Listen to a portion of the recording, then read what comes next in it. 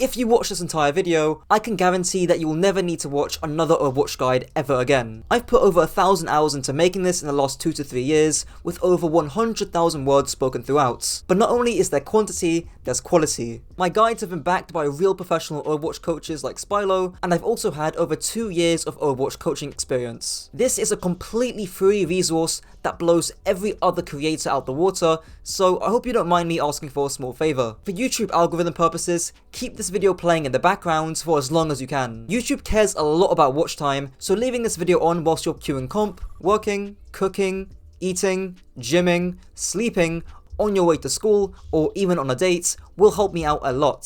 So if you want to support this channel and the work I do for completely free, just keep this video playing on in the background. If you want to support me more directly, feel free to get coaching from yours truly. You can also get similar perks by subscribing to my Patreon. Think of it like a Netflix subscription that you're actively getting value of. But unlike Netflix, I don't inflate my prices. And that's all I have to say. Hopefully this video doesn't flop, and if it does, that's life I suppose. But without further ado, keep this video playing, and onto the guides.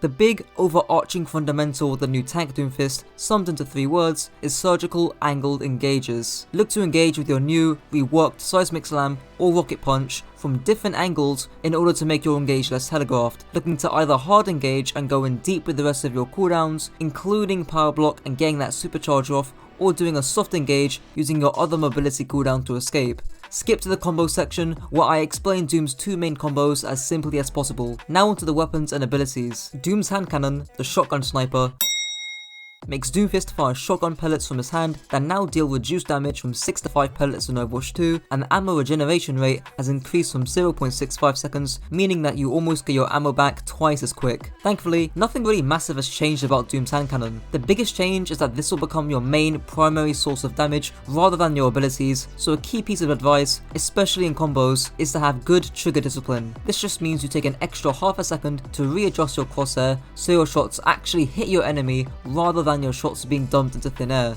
You'll also want to interweave your shots between your abilities, in which you'll most likely be doing this after your Seismic Slam, before your Rocket Punch, and before your Power Block. Doom's first ability, the Randy Orton Special, makes Doomfist perform a slam that now deals a flat 50 damage, slowing enemies by 30%, and can also launch the player straight into the air. It no longer pulls enemies in, targeted and ground slams are no longer a thing, and Seismic Slam can also be cancelled. Now onto the bigger fundamentals with Seismic Slam. If the enemy team has low CC and you're targeting multiple enemies, engaging with the slam will be the most optimal. Conversely, if you're going against a team with higher amounts of CC and you're targeting a singular enemy, engaging with your punch, either from high ground, from an angle, or from both, that will likely be your safest approach. For example, here, Get Quicked On engages with his punch because he's targeting the Sojourn, eventually using a slam to escape.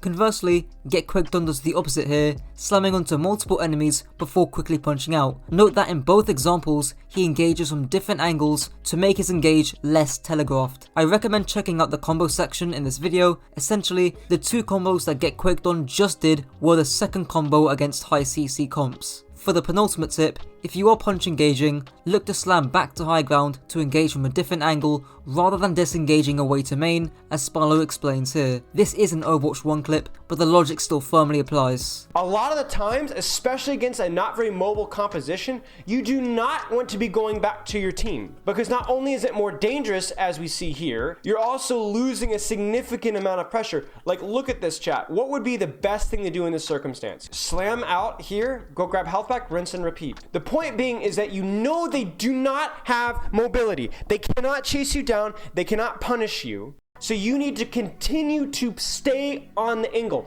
The problem here is if you punch and you slam back to your team, even if you get out alive, what do you do now? You have literally one option. You have to flank through hotel and hope that nobody sees you. So you were set up well against a composition that couldn't push you.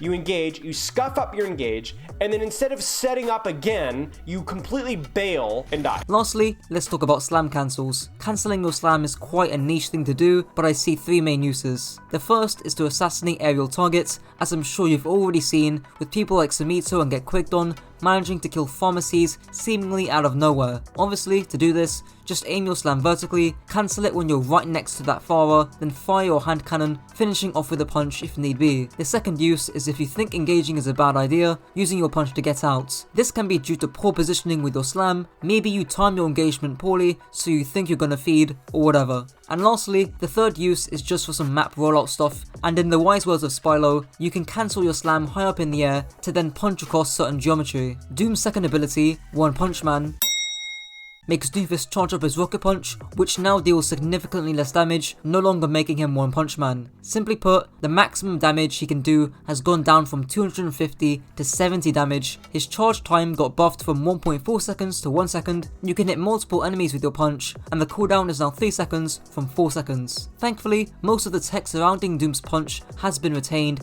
aside from the new ability to multi-punch, which I'll get onto later. For those new to Doomfist, you can conserve the momentum of your punch by jumping at any time, which you'll be using for mobility to get around the map.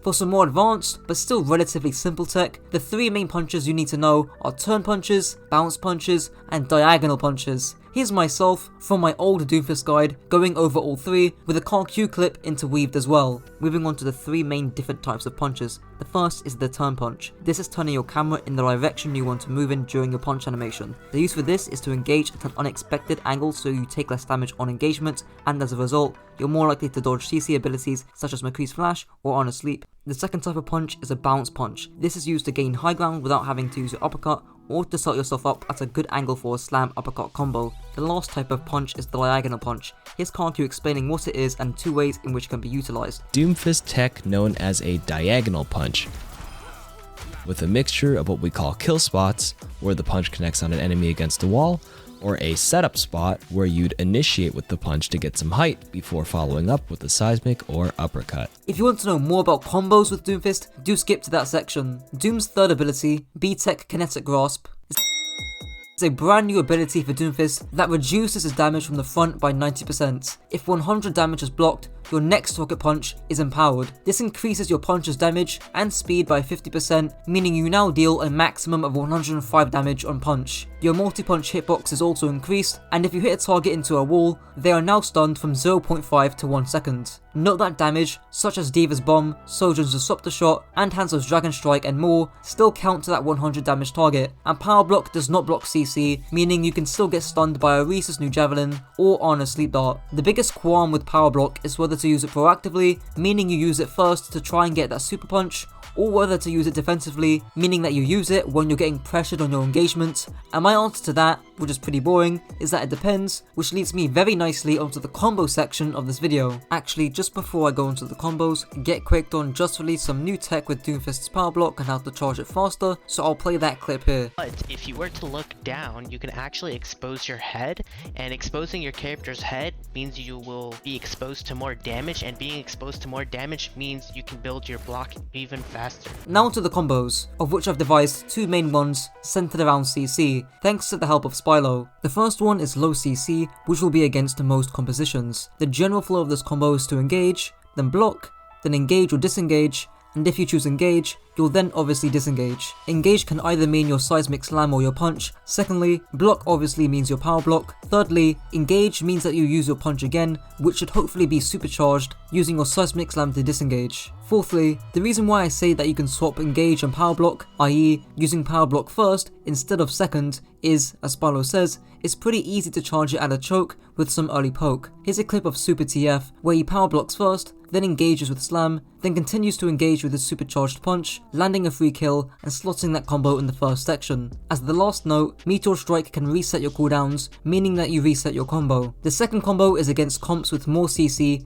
like Orisa on or Sombra. If their Orisa has an absolute hate boner for you in particular, or if their Honor is actually smart and saves Sleep Dart when you power block, getting away with the first combo becomes a lot more difficult. As a result, you basically just disengage almost immediately after you engage, looking to maybe power block at the end if you think you can get 100 damage to supercharge your punch, so your next engage is more lethal. For some visual examples of this, refer back to the two Get Quicked On clips I used in the Seismic Slam section, where he either uses punch or his slam to engage and the other ability to disengage. Before I end off, I have seen some dodgy advice about trying to dodge CC when you power block, but in reality, this isn't gonna happen. You're just not going to consistently dodge Orisa's javelin or Ana's sleep dart when you're power blocking in the middle of nowhere. Doom's ultimate, the Terry Crew special, makes Doomfist fly up in the air and crash into the ground, dealing 300 damage in his inner ring, 100 to 15 damage in his outer ring with a half-second cast time, and a 50% slow on enemies hit for 2 seconds. Meteor Strike is ultimately unchanged from how it was in Overwatch 1. Use it to escape danger,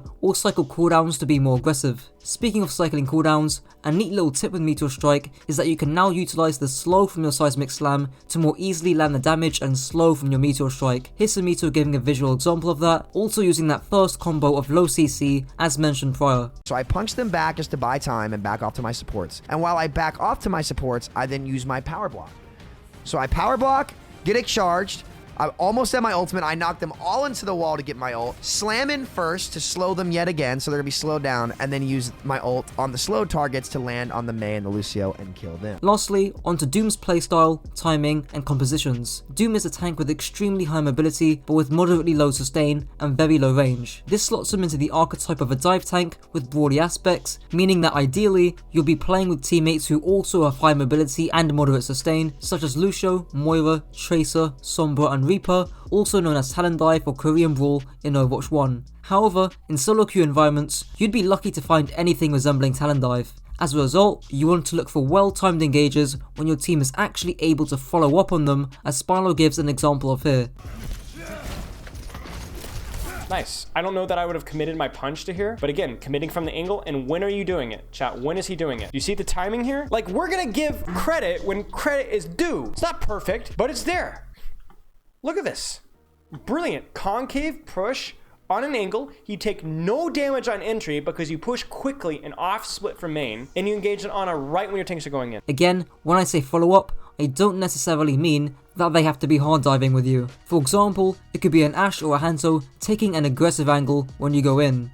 I also want to quickly add in an excerpt about Chips and Spyro talking about Doomfist's assassination playstyle, which you do against their mobile heroes like Zen or Widow, and Doomfist's disruption playstyle, which you do against mobile heroes like Kiriko, Lúcio, or Tracer. What if they were playing a composition that you're seeing a lot of nowadays with these Kirikos and these Lúcios and Tracers, and there isn't a target that feels like an easy squishy to assassinate? I think generally try not to use your block as much and just try to be as aggressive as possible with your cooldowns.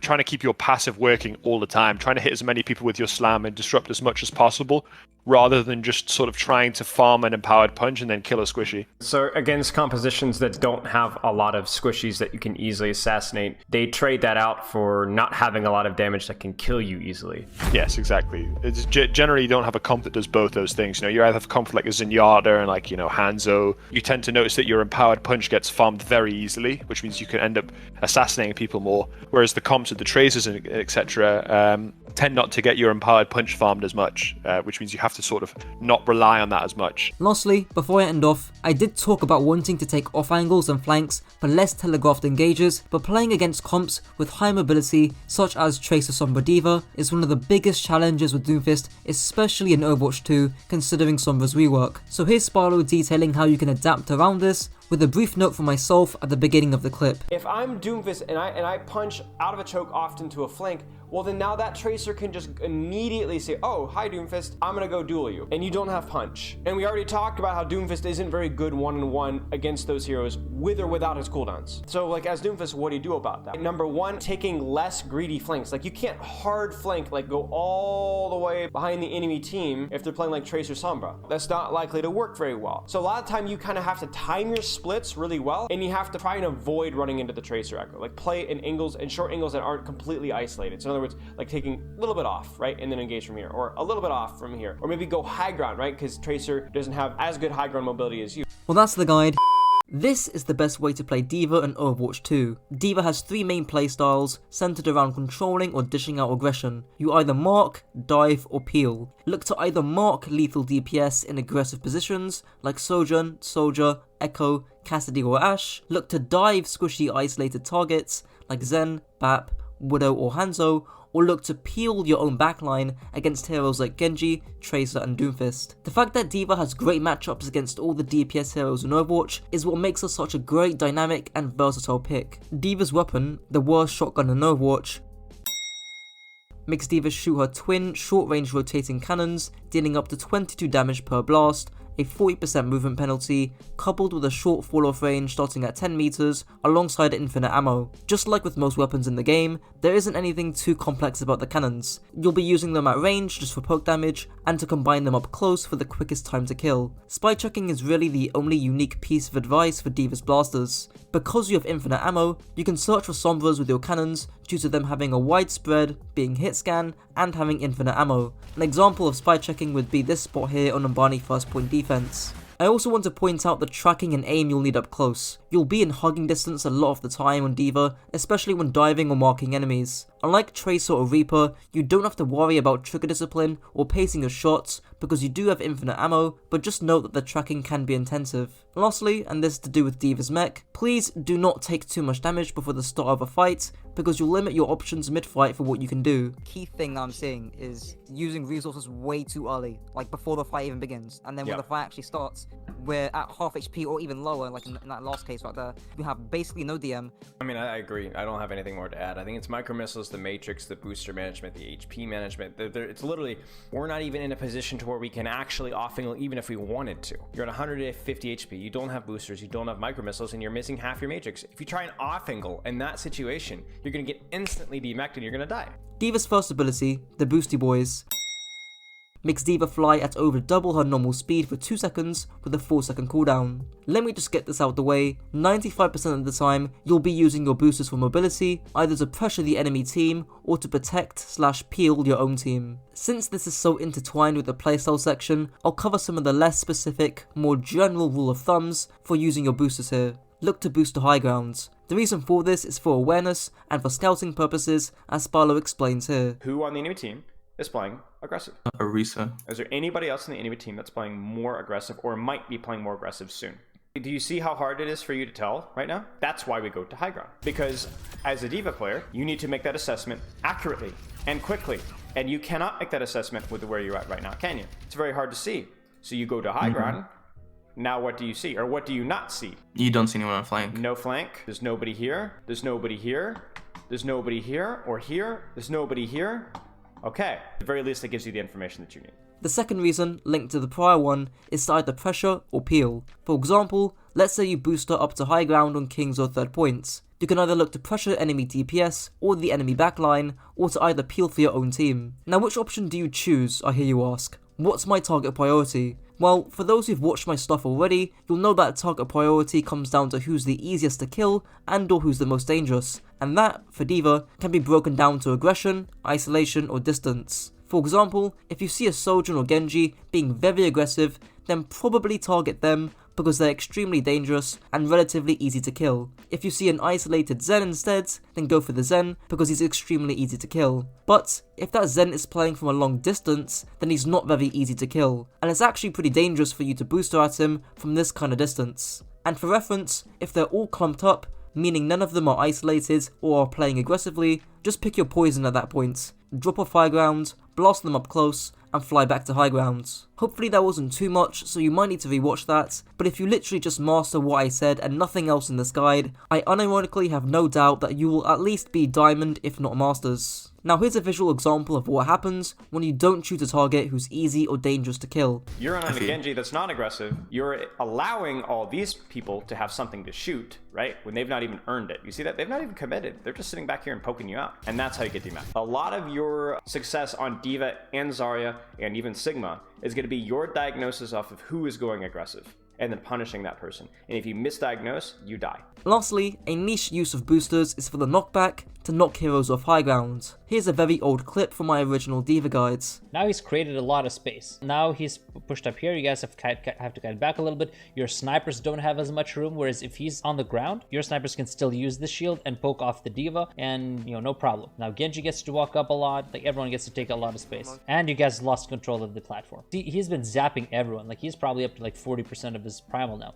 D.Va's second ability, the mid missiles, makes her fire 18 missiles, dealing a total of 126 damage with a cooldown of 7 seconds. Fortunately, your micro missiles serve one purpose, which is to deal as much burst damage as possible. Here's the combo to do so. Firstly, use the boosters to close the distance. Fire your cannons to add a bit of poke damage. Thirdly, fire your micro missiles when you're close to the target so they actually hit. Lastly, cancel your boosters up close and melee to finish them off. This should easily melt any squishy character if aimed and performed correctly. Now, what I'm more concerned about is your resource management here. Like, how were you able to get in here?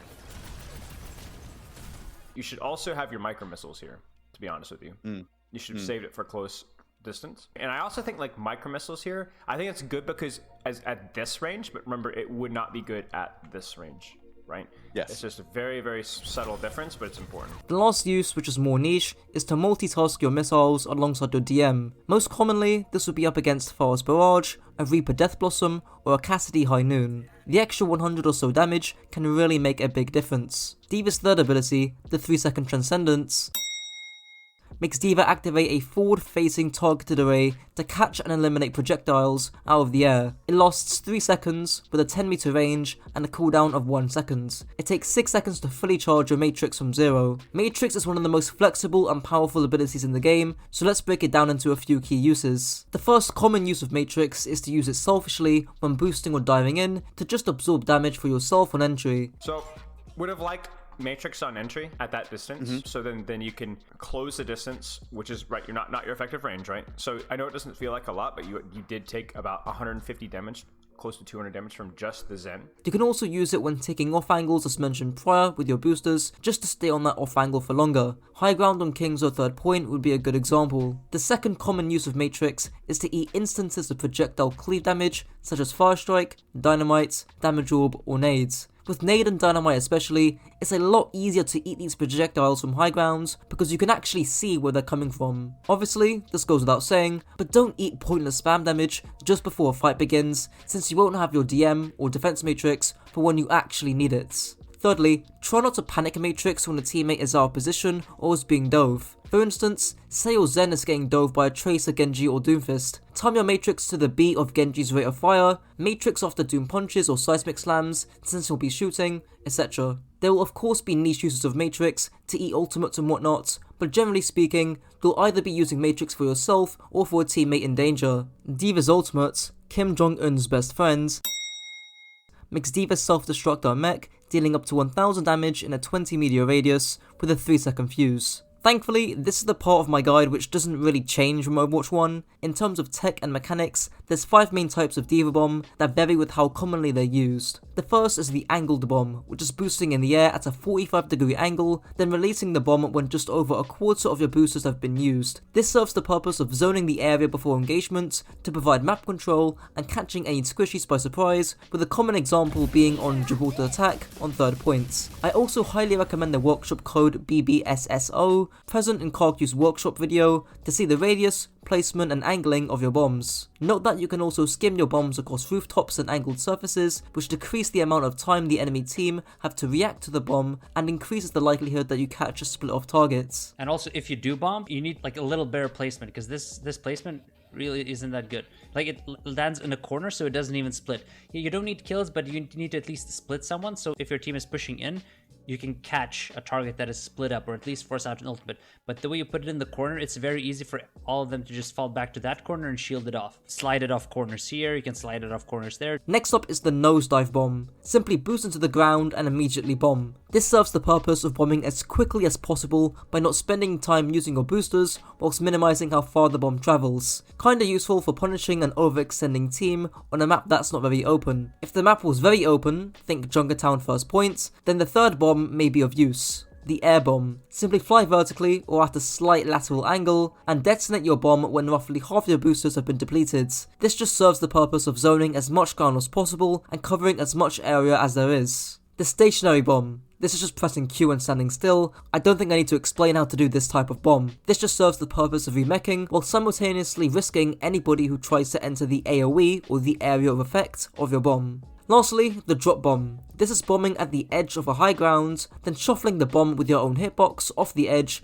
which should catch people by surprise who are under the bomb. A great example of this would be on the airship on Watchpoint Gibraltar. Now into a few uses. This just means bombing when the enemy Sombra EMPs, when the enemy Zarya grabs, etc. You're essentially zoning the enemy aggression. Inting bomb. This just means you choose a squishy targets, boost straight onto them with micro missiles and whatnot, and you try your best to delete them. It doesn't matter if you get demeched, since that's when you'll bomb. The issue with this bomb, of course, is that it's very aggressive and risky, so make sure your team match that aggression to get the most out of this. Bomb engaging early. This is a bomb usage I see often. A major downside to bomb engaging early is that you're left without matrix, and if you're away from the main fight to get a good angle for your bomb, this leaves the enemy DPS, particularly a Reaper or even a Pharmacy, coming from an off angle to completely switch and carry the fight in the space of just a few seconds. They're in a devolved fight, they're up 2 or 3, like not just that you're wasting the bomb, the fight's already won.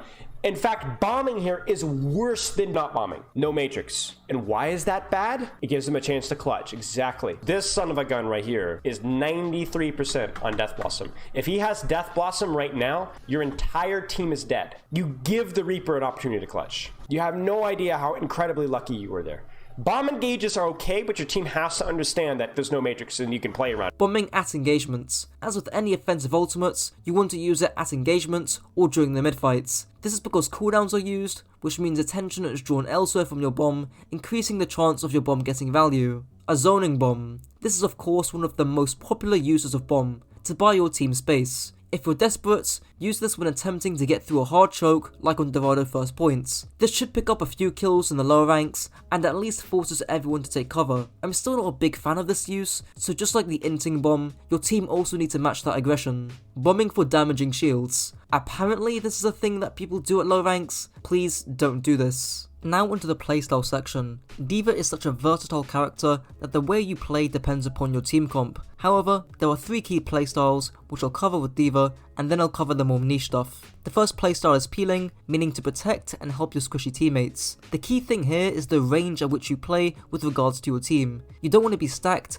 but you don't want to be playing so far away that you can't fly to help your team. Here's an example on Blizzard World First Point Defense. Here, you're within a decent range to help any member of your team, whether that be on high ground, your support's playing back, or if your DPS want to take a flank or a duel. However, you don't want to play so far back that you won't be able to do the next playstyle, diving. Continuing from the Blizzard World example, this is just playing like a Winston essentially. If you have a few divers ready, or if the enemy team walk into your space, pick a squishy target, fly onto them, and delete them, referring back to that aggression, isolation, distance thing. The most important thing here is timing. Make sure your DPS, whether they be flankers or not, can actually see and help you diving in. Even better, if a target is isolated, dive onto them, as Spyro gives an example of here. Is there anybody in the enemy team that's going hyper aggressive that you should have controlled? Bap. Right. Bap is the most aggressive, most isolated target, so what's going to create more space? You shooting here, or you could beating the crap out of this guy? Right. Now, I don't even know if you can trade, but you could have forced shift, could have forced lamp, and you would have easily survived. And remember, what would have been the enemy team's response at this point in time? Probably back. Right. Or at least attempt to peel. Right. Or some form of distraction, which at the same time would have allowed your team to back up safely. So right now, I know what you're doing. You're peeling, which is fine. But I think the more direct or indirect and more valuable form of peeling would have been a little bit more pressure on the more isolated target. Now onto marking. Whilst there is some overlap between marking and diving, the key difference is that with marking, you're looking to control enemy aggression, but with diving, you're looking to exert your own aggression. If that Hanzo is missing, or you don't hear him shooting from main, red like alarm bells need to be going off in your head. You don't have to stay up here necessarily. Maybe you're like, I'm scared I'm gonna get spammed out or something. But you better be aware. And if there's anybody flanking behind, you better be the first person to know and the first person to react to it. You see what I'm saying? Mm-hmm. That is what your hero does. And if you get stuck, like right there, this is so crucial. Like this is Overwatch 2 right here. This becomes even more important in Overwatch 2. Back to Blizzard World, a DPS taking a flank on your backline is an aggressive angle that needs to be controlled, and is a perfect time to segue into marking Pharmacy. Especially for console players, Pharmacy can be a tough threat to deal with because they can off-angle from any position on the map, as Spyro explains here. Pharmacy is the epitome of an off-angle DPS, but she can off-angle from legitimately anywhere. Like she can go behind you, she can go above you, she can go to your far right, your far left. Like, have you ever seen Overwatch League, like Volsky Industries' first attack? They'll send Pharmacy all the way around spawn choke and start shooting them from behind. The reason D.Va's prioritized on Pharmacy is because she's going to be the most lethal off-angle threat. She's going to be off-angling 24/7. The way to deal with Pharmacy is to spot where the Pharah may be aggressing onto a squishy hero and then marking that Pharah. For example, on a pool village, if Pharah decides to concuss over the rooftops and dive your hit scan, that's the perfect opportunity for you to fly towards the Pharah, DM her rockets, and land some missiles up close. The last thing I want to talk about is scouting. This is just seeing where the enemy team are at the beginning of a fight. You can scout. You can either fly up and look, or you can go towards the right side. You can see the spawn from there, and then you can call a little earlier for your team which way they're coming, whether they're coming top, whether they're coming main, whether they're coming right side, because then you guys can position yourselves accordingly and beat them to the corner. Now into D.Va's tank matchups. Normally I break these down individually, but I'd like to group up some of the tanks into the Poke Brawl hybrid matchup featuring Sigma, Reinhardt, Ramattra, Orisa, Junkerqueen and Zarya, and into the dive matchups featuring Wrecking Ball, Winston and Doomfist. This is because your playstyle against these type of heroes are very similar. D.Va vs the Poke Brawl tanks. These are map dependent matchups for D.Va. Funnily enough, a lot of D.Va's matchups are quite map dependent I think. Maps with the vital high grounds like King's Row Third Point are good examples where D.Va thrives over these brawly tanks who lack vertical mobility. But on more linear maps, or in situations where your mobility isn't really needed, like in Colosseo, the matchup can tilt in favour of these heroes. Basically, fight for the space around the tanks rather than fighting the tanks themselves, apart from Sigma maybe because he's quite squishy. D.Va vs the dive tanks. Against these individually, in a 1v1, of course D.Va wins, especially against Winston. That's a no-brainer. But whilst D.Va is a better duelist than each of these heroes, they often thrive when fighting clumps of enemies. The difference between D.Va and Winston is when Winston is in this position here, where you were, he's much, much better than you. But everybody's clumped up, but the problem is that Winston's a lot worse at getting everybody to clump up like you. He's not as good at controlling those off angles early on. When there's time to kill, time to dive, Winston's better. But in the control phase, the pre-fight phase, the setup phase, then you're just significantly better. You'll often be making a choice as to whether you peel off the dive or to mark enemy DPS. For example, on Blizzard World, if Ball or Doomfist dives your backline with support from an enemy Ashe or Sojourn, you might want to mark them because of how lethal they are. But if Ball has Trace or Genji follow-up, your Zen or Ana better be getting that DM. If they're really coordinated and say they're playing Ball, Sojourn, Tracer, Lúcio, then you'll have to make a choice as to whether to mark the Sojourn or to peel off the Ball Tracer, and this just comes down to whoever you think is more lethal and whether you're running heroes like Kiriko, Bap,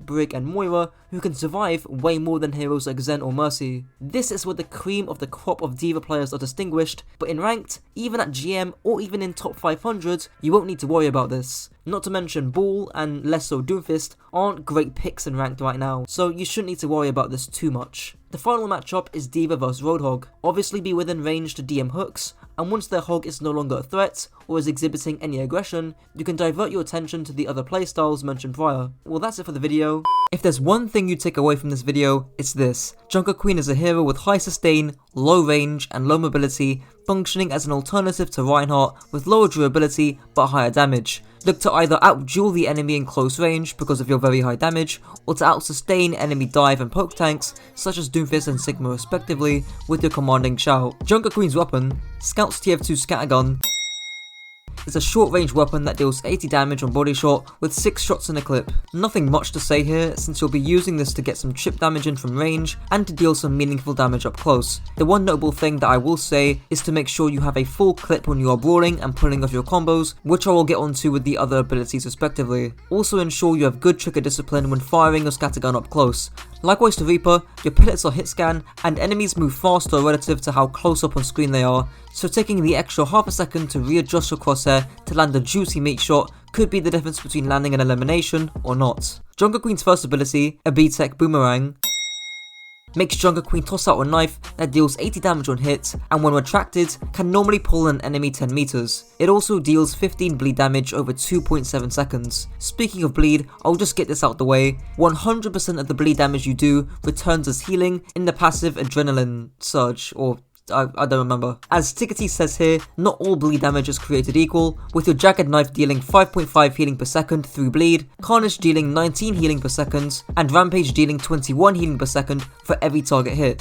For reference, the bleed healing does indeed stack, so you can potentially get some Mercy Beam healing when stacking all 3 abilities together. With Jagged Blade in particular, I'll start off with combos. The most complex one, popularized by Get Quicked On, is to shoot, knife, shoot, retract the knife, shoot, use your Carnage swing, shoot, and melee. You might need to rewatch that like I did many times, but in total, that's 4 shots from your scattergun, 3 interactions with your Jagged Blade, and 1 use of your Carnage Swing. The more simple combo that you'll likely be doing is to simply throw the blade, retract it, and land a shoot plus melee combo. This does anywhere between 190 and 220 damage with bleeds included. Keep in mind, there's a decent amount of leeway with headshots as well. In terms of broader uses, the most obvious one that comes to mind is to use it like a Roadhog hook. However, you will quickly find out that this use only goes so far. Yes, there is some tech for you to increase the pull distance of 10 meters. For example, meleeing when pulling an enemy towards you will launch them an extra 7 meters, and pulling an enemy from high ground or low ground when they have the knife stuck in them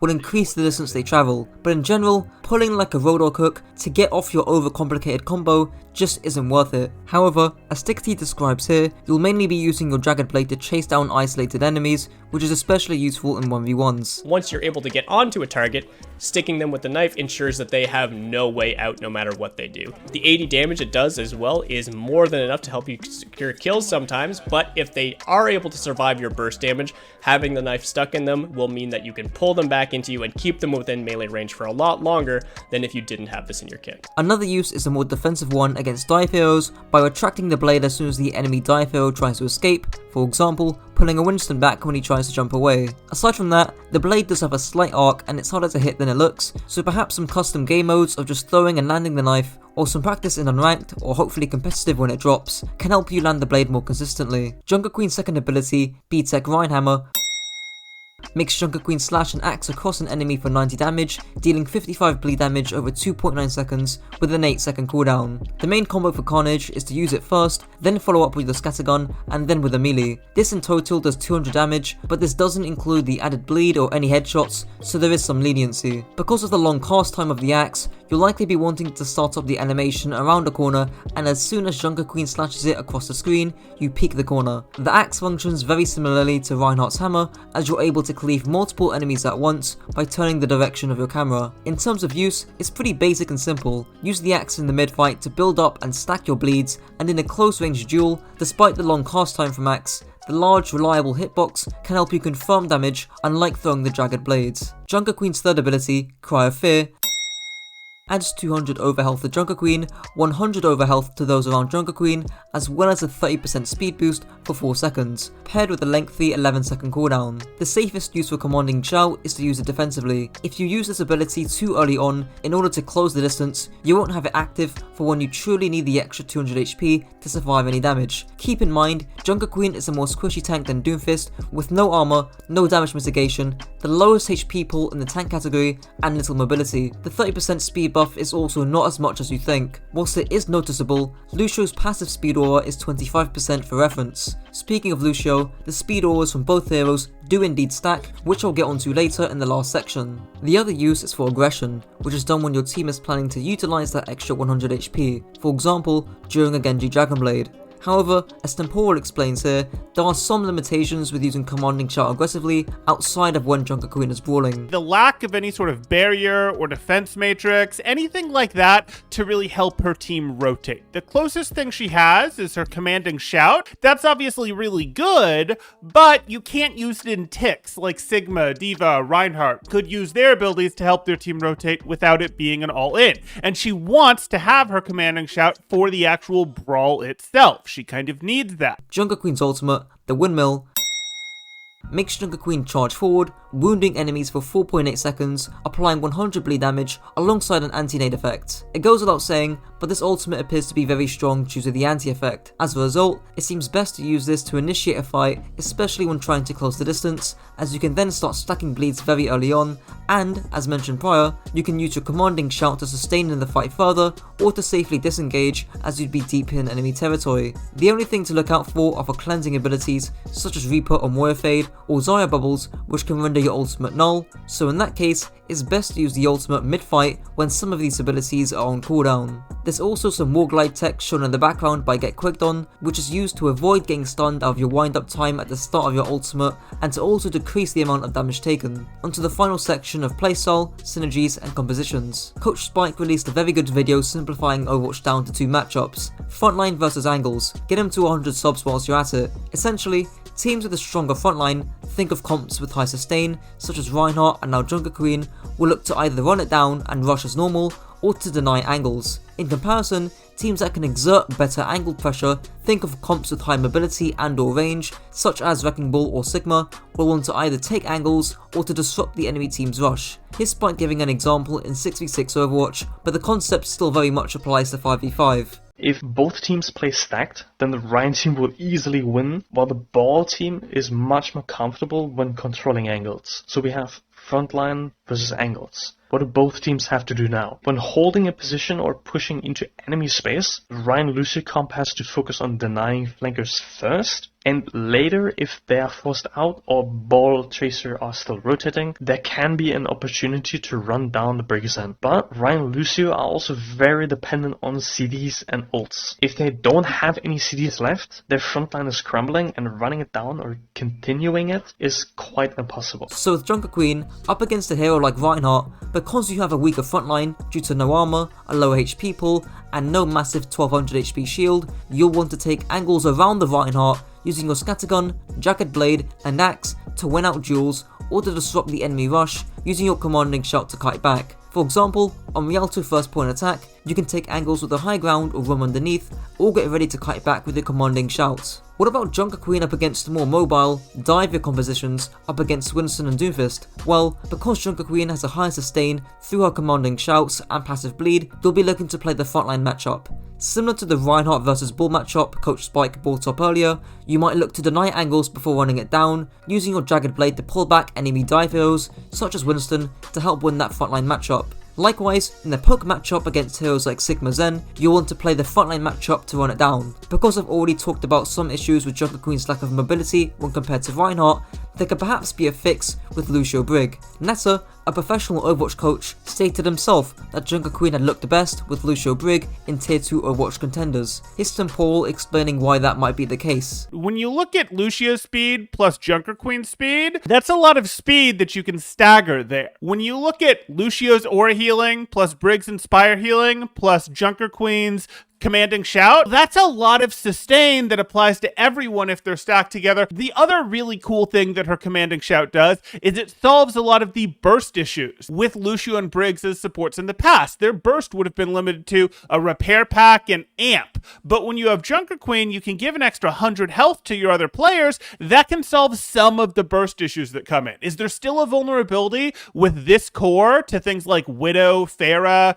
Ashe, heavy direct damage like that? Yeah, there absolutely is. But this sort of comp just completely ignores cleave damage. It doesn't really get chipped down all that effectively from light damage. Well, that's the guide. If you take one thing away from this video, it's this. Orisa is a defensive, cyclical brawl hero. This means that against most compositions, you'll be looking to cycle your cooldowns to brawl the enemy team, using your spear spin to engage and your fortify to disengage, utilizing your javelin to find surgical picks onto enemy squishy heroes. Orisa's primary fire, spam, makes Orisa fire a bunch of projectiles dealing 12 damage and firing at 600 RPM, dealing a total of 120 DPS. The projectiles do have fall off damage and will take 2 seconds to recharge after being overheated. The most important thing to mention with your gun is the range and sightlines you play. Because the rest of Orisa's kit is quite brawly, meaning you want to get up close, you don't want to get too close that you might as well be playing Reinhardt. In the wise words of Spylo, former Overwatch League coach, you'd be playing longer sightlines against a Reinhardt or dive composition and shorter sightlines against more ranged or spammier compositions like Sigma. This is evidenced by Mira's Orisa on the Vancouver Titans, which I'll be referring to a lot, where you can see that he plays a far enough distance so Hardy is forced to commit if he wants to land any hammer swings, but Mira is close enough that he can land meaningful damage. Another example would be on Route 66 first point attack, where against Reinhardt, you'd want to be keeping a decent amount of distance from him, but if you are playing up against Sigma, you'd want to reach the high ground and force a brawl. And that's the versatility in playing Orisa. Aside from that, obviously don't overheat your gun, because the 2-second wait isn't worth it. You'll cleanse most of the overheat by pacing your shots anyways.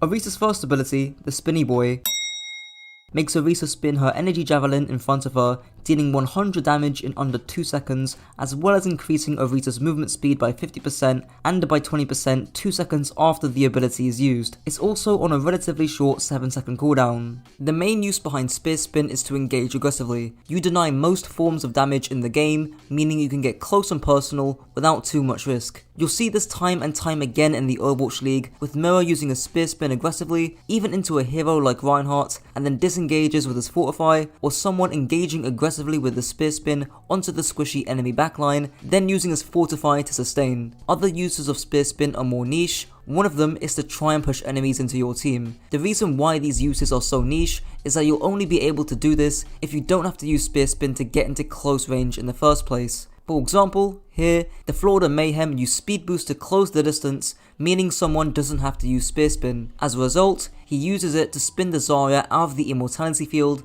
landing the kill. With Kiriko in the game, the same sort of logic will apply for Kitsune Rush, where you can rush in, closing the distance, without having to use Spear Spin to do so. Another use is to isolate squishies and to force duels upon them. This will likely be in the mid-fight when you're already engaged, or if you see an opportunity where you can strike. For example, if you're playing up against a Winston with a squishy backline, if the Winston jumps your backline, you may want to trade out and to look and find an opportunity onto the enemy's Zen or Ana. Even Spylo advises this when saying that Orisa can play super aggressively against squishy backlines, and we even see this in Overwatch League when someone is aggressively engaging onto Vancouver's squishy backline, and to a lesser extent, Mirror when he's trying to engage aggressively onto Gladiator's backline. And he does end up getting the honor. However, could argue that Gladiator's backline isn't squishy enough due to the Lúcio, meaning Mirror could have bullied Reinhardt on the Winston instead. Another use of Spear Spin is to rotate in open space, but I'll get onto that later. Lastly, one key tip is that if you are already engaged,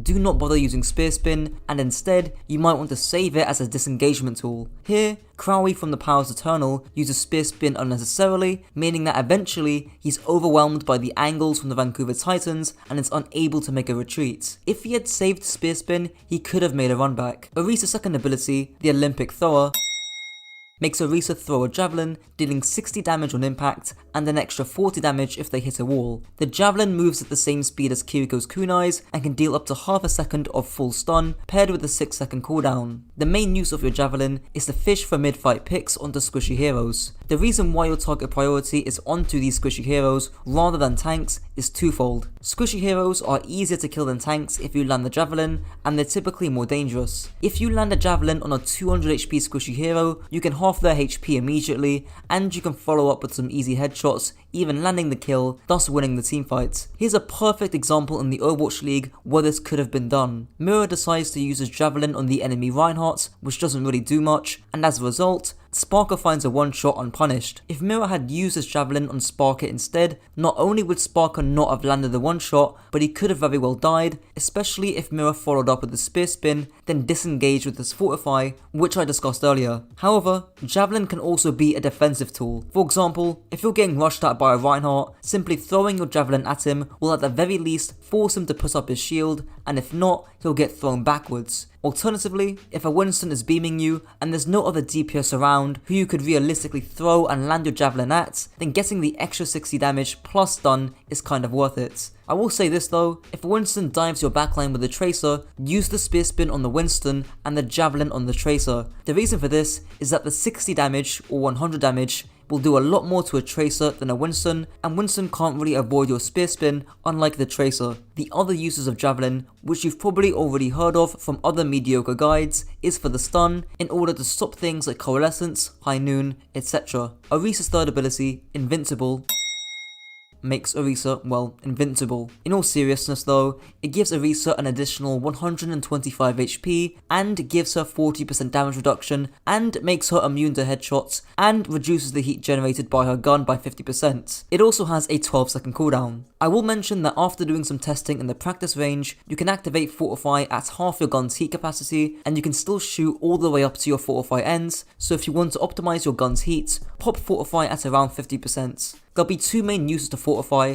which are categorized into defense and sustain, or soft and hard engages. For your defense cycle, or the soft engage, you'll engage with Spear Spin, shoot and or throw a javelin, and disengage with Fortify, ideally at half your gun's heat level. Your javelin can also help with the heat reduction, and you can throw it anywhere in this cycle. You'll want to be doing this cycle if you aren't hard engaging into the enemy team. However, there will be times where you want to aggressively Fortify for sustain, and this will be when you and your team are hard engaging. For example, you can see Mira Spear Spin aggressively into London's Reinhardt comp, and he uses Fortify to sustain and keep shooting afterwards. You'll want to do this if you think you're at some kind of advantage over the enemy team, which you want to press. These advantages will either be cooldown, HP, positional, or numbers based. A cooldown or HP advantage is pretty obvious. A numbers advantage just means that your team have more players alive, and a positional advantage can be difficult to spot. If we go back to the clip of Mira and his team, not only does he and his team have a cooldown,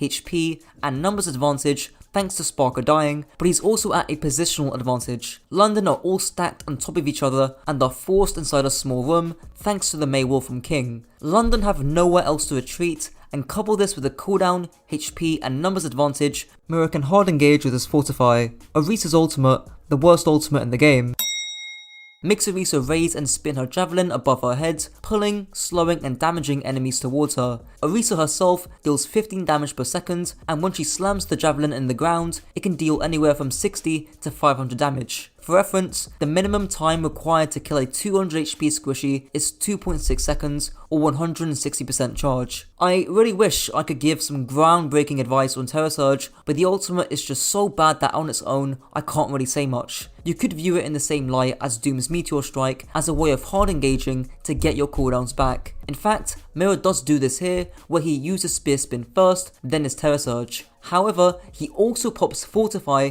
just before he uses Terror Surge, which you shouldn't do, as when the Terror Surge ends, Mira hasn't got Fortify available and ends up dying because of it. I actually believe Vancouver end up losing this fight because Mira fucked up his Fortify usage. So ideally, you Spear Spin, Terror Surge and Fortify afterwards, effectively giving you roughly 10 seconds of Fortify. Alternatively, if your Fortify is on cooldown and the enemy team are pushing heavily into you, Terror Surge can also be a decent deterrent. The other use of Terror Surge is to stack it with any slowing effects you have. Again, in the same example, Vancouver stack Terror Surge with Blizzard and end up dealing a significant amount of damage onto the Spitfire. If they also stack Sojourns to stop the shot, then I doubt anyone from London would be moving at all. Now onto the playstyle, positioning and composition part. With playstyle, there's two main ones that stick out to me, harassing frontline or trading backline. I'll speak about this in the tank hero matchups, but essentially, harassing frontline involves using your cooldowns to put as much pressure on the enemy tank as possible, and trading backline involves focusing or dueling the enemy backline.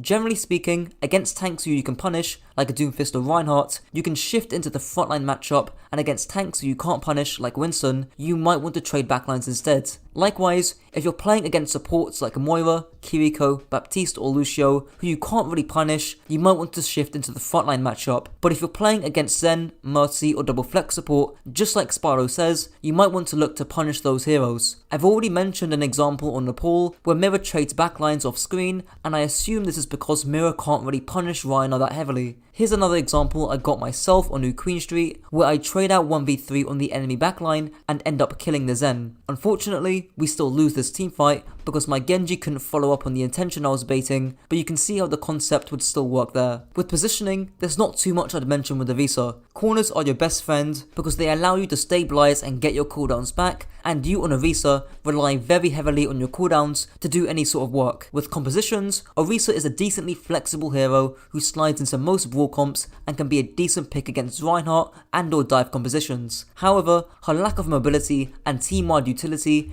means that she can't really play with any dive composition. She doesn't really help contribute to angles that much and hasn't got any team utility like a Junkerqueen shout that would allow her to play that rush style of dive. Now moving on to briefly discussing Orisa's matchups against the rest of the tank heroes. Orisa vs D.Va. This is a relatively neutral matchup. Whilst Orisa wins the frontline matchup thanks to her javelin and D.Va's big ass hitbox, if D.Va manages to get on top of Orisa's backline, that's when Orisa can feel like a bit of a struggle. If it's just the D.Va diving your backline, you might want to look to focus down the D.Va, but if it's a coordinated dive, looking to trade out backlines, like discussed earlier, would be a more viable option. Orisa vs Doomfist. A favourable matchup for Orisa. Compared to D.Va, Doom's lower HP, lack of armor, and reduced movement speed when in power block render him a tough pick to play up against Orisa. Hit your javelins on him when charging up the power block, spear spin him when he's got few cooldowns left, and he should be an easy kill. Orisa vs Junkerqueen. Another relatively neutral matchup, if not slightly in Junkerqueen's favour. Junkerqueen's slender hitbox means that the javelin can be quite hard to hit, and a well-timed commanding shout can lead to you being run over. However, the spear spin disruption, increased amount of sustain, and the fact that Junkerqueen can't as easily escape your Terror Surge help even up the playing field. Orisa vs Reinhardt. A favourable matchup for Orisa. Despite having no shield,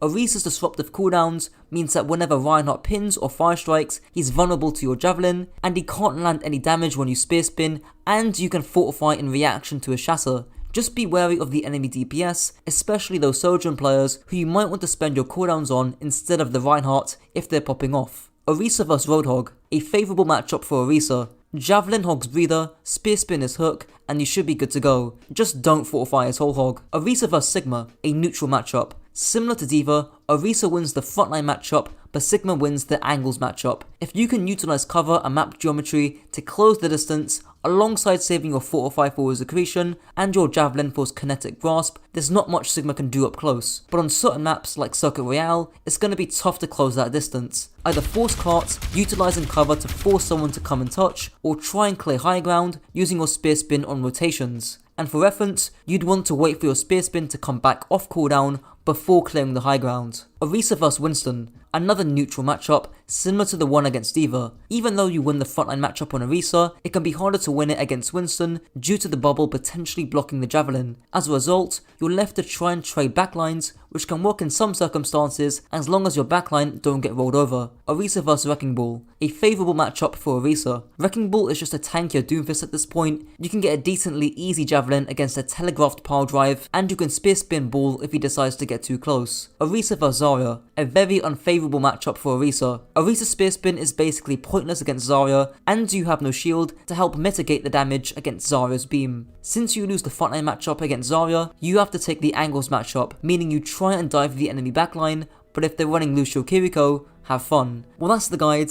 If there's one thing you take away from this video, it's this. Unlike Kiriko, Ramattra is a fairly one-dimensional hero, being a hybrid poke brawl hero. This means that at the beginning of fights, in Omnic form, you will look to utilise the moderately high DPS from your Void Accelerator to soften up the enemy team, and then you look to close the distance and enter Nemesis form. Generally speaking, utilise your shield to suck up damage up close and to allow you to sustain a Nemesis form, alongside using your projectile slow to aggress onto any enemies. A quick thing before I move on, I gave my script for this video to former Overwatch League coach Spylo, who made a ton of edits to perfect the script. Check out the stuff down below. Ramattra's weapon, the Black Hole V2, makes Ramattra shoot out small projectiles at 1500 RPM, dealing 4.5 damage per projectile, meaning Ramattra deals 112.5 DPS. Unlike other poke tank projectiles like Orisa's gun, it also has no fall off. There isn't too much to note with Ramattra's weapon, other than the accuracy required to use the weapon in close range and up against squishy heroes. Pair this alongside the incredibly fast fire rate, which, by the way,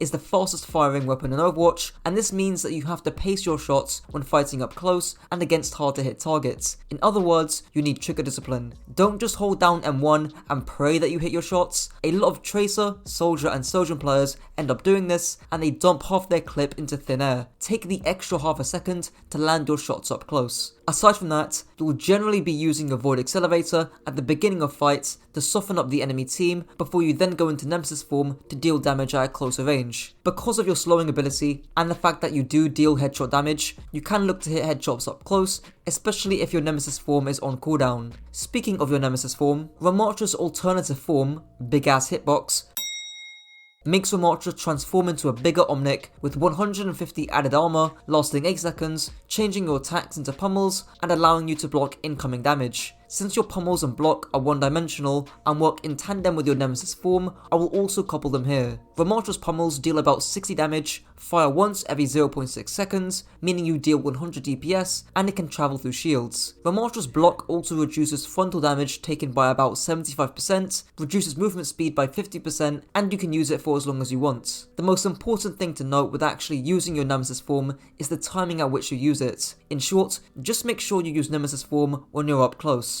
You basically keep the same DPS when switching forms, but now you gain significantly more sustain thanks to your armor and block. Speaking of your block, it seems quite intuitive and basic on paper, and surely it is considering you just block when you're receiving significant damage. But you can actually proactively use your block. In other words, look to block sources of big burst damage. A Sojourn railgun, a Soldier helix, Hanzo storm arrows, Junkrat concussions, etc. It's really easy for you to just turn your brain off and start pummeling, but good block management means you preserve more HP, and by preserving more HP, you can actually stay in the fight for longer, and therefore you can actually do more. Speaking of your pummel, try and prioritize squishy heroes rather than just pummeling the enemy tank. Especially in Ramattra mirrors, it can be really tempting to just solely pummel the enemy Ramattra, but if you can land pummels to any healers that might be behind him, like a Kiriko, Brig, Moira or Lúcio, you might actually end up confirming a kill. Ramattra's second ability, Mid, makes Ramattra deploy a temporary 4-second shield that has 1000 HP with a 15-second cooldown. Now we start getting into the more advanced, complex pieces of kit from Ramattra. Here are 6 key principles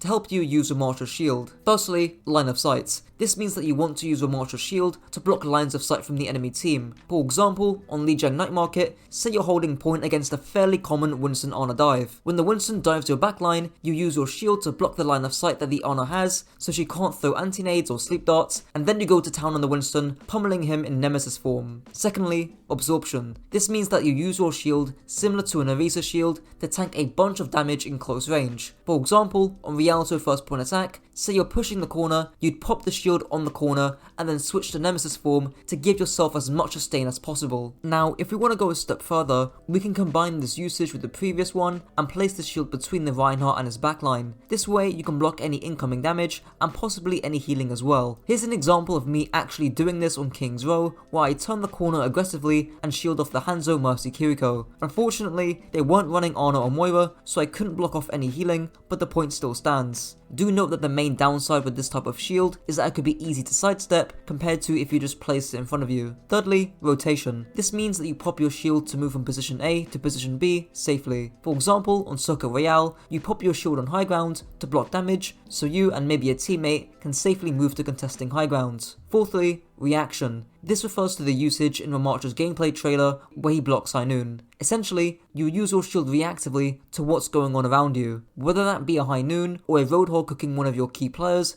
etc. The penultimate point is flanking. This means that you pop your shield to help you and your team control a key flank. For example, on Route 66 attack, you pop your shield by the lorry to help your team take that space. And finally, the D stands for dueling. Similar to Sigma's shield, if you find yourself in a pinch up close without Nemesis form, you can pop your shield by your feet and weave on either side of the shield to shield dance. Ramattra's third ability, extremely underwhelming, makes Ramattra fire a nanoball, exploding when it hits the ground, dealing 15 DPS, slowing movement speed by 40% in a 4 meter radius, lasting 3 seconds with a 12-second cooldown. Ramattra can use this ability in either forms. There's 2 key uses for your Vortex, aggressive and defensive. Aggressive uses involve closing distance to keep range against the enemy team. Referring back to one of my earlier examples on Rialto attack, you could toss your Vortex to the side or just behind the enemy Reinhardt, so it's harder for them to retreat and they have to tank your pummels. The other use of your Vortex is for defensive purposes. Again, referring back to Rialto, if the enemy Reinhardt comp just decided to speed straight onto you with either speed amp or Kiriko ult, your Vortex could greatly prevent that. You could also use it as a peeling tool to toss onto your backline when they get dove, but the small 4 meter radius makes it quite easy to just dodge out of. If you don't know what peeling means, it's just a synonym for protection. You could also use it as a pharmacy counter, but as Flats discovered, the vertical height of the ability is just too low. Not to mention, the radius isn't very big, and would you really want to be saving a 12-second cooldown for a situation that might not even occur?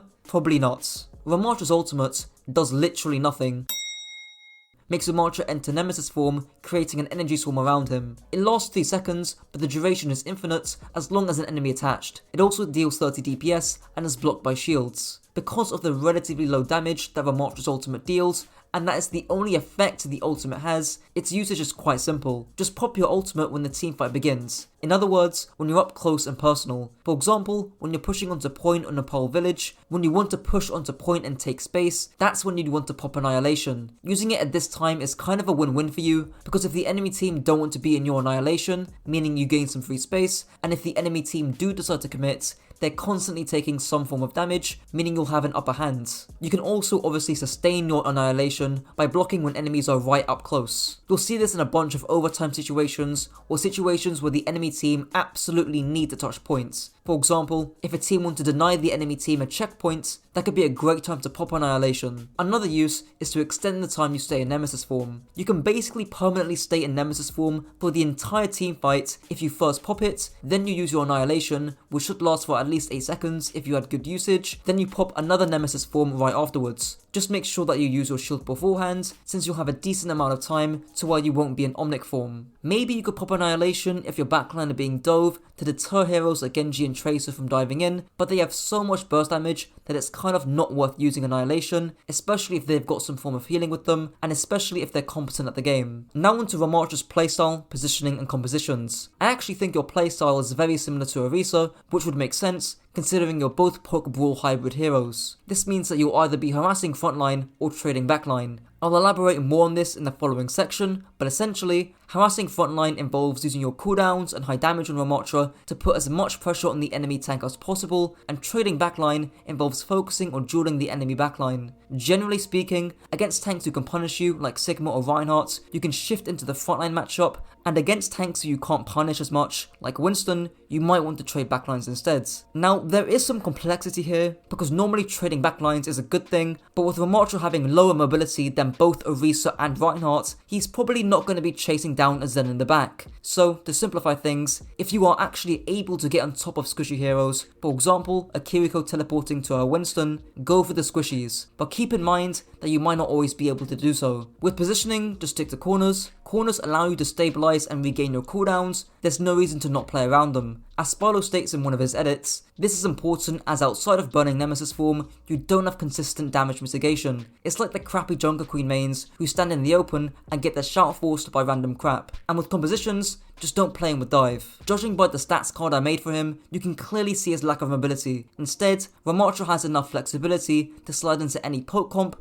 any brawl comp, or any mixture of those two. Now for Ramattra's tanker matchups. Ramattra vs Reinhardt, a favourable matchup for Ramattra. As of the making of the script, I tweeted out how much better Ramattra is compared to Reinhardt. Ramattra has significantly more range, and up close, he actually deals more damage than Reinhardt. His Nemesis form has a higher DPS of about 12, a longer range, a larger cleave, and he can use a shield before he pops his Nemesis form. The only advantage Reinhardt has is his noticeably higher sustain, meaning that before you close the distance on Ramattra, you want to soften up the Reinhardt comp from range to lower his sustain. Reinhardt vs Orisa. Again, a somewhat similar case to Reinhardt. Orisa has much higher sustain than Ramattra, but Ramattra has increased damage and slightly better range. Try and force out Spear Spin, or even better, fortify from afar, and then close the distance using your shield, slow, and Nemesis form to crunch the Orisa up close. Just be careful of throwing your Vortex into a Spear Spin, and do be wary that Javelin can set you quite a bit back, especially when chasing down with Nemesis form. Ramattra vs Sigma, another favourable matchup for Ramattra. The only two upper hands that Sigma has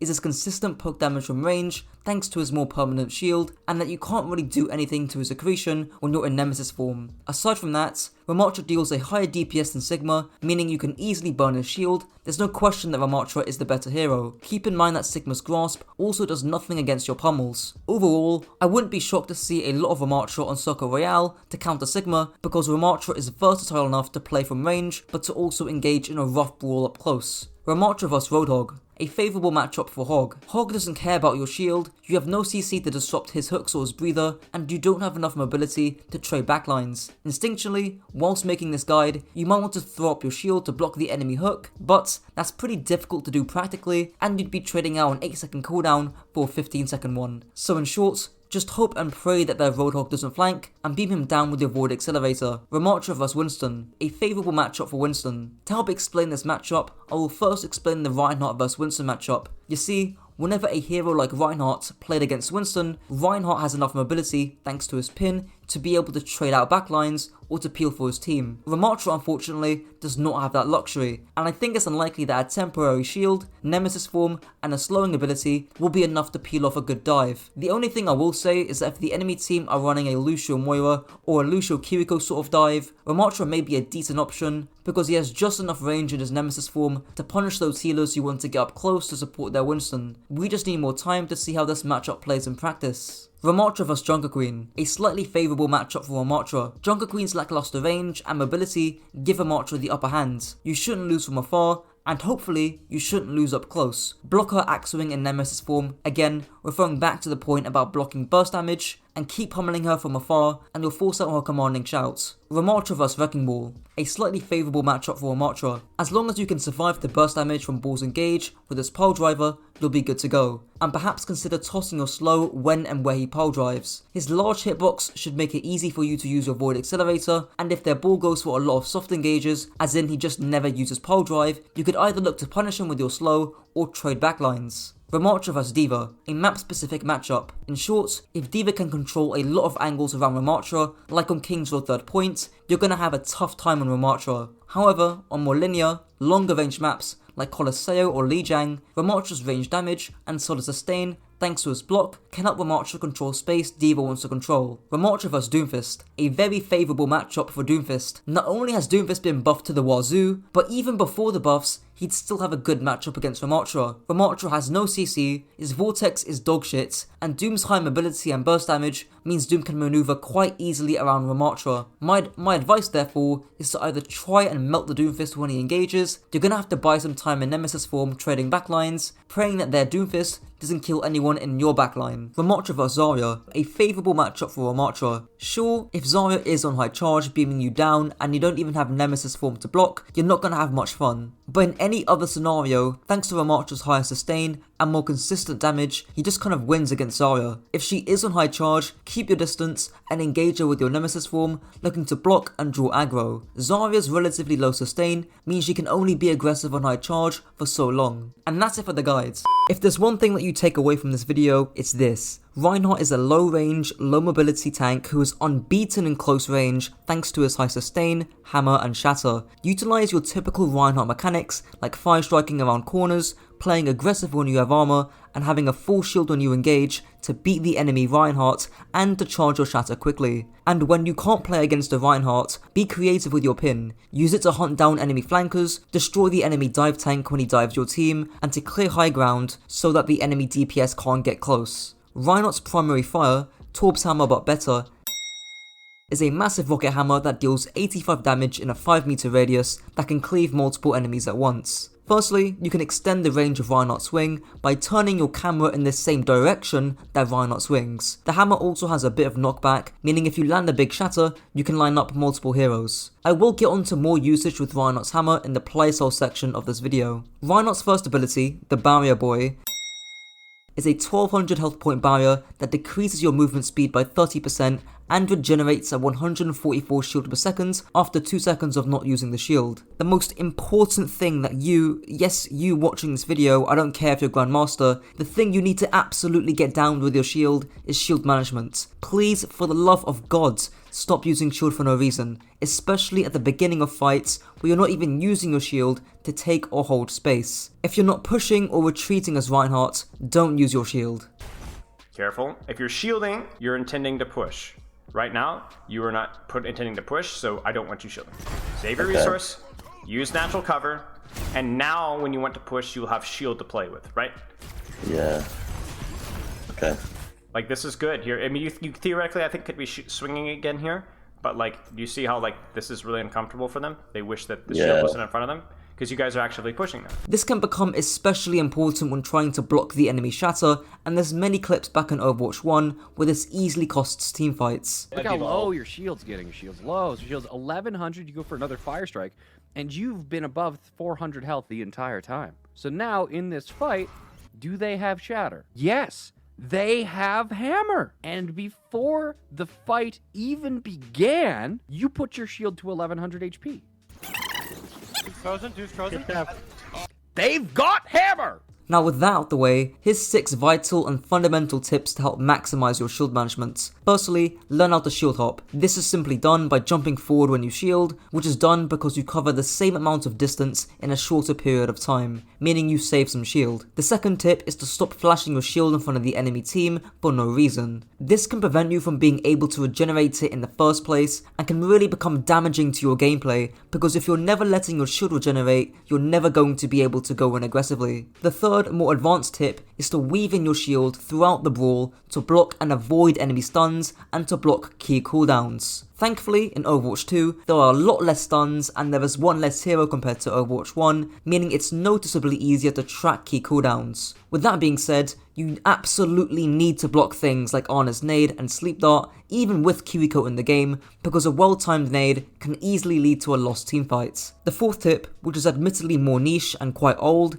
is to utilize the angle of your shield to help guide your teammates out of danger. One of the things that you can do is if you're trying to shield from here, but you want to protect an ally while they're going into that room, use the angle of your shield to guide them into it. The final tip is that you can block infinite amounts of burst damage, such as Diva Bomb, even if your shield is extremely low. This is simply done by shielding as soon as the burst damage occurs. Reinhardt's second ability, Hellboy, is a flaming projectile that Reinhardt tosses in a straight line, piercing enemies that deals 90 damage. Reinhardt has 2 charges of this ability, each on 6-second cooldowns. Thankfully, Fire Strike is relatively straightforward. In 90% of cases, just Fire Strike around corners, because corners are the hot spots of the map, meaning that's where most players are going to be playing around. Here's a clip of myself explaining that. Sux quite usefully describes corners as hot spots of the map, where most players will be playing around. Not to mention, Fire striking corners doesn't really require much mechanical skill. And of course, you also want to be casting your Fire Strike before turning a corner first, then tossing it after the short cast time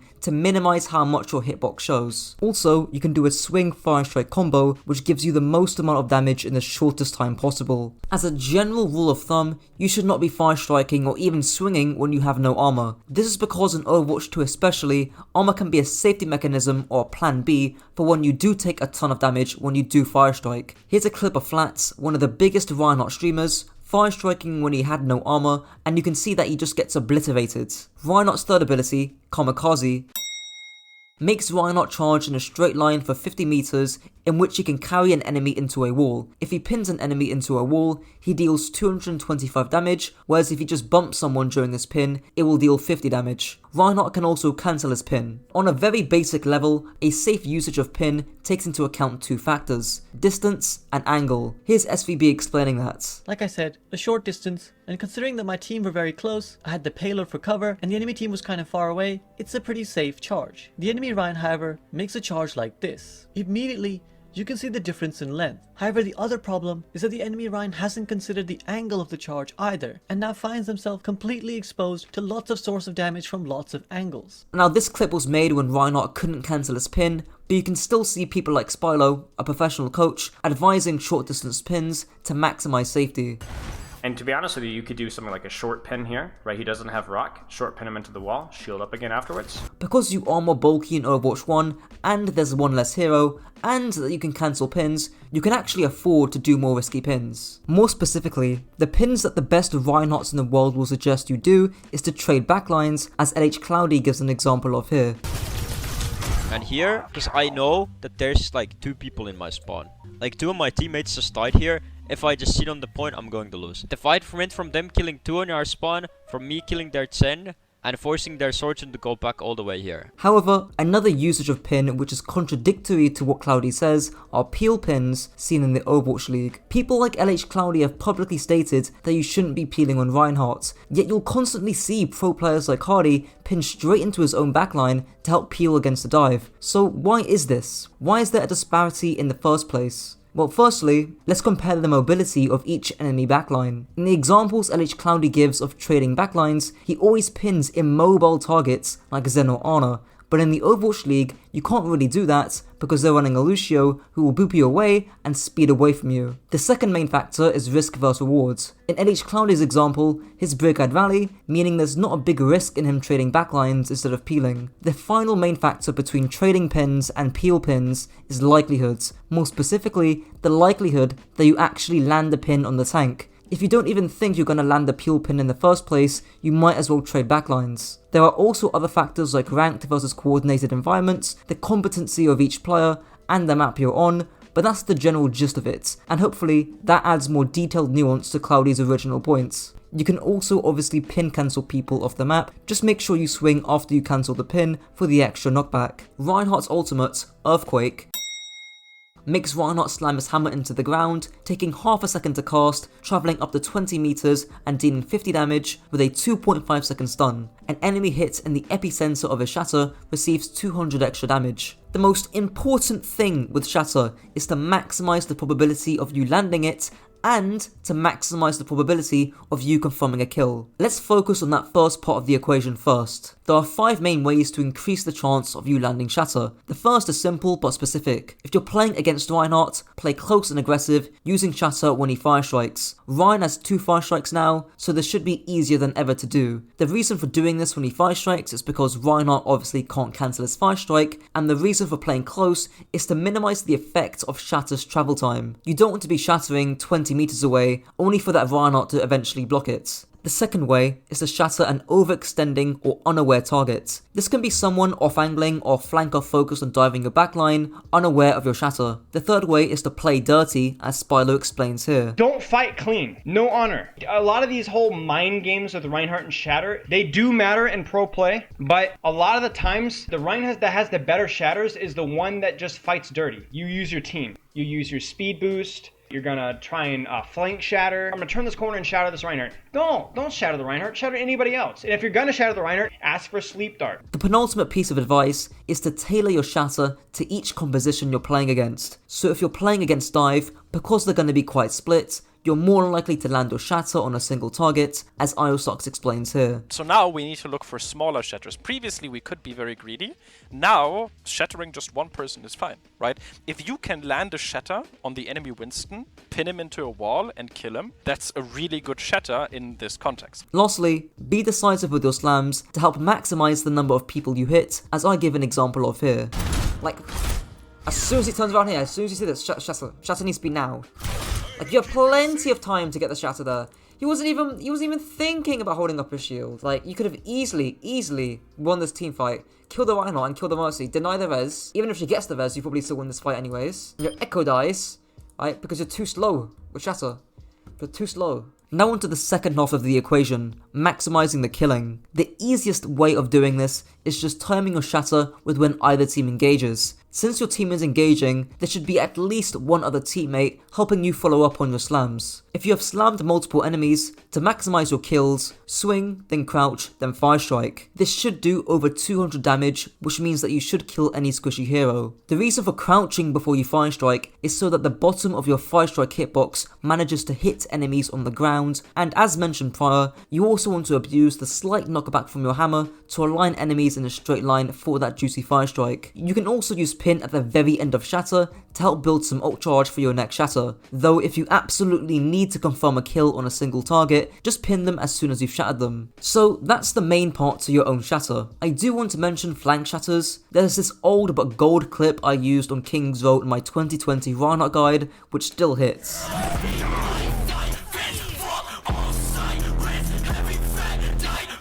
My advice for flank shatters is only go for them if you absolutely need to. So if shatter is your only team's ultimate and the enemy have 5 ultimates, then I would go for it. I'll also mention some smaller details. Firstly, shatter can travel underneath and above the payload. Secondly, due to the cast time, you can be stunned or hacked during this animation, hence make sure you don't telegraph your shatter that you might get stunned out of it. Cooldown track both bubbles from Zarya to avoid accidentally shattering into a bubble. Lastly, only jump before shatter to shatter past the shield. Otherwise, don't jump, as this will provide a bigger window for the enemy Reinhardt to block shatter. Speaking of blocking shatter, the main piece of advice is that it's way easier to block a shatter if you anticipate it coming. Think of those Zen players who reactively use Transcendence in response to EMP. They can do it because they anticipate the EMP coming. The next question is, well, how do you anticipate shatter? And the main part to it is to roughly ult-track the enemy Reinhardt and to adjust your aggression based on whether he has shatter. You probably don't want to go balls to the wall swinging against the enemy Reinhardt if he has shatter and you don't. Some psychological ways to block shatter is to bully the opposing Reinhardt with hammer swings, being prepared to shield his shatter. You can also feint by pretending that you're oblivious of the enemy Reinhardt, then quickly turning around once you anticipate the enemy Reinhardt shattering you. The last tip is to shield hop backwards to prevent the enemy Reinhardt jump shattering past your shield. Now onto the playstyle, positioning and compositional section. A vital fundamental is to clear high grounds to enable your DPS to use it and to disable it away from the enemy team, as Spilo explains here. Here's where the Reaper is. Ready? 3, 2, 1, go. If you path high ground and you find this Reaper, what is going to happen? He's gonna Wraith out. He's gonna Wraith out. You're gonna beat him with your hammer and he's gonna run away. Not only did you force his Wraith, what did you also do for your team? You cleared space. Yes, that's it right there. You see how that's making space? Yeah. He wants that position because it's a good flank and it's a good corner. No hero in the game can match you toe to toe. You don't just walk down the choke and push the Sigma. Yes, that's technically creating space, but the most valuable space oftentimes is what's happening around you in a lot of these circumstances here. People like LH Cloudy actually played Reinhardt in this fashion, even going as far as pinning across high grounds as Reinhardt on maps like Gibraltar, because nobody can contest Reinhardt in this sort of close range. Another fundamental is that against dive heroes who are engaging onto your backline, you have 3 main options. Firstly, stand still and hold shield. Do this when you need to block a ranged damage from Ashe, Widowmaker, Hanzo, Ana, etc. Secondly, trade backlines with your pin, or thirdly, use your pin to peel and cause chaos. I've already talked about this distinction in the pin section of this video, but in short, if you can actually get on top of an enemy squishy, like a Zen, you can trade backlines, but if you can't really do that, then you might want to do a peel pin instead. They're playing a dive comp with like Kiriko, Lúcio, and there's a Winston jumping your backline and then like a Genji on the flank, Tracer on the flank. What do? You hit him with your hammer. Sometimes the best thing you could do versus a composition where you can't push something is to literally go around the map and hunt that Genji or hunt that Tracer. They dive your team, pin in the middle of your team. Catch that monkey, catch the Tracer, catch the Genji. Don't hit them, cancel your pin, just beat the crap out of them with your hammer. When we were playing Ryan comps, right, versus a lot of these Winston dive comps, Hadi played very much to try and disrupt and mess up the dives as possibly he could. He knew he couldn't shield a lot. He could shield a non-nade, but you can't even do that versus a Kiriko. With positioning, there actually isn't too much to it. Stick to corners as much as you can, because corners allow you to regenerate your resources. Make sure your backline has line of sight when you push in, and don't be afraid to give up a corner or to retreat backwards if your team are at a disadvantage or vice versa. The main advantages or disadvantages will be positional, cooldown, HP, or numbers based. Other ones are like spawn advantage or spawn disadvantage, or who has the shatter advantage. Finally, the last bit of this guide, tank matchups. Reinhardt vs Winston, a neutral matchup for Reinhardt. Either block incoming damage like anti-nade as mentioned prior,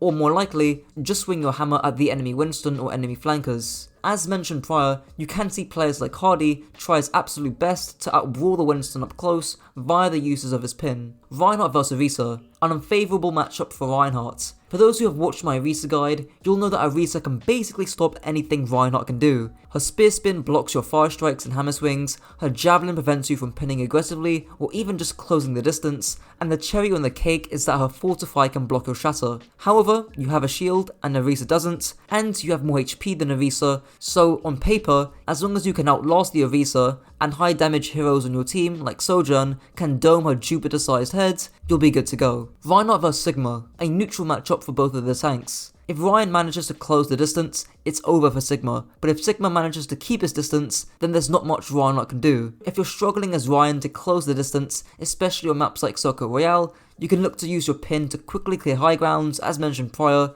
playing Reinhardt in a wacky manner. Just try not to get accretioned whilst doing so. Reinhardt vs D.Va, a similar matchup to Winston. Only difference I'd say is that because D.Va is more versatile and likes marking off angles more than Winston, look to clear and control high grounds early on to help support your DPS and to make the D.Va's life tough. Reinhardt vs Roadhog, a relatively neutral matchup. If you and Roadhog frontline, you win. You simply have more sustain, and if you block Hog's hooks, there's not too much you can do up close. However, Hog can easily fix this by just flanking and landing a hook, in which case, look to either match and mirror him, or to go on your own flank, hunting down those DPS targets up close. Reinhardt vs Wrecking Ball, again, a similar matchup to Winston, and arguably an even easier one due to having no bubble unlike Winston. Punish Ball if he overstays his welcome, and I would definitely solo shatter him when he power drives. Reinhardt vs Zarya, a neutral matchup. Flats likes to describe Zarya as the off-tank Reinhardt, who trades out sustain for damage, which I can kinda see. Keep on closing the distance to Zarya to utilize the armor portion of your HP, as well as being able to land hammer swings. By being close to Zarya, you're also more likely to bait her bubbles just by the threat of being close, or you can do that with your fire strikes. Make sure to shatter her when you've tracked her using both bubbles. Reinhardt vs Doomfist, a favourable matchup for Reinhardt. Doomfist is just too squishy and doesn't deal enough damage to get past Rein's sustain. Honestly, think about pinning Doomfist when he power blocks in the middle of your team and auto solo shatter him. He's quite a mobile target with respectable CC, but he's squishy enough for you to punish him easily, unlike Winston to a lesser extent. Reinhardt vs Junkerqueen, a neutral matchup for Reinhardt. Junkerqueen is unusual in that she can be close enough to deal damage, but far enough away from you to be unable to land hammer swings. So if you can bypass her lack of range and get close, forcing out her commanding shout early so she has to give space, she's actually not as big of a threat as you might think. Try and block her jagged blade and shield hop in rhythm to her scattergun shots to make it easier to close the distance. Well, that's it for the guides. Hog is in a pretty rough state. His one shot is pretty much gone, and whilst the spam capability has gotten better, you might as well just play Sigma for spam. The death of his one shot also means that you can no longer solo flank as before, and that Hog has kind of lost his identity in Overwatch. Problem with the lack of one shot is Roadhog's identity is about controlling flanks. But if I can't hook one shot, then I'm like significantly worse at doing my job. I don't win every 1v1. But if you're really adamant on playing Hog, treat your hook like a CC displacement tool rather than a one-shot button, similar to Orisa's Holt in Overwatch 1. Utilize your higher burst damage to bully close range heroes and exert higher point presence, kind of like a bulky Zarya without the bubbles, and look for small off angles to drag enemies into your team. Hog's weapon, the worst shotgun in the game, makes Hog blast 25 pellets of shrapnel in 2 firing modes, dealing 6 damage per pellet. His secondary fire makes him launch a ball of shrapnel, dealing 50 damage unless it detonates at 8 meters. They both deal up to 150 damage with a 0.2 rate of fire and 6 shots in a clip. The main usage of your scrap gun now is going to be for consistent tank busting. Your DPS is on paper actually quite high at roughly 190, so keep short to medium sightlines to burst down or pressure tanks, especially those with large hitboxes like Ramattra or Reinhardt, and to a lesser extent Orisa, and that's how you're going to be getting value now. The last thing to mention is your trigger discipline. It's good that you now have a better recovery time and more ammo, but especially against mobile targets such as Tracer, it's not uncommon for Hogs to completely whiff the anti-clip on them. The solution here is to just take an extra half a second to chill out and readjust your crosshair, as Barlow explains here. Zens have this problem too in close range duels against Genji. You will win so many more duels as Zen versus Tracer and Genji if you actually chill out and click your individual shots instead of panicking. Same thing with Roadhog, except it's even more important because you only have 5 shots and your fire rate's lower. Like that Hog, if he took a 1/10 of a second longer or a 1/4 of a second longer to shoot his shots, he would have killed that Tracer. Chill out. That's my biggest feedback for Hogs that are struggling in those duels is chill out. Hog's first ability, basically an Orisa Holt now, makes Hog throw a chain at the targets, putting them in close range. The hook now deals 5 damage, has a cooldown of 8 seconds, and a maximum range of 20 meters. Let's get over what used to be your one-shot combo. Whilst you can't consistently one-shot with this in your games, it's still worth knowing to maximize your burst damage when you pull in an enemy. Firstly, soften up your target with a right click first, then walk forward and toss your hook. Walk forward during your hook cast time, and then do a primary fire and melee. Now, there is one big clarification with your melee. Most of the time, with the new Hog, you actually don't want to be doing this. Thanks to the new patch, when you hook an enemy, they end up 4 meters away from you instead of the 3. And considering you have a faster fire rate, you also want to be getting that second shot off quicker. So, unless you absolutely need the melee damage to finish off a low target, don't bother with the melee. Still, even with all of this performed perfectly, you'll still struggle to one-shot some heroes based on hitboxes and distance. You can be cheeky against some heroes and walk a little bit forward before you do your primary fire, but if you walk too long, heroes like Tracer, Moira, Mei, Reaper, etc. can use their survival cooldowns to escape your follow-up. I'd also like to touch on crosshair placements. In short, you want to be aiming somewhere in the upper body region to maximize the amount of pellets hitting the heads. Here's a visual example way back in my old Hog guides. As you can see here, Griffo hooks the Ashe without pre-firing, which is his first mistake. However, the more overlooked mistake is that his crosshair is not placed on Ashe's upper body, meaning that half the pellets don't hit, which makes the Ashe survive. There's also turning your camera after hooking, which can drag the enemy up to 45 degrees either side. Especially considering Hog can't one-shot anymore, and that you absolutely need follow-up to land a hook kill, dragging an enemy into your team just by turning your camera has the potential to make a big difference. You can also land some environmental kills with this too, so that's a plus. In terms of who do you hook people who you think are easy to kill and or are dangerous. Before, easy to kill just meant whether you could one-shot them. Now, that means whether you and your team can land significant follow-up on them, which is why tank busting is a bit more of a viable playstyle now. As Anima, a tier 3 coach, describes here, Hook is now like an Orisa Holt back in Overwatch 1, but used on a singular target. You need follow-up to get the most value out of it. There's also disrupting ultimates with Hook, since, unlike Holt, it's hard CC. Saving Hook for Barrage, Blossom, Flux, Coalescence, or High Noon are obviously good ideas in order to shut down a potential play. Lastly, just make sure you have enough ammo to actually follow up on your hook. Hog's second ability, the 1 second Transcendence, makes Hog heal himself with 350 HP in 1 second with a cast time of 2 seconds. The cooldown is 8 seconds long with a 50% damage reduction during the cast time. Firstly, since Hog's damage reduction actually applies throughout the entirety of the cast time, you can use your breather just before a massive amount of burst damage is about to occur. But the main usage of your breather is just for defensive reasons. Similar with Ana Sleep and Orisa Fortify, with them being defensive cooldowns, there's no better tip than to just not use it if you don't need it. One of Breather's main uses is to help Hog escape type situations, not to proactively use it. If you're feeling the heat, then use your breather. Not that complicated. One slight nuance is that if you're guaranteed safety, and if the fight is over, it might be worth letting your supports heal you up instead for ult charge, as Spalo explains here. Big thing with Vape is you want to avoid using it if you're guaranteed safe and your supports aren't doing anything else, and your supports don't have ult charge.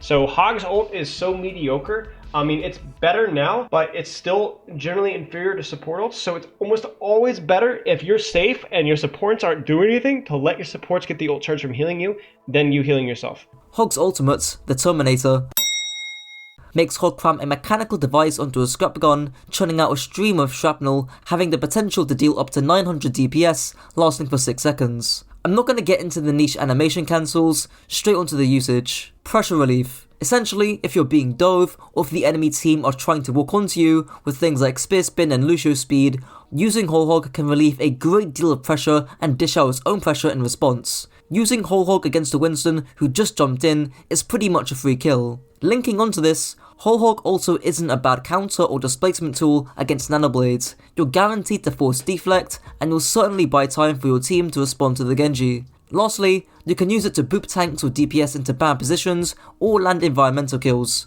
but for the most part, you'll likely be using Whole Hog to finish off and or guarantee kills thanks to the extreme damage up close. Now onto Hog's playstyle, positioning and communication. As stated prior, one of Hog's playstyles as being a solo flanker is now completely dead as of the removal of his one-shots, so that playstyle is in the dumps. Hog's playstyle now is more of a budget Zarya and budget Sigma, looking to spam and threaten decent distances like Sigma, but also using your thickness and high damage up close to bully enemy tanks. Let's walk through some examples. On Coliseo Neutral, this is where I think Hog would be best. There's not many flanks available, so you don't have to worry about trying to one-shot flankers.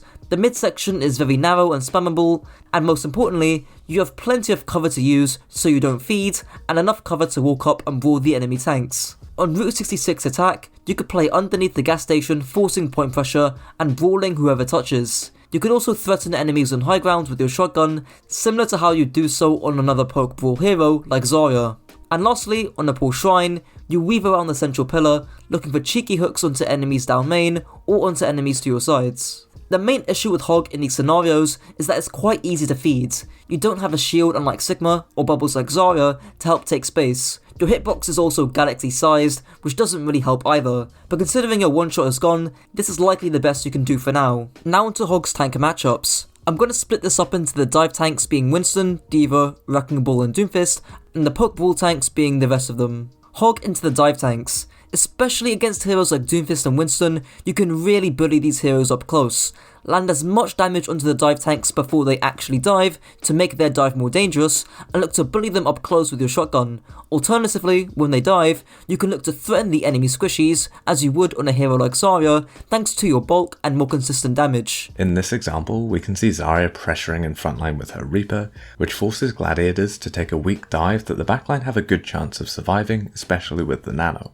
Meanwhile, the threat of the Zarya in frontline stops Gladiator's backline from pushing up and following through with the dive, which buys the time her backline needs to clear the divers. Now onto Hog against the Pokeball tanks. If you get outranged by heroes like Sigma and Ramattra, or the enemy tank lacks sustain like a Zarya, look to brawl up close. If you actually get outbrawled up close by heroes like Orisa and Reinhardt, look to soften them up from afar before meeting up close. Have smart cover usage to regenerate not just your cooldowns, but also your HP pool, and good luck out there. Well, that's it for the guides.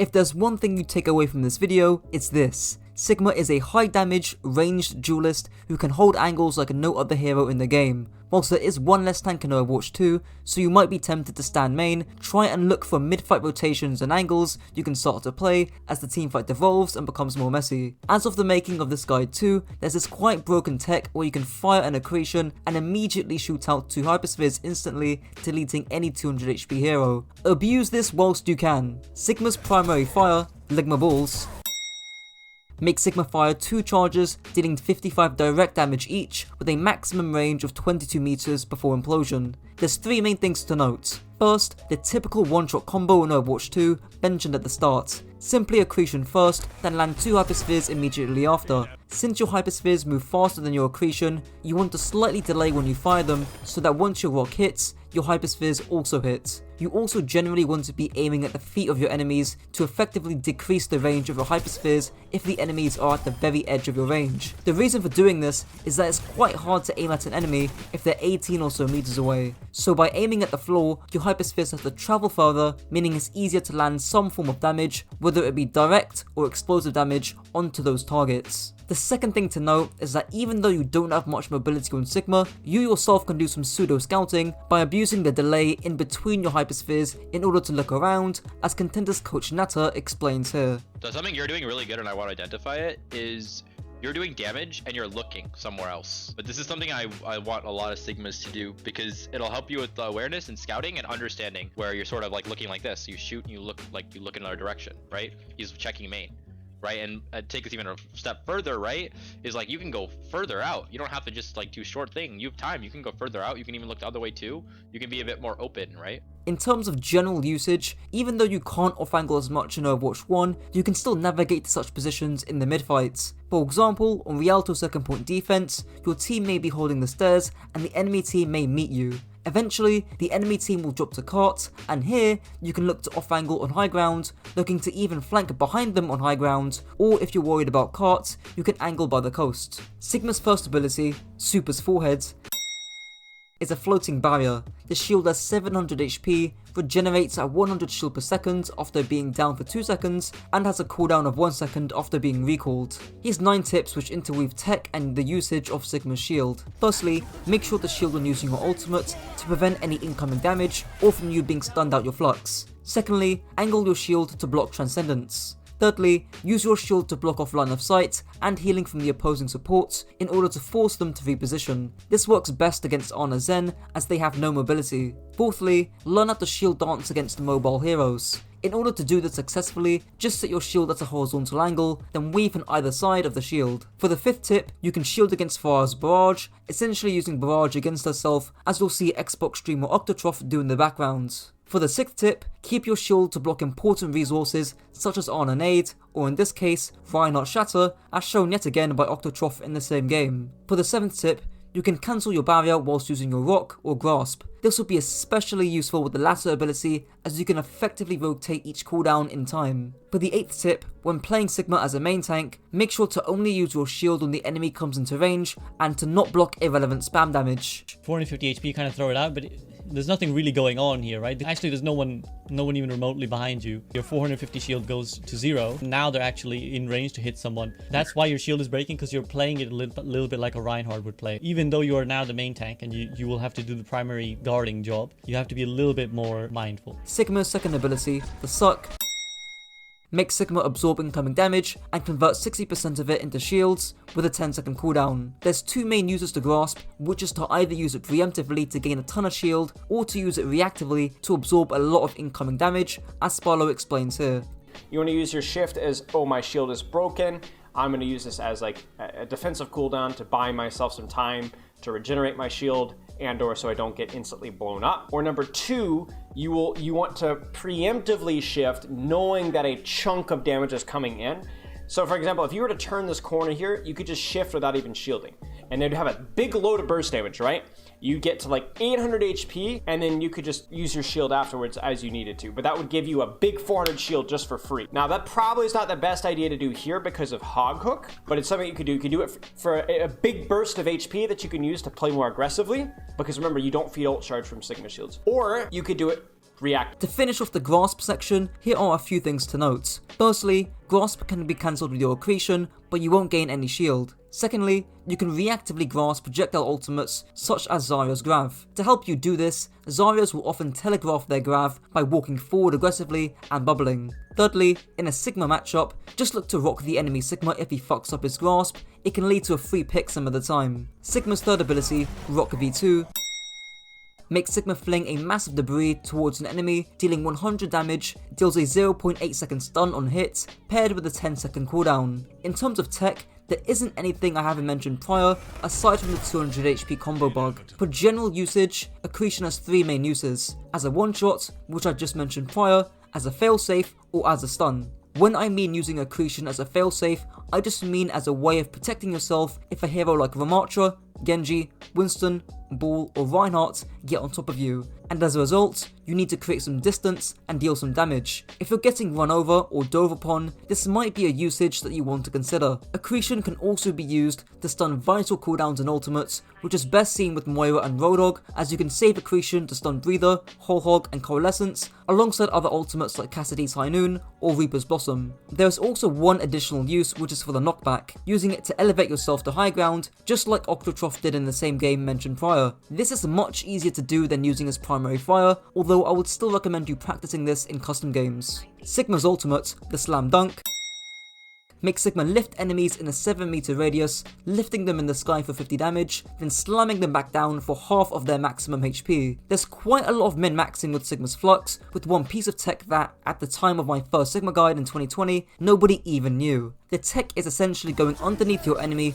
whilst mid-air during your Flux, to make them land on your head instead of the ground. This may not sound like much, but this is primarily to counter Bap's lamp, as the vertical hitbox of it is simply not high enough. However, this can also prevent a well-timed Zarya bubble, an Ana using her nades, or now a Kiriko using her Suzu. For reference, try and do this on defense, as you are much less likely to put yourself in an aggressive position, as the enemies are coming to you, rather than you going to them. Aside from this, here's some general things to keep in mind about Flux. Firstly, use it as a repositioning tool. Get yourself onto high grounds and angles you previously couldn't have done so before. So for example, on Route 66 attack, if you're stacking down main, you could Flux and move onto the lorry to control that angle. Again, referring back to the beginning of the video when taking mid-fight angles. Secondly, abuse artificial cover from your shield, or hide behind natural cover to prevent getting stunned, or to just absorb damage whilst you Flux. Notice after you Flux, your shield is here, and this is sort of sparse natural cover in this area. Instead, you kind of gravitate towards, well, basically the open ground. You can see here, if we look at this perspective,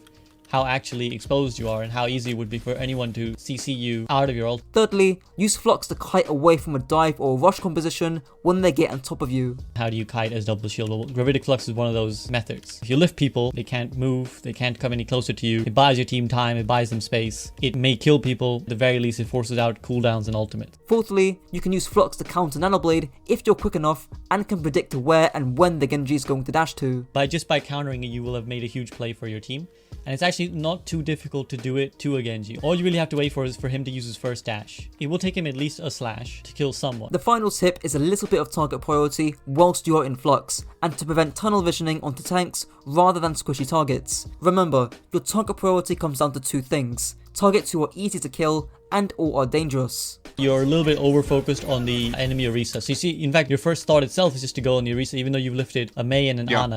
Ana's actually only lives because of the bubble from her Zarya, which could have potentially have been broken had you and maybe someone else been targeting it. The penultimate part of this guide is to do with positioning, which, as many of you already know, comes down to 4 general rules. It's Natta OW, going through them on Oasis University. Playing this area right over here is just broken. You have distance from angles, so it's very hard for the enemy team to like come at you unless they come from behind, which still isn't that bad. You have insanely good LOS. You have very good rotation options where you can look to rotate more aggressively this way, like this way, go this way. You have such good rotation options, right? And then you've also got, so you got LOS, rotation options, and distance from angles. And you've got a corner.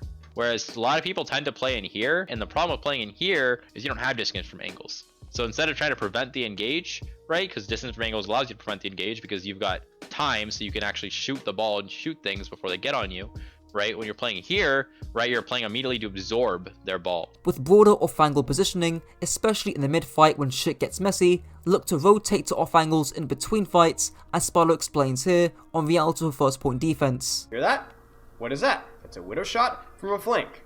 Now you're going to have two options here. You're either going to retake and just stand here in the core, or you're going to actually go clear out the flank and start shooting them from the flank that you earned. Let's see which one we do. Still on the flank, still on the flank, still just shooting shield, shooting shield, shooting shield, shooting shield, shooting shield, shooting shield, nothing to shoot, wasting our time. Oh no! There's a hog behind us! Oh, isn't that too bad? Where did he come from? Walk here, zone the widow out, go high ground, and start shooting them from above. Or shoot them from behind. Probably above because it's a little bit safer, but clear them out from high ground. Then go down this way and start shooting them if they try and hide here. Or shoot the widow that comes from here. So many options here, and you choose the worst option. Finally, to hammer this point in even more than I already have, and since at the time of this video, long-range one-shot heroes like Sojourn and Widowmaker are meta, it's more important than ever that you mark the angles that these heroes take. Sigma is arguably one of the best, if not the best, 1v1 hero in the game.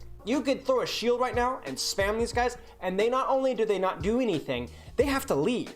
Like, I wouldn't just throw a shield here. I would be shooting here. I would ask for Orisa for a rock here. And if we get, and what does that do? They have to back off. So what does that mean that happens to this Sigma right here? Is he getting healing? Is this Widow getting any picks? Is this Junkrat getting anything? No. This is precisely the fundamental reasoning behind why Sigma is played on angles. He has his own barrier, 2 methods of regenerating HP, a stun, high ranged poke damage, and doesn't bleed too much ult charge. Now onto the final section of this video, tank matchups. Sigma vs Reinhardt, a neutral and pretty rudimentary matchup. Keep your distance away from the Reinhardt at all costs, utilise your accretion and flux as deterrents for the Reinhardt closing his range, and you'll be good to go. Sigma vs Ramattra, a neutral matchup between the tanks, if not, slightly in Ramattra's favour. Be mindful of your shield since Ramattra can quickly shred it. Try and keep Ramattra at a decent distance before he uses Nemesis form in order to soften him up if he tries to close the distance. Your rock should be an easy counter since Ramattra can't block it,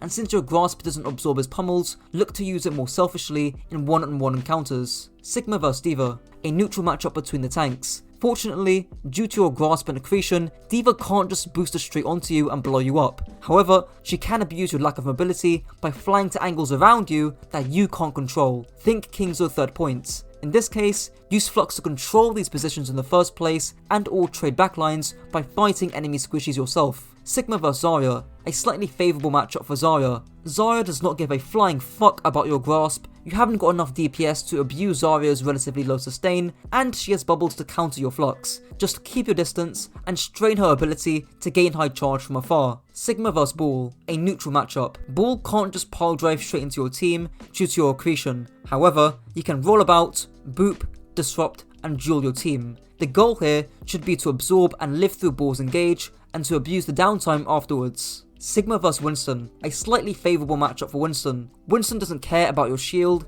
he can weave in and out of your accretion thanks to his shield, and his primal of Zap doesn't care about your grasp. The only time you'll have fun playing Sigma against Winston are on long distance maps with few flanks, like Junkertown or Circle Royale, where it's pretty difficult for the Winston to get on top of you. Sigma vs Doomfist, a slightly favourable matchup for Doomfist. At the moment, Doom has been giga buffed to god tier levels, but I assume he'll be tuned down pretty soon. Even then, you can easily kill a bad Doomfist by rocking a badly timed power block. But if the Doom is competent, you'll have a bloody tough time. Your shield or grasp doesn't really do much, so you're really relying on your accretion to either punish the Doomfist or the rest of his team. Sigma vs Orisa, a slightly favourable matchup for Sigma. Sigma wins from distance, that much is obvious. But even up close, it's still a fairly skill-based matchup. The key thing is to not get javelined whilst using kinetic grasp, and to shoot at the squishies surrounding the Orisa. Sigma vs Hog, a favourable matchup for the piggy. Look, you don't win in duels, you don't win from afar, and you don't win up close. Hog couldn't care less about your 73 DPS, and is more than happy to walk past your shield,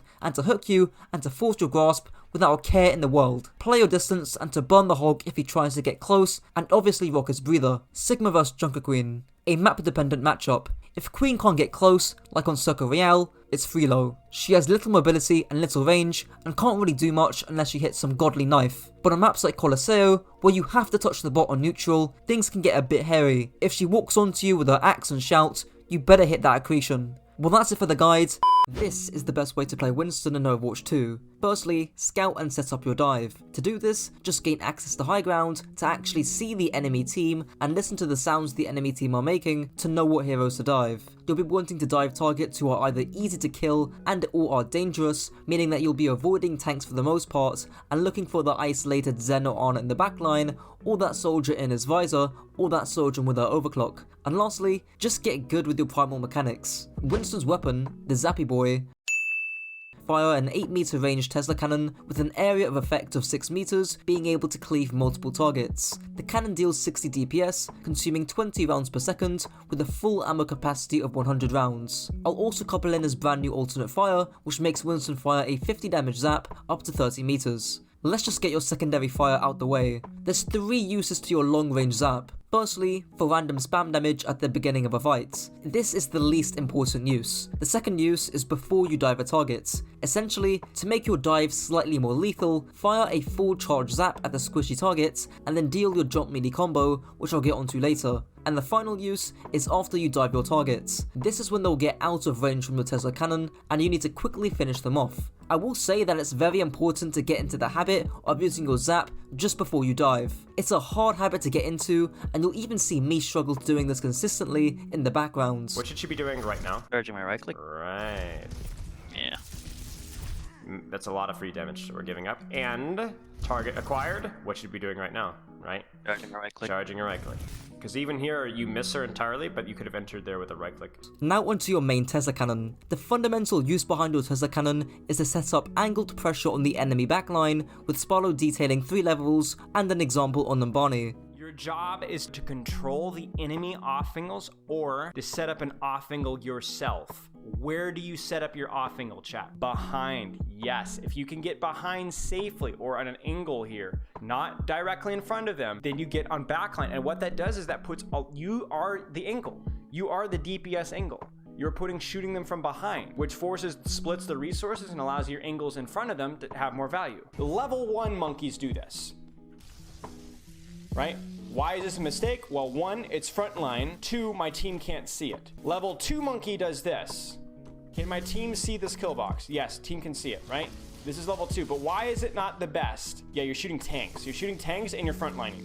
Your team can follow up, but you're still frontlining. This is level 3, and I'll do this all the time when I play monkey. I will drop off. I'll see Ryan shield get to about there or here, and then jump on, and then I see, and it's all squishies. And then my angle is this way, their front line's looking that way, and I set up an angle here. Let them come out, and then you can get almost behind them here. Now you have to use jump, but that's okay, because you could jump, and then drop like this. The other level 3 possibility, it's a little risky because you can get poked from point if they go point. Why is this level 3? Different angle, exactly. Now you might end up zapping a little bit of Rein. That's not great. But you're on a good angle, you have good cover, and for them to get to you, they walk into open space where your team can spam them. Winston's first ability, the Jumpy Boy, launches Winston at an initial speed of 30 meters per second, dealing 1 damage when you jump and up to 50 damage when you land. Despite Winston's jump just being a jump, there's actually quite a lot of nuance with it. I'll start off with the mechanical side of it first, then moving on to actual usage. I'll first begin with the classic jump hack and melee combo, where just before you land, you sneak in a melee for extra burst damage. Couple this with your long range zap beforehand, and you can deal up to 130 damage before you land back down. For the dedicated Winston players out there, I recommend loading up a custom game with a bunch of Ana bots at 35% HP to practice your combo, which should one-shot those squishies. You can maybe increase the HP to practice this with your zap too. You can also perform a small skip by simply pressing your jump key after you land. Trajectory control is also highly important with your jump. Here's a clip from Carl Q explaining late and or early inputs with your jumps. The late input is if you input a direction after any of the 3 basic jumps from a neutral position. The early input is if you input a direction before any of the 3 jumps, so you're already kind of moving beforehand. Use the S key or down on the analog stick. Doing this on a late input pulls you back just a little bit, whereas doing this on an early input significantly reduces your overall distance. Lastly, you'll want to learn your vertical and horizontal jumps. Horizontal jumps are often safer, more lethal, but harder to Goomba stomp your enemies with. I'll play a clip from Jane explaining the differences, and again, this refers back to the advice on going into custom games to practice the accuracy of your jumps. So if you want to attack a McCree bot or something, you can jump vertically and then kind of like aim at them. But the other thing is that takes way too long and it makes you more susceptible to damage. Whereas if you just learn your short jumps, so how long you need to actually hold the S button, then that's more effective. The most basic yet fundamental use of jump is to jump to high grounds. I mentioned this at the beginning, but high ground allows you to stage and set up a dive because you can see what the enemy team are running and where they are coming from. This concept applies to D.Va too, and Spyro gives a solid example here. Is there anybody else in the enemy team that's playing more aggressive or might be playing more aggressive soon? Do you see how hard it is for you to tell right now? That's why we go to high ground. Because as a D.Va player, you need to make that assessment accurately and quickly. And you cannot make that assessment with where you're at right now, can you? It's very hard to see. So you go to high ground. Now what do you see? Or what do you not see? You don't see anyone on flank. No flank. There's nobody here. There's nobody here. There's nobody here or here. There's nobody here. Okay, at the very least it gives you the information. Next, let's talk about jump placements. Just by changing where you land by a few meters can be the difference between landing a kill or being the kill. For example, on Oasis City Center, say you jump the soldier on high ground. If you jump in front of him, it will be very easy for him to just run away to the mega. Not to mention, you slightly boop him away too. However, if you jump behind him, the soldier has to walk through you, meaning you deal more damage. Maybe he even drops heal station too. There's also the jump placement for escape. For example, on Dorado's second point attack, say you want to pressure high ground, as you should. If you jump straight into the middle of the enemy team, you're giving yourself no options to escape, whereas if you landed just by the edge, if there's too much heat, you can quickly fall off high ground and stabilize. There's also jump pathing. If the enemy team are running a Brig or an Ashe and are constantly whipshotting or coach gunning you away from high ground, stop running it down main. Take an alternate underneath angle and then jump from there. It will be a lot harder for the Brig to predict where and when you're coming in from. Not only will you not get booped, but you also take less damage on entry because your dive isn't as telegraphed and you're being less formulaic. Here's Spyro giving another example of your pathing when it comes to staging and setting up a dive. How should you be pathing? You'd be flanking. What would this provide to you? Just another angle. Right. If you jump the Sojourn here, do you see how this catches her by surprise? More likely to get landing damage, more scouting, easier to see, less likely to be punched out or poked out, right? Let's say you're going to go for Ana. You see it? Yeah. You're playing a hero that is absolutely atrocious in the tank matchup. Really versus every tank in the game, almost. The last thing I want to mention is using jump to engage or escape. If you can simply walk up to an enemy, sneak up on them from a flank, or drop from high ground, please do that instead of wasting your jump on cooldown. This is less so with Overwatch 2 now, but back in Overwatch 1, it was very easy to just burst down a Winston before he gets to the jump pack again, and even now, you don't want to waste resources if possible. If you're attacking, this tip may not apply as much. Winston's second ability, secretly the best shield in the game, makes Winston project a shield dome with a 5 meter radius, 700 HP, lasting 8 seconds with a 12-second cooldown. Starting with a general rule of thumb, you ideally want to be blocking cooldowns over raw general damage. Winston's bubble is not designed to block large sums of damage, so don't place it on a payload or in a choke. Instead, you ideally want to block cooldowns like sleep, nade, or damage that is directed towards you during your dive. You also want to try and bubble as late as possible against enemies who have their stuns on cooldown or don't have a stun at all. This will allow you to chase further without being punished as harshly. In combination with your jump skip, you can go quite the extra distance. Now onto shield dancing. This is simply weaving on either side or the opposite side that the enemy is on from the edge of your bubble. There's almost no reason to not do this, especially when drop engaging on the backline. In short, your bubble is intrinsically tied to your jump. If you're planning to hard engage or go all the way in, you're likely to use your bubble and shield dance to help you live. Not that complicated. Winston's ultimate, the most sane Overwatch player,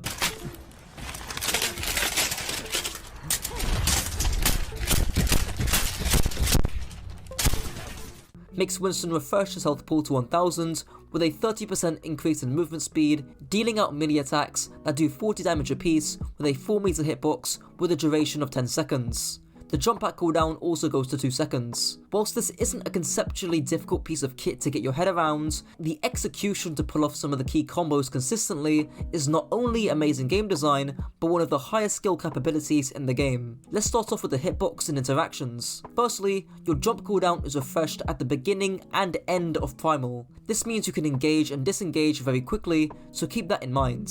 Secondly, treat your swings like Reinhardt's hammer, in that you should turn your camera in the direction that Winston swings his fists in to extend the size of the hitbox to make it larger than it already is. On console, this can be hard to do whilst landing your jump perfectly, and adding on top of this, you need to time the swings so that you don't boop them away from your landing damage. As a result, I'd increase your sensitivity drastically unless you don't find this a major problem. You can also easily jump over your enemy due to the 30% increased movement speed, so in order to fix this, just simply look downwards when you swing to smack the enemy in front of you. Now onto the primal and triple melee combo. Generally speaking, you should be isolating targets in your primal rather than causing general disruption, so here's Kiriko explaining how to do the general primal combo and the triple melee combo. So, jump onto an enemy and use your Tesla cannon on them as soon as you get in range, and make sure to combo it with a melee when you land. This already does like 50 to 90 damage with the basic attack plus melee, plus jump pack landing damage. Then, transform to Primal Rage and use your first smack. You're then going to follow up with a low jump. Now, you use your second smack in mid-air around halfway through your jump. Then you land from the jump pack in front of them. Then use your third smack. 1. Use the first smack, which does 40 damage. 2. Start your second smack first, then use your low jump after, so that it makes contact with the enemy near the end of the animation. This gives you enough time to start the third smack just as you land before they get booped too far from the second smack. Next, learn how to corner juggle. When focusing down a single target, you'll often want them in a corner as they're easier to hit and focus, as well as you spending less time worried about movements. Here's Kiriko yet again explaining how to do this. Yakpung suggests to always use your jump pack off cooldown to get the additional landing damage. When controlling them in a corner, he suggests to almost always use the short jump, but the key here is to always take half a step back before using it to ensure you land in front of the enemy. This is the key. If you ever use the wrong jump or land too close into the wall beside your enemy, you risk knocking them out of the corner, as you can see in this clip. In terms of broader usage, apart from isolating a squishy, other uses are to buy time, split the healers, store points, etc. Also ensure that you bubble before you primal, since you'll get your bubble back after your primal. Now onto Winston's playstyle, positioning and communication. I don't often include communication in the section of these guides, but for Winston, especially in a team environment, it's so important to call out when you're about to engage and when you're actually engaging. And what should you be doing every single time you go for a jump like that on backline? Every single time without exception. What should you be saying? Let's push in. Sure. Anything. I'd prefer a single word. pressuring, diving, going, ready, go, you know, and it jumping, sure. But your team needs to know, because your team, while you're doing that, your team must at the same time burn their monkey or try and jump backline with you. Like your diva might come with you, you know what I'm saying? But you need to be at the same time. I usually call it 3, 2, 1. I don't even think you can say 3, 2, 1. I think it takes too long. I think you can just say, guys, ready, go. And then just say go whenever you want to go. Because 3, 2, 1, maybe you see an opportunity to go even earlier at like 2. You say, oh, she just used nade. We need to go now, right? I think 3, 2, 1 is a little outdated. Let your team know that you're about to go and then go. Regarding your positioning, high ground is a vital starting point, as mentioned earlier, so you can assess whether someone is isolated and or if they're playing aggressively. Here's Pharah giving an example of this on Oasis City Centre. Let's say their Sojourn's just like positioned back here, and there's an Ana available also elsewhere. Would you jump the Sojourn if she was positioned here, when there was an Ana that's available like up here? Depends on how much of a threat she is. Like if I feel like this. Okay, let's stop right there. Explain. That's a very, very important answer. I feel like if she's a bigger threat to my team, then I might just at least soft dive her to force her back. That's a great guideline. Whenever we talk about Winston, it's not just about who you can kill, but like you talk about a good cooldown trade. Well, maybe that is a good cooldown trade if she's ulting, or if she's going aggressively, or if she's in a position to where if you don't jump her, she's going to kill your team. Now onto Winston's tank matchups. Again, just like with Wrecking Ball and Diva, I'm going to group these up into the Pokeball tanks and the dive tanks. The Pokeball tanks being Sigma, Zarya, Junkerqueen, Orisa, Reinhardt, Ramattra, Hog, and the dive tanks being Diva, Ball, and Doomfist. So, with the Pokeball matchup, notice how in each of these situations, barring maybe Sigma, you straight up lose the 1v1. You either have lower damage and or lower sustain, likely both. Just like with Diva, you're often fighting for the space around the tank itself, and more specifically, the squishy heroes who are either isolated and or are playing aggressive. If you end up frontlining against an Orisa, something is going wrong. Now, I do want to clarify, there is a time and a place for this kind of frontlining, and that's mainly to build nano boost. Alternatively, this could be when your team are running poke heavy heroes, or when you're waiting for a good opportunity to dive. Back in my old Winston guide, I called this slow dive, and some of it still partially applies now. Here's Pharah giving 4 general rules of thumb for diving backline in this kind of scenario. You're saying like, okay, he doesn't ever go deep. Well, if his Sombra was set up and they had a cooldown advantage, they would go in deep, okay? So you really only go in heavy hard in this composition, because this is like soft dive, right? Because you've got like a pokey hero, you know, a really, really hard backline to dive, and really only one hero that you can dive with. You don't really go hard backline unless you have one of 3 things, okay? A ultimate. You have a significant cooldown advantage, not just like, oh, they don't have, you know, they're missing an armor pack, or there is significant positional advantage, okay? This is the only thing that you're gonna hard dive off of, all right?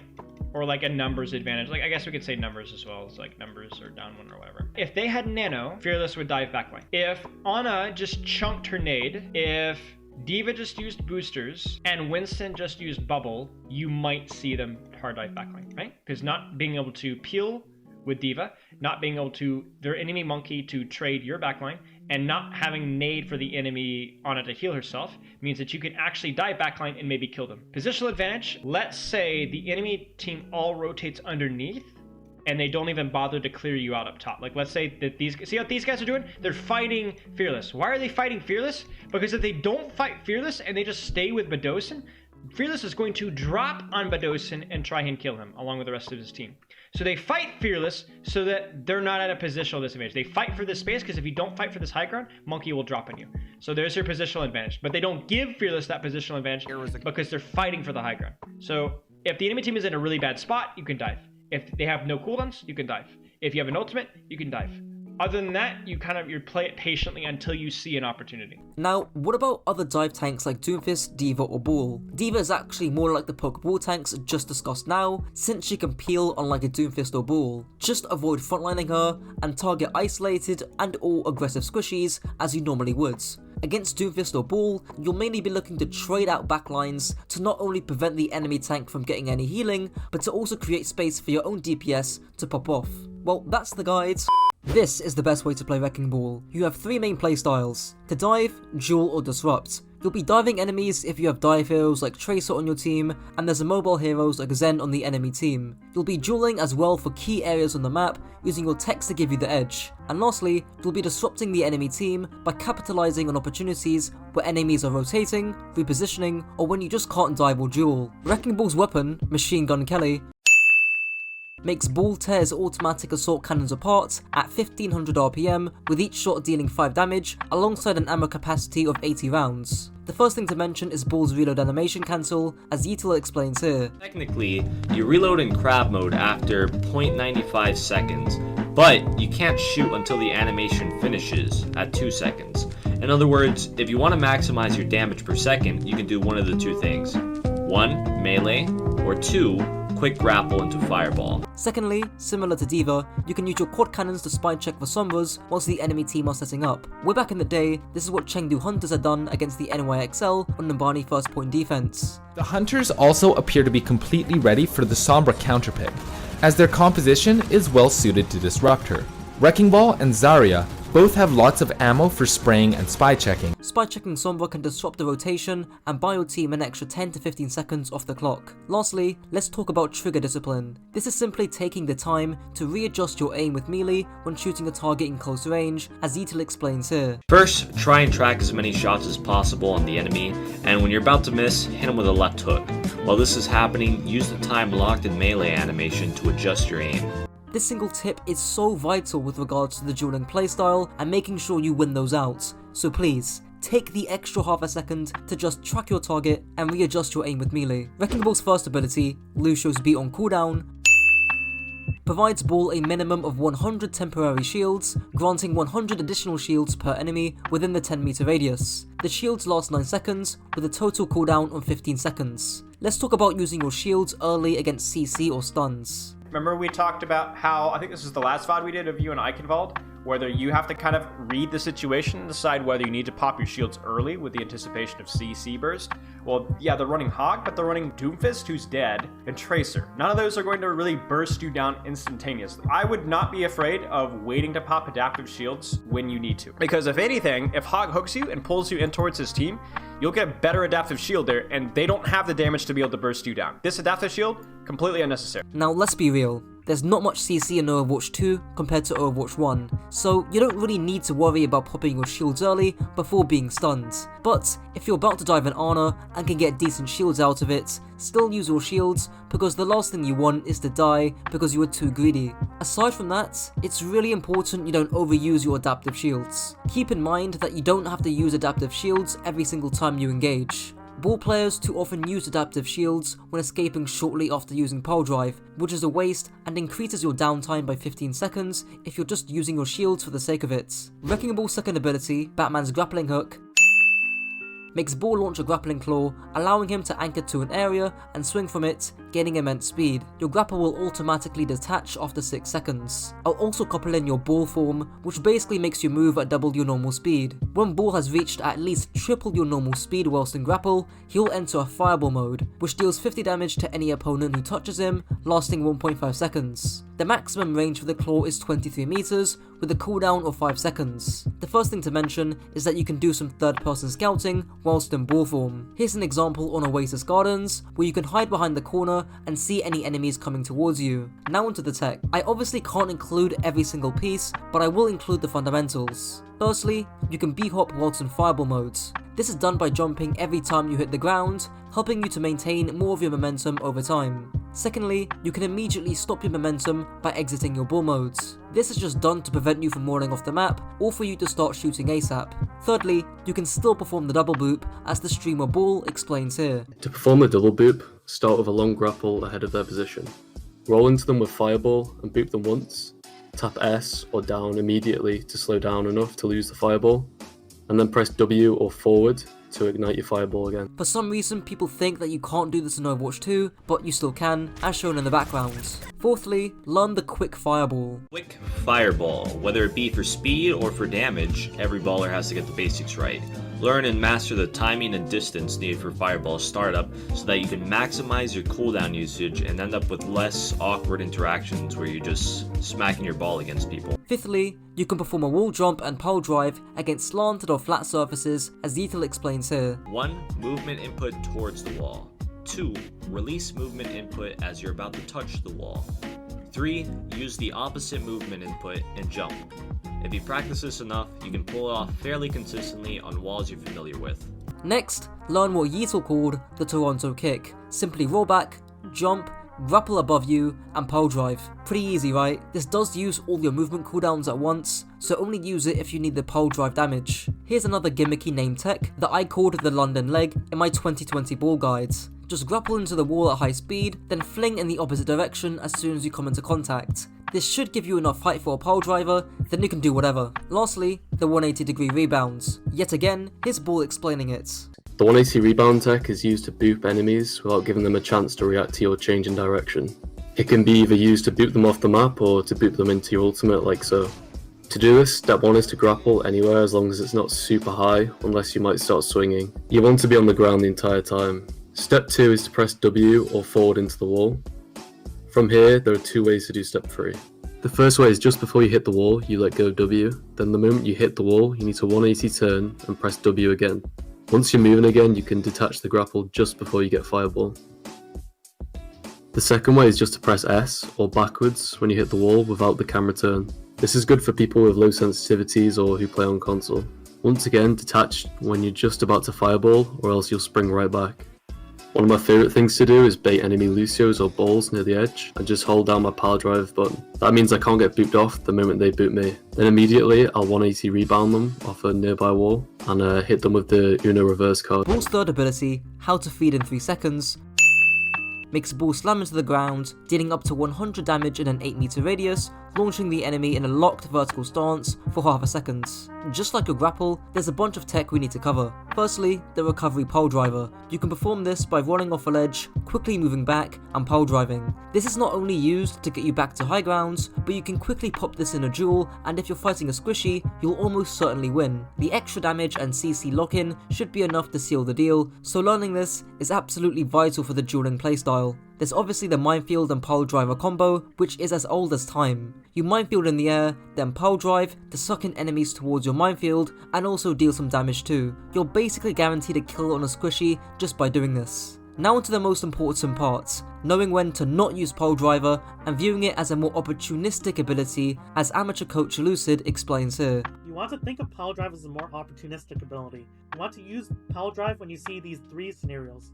You either want to use it to finish off low HP enemies, relieve pressure from your backline if the enemy's posing a serious threat to it, or when you know someone can follow up on it, like for example a Tracer, an Echo, a Genji. I would add a 4th usage, which is just pole driving when you can get away with it, and or in duels, as discussed prior. That clip from Lucid was from Overwatch 1, when there were a lot more stuns compared to Overwatch 2, but the principle still applies. You don't want to use pole driver and unnecessarily risk your HP pool for it. Kim Jong-un's second favourite weapon makes Ball deploy a set of long-lasting proximity mines, which deal 130 damage per mine, lasting 20 seconds. Also note that each mine has 50 HP. There's 4 main uses to your mines. Firstly, to split the enemy team. Think of it like Dragon Strike and dividing and conquering from there on. Secondly, AoE fragging. A Brawl team clumped up together would be a perfect time to minefield for a high chance of dealing serious damage. Thirdly, a solo ult. If you need to force trans or resources away from the front line, it is almost always worth solo minefielding. Lastly, contesting points. There have been many times, especially on Koth and now on Push, where the enemy team will play extremely sloppy,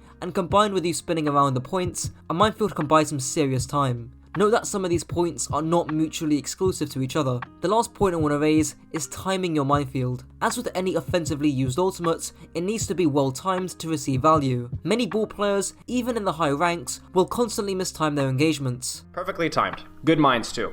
It doesn't need to get kills to be good. They're trying to go in and find value with this mine engage. They've committed to this fight. You go for like a boop play. You don't quite get it good enough. You preemptively adaptive shield, which is good because the Roadhog, which is good. You mine, which is good, and then you get out of town. You've done your job. Like, there's somebody on point right now. That person is by themselves. They're so split right now, your team can follow up on all of this. Your Genji can follow up on all of this. Now onto the playstyle and positioning part of the guides. For those who've watched my old ball guides, these 3 playstyles do remain the same, but with a few tweaks. I'll let Spallo cover the 3 main playstyles, being the dive, disrupt or duel, and then I'll add my own nuance. It's dive, duel, disrupt. You kind of break down the disrupt into like point pressure, boot, okay? Is it this? Is it this? Is it this? And obviously that's going to change depending on the status of your cooldowns as well. Like, you're less likely to be able to dive or duel if you're down your adaptive shields, right? In addition, a lot of your dives were mistimed. This was a consistent theme. And actually your boop pressure was mistimed as well. So whether it was Genji and spawn,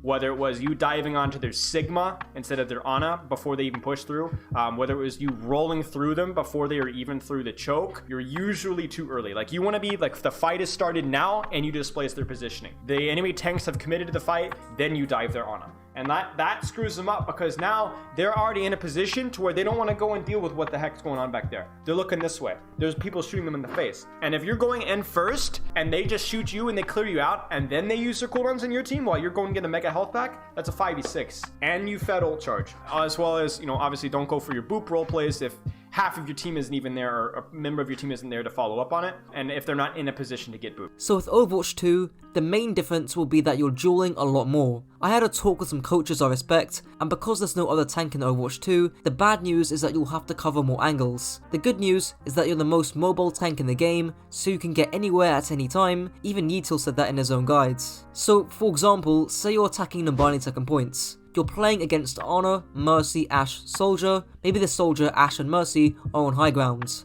Ideally, if possible, you could duel the enemy Ashe or Soldier, doing those recovery pole drivers we talked about earlier. If there's too much healing and you can't duel, no biggie. Go for the disrupt playstyle instead, looking to conserve your HP pool, doing roll throughs and avoiding pole drivers. The goal with disruption here is to get the Soldier and Ashe to spend as much time looking at you rather than your team, whereas with diving or dueling, your main goal is lethality. If you of course have a Genji or someone to help you, then you could dive the Ashe or Soldier, but that won't always be the case. I hope this example helps to illustrate how you can fluctuate between the 3 playstyles at a moment's notice. Finally, I do want to cover playing up against compositions with high CC. Overwatch 2 obviously has a lot less CC and stuns compared to Overwatch 1, but if you are playing against a composition like a Hog, Mei, Sombra, Ana, or any future heroes down the line, perhaps it's worth noting that you should likely lean into the disruption playstyle, generally avoiding pole drivers unless you have solid follow-up. Speaking of Sombra, what happens if you flank and she hacks you out of invis? Well, you have 2 options dealing with Sombra. The first is to take shorter flanks and to flank later into the teamfights. For example, on Rialto second point defense, you start up by the stairs, and then when the enemy backline walk through the choke,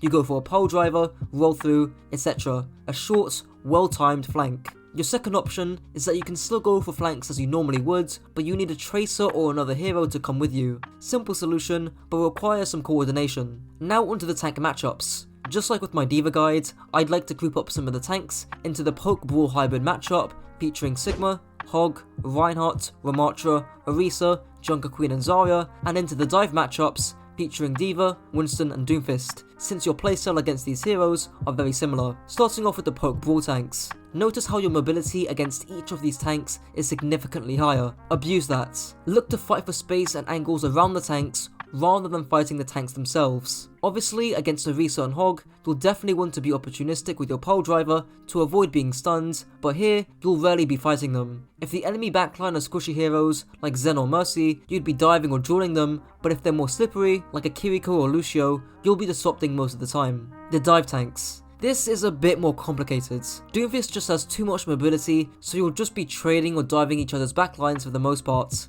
With Winston, you can disrupt his dive by booping him out of his bubble, or again by diving the Winston's own backline. Against Diva, your playstyle will actually be more like the Poke Brawl tanks, because Diva can peel, unlike Doomfist or Winston. If you dive the backline, Diva's gonna be there to peel that off. If you duel enemy DPS, Diva's gonna be there. So it all comes down to what the enemy team are running. Well, that's it for the guides. This is the best way to play Zarya in Overwatch 2. Your bubbles are by far the most important part of your kit, and don't use them just for charge. A good guideline for bubble usage is to bubble aggression, meaning bubbling your own aggression, the aggression of a teammate, or if you or a teammate are being aggressed on. Try and keep a bubble in the mid-fight to sustain yourself and so you don't get run over. Keep in mind, the threat of bubble is what allows you to take space. If the enemy team know you haven't got any bubbles, they're gonna run you over. Zarya's weapon, the Brokey Beam, makes Zarya fire a beam that deals either 85 DPS or 170 depending on its charge. She can also lob explosive charges, dealing 47 to 95 damage respectively, and they take up 25 ammo per shot. The most important mistake that Zarya players, including you watching this video, probably make is just turning your brain off and to default shoot at the enemy tank, especially enemy Orisas. Here's professional coach Temporal explaining why shooting smaller hitboxes is so vital and why only the top 1% of Zarya players actually do this. So I want to point this out because this is really important, and I'm seeing a lot of people sort of fall into this trap of going tank shoot at other tank. Remember, the tanks give you 30% less ult charge, the tanks are never going to die in some of these situations if they have two supports available to them. You probably don't have the best tracking in the world of when that Zarya has actually wasted or used both of their bubbles. You're going to be better off shooting at any other target that becomes available. Even if the Zarya is at like 50% health, you're generally going to be better swapping off to the Moira that came in to heal them, swapping into the Lúcio that came in to bug you to help their Zarya stabilize, or their Orisa stabilize, or their Roadhog stabilize, or their Reinhardt stabilize. You are looking as Zarya to swap past the tank to do damage. Not to mention, with Orisa, not only are you getting 30% less ult charge, but she also has armor, meaning you're dealing 30% less damage, and she has Fortify, reducing that by another 40%. Hopefully, I've convinced you to not shoot Orisa all the time. In the bubble section, I'll have Temporal explain how you can just walk past the enemy tank, especially if they don't have CC, to then shoot at squishy heroes if you have a bubble available. Now onto the most common mistake Zaryas make with their gun, which is, well, simple, is to stop reloading so much. So many Zaryas, including myself, will fire one right click charge and then immediately reloads. This kneecaps the damage you can do over time, so please try and actually use the full 100 ammo in your clip and ensure you have a full clip when the fight actually begins. The quintessential Zarya error is to reload whenever you didn't need to. And like right now, 40 charge, 50, why the heck are you reloading? The fight is starting now. It's not like, oh, the fight's about to start! No, why are you reloading? Why are you reloading again? Like, there's stuff going on. As Zarya, you also want to be interweaving your beam with your right clicks. This helps to maximize the ammo capacity that you actually have. The next thing to note is to maximize your 1v1 dueling potential. For the overwhelming majority of cases, you want to start and end with a right click and then use your beam in between that period of time. Here's Yield explaining the reasons for this here. The right click slightly boops your enemy, making their strafe easier to predict, and their first shot slightly harder to hit. If you really catch an enemy off guard, you can throw in a melee right after the initial right click for maximum DPS. The next thing to learn is rocket jumping. This is done by simply aiming down at your feet, jumping, and as soon as you are mid-air, you shoot a charge at the ground directly below you. This is only done for mobility, either to get you back to the fight slightly quicker, or to reach certain high grounds, as Zeetil does here. Widow's high ground behind the signal. Oh my god, Zarya, what the my high ground. You can also do double rocket jumps by firing a load in the air, that sounds crazy I know, and then combining that with a right click on the ground to gain double the heights. After a one team fight, you can and should also push up and toss a few right clicks close to the enemy spawn for two main reasons: to farm grav and to retain your energy by absorbing spam early on. Zarya's first, second and only ability, the bubble, makes Zarya emit a personal or projected barrier that shields Zarya and her teammates against incoming attacks, redirecting that energy to increase her weapon's damage. The barriers are 200 HP, last 2 seconds, and are on an 11-second cooldown. Zarya gains 1% per 5 damage blocked, meaning a total of 40 energy gained per bubble. I've coupled together both her personal and projected bubble since it's slightly easier to edit for me, and the principles around bubble usage still stay the same. The most important and universal principle with your bubbles is the bubble aggression. Think about it. 90% of the time you whiff a bubble and get 0 charge is because you either weren't aggressing or the enemy team weren't aggressing on you, or your teammate depending on what bubble you use. So simply put, if you want to get energy on Zarya quickly, just bubble aggression. Now let's build off this further. Bubbling aggression isn't enough in Overwatch 2, and it's not good enough to just use 2 bubbles back to back to get 80 charge. The reason for this is because you can easily get run over because you have no defensive cooldown left. You're a sub 500 tank with no armor and a decently sized hitbox. Imagine if you also use both your bubbles, you're gonna get run over. Where bubbles become less about building charge and more about controlling space. You'll be thinking to yourself, well, if I bubble for charge, I'll get more damage. Well, the issue with that is, if you bubble for charge and you cannot push out and take space anymore, you lose neutral and you have to retake for your team, well then your team can't play the game. You lose out on damage. You can't play the game, and when you're dead, you have 0 charge. So, to redeem this, the play is to either gain 80 charge by eating a ton of spam from a distance, so that by the time the enemy team push into you, or vice versa, you already have a bubble back up, or simply, you just keep one of your bubbles as a failsafe when you're on decent charge, as Barlow explains here. Like, let's say I'm like 75-80 charge, and let's say this is the enemy team. If I have personal bubble, that might mean I can go from this position over here to this position here. More aggressive, still cover, but like, let's say I do this. I'm on this angle and I just like walk in front and take damage to get from 75 to like 90 charge. This is the bad news. I got 15 charge, but because I no longer have personal bubble, it might not be safe for me to go right back to where I was. The enemy team might go, hey, that girl doesn't have personal bubble, and they might start to push me, in which case I have to back all the way back to this position over here. So the irony is that I have higher charge, but I'm doing less damage because I'm in a more conservative, less aggressive position. The point being is that once you're already at a fairly decent charge, don't go looking for personal bubble charge. Play aggressive positions and sit on your personal bubble as a failsafe. So in short, being on decent charge but having a spare bubble allows you to play more aggressively because of the threat or safety of your bubble. In Overwatch 2, with one less source of damage, you can actually utilize this by walking past the enemy tank to damage the enemy healers. You're happy to ignore that, Zarya, and sort of do-si-do yourself to here where you can melt the Moira. You do not care that the Zarya is shooting you. In fact, if you're still at like 100%, 80%, 70% health, you don't even care and you're just going to walk in and shoot at that Moira. You're not do-si-doing in with your bubble to kill the Moira initially, you're do-si-doing in with your bubble available, and then you're using it to take out the Moira, the Lúcio, the Sojourn, the Pharah, whatever is there. Now, obviously this isn't a good idea against all tanks. If the enemy tank has higher sustain, like an Orisa or a Reinhardt, and if they have CC, like Hog or Orisa, then I'd be cautious about this kind of aggression. But St. Paul is right in the general sense of being allowed to take more aggressive positions in the mid-fights if you have a spare bubble. The only type of bubble I haven't really thoroughly covered are peeling bubbles. This is just when you bubble a squishy hero when they're being dove in order to protect them. This is fine to do, especially if they're running at least 2 dive heroes, but don't save your bubbles waiting for something specific to happen. Similarly, you can and should also bubble a teammate if they're being aggressed on. For example, if your soldier is on an angle and gets stuck by a Cassidy grenade, you better get that bubble. So hopefully that covers most of the use cases of your bubble. In short, bubble aggressively to either gain charge or to threaten a more aggressive position for yourself or for your teammates if you're bubbling them. Bubble your teammates if they're being aggressed on in a duel or if they need peeling. This will all depend on the enemy composition, and I will get onto comps later in the video. Other things to note about your bubble is that you can clean status effects and counter ultimates such as EMP or Shatter with it. Zarya's ultimate, the Black Hole,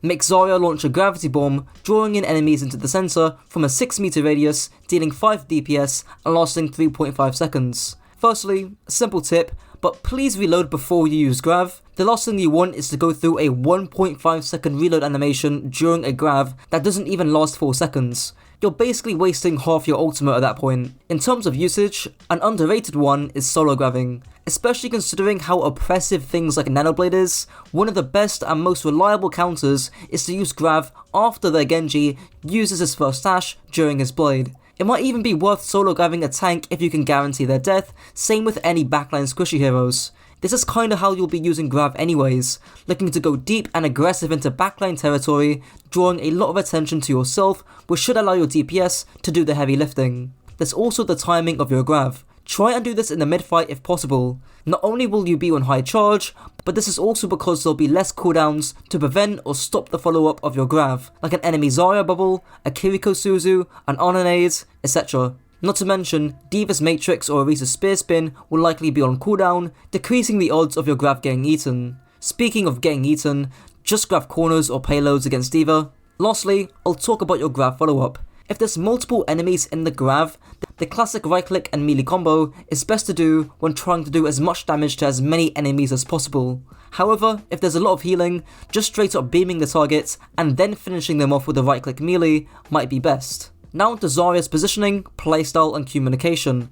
Starting off with communication, it can often be a good call out to just say bubble in 3 or bubble in 5 if you're playing Reaper Zarya or playing with a teammate expecting bubbles. This just lets them know roughly when to engage, meaning you synchronize your aggression together. Speaking of the Zarya Reaper composition, here's a voice cat outlining how the composition fundamentally works. Zarya can use bubbles on DPS like Reaper and Tracer in order to zone enemies or make a distraction that the core can use to push up into a stronger position or to clear split targets, kinda similar to how the Monkey Zarya comp is played in 6v6. This example here is pretty clinical. Reaper goes in with Bubble to draw attention and split backline LOS from the Monkey's attempt at a trade. This forces Bubble and Jump Back, at which point the Zarya team can easily push in to exploit the enemy downtime. To add on to this isn't just with Reaper, it's with any hero that has burst mobility. It could be a Reaper TP, a Genji dash, a Tracer blink, a Symmetra TP, a Junkrat mine, a Pharah concuss, or anything else that can quickly help draw attention away from the front line and do those trades and splits which your voice cat was talking about. Now what if you're not playing Zarya Reaper, or if you're not playing Zarya like this at all? Well, you basically just bubble for yourself selfishly for the most part, unless you obviously see an opportunity for an aggressive teammate to get a bubble. Now with positioning, there's 4 general rules. Here's an example on Havana 2nd to help illustrate them. Firstly, you need cover. This is actually really important on Zarya since you need some place to regain your cooldowns. Secondly, you need LOS or line of sight so you can actually see and shoot the enemy team. Thirdly, and this is less important since you're a tank, but you need good distance from angles so you don't get snuck up on by a Sombra or a Tracer from a short flank. And lastly, you need good defensive and aggressive rotation options. This basically means you need to be able to escape or push up more aggressively, and this relates back to the thing about bubble management and having bubble as a failsafe when you're on decent charge. Lastly, moving on to tank matchups. Zarya vs D.Va, a neutral matchup. In short, Zarya wins on the front line but loses on the angles. Obviously D.Va can't mitigate your damage and she hasn't got range, meaning if you keep your distance, she's forced to move. However, because D.Va has more mobility, it can be tough dealing with her angled pressure, especially if she starts flying around you. In this case, look to bubble the people that D.Va dives or duels, and look to trade out backlines. Zarya vs Orisa, a favourable matchup for Orisa. Again, Orisa can't really do anything about your damage, but the mistake here is just tunneling onto the Orisa and not onto the Sojourn who's pocketed with overclock about to kill half your team. Of course, shoot the Orisa if there's no other target available, but don't ignore the squishies. Zarya vs Ryan. As Flat says, Zarya is the off-tank Reinhardt. Zarya trades out some sustain in exchange for higher damage compared to Reinhardt's. Don't get too close, even with bubbles, as you can get run over, but aside from that, look to beam down the squishies around Reinhardt, keep your distance, even play high grounds if need be, and you should be alright. Zarya vs Hog, a slightly favourable matchup for Zarya. Obviously bubble hooks, but similar to Orisa, whilst I know Hog is a big fat juicy target, don't just tunnel your beam on him unless there's nobody else to shoot. He won't die, he'll waste your time, so again, look for angles and rotations onto the squishies where possible. Zarya vs Junkerqueen. Junkerqueen's slender hitbox isn't the easiest thing to track for lower players or people who play no-aim heroes like me. Coupled with Queen's self-sustain thanks to her bleeds, as well as her commanding shouts, a good Queen can chunk you down up close due to your low sustain as a poke ball tank. However, your bubbles counter her ultimate, and if the Queen doesn't take action with her commanding shout, she's easy pickings. Zarya vs Doomfist, a favourable matchup for Zarya. Since Doomfist trades out cleave damage in exchange for burst damage when compared to his dive counterpart Winston, your bubbles can do a whole lot more for saving singular targets that Doom may dive on. Just be careful not to supercharge his punch early on. Zarya vs Ball, a neutral matchup. Most of the time, you won't even be seeing the enemy Ball, and since a good Ball never plays frontline, you can't really farm charge off him.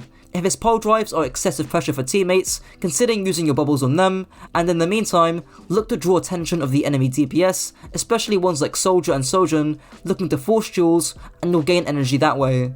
Zarya vs Winston. A favourable matchup for Winston. Just like D.Va, Winston has more mobility, meaning he can get on top of your squishies and in places where you can't reach. His low damage also means you can't reliably farm energy off him, and his clear damage means you can somewhat easily waste your bubbles. As a result, look to absorb his dive pressure and push it in hard after he uses his bubbles. A Winston after he dives is pathetic. He'll have no jump, no bubble, and will likely be on low HP. This is your time to strike. Zarya vs Sigma. A map dependent matchup. Sigma will obviously look to keep as much distance away from you as possible, whereas if you're on top of him, that doesn't really matter. You can bubble through his accretion and he easily loses up close. Well, that's it for the video.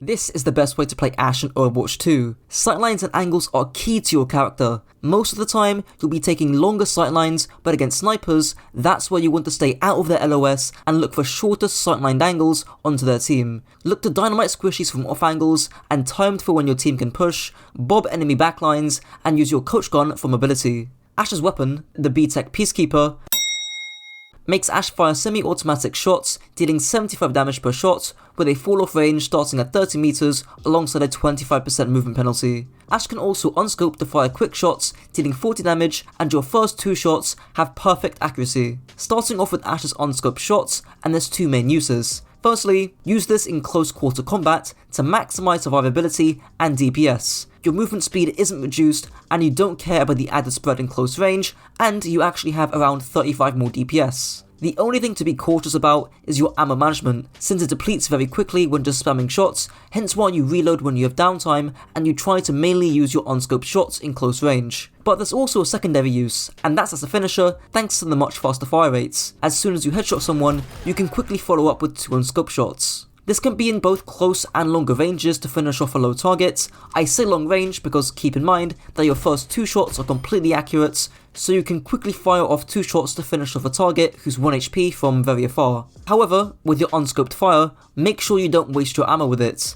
More specifically, don't waste it spamming away at a Winston bubble, Orisa fortify, D.Va matrix, Sigma shield, etc. A key fundamental with Ashe is timing your angled pressure on the enemy team for when your team pushes in. For instance, on Junkertown first point attack, you could take the high ground surrounding your team or push left side. Another thing to mention is to maintain longer sightlines to fit the range of your gun, hence why you aren't pushing right sides. The problem is that we're putting out pressure in a location, in a proximity that's not favorable for us against a composition like a Reinhardt Zarya and against a McCree. In addition, this makes no sense when you have a better, safer high ground angle like this that we literally just leveraged and won the fight with the previous fight. And now we're sitting on the floor. This is so much safer and more aggressive up here. Other heroes wish they could wall climb up here and utilize this, and yet you're here.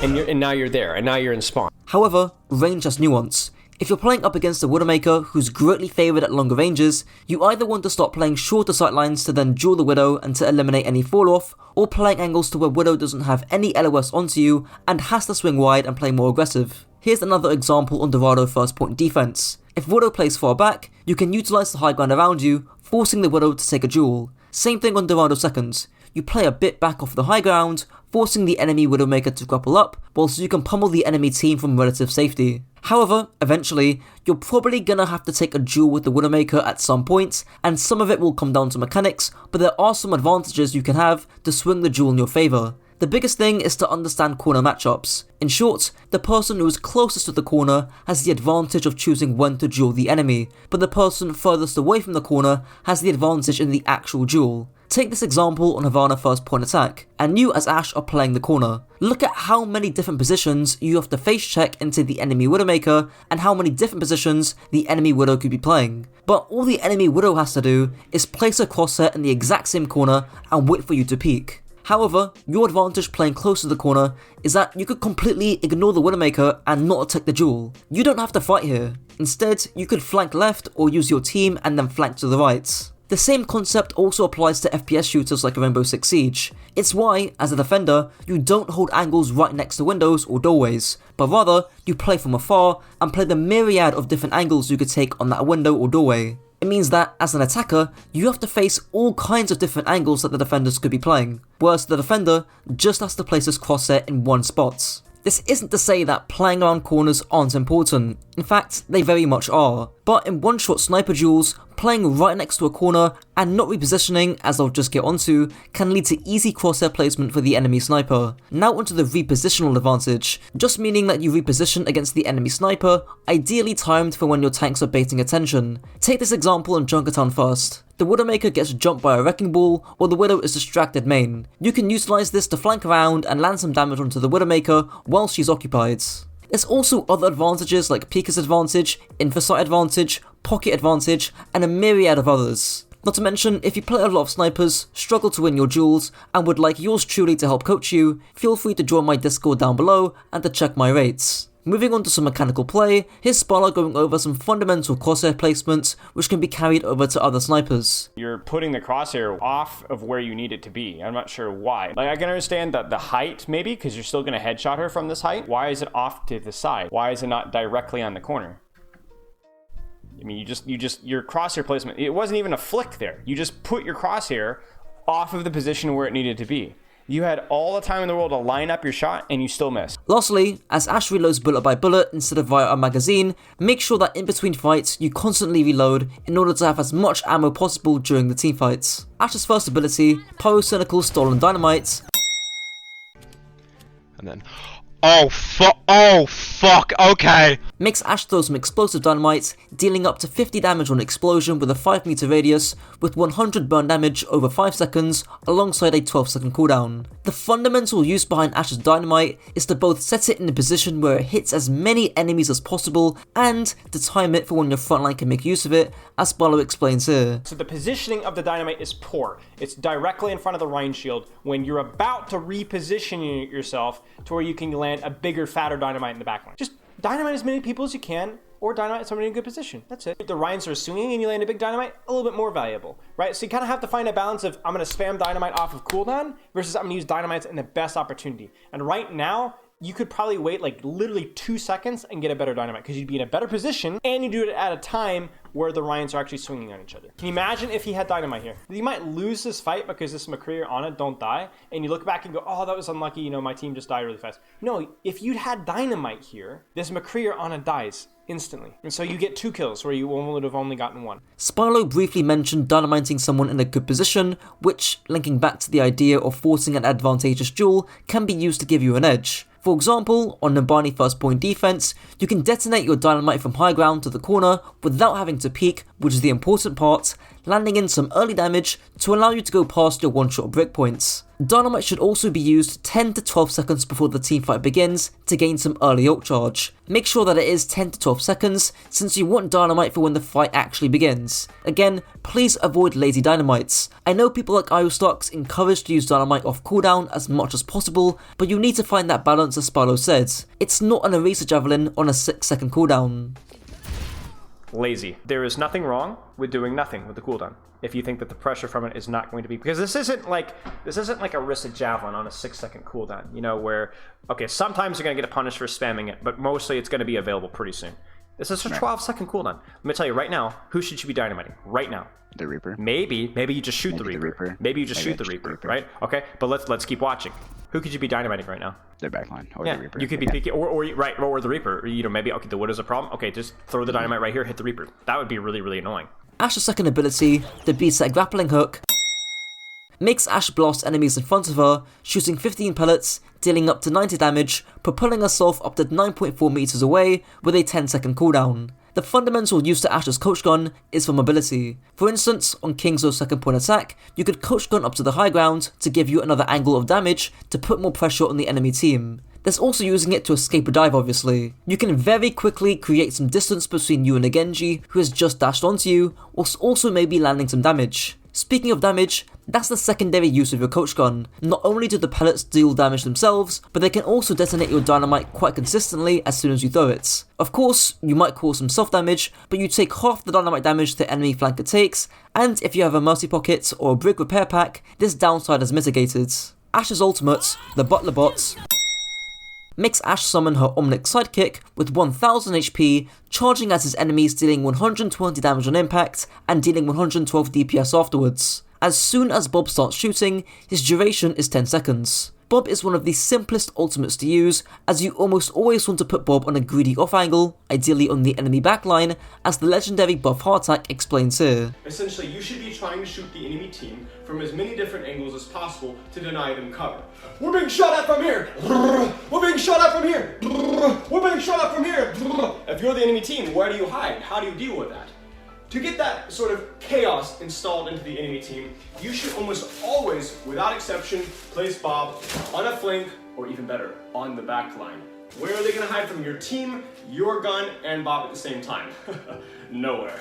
A visual example of this would be on Numbani second point attack, where you send Bob into the backline, where he has a nice juicy off angle onto the enemy backline. One additional thing to mention is to time your Bob through when either team engages, so that your Bob doesn't get destroyed before the team fight begins. There's also using Bob to stall objectives. Considering Overwatch is 5v5 and not 6v6, this can be really useful to prevent C9s or to buy time for you and your team to take angles and make plays. Now moving on to the positioning, playstyle, and compositional part of this guide. In terms of general positioning, there are 4 key principles which I'll showcase on Oasis City Centre. The first is to have cover, really important to stop taking damage at any moment. The second is to have line of sight, important to deal damage on the enemy team whilst also having your team to help. The third is to have good distance from angles, so that the enemy flankers don't sneak up on you. And the fourth, and arguably most important guideline, is to have aggressive and defensive rotational options. This is where you're going to get your angles and Ashe to land those juicy dynamites. You can either rotate left side,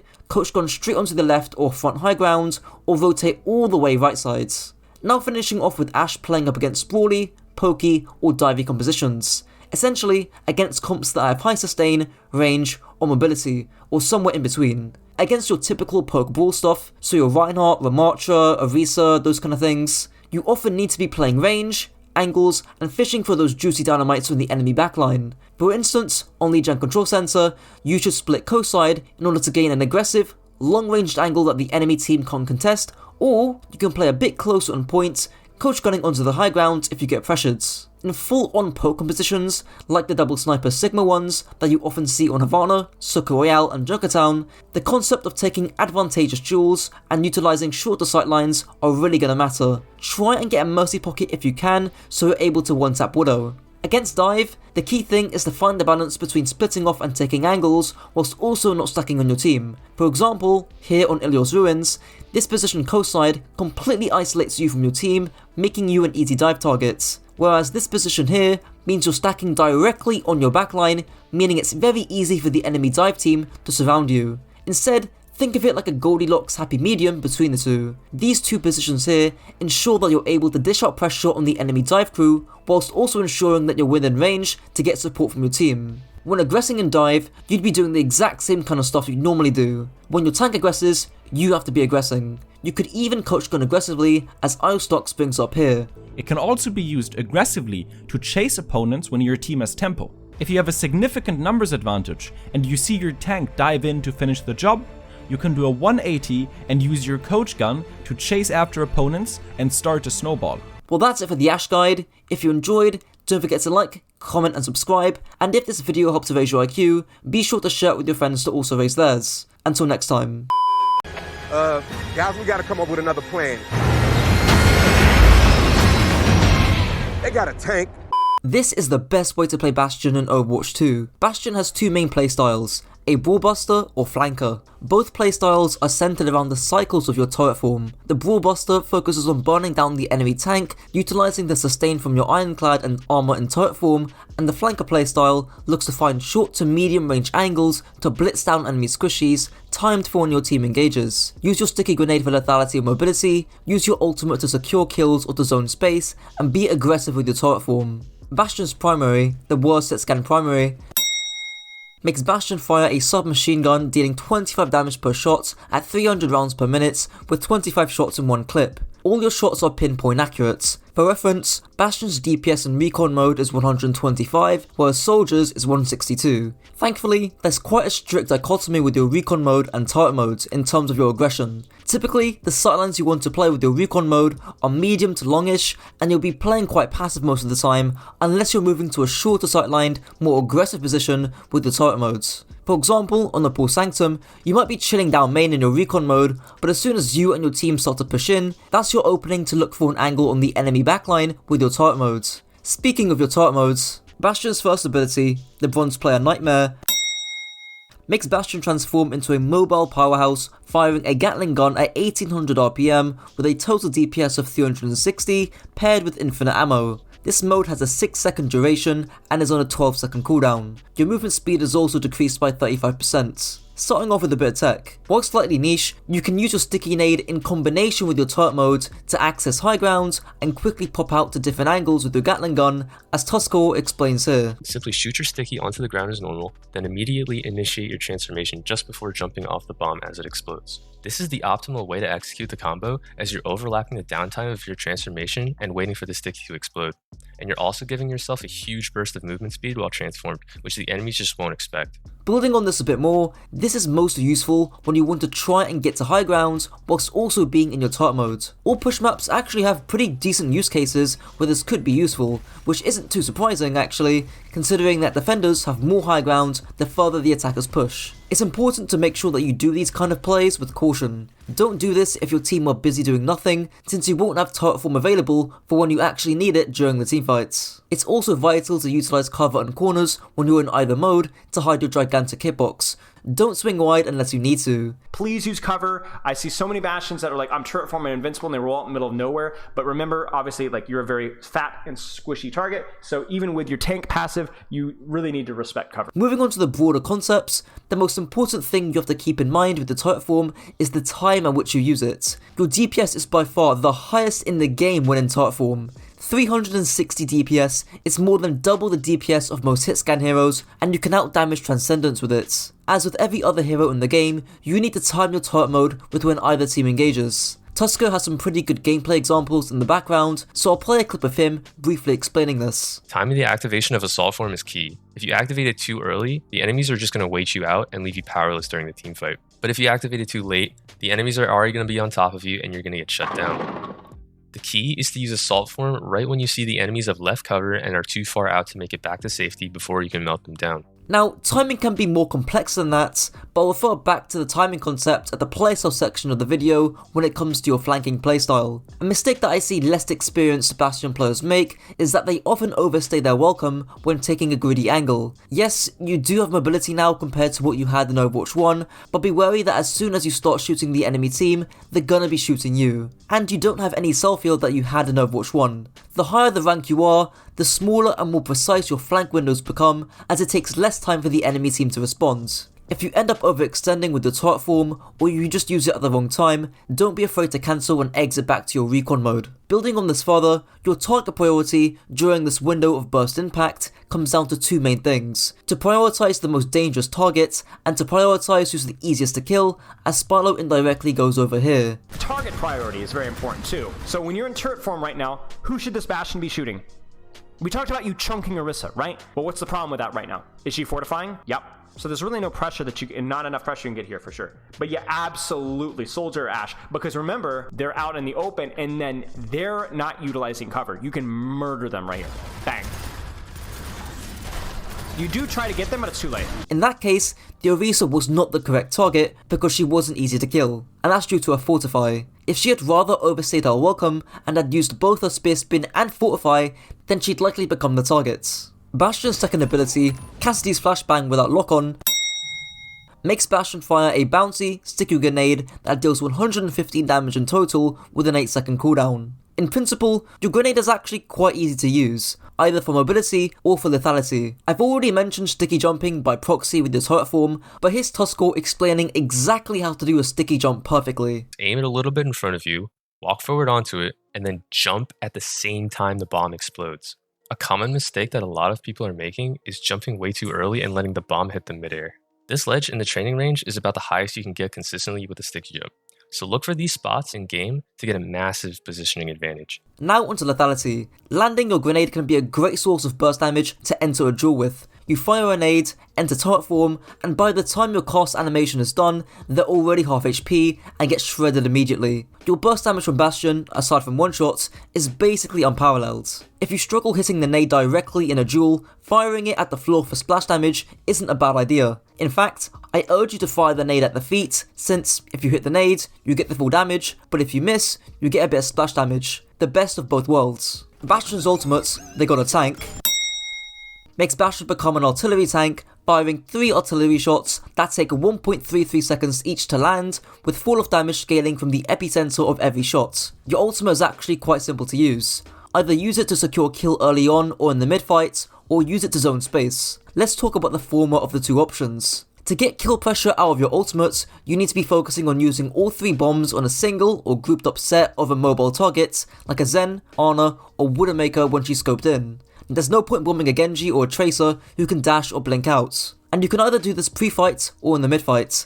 I recommend doing this in the mid-fight against better enemies because it's a lot more hectic and there's stuff going on, and you can also utilise the downtime after you use your turret modes. But if you can consistently secure a pick before the teamfight begins, then I see no reason to not use it otherwise. Now with zoning space. You'll likely do this against more mobile compositions because it's harder to exert kill pressure on them. Now, what space do you zone? Well, that's pretty easy. Typically you want to be zoning off angles or high grounds that the enemy teams are controlling. For example, on Bastion downtown, if there's a Widowmaker holding high ground from 50 miles away, you can completely cover the high ground with artillery. But the real important thing is the timing of your artillery. Imagine if you bombed the high ground whilst your Widowmaker grappled up, and then killed the enemy Widowmaker while she was distracted by your artillery. That is how you properly use it to zone space. Your team has to play aggressively off your artillery. Same thing here on King's Row. You fire 1 or 2 shots on each high ground, then your team push in aggressively and take that high ground for free. If timed correctly, your ultimate can do wonders.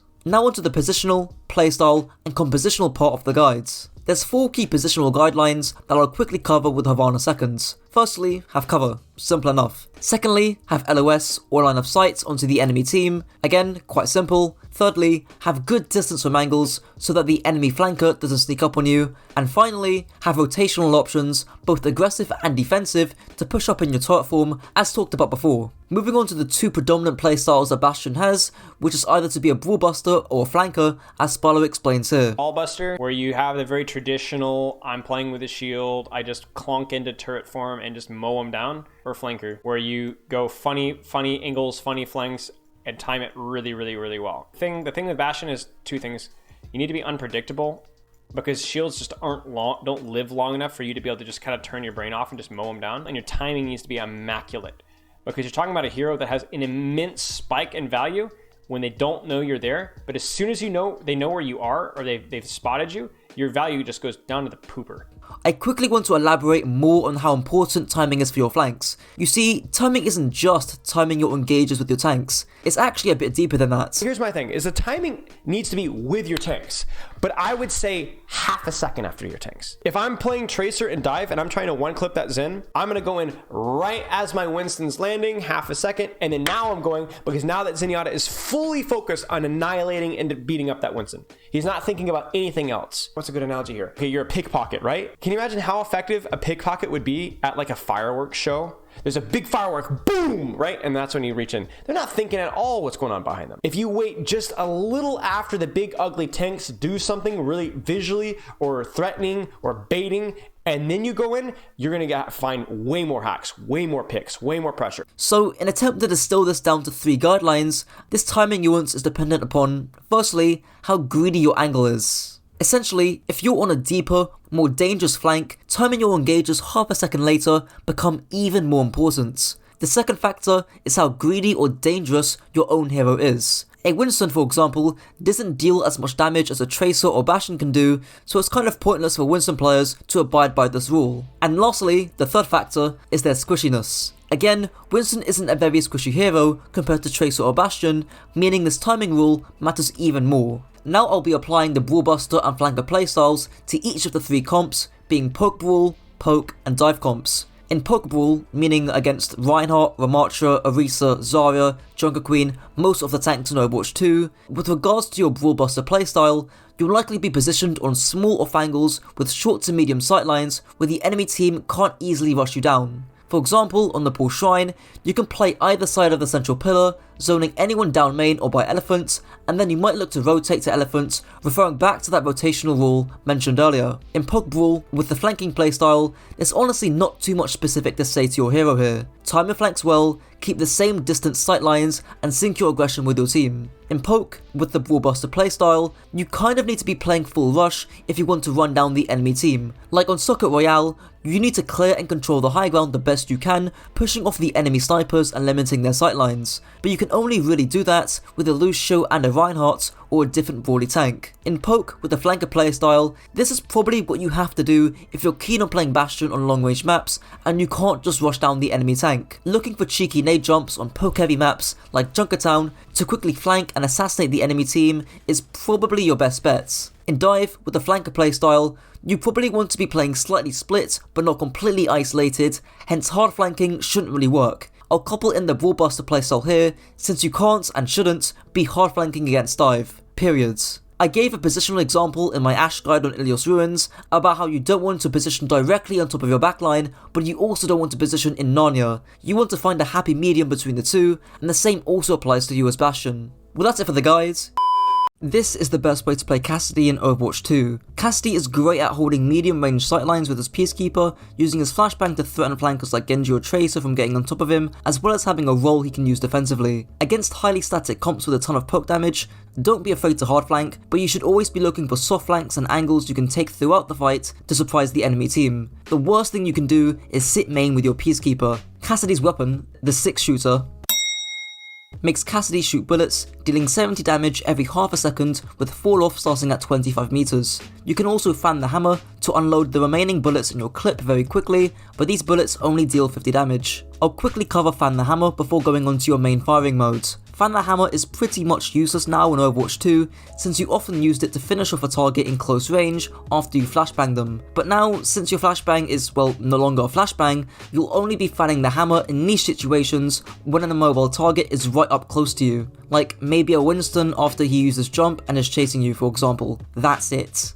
Moving on to your primary fire, the biggest thing to keep note of is the sightlines you choose to play. As of recording, Cassidy recently received a, on paper, slight range buff, which in game actually translates to a 20% or more time to kill decrease. A very common thing I see lower level Cassidy players do is that once they have a nice sightline or angle, they will walk forward to whatever they're shooting instead of using the cover they once had and jiggle peek from it. You're dealing the same damage whilst being much safer. Now as Cassidy, you will outrange most heroes and compositions, so the most important thing to do is to maximize your range and safety, even at the expense of a little bit of fall off. If you're going to take this angle here, why are you pressing W? Why did you go from nice corner, nice angle here to I'm on top of point? Maintain the sight line, and that's all you need to do. You outrange this comp heavily outside of Zenyatta and random Pharah rockets. There is no reason for you to go, I'm going to close the distance against these guys whatsoever, especially with the D.Va on the field. You're playing your McCree like you're trying to get up in the face of your enemies. At least that's how it looked like on the Pharah, and it's how it looked like in the D.Va. You do not need to do that. You can do that against Widowmaker comms, Hanzo comms. Now, likewise to heroes like Ashe, there are times where you need to be playing a shorter range and, no surprise, that's up against sniper comps. A visual example of this would be on Junkertown first point attack, where you can play shorter sightlines in the run with the Mega, while still having an off angle to split focus. You may even want to 2-tap the Widowmaker while she's scoped in. On Socket Royale, this could also be taking an angle underneath the high ground, or rotating to it and directly contesting the high ground. Also, as obvious as it is really important that you time all the angles you take with when your core pushes. I'll mention more about angles and flanking on Cassidy in the last section of the guides. Cassidy's first ability, the Rick Roll, makes Cassidy perform a combat roll in the direction you're walking in with a 6-second cooldown and a 50% damage reduction whilst rolling. The main usage of roll is for defensive purposes, to maintain an angle and to defend yourself from any threats, as Spallo explains here. Hi guys. I'm going to major midget guide. Really, roll and flash are both used when your off angle is being contested. In other words, you can either utilize roll flash aggressively on your off angle, but most of the time you want to find a good off angle that makes you really, really dangerous, that makes people want to come after you, and then you can use roll and flash to defend yourself. That's the goal. That's the goal. Very rarely will you aggressively be looking for roll and flash opportunities. Oftentimes you'll just take a position that makes the enemy team do something to stop you, and that's where roll and flash are really useful. Now, of course, there will be times when you aggressively roll to an angle to save time when you try and get to an angle. Maybe you're doing a late or a long flank and you need to hustle and move so you get to that flank in time. There's also using roll to peek a corner fast and to throw off the enemy. I go over open space and corner theory in my Ashe guide, so I don't want to repeat it here, but in short, the person playing the corner has the advantage in choosing when the duel occurs, and the person in open space, or playing away from the corner, has the advantage in the actual duel. This is because the person in open space only has to put their crosshair on the corner, whereas the person on the corner doesn't have that luxury. However, if you're the person on the corner, you can use your roll aggressively to throw off the crosshair placement of the enemy, whilst also utilising that 50% damage reduction. Speaking of that damage reduction, whilst niche, it can actually be quite helpful. Take this example here,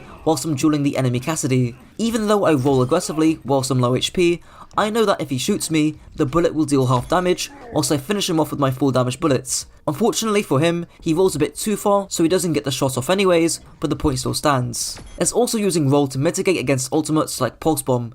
You get stuck, no worries, just roll and you'll survive. Make sure to not roll into your team though. Cassidy's second ability, more annoying than Overwatch 1 Flashbang, makes Cassidy throw a magnetic grenade, dealing 131 damage with a 10 meter range, a 10 second cooldown, and 1.2 seconds to explode. It also has a fair amount of auto lock on. Likewise to your roll, your mag grenade is often used defensively when covering your flanks on an off angle so that you don't get run over. Flashbang isn't often something you actively look to get value from, but rather something to prolong the value you get from your Peacekeeper. Just by you having it, you threaten flankers like Tracer, Sombra or Genji from dueling you up close. With that being said, if you do see an opportunity to aggressively roll in and stick someone, take it. But I see this here, and I'm a crappy Cassidy, but what should you do literally right now, immediately? Probably go for it and stick you.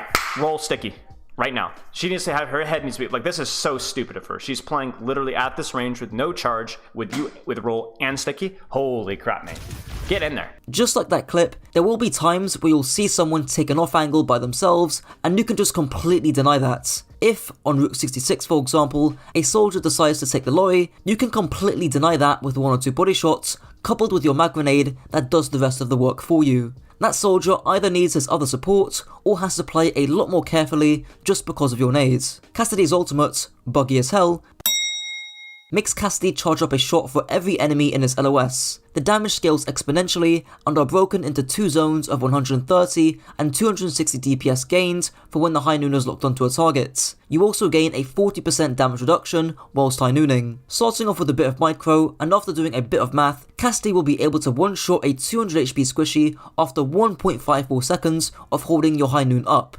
This is actually a slight nerf of 0.1 seconds since my previous Cassidy guide from 2 years ago. Thankfully, to make things simple, there's 3 main uses of High Noon, all of which are relatively easy to remember. The first and safest use of High Noon is the zone space. I've already talked about using some other ultimates like Bap's Window or Bastion's Artillery to zone space so your team can push up, and you can do the exact same thing on Cassidy. Here's Natta giving a great example of that still applies today, way back in 6v6. But if Oni got High Noons, that forces enemy team to back up. That forces these guys to back up. It forces these guys to sort of back up in essence, right? So there's less pressure on Dans, which then means, guess what? Hey, there's less pressure on Dans? Okay, cool. As, Diva, Lúcio, Bap, even May to some extent, you don't need to be stacked on the Ryan right now. You can do something else. And what's something you can do? You know that the enemy team is abusing these high grounds, right? Like this high ground over here, this high ground over here. You can send a little kill squad to go push that. You'll see the Diva, you'll see the Lúcio, and the Bap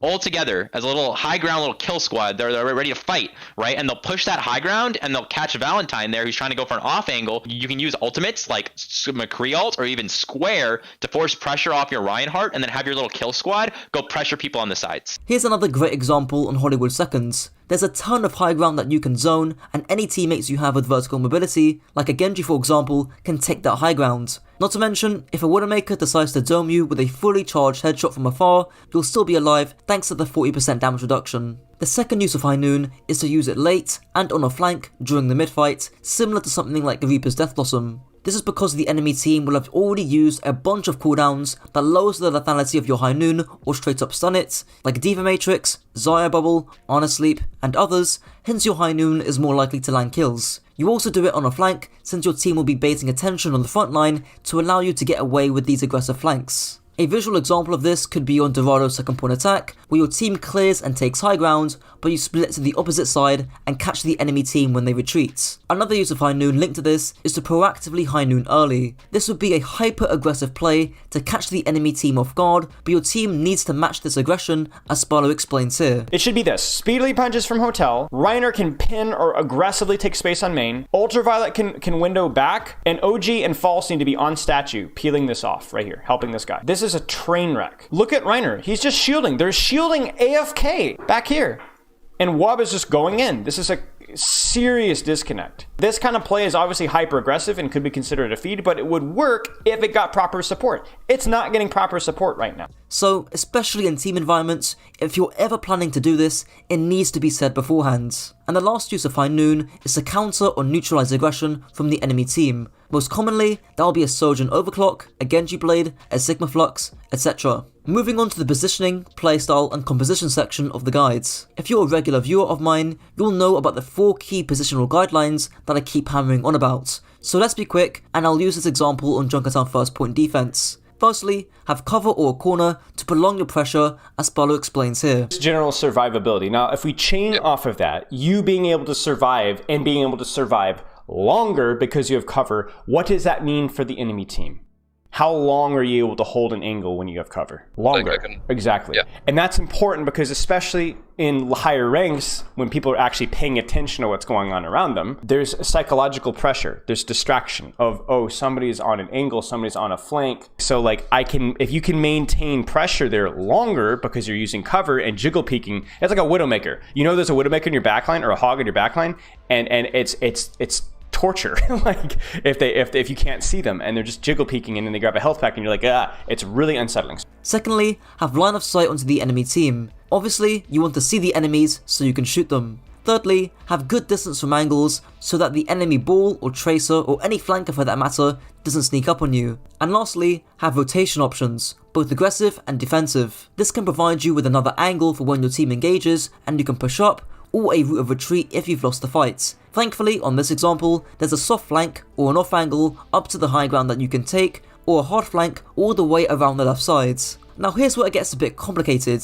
Which rotation or option do you take? Do you take the off angle or do you take the full flank? Well, before I answer that question, we need to cover the basics. No matter whether you go for the biggest non-neo flank in existence or you take a small off angle, it needs to be synchronized with your team, as I give an example of here, where my Cassidy and Reinhardt are desynced. You see here, soon as Ocean's flank gets bubbled, where's the angle? McCree should be here. Where's McCree? Completely synced. Completely synced. And if McCree was here, look how much attention the Reinhardt is baiting. All 6 players are looking at the Reinhardt right now. Reinhardt goes in, crush strikes. Again, where's the angle? Now Ocean stand backs out, and now Kree and May push in. Desynced, and now May and Crete disengage, and now Reinhardt goes in. Now talking about hard flanking. Hard flanking is best against poke brawl comps, or in other words, compositions that lack both mobility and range. Think against the Reinhardt comps as a good example, and Ramattra and Orisa will also fall under that category to a lesser extent. The reason why it's important to clarify this in the Brawl mirror, one of the limitations of Brawl is if it's very slow. Even with Lúcio, if I see McCree like up here, like who on Brawl can really stop that? Bap can shoot it a little bit, their McCree can shoot a little bit, but nobody can like reach it and stop it or deny the angle. There's no ball, there's no tracer, there's no diva, there's no monkey, there's not even a sniper that can deny that long angle. So for you, I'm not necessarily recommending that you do that, but I am giving you that option that it does work. But the thing is you have to time them very well. Your team has to be in a position to push, because even if you don't kill anybody, you want to get value out of the attention that you buy, and if you do it by yourself, you're just gonna feed, or you're gonna eat a ton of damage,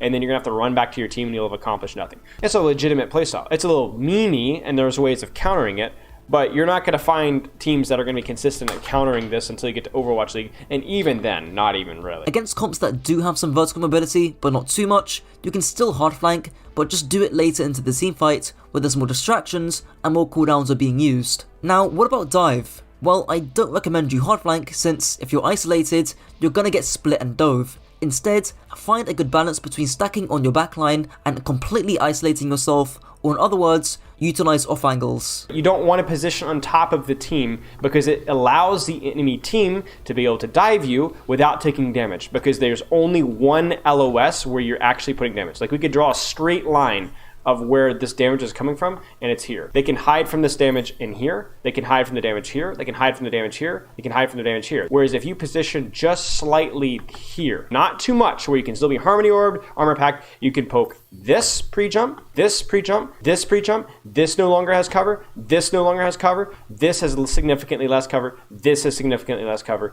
and you can even peek down this hallway a little bit easier. Dive wants to corral you. Stacking against dive is not the answer. It is being in positions where you can peel for each other, but you can poke out dive before the fight happens. So you don't want to be isolated, but you don't want to be stacked. Other things to mention is that you and your backline should rotate when your dive crew engages. Since you don't have a shield in dive, you should rotate once your Winston, Doomfist or Wrecking Ball dive in, as they'll be baiting attention on the front line to allow you to rotate. A visual example of this could be on Route 66, where your dive tank dives the gas station, and whilst that happens, you peek the angle on the high ground. This way, you have good positioning and good timing with your team. If you're playing a bit closer, you could even stand on carts and then get onto the gas station and then peek whilst your tank engages. Now lastly, onto poke. The most important aspect here is not only to place shorter sightlines, but to also ensure you have an angle as well. A visual example of this would be on Blizzard World First, where even though you have a short sightline, you don't have an angle. In this case, you should soft flank right side to where you have both a short sightline alongside an off angle. A Brigitte can also come with you in order to increase the duration and lethality of your off angle. Hard flanking is also more viable here due to the lack of mobility, but some poke teams will like running Tracer for this very reason. It's why, back in Overwatch 1, some if not most double shield teams ran Tracer, so do be a bit cautious. Well, that's it for the guide. This is the best way to play Echo in Overwatch 2. Echo is one of the most versatile heroes in the game in terms of playstyle, because she's one of the few heroes in the game who have both range and mobility. Your 5 main playstyles are to duel, flank, dive, poke or peel, some of which can overlap.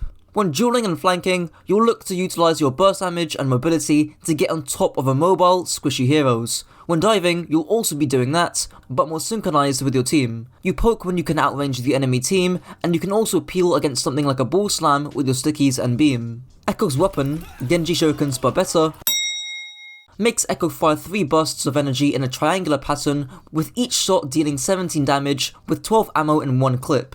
Conceptually, this is the most simple part of Echo's kit, and because there's no fall off, your tri-shot allows you to lean into the poking playstyle, which I'll explain more in the playstyle section. The only thing worth noting is to be comfortable landing shots against aerial squishies, or just squishy targets in general, in order to then lean into the dueling playstyle. You should have no problem landing shots against someone like a Pharah, and note that Echo is probably the best projectile counter for Pharah. Before I continue, if you want to get personalised one-on-one coaching, check the link in my Discord down below. Echo's first ability, the Explodies, makes Echo fire a volley of 6 sticky bombs, dealing up to 180 damage in total with a 1 second cast time. They're also on a 6 second cooldown. Likewise to your tri-shot, this will mainly be used for spam before the teamfight actually occurs in order to gain early ult charge. Toss these down chokes towards grouped up targets and congested areas to farm some easy ult charge. Bit obvious, but do make sure to guard your stickies, especially from range. Now in the actual fights, stickies can and should be used in response to your or the enemy team's aggression. For instance, using stickies once your ball slams,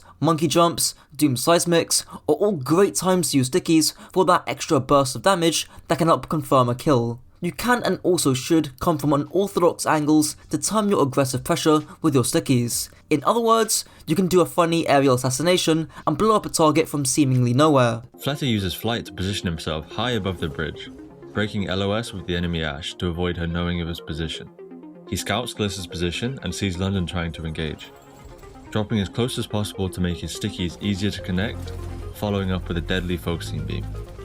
The 3 things Flutter did effectively were identifying and scouting his threat, breaking LOS with his target, and executing the combo. Echo's second ability, A Tank's Worst Nightmare, makes Echo channel a 16 meter beam that deals 50 DPS to enemies above half HP and close to 200 DPS to those below half HP. The beam has a 2-second duration, a cooldown of 8 seconds, and can be cancelled. Your beam is just really rudimentary in terms of usage, in that if you see a target who's half HP or lower, that's just when you use it. But there's some little optimizations that you can do. For instance, when a target is roughly 60 or 70% of their HP, you can try shots, then immediately focus beam. By the time the shots land, the 50% threshold should already be reached, but of course, this relies on you hitting your shots. There's also cancelling the beam. Cancel it after you confirm a kill, or if you just mess up your thresholds. Nothing much more to it. Echo's third ability, Microsoft Flight Simulator, makes Echo fly in the air at 8 meters per second with a 3-second duration paired with a 6-second cooldown. She can also glide afterwards or from high ground at a downward speed of 4 meters per second with an increased horizontal speed of 50%. Obviously, you want to use flight to gain another angle, but maintaining and deepening that angle afterwards is an often overlooked aspect. By using flight where there is no available high ground to return to will only make you slowly fall to the low ground with fewer options and angles to take. However, by ending flight on high ground, you can end up flying even higher with no more options to play passive or aggressive. In short, treat high ground like your helipads. Here and here are places that you can end, where you have escape paths, you have cover that you can duck bind and use, etc. The next boosters you use, you get to start from higher, so you get to stay in the air for longer, and you just sort of hold space and make sure you drift down over here when those run out, etc. So that's why I wanted you to, when I was saying earlier, use boosters and go left, I wanted you to go there and not here. Because here, you just kind of end up down here, or you end up down here, and then your next boosters, that's not any better. Whereas here, your second cycle of boosters would have been better effectively. You'd have been able to maintain a steeper angle on them, which is great because they're not looking that high up, which puts you on their screen, great, but that means they're hard not looking at your McCree, who's right here and shooting at them, etc., because their screen is in this direction. Likewise for stickies, you also don't want to waste flight before the fight begins, as not only will you not be able to follow up afterwards, but you'll also be left quite vulnerable. Flight should kind of be viewed as your get out of jail free card, similar to Sojourn's power slide, where you take an aggressive angle and can shift out at any moment to safety. Sometimes I look at Echo a lot like this current Sojourn playstyle, where you want to play in a way to where you're going to get your shift forced, but not in a way to where you're going to have to shift in. The diva has to shift you out, but then you just go out to begin with. You always have an escape route, but you're playing so aggressively that you force them to have to shift in to clear you out. So I'd rather you do this and then have to shift out than for you to shift in and then you get caught dead. You kind of see what I'm saying? Now onto winning Echo 1v1s, thanks to your flight usage, as Nata details here. The distance between both these Echoes is very minimal. Let's say if Pink Echo decides to shift up in the air and go up high, right? This Echo shifts first, right? Then this Echo will go down first. That's just how it works. This blue Echo now can shift up and will hit this top maybe when the enemy Echo is maybe like over here. This gives this Echo a massive advantage where this Echo can sort of like tower above and sort of just basically hit really easy shots. Imagine if you were the Echo, this Echo here, and for some reason, you shift it to poke, right? You start going down and the enemy Echo shifts on top of you. You're forced to look like this. This is not a great look for you. You have to shoot the Echo, plus hit land stickies, plus also try and beam while you're going down. That's really awkward. And lastly, before I move on to your ultimates, I'll quickly cover cancelling your flights. After you reach the desired height, you can cancel your flight to gain it faster off cooldown. Since your aggression is tied to when your flight's available, any time that you can get back to maintain your uptime, take it. Echo's ultimates, Lazy Game Design v2, makes Echo duplicate any hero in the game, barring herself, gaining full use of their abilities for 15 seconds with an increased ultimate charge rate of 6.5 times. If you duplicate a tank, your HP is capped at 300s. There's 5 key uses which I'll get onto now. Note that some of these uses can also overlap. The first is maintaining or threatening off-angle pressure. This is when you duplicate heroes who can threaten angles and/or can hold areas of the map for persistent amounts of time. Think of heroes like Sigma, Ramattra, or Zarya, all of which have no mobility, but when placed on a dangerous piece of high ground, they can become quite threatening. On Kingzo's second for example, either on defense or attack, duplicating one of these tanks and pressuring from high ground can be really tough to deal with if you're the enemy team, but also note that most DPS heroes can also threaten some off-angle pressure here too. A Soldier, Sojourn, or Ashe can easily farm their ultimates from this high ground and pound the enemy team. The second usage, which is kind of outdated, is for barreling aggression. Essentially, this is when you duplicate heroes who have either got high mobility or high damage, or ideally both. Think Doomfist, Reinhardt or Tracer. This is a little outdated now because of the HP cap. Gone are the days where you can just press W on Reinhardt and farm shatter in 2 seconds, but with some more support, or by choosing some of the more mobile options, this can still definitely work. The third usage is ultimate power. In other words, duplicating a hero because of their ultimates. Flux, Grav, Bob, even pulling off a Nanoblade if you have an Honor, are all relatively reliable ways in winning a teamfight. The fourth usage is cooldown power. Same as the prior use, but for cooldowns. I'm not gonna lie, Ana is probably the only hero you'll be duplicating for this reason alone. Flying to high ground, duplicating Ana, and landing a big nade whilst farming nano boost is often a recipe for one teamfights. Imagine on Kingzo first point defense, where you duplicate the Ana from high ground and nade the entire team. All I'm gonna say is, they better have a Kiriko. The fifth and last usage is for second life duplications. Using duplicate for a second life allows you to land more aggressive engages onto the enemy team. You can go further and deeper and don't have to worry about saving your flight to escape. Also, if you're losing a duel, duplicating can flip that around. Now onto Echo's positioning and playstyle. Again, starting off with the 4 rules of positioning always hammered on in my guides. Here's an example on Watchpoint Gibraltar. The first rule is to have cover or a corner. Really important in order to stop taking damage at any moment. I'm wondering even here, could you even take like this position up on pillars here, like shift up here? You avoid their spam angles with this high ground cover, but you have your own spam angle on their downside.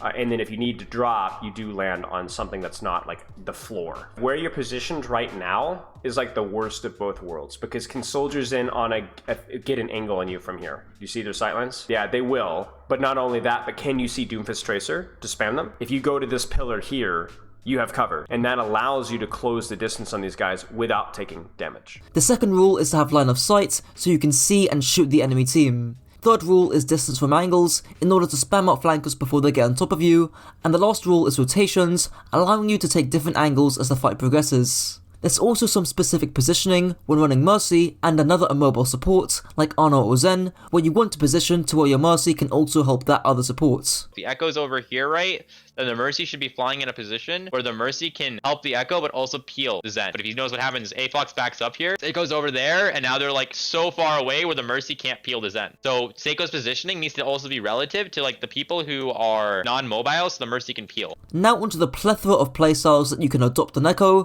which do depend on the type of composition you play against. I'll let Nata give his brief overview, then I'll move to my own example. Enemy team is blue, and they're over here, and they're pushing like that. Green Echo, who's sort of like mirroring you. You see the Echo like go up, shift in the air. You can shift and match the Echo, take the one-on-one. You can play with your team, and you can back up a little bit more and play with your team and sort of poke, play the high ground. You can, if you notice the enemy team going this way, like hard this way, then you can maybe like push over here and look to like go for a soft flank. Or maybe you see a ball going in your back line, right? So maybe you shift back and you use sticky and beam the ball and kill the ball. So there's 5 main options you have on Echo, and the key thing to understand is that you're dynamically changing playstyle as the teamfight progresses, and some of the playstyles can overlap. Let's start with flanking. Here, the most obvious flank is deeper into the cave to your left side. And this leads me onto the dueling and diving playstyle. You could fly and duel any squishy you want from here, blowing them up with your stickies and beam, or if you're running dive, you and your dive crew just dive at targets. Simple. There is one small thing with diving, and that's to make sure that, before you dive, you clear out your angles so you don't get counter-dove, as Spolo gives an example of here. You have not made the ball go away, you have not burned the Echo's cooldowns, you have not forced a Tracer out, you have done nothing, you've cheated and gone straight for backline, which means now you're going to be hard focused. Like, this is map control. The Echo has a good angle, the ball has a good angle. They got that angle because they used Trance and Mines, which forced your Zen and Sigma to back off. If your Zen and Sigma didn't back off, then this Echo could not do what she's about to do to you because she would be killed. You cannot go in aggressive while your backline is playing passive because their angle got cleared. So what's the simple answer? Because I know I've said a lot of big words. I do not want you going in aggressively backline. You can shoot backline, you can stick backline, but you do not go aggressively backline until your team has retaken the space. Now onto poking. Poking is either done at the start of fights or done more consistently against comps that haven't got much range. In this example here, because you're playing against the Mercy, Zen, Ashe, who do have more poke than you, you're going to lean more into the flanking, dueling and diving playstyle. But if you're playing against a more broady comp, you'll lean more into the poking playstyle. You can even combine poking and flanking by flanking through the cave and then poking afterwards. However, that isn't to say that you can't or shouldn't dive someone like the Baptiste when they eventually rush in, as Sparlow explains here. The big thing is that Fleta wasn't actually able to punish the backline. So again, if we go back to when Sol is rushing here, here's the rush. Where is Fleta? Fleta is in Narnia, dude. Fleta is doing absolutely nothing right now. In fact, Fleta doesn't even have shift yet. So he literally is AFK. He doesn't even land a shot until 2 of his teammates are dead. So Fleta needed to either be packed better, something needed to happen. He cannot get bullied out as easily as he did. Remember that you're a poke-dive hybrid. You have both range and immobility to both poke and dive. Now lastly, onto peeling. This is pretty niche, but if there's a dive tank on the enemy team, you do have the tools to blow them up with your stickies and your beam. You will need a little bit of help, like having an Ana, Zen, or Cassidy can help make this playstyle more viable, but it is something to mention. So that was all a bit complex, but hopefully I've shown the multitude of different playstyles that you can take with Echo. You can flank and assassinate someone, duel someone up front whilst your tanks pay attention, dive a target if you're running a dive comp, poke from afar if you outrange the enemy team before you decide to get up close, or peel if you and your team are dedicated to blowing up the enemy tank when they engage. That's it for the guide. If there's one thing you take away from this video, it's this. Genji is a poke-dive hybrid, having the flexibility to spam from off angles to farm his blade, as well as pouncing and dueling squishies with relative safety thanks to his insane burst damage and defensive cooldowns. Treat your deflect like a get out of jail free card, and ensure you have some kind of escape if you do decide to go for a duel. Ensure that you have full HP and cooldowns when you duel, dash in and engage from off angles, and time your blades well. Genji's weapon, the Sharpie Boys, makes him fire 3 shurikens in just under a second, dealing 27 damage per shuriken with 24 in one clip. He can also throw these shurikens at once in a wider spread, with a 0.68 second recovery time between each burst. In terms of basic usage, you obviously want to use your fans in close range, since you'll hit all 3 shurikens immediately, giving you a higher DPS. Aside from that, shurikens are mainly used to farm blade from off angles and high grounds. Really, it's your other abilities and playstyle that are the more complex pieces of your kit. Genji's first ability, the Speedy Boy, makes Genji dash 15 meters, dealing 50 damage to anybody he dashes through with an 8-second cooldown. Your dash resets upon getting a kill or an assist, which is very important for chaining kills with your ultimate or ensuring that you have an escape if you assassinate someone. With tech, you can fire out any firing mode of shurikens after you dash. This combo can deal up to 242 damage, including your melee. The combo is most useful when diving supports at a medium distance with decently sized hitboxes. You can also flick these fan of shurikens the frame after you exit your dash. In terms of usage, dash is quite simple to use. Either engage or escape. That's basically it. When using dash to engage, you typically use it when you're going to confirm a kill, so a target is under 50 HP for example, or that you confirm the kill after you dash with your shurikens, so that your dash gets back off cooldown. This also ties into the escape part, but when you dash to engage and you don't confirm the kill, either use deflect, or think of dashing to the closest wall to utilize your passive to escape, as Sparlow explains here. You're basically saying when you dash in, if you don't have a guarantee of a kill, you need to have a wall to climb out. Yeah, you have to position yourself immediately for the wall. He's double jumping above the Reinhardt to get headshots, but he's also not positioning himself closer to this wall. He's still standing right here in the middle. So if you would take damage, get focused, because it's super easy to focus a Genji or anyone that's in the middle of your team. So it's essentially a 1v6. Then he can't escape unless he uses deflect, but he has already used deflect. So now he's screwed. And lastly, before I move on to the escape usage, if you're playing Genji in some kind of dive comp, you need to make sure you're timing your dashes well with your team's engagements. Here's Sparlow giving an example of Super, formerly from the Shock, having a well and badly timed dash. If he goes in with his monkey, not only would he be safer, but he'd be doing more damage. So it's not just always playing more aggressively, he's playing more stupidly. And meanwhile, Smurf is actually doing stuff, and where's my Genji? Genji's out of the fight. Okay, so this is it. This is not hard. Okay? Now, not every dive is going to be hardcore super early like this, but like this is why, look at the timing here. Ball slam, Winston land, bubble, super dash. There's also using dash to escape, of course, which does tie into your engage as well, as I've just explained, but there's also using it as a get out of jail free card. I've explained this same concept with Sojourn's power slide and Echo's flight in my guides of those heroes, but dash can also be the same. You initially take an aggressive position, then you dash out if you get jumped. For example, on King's or 3rd point defense, say you hold a decently aggressive position on high ground, and the enemy diva, if she's good, should fly up and mark you. That is when you can dash out if you're really feeling the heat. Fortunately, you also have things like deflect, unlike Sojourn or Echo, meaning that you can hold this position for longer, but if you really need to leave, that's when dash can become really valuable. There's also a third use, which is dashing for mobility. The engage and escape dichotomy does already play into that, but obviously dash out of spawn to cover the map quicker and whatnot. Genji's second ability, the Una reverse card, makes him reflect any damage in front of him, aside from beams, lasting 2 seconds alongside an 8-second cooldown. Similar to Ana's Sleep or Orisa's Fortify, Deflect is best used defensively to act as a personal shield of yours, which also happens to deal damage if the enemy shoot you.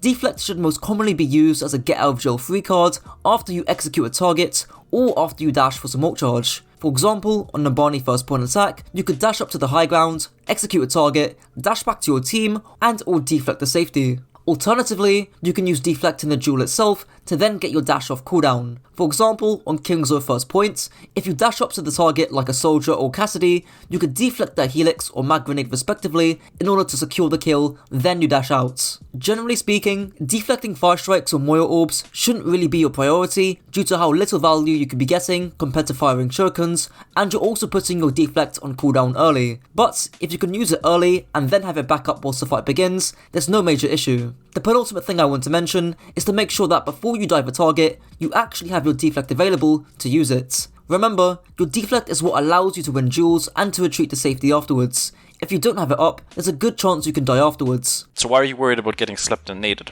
What are you missing when you dive her? You're missing your deflect, because you already used it on the Hanzo. There's basically only 2 things that you need if you want to go in and dive someone. You need to make sure that you have all of your HP, and you need to make sure that you have all of your CDs. You don't want to dive in if you have 50 HP, you don't want to dive in without deflect. So in this case, it is not super duper smart for you to go in on the Ana. So what should we have done instead? Wait 2 seconds and then go for either the Ana or the Widow? Exactly. Very, very simple. And lastly, there's cancelling your deflect. This is for when the enemy team stops shooting at you and you need to land a burst of damage to finish them off. Particularly useful in Dragon Blade, for example. Genji's passive, Mirror's Edge, gives Genji the ability to wall climb and double jump. I'll cover your double jump first. In general gameplay, you'll mostly use this to try and make your hitbox more unpredictable to hit, but I will clarify that's against projectiles, not hit scan heroes who'll just track you. Here's an example of top 500 Genji player Necros saving his double jump when using Dragon Blade to make his movement more unpredictable. You should save one jump so you can like dash and then jump in the sky. It makes even great Anas like MO7, like Mr. Sleep, because it's just unpredictable. Like you don't know if Genji's gonna fall in a straight line or if he's gonna jump. Now onto your wall climb. Again, the usage is pretty rudimentary, using it to gain high ground, either to get another angle, or as a form of defense to escape danger. I'll get more onto positional stuff throughout. Genji's ultimate, Infinity Blades, makes Genji unleash his katana for 6 seconds, dealing 110 damage per slash at a 5 meter maximum range. You also gain a 30% speed buff, and your dash is relieved off cooldown. Just to get this out the way, too many of you Genji players ask for Nano Boost or rely on it too heavily. Nano Blade is still a very powerful win condition and can and should still be used to secure teamfights. But stop using it as a cope if your naked blades don't get any value or you scream at your team to pick Ana. It's cringe, to be frank. I'll start off by talking about the workshop code J90ZF that you can use to practice the mechanics of your blades, either with Nano Boost or not. For those who don't know, a slash and dash in a blade is an insta-kill with Nano, giving you an immediate dash reset to then go chase another target. So there's 3 main parts to your blades: the positioning from which you use it, the time at which you blade, and the cooldowns or mechanics used in the actual blade itself. I'll quickly cover the cooldown side since it's pretty simple. Just ensure you're at full HP and you have deflect before you blade. This is super important when dry or naked blading because you need to have deflect to stop those big bursts of damage like a Widow Shot, Hanzo Storm Arrow, Cassidy Nade, Sojourn Railgun, Soldier Helix, as well as things like Sleep Dart in order to not insta-die the second you sheath blades. But this also leads me nicely onto the timing part of your blades. If you're going for a greedy blade, try not to use it at the beginning of the fight, because the entire enemy team will have every single cooldown to stop you. Instead, let your tank some of the cooldowns first, draw some attention away from the front line, and then blade afterwards. I thought you were going to dash through, deflect, and tuck underneath, right? And then kind of wait for your Ramattra to get here, and then go with blade. But no, you went in by yourself. Like, the greedier the play, the later it needs to be. A naked Dragon Blade is a very greedy play. It's a fight winner, it's a 4K or a 5K, unless you go first. Then it's a 0K.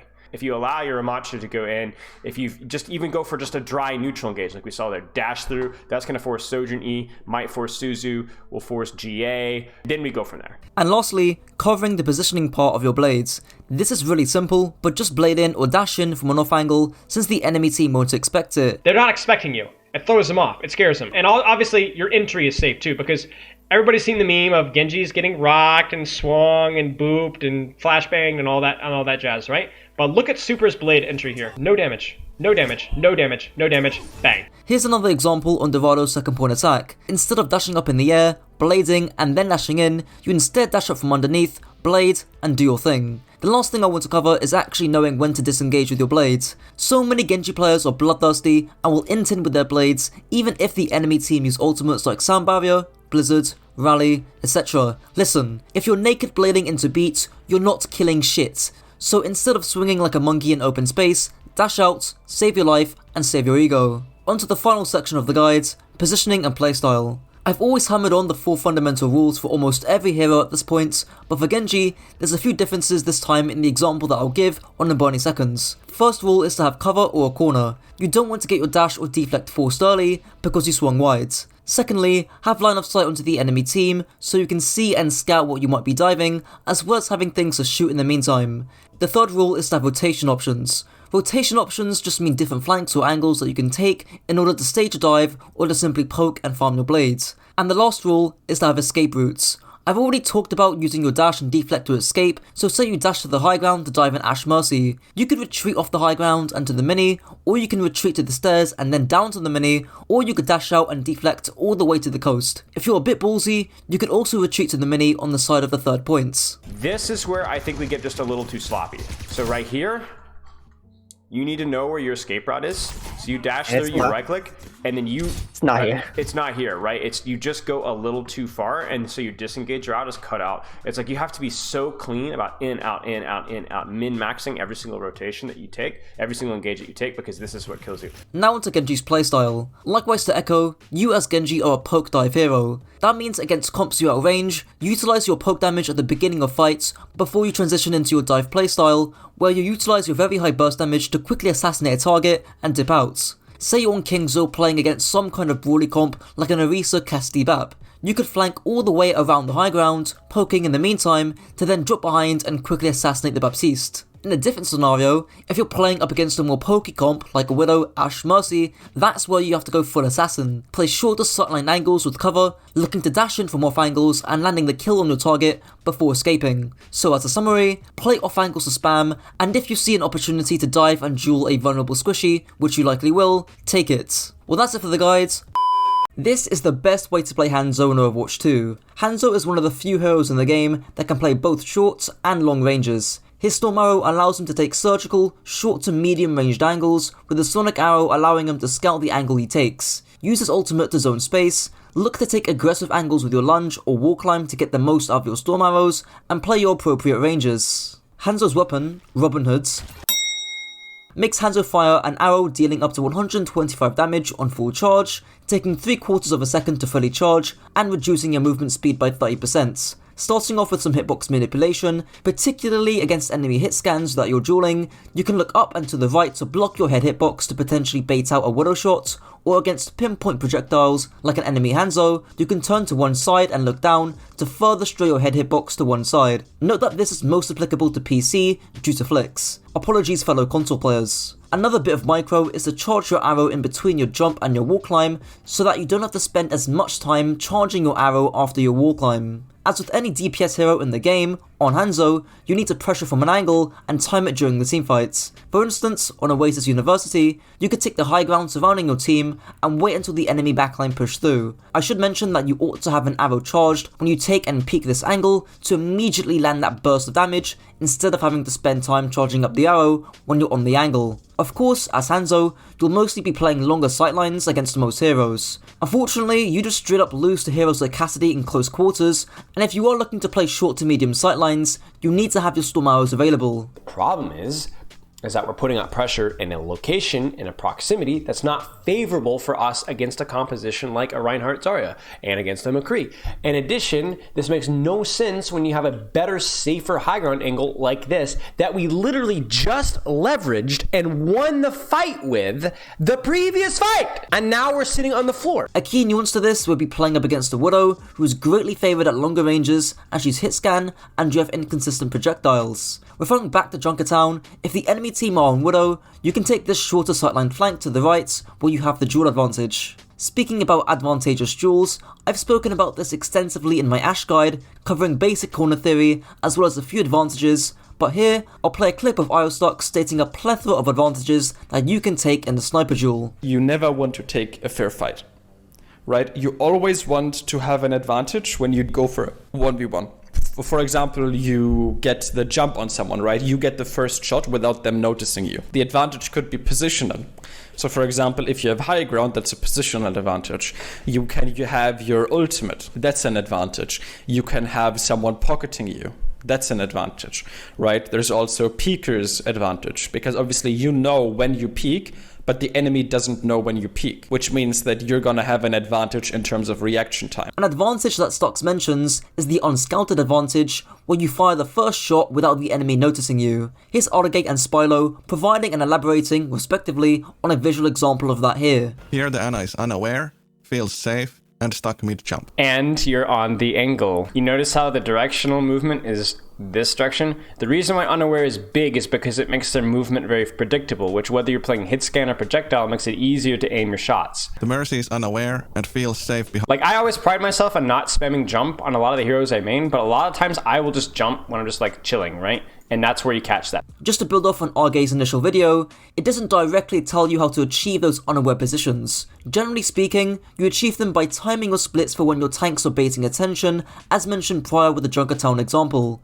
However, as I'll mention later on, Hanzo's Sonic Arrow is quite vital in determining where and how you can flank. Another advantage that Stocks mentions is the use of high grounds. However, Stocks argues that high ground can actually be a disadvantage in duels for pinpoint projectile heroes like Hanzo specifically. Here's Stocks and Spylo evaluating the idea. But there's also one big downside. It makes it significantly more difficult to land shots. Because if you look at this angle, the Ana, for example, she can move around in 2 dimensions. Down, left, up, right. But if you're horizontal with her, she can't move down and up. Drop down, lunge towards these boxes, and then peek shoot around these boxes. And I think depending on the severity of the angle, a lot of high grounds, it's not that much harder. And sometimes the high ground angle, because you're on high ground, you're able to get to a better angle in the first place. And remember what we saw on third point, Route 66 on the last file that we reviewed over, how the Hanzo being on high ground and missing most of his shots still did more than he would have, even on a more conservative angle, because it made everybody look up and away and it scared them away.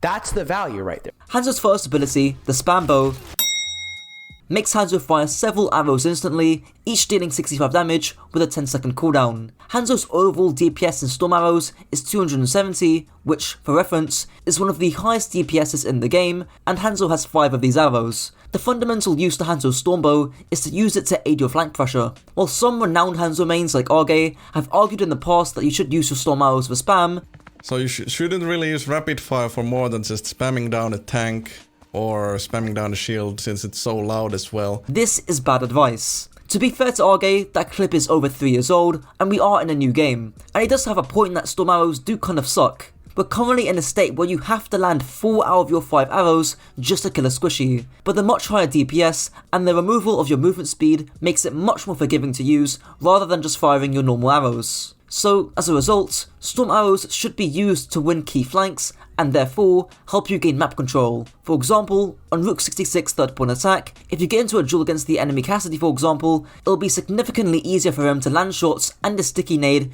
due to your movement penalty if you were to just fire your normal arrows. As a result, keep a distance of 10 to 15 meters and try to land your arrows. Now of course, there is a time and a place to use storm arrows against tanks, and that's when they're jumping or diving directly onto you. A Winston, Doomfist, Ramattra or Reinhardt going balls deep into you and your backline will need to have their aggression checked, and 300 damage worth of storm arrows can certainly help with that. Before I move on, I'll touch on the fact that your arrows can bounce. In edge case scenarios, if someone is hiding behind a wall, you can try and bounce your arrows to hit them behind cover, almost akin to a Junkrat shooting and bouncing his nades off walls. Hanzo's second ability, B-Tech Wallhacks, makes Hanzo fire an arrow carrying a sonar tracking device, allowing you to see enemies within a 9 meter radius of the arrow for 6 seconds. The arrow is also on a 12-second cooldown. Starting off with a bit of micro. Before the team fights, you can often sonic in the air to provide you with early scouting information, and by the time the arrow lands, your sonic should be roughly 5 seconds off cooldown, effectively giving you 12 seconds of sonic uptime. There's two predominant uses to Hanzo's sonic arrow. The first is to use it aggressively to clear and scout a flank before taking it. If you sonic arrow a flank and you see a Cassidy or flanker about to peek you,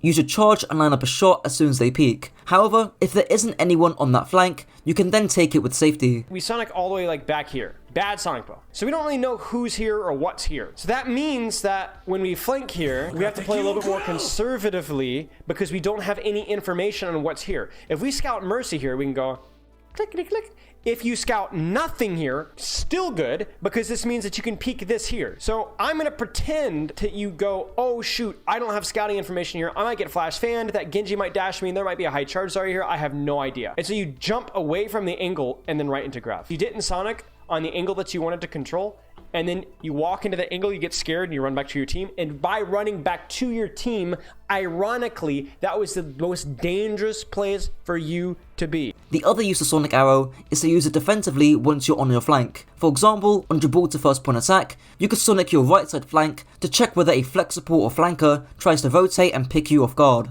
Another defensive but slightly more niche use of your Sonic Arrow is a Sonic for your backline. We all know peeling is a rarity nowadays in Overwatch 2, so any information that you and your backline could get on where the enemy flankers might be can certainly be of use. Like on Blizzard World for example, just using Sonic Arrow to your left to check if a Sombra, Ball, Tracer, or any flanker for that matter might be going for a hard flank onto you can be really useful. And lastly, there's using Sonic Arrow just to help with your mechanics and lining up your shots. If you're already on an angle, sonicking a corner or a general area as to where squishy targets are moving in, you can line up and land some easy headshots. For example, on Midtown first point defense, you can sonic the choke, wait for enemy squishies to push, and then land your free headshots. You could also sonic down the train for those defensive reasons mentioned with the Watchpoint Gibraltar example. Hanzo's third ability, the B-Tech double jump, makes Hanzo leap 8 meters forwards on a 4-second cooldown. I'll also bundle in his wall climb, which does what it says on the tin. With your wall climb, it's really just as simple as using it to gain high ground for good spam angles. Other heroes wish they could get to positions that you can get to, with maps like Numbani and Paraiso being perfect examples to where your passive comes in handy. With your lunge, just treat it like Cassidy's roll. In other words, use it to reach angles faster and or to escape danger quickly. Hanzo's ultimate, the B-Tech Dragon Blade, makes Hanzo summon a Spirit Dragon, dealing 150 DPS per dragon, with the DPS decreasing at the edges, combined to deal 300 DPS at the center. There's 3 bits of micro with Dragon Strike. The first is to try and use your lunge during the cast animation. This just makes your movement less predictable since you won't be standing still. The second bit of micro is to hold down your left click to fully charge an arrow before you ult. This will make you fire an arrow that looks like it's on 0% charge after you release your Dragon Strike, but should actually be fully charged. The third bit of micro is just to Dragon Strike into walls if you're scared that it's gonna get eaten against the D.Va. In terms of usage, you'll mostly be using Dragon Strike to force the enemy team to split, zoning some areas of the map, and allowing for easy cleanup. Here's an example of such on King's second point defense. If you Dragon Strike whilst the enemy team pushes forward, the entire enemy team have to make a decision at once. Either everyone awkwardly pushes through the Dragon Strike, or, more likely, the backline and frontline will be split. As a result, this can allow you and your team to push in aggressively. Now onto the positioning, playstyle, and compositional section of this guide. Let's just breeze through the 4 rules of positioning with an example on Icon World. Firstly, have a corner or some cover, and be sure to not swing wide or expose your hitbox unnecessarily, as Spalo explains here. Why the heck do you peek this wide? The second you peek this here, the Zenyatta is already visible. You don't need to go anymore. Because the reason cover is good is it doesn't stop you from being shot. It stops you from being killed. Because if I'm shot here, I can go, oh, I need to move over. But because it's an extra quarter of a second to move over, and then I will receive a second shot potentially and die. Whereas if I get shot here, the only thing that can kill me are one shots. Secondly, have line of sight onto the enemy team so you can actually shoot them. Thirdly, have good distance from angles so that the enemy ball or flanker doesn't sneak up on you, and the last guideline is to have good options to rotate. This is just taking different angles in the mid-fight, and taking these positions will give you good opportunities to land kills with the Storm Arrow. Now onto your playstyle. There isn't anything too specific with Hanzo honestly. The main thing I'd say is ensuring that the sightlines you play are in accordance with your abilities and against the enemy team. Against the typical Pokeball composition, you generally want to take harder splits from range with medium range sightlines. For instance, on King's first point attack, you can split and wall climb to the high ground right side whilst your core pushes in. You could push in Hotel with your Storm Arrows, it's dependent on what the enemy team are running. If they're running something like Cassidy Junkrat, I'd think otherwise. But if it's against the Soldier Ashe, then that could be an option. You could also go on very hard and long splits from your core, since there isn't much mobility to hunt you down. For instance, on Bastion Mecha based retake, you can split from your team and control the high ground from range, and since the enemy team don't have any mobility, they can't really mark you. Now when playing against dive, the opposite is true. Likewise to many DPS heroes with little mobility, you typically don't hard flank since you'll just become the dive targets. I gave an example of this in my Ashe guide on Ilios, so go check that out for more details. In full-on poke comps that you'll typically come across on long-range maps like Junkertown, Havana, or Circle Royale, the key is short sightlines, utilising your Storm Arrows. Most of the time, you just don't win the Widow duel from afar. Either Sonic the Widow and line up your arrows, or Sonic the Widow and take angles around her where she's not looking. Well, that's it for the video. This is the best way to play Junkrat in Overwatch 2. Gone are the days of spamming down chokes as Junkrats. Now, more often than not, you heavily lean into the dueling or flanking playstyle, engaging from quirky off angles to one-shot someone with your nade and mine combo. Alternatively, you can look to spam and control tight, narrow, short sight-lined and enclosed areas of the map.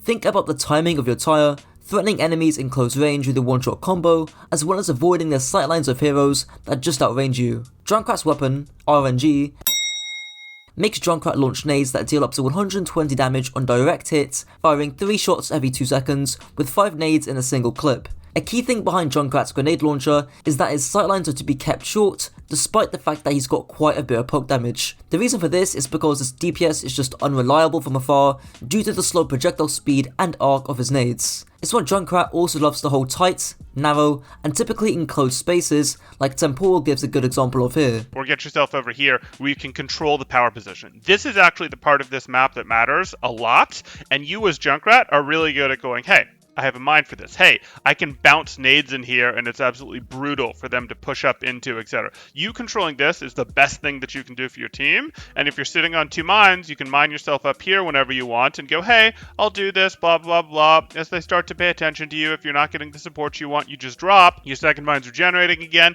and you're still controlling this, which is incredibly valuable to your team. If you literally see that all 6 of them push this way, all 6 of them, so that you go, okay, they're not coming through here, you just turn over here and go, okay, I'll mine from here. And you're still good, you still have cover options, you still get to rain nades down. That's where you want to be working from. That concept is probably the most important one in the video because it's applicable to almost every map. There's the old but gold example on King's Hotel, where if anyone dares to walk into a hotel, they insta-die to your one-shot, and you can threaten the one-shot onto enemy squishies playing an archway. Here's another example on Rialto Third Point, where either flank to your left or right is relatively enclosed, giving you a safe spam angle and a place to threaten one-shots. Now this isn't to say that other angles are necessarily bad for Junkrat, and you should still take them when you can, like on Dorado's second high ground, but do note that these longer, open sightlines make you as Junkrats more prone to longer ranged hit scan heroes. Now, before I end off this section, I'll quickly cover blind spamming. Junkrat's mines bounce quite a bit to where you can land damage or even kills into areas that you don't even see yourself. Here's Jake explaining how to min-max your blind spamming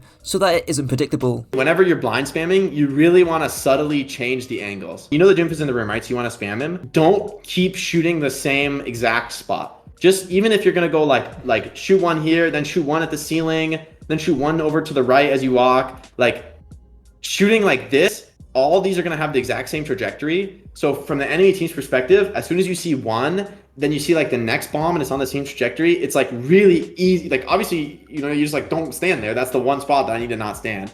But if you're shooting like one here, one here, one here, one here, then it's like all bouncing around the room and it becomes like, it's even good players will like walk into one of the bombs. Junkrat's first ability, Zophia's Concussion Mine, makes Junkrat trigger one of his homemade mines, dealing up to 100 damage in a 3 meter radius with 2 charges, with each one being on an 8-second cooldown. The mines do have fall off damage from the center. Starting off with the most generic, bronze level tip in the world, just jump after you mine to gain extra momentum. Also, use a mine just before you tire, so that after your tire finishes, you effectively get 3 mines. Same thing when rolling out at the start of attacking rounds. Now the most common and important piece of tech is of course the one-shot combo, which is simply done by shooting a grenade, then mining afterwards. There's a reason why this combo was nerfed going into Season 3. I've already touched upon using the combo defensively to threaten anyone who jumps you, so I'll elaborate on this a bit more. Here's an example of top 500 Junkrat main Aquamarine trying to do this combo in Esperanza. He sees the Ashe coming towards him, and he knows that either corner from which the Ashe peeks is a prime opportunity to one-shot the Ashe. Unfortunately, he misses, but the theory is still there. The defensive one-shot combo relies upon corners and extreme close ranges to pull this off. It's exactly why peeking Junkrat can be very scary. There's also the proactive or aggressive one-shot combo, where you use one of your mines to engage to get into close range first, then you pull off the one-shot combo. Here's an example of Meta 1 doing this pretty much to a T. A key thing to note here is that since you won't have a concussion mine to escape, you need to have an escape planned, which will typically be using cover of some sorts. In this example, Meta just uses the cover towards the left side of point to stay safe, but in other instances, like when you're mining up to high grounds, you need to be ready to drop. I don't mind this play, like jumping up, I guess, but if it were me, I would like jump right into the window, try to get a one-shot, and instantly run away. You like keep running in, and then it's like, whoa, this is crazy, right? Like you're 100% gonna die, and it's like, I don't know, 50-50 if you get the kill. So if you're gonna push in like this, you wanna like push in, attempt the one-shot kill, and then immediately run away. Referring back to the Antarctica example, I also want to bring attention to the timing. Note that the one-shot combo is timed for when the teamfight begins, and you can see this because the Ryan drops the point to touch, meaning he engages, giving Junkrat the perfect opportunity to assassinate the Baptiste. Now there's also a third general use of Concussion Mine, which is to just use it when dueling at short to medium range. For example, on Route 66 third points, you can try and one-shot an enemy who tries to duel you. If you miss your grenade, you can also throw your second mine to make this more forgiving. Once you've won this flank, you also have a short to medium range sightline to land your combo once again, or just to spam from high grounds. Speaking more in general terms, Concussion Mine can also be used for mobility in order to gain high grounds, so you can lay in damage from places where the enemy team can't easily hide from. For instance, on Gibraltar first point defense, concussing up to blue box will not only allow you to control it, but to also lay in damage from above. Junkrat's second ability, Jason's Trap, makes Junkrat toss out a trap, dealing 100 damage with 100 HP, locking the entrapped enemy for 2.5 seconds. The trap is also on a 10-second cooldown, and I'll also group in his passive, which makes Junkrat drop 300 damage worth of nades after he dies. Fortunately, trap usage is very easy to cover. There's defensive and aggressive uses. The defensive uses arise when you want to deter flankers from contesting your angle. Referring back to the Rook CT6 example, tossing a trap by your feet, or by the stairs, can deter Genji from dashing into you, and or can give you information as to whether anyone is coming up lorry to contest you. Now the aggressive uses arise by just tossing trap into the middle of the teamfights for random spam. This is quite useful for when the enemy team aren't running any flankers or just aren't jumping you, so you find it difficult to get any value out of your trap. As a result, you might as well just toss it somewhere in the enemy team. The new trap is actually like really long range, so just throwing it like high angle into the team fight is like pretty strong. I mean, if you have like nothing better to do with it, just press it. You either want to put it around corners in the back of the map where your team can like play on it and bait them in, or you want to just throw it into the middle of the team fight and just like, that's basically just like getting, it's like spamming basically. It's like another thing the enemy has to think about. Junkrat's ultimate, the free kill, makes Junkrat rev up a motorized tire bomb with 100 HP, dealing up to 600 damage in a 10 meter radius that has a duration for 10 seconds. A fundamental concept, which is dependent on how much value you receive, is to time Riptire when attention is being baited elsewhere, as Temporal explains here. As soon as they're committing and our team is committing back, etc., That's when we wanted to pull the tire, because now, hey, our team is committing, their team is committing, they're in a situation where it is painful for them to turn and shoot at the tire, etc. It is painful for them to try to run away, etc., because they're already in the fight with our team. This tire was too early on 2 counts. Both a, hey, they weren't really committed to it yet, so they actually had attention available to try to deal with the tire, which is why you had to settle for the Ana so quick. Not that the Ana was bad, though the Ana was bad for the second reason of, hey, this didn't really buy you very much time. You didn't maximize the amount of time that you took off the clock with this defensive win. This is actually really important on Junkrats. I know a lot of Junkrat players who love to use their tires very early on just to get a pick so they make the following fight easier, but a lot of the time their tires end up getting destroyed because it's so easy to focus on tire when the other 4 teammates aren't pushing in. At the beginning of a team fight, they also have every cooldown known to man to throw towards your tire. Instead, if you tire when either team engages, or even later into the mid-fight, your tires will be harder to deal with. It's also utilising the 10-second duration to either threaten the enemy team or to make your tire less telegraphed. Most Junkrat players know that jamming your tire against the wall produces no sound, which can be good to do at the start of your tire so the enemy team don't know when or where it's coming from. Additionally, you can also use tire for map control purposes and winning out key flanks. Using the high ground on Rialto's second point is a good example. If anyone dares come close to your tire, it's pretty much a free kill. The penultimate tip with tire is to utilise roofs wherever possible, as the tire then becomes very predictable and hard to track. A great example to do this could be on Oasis City Centre.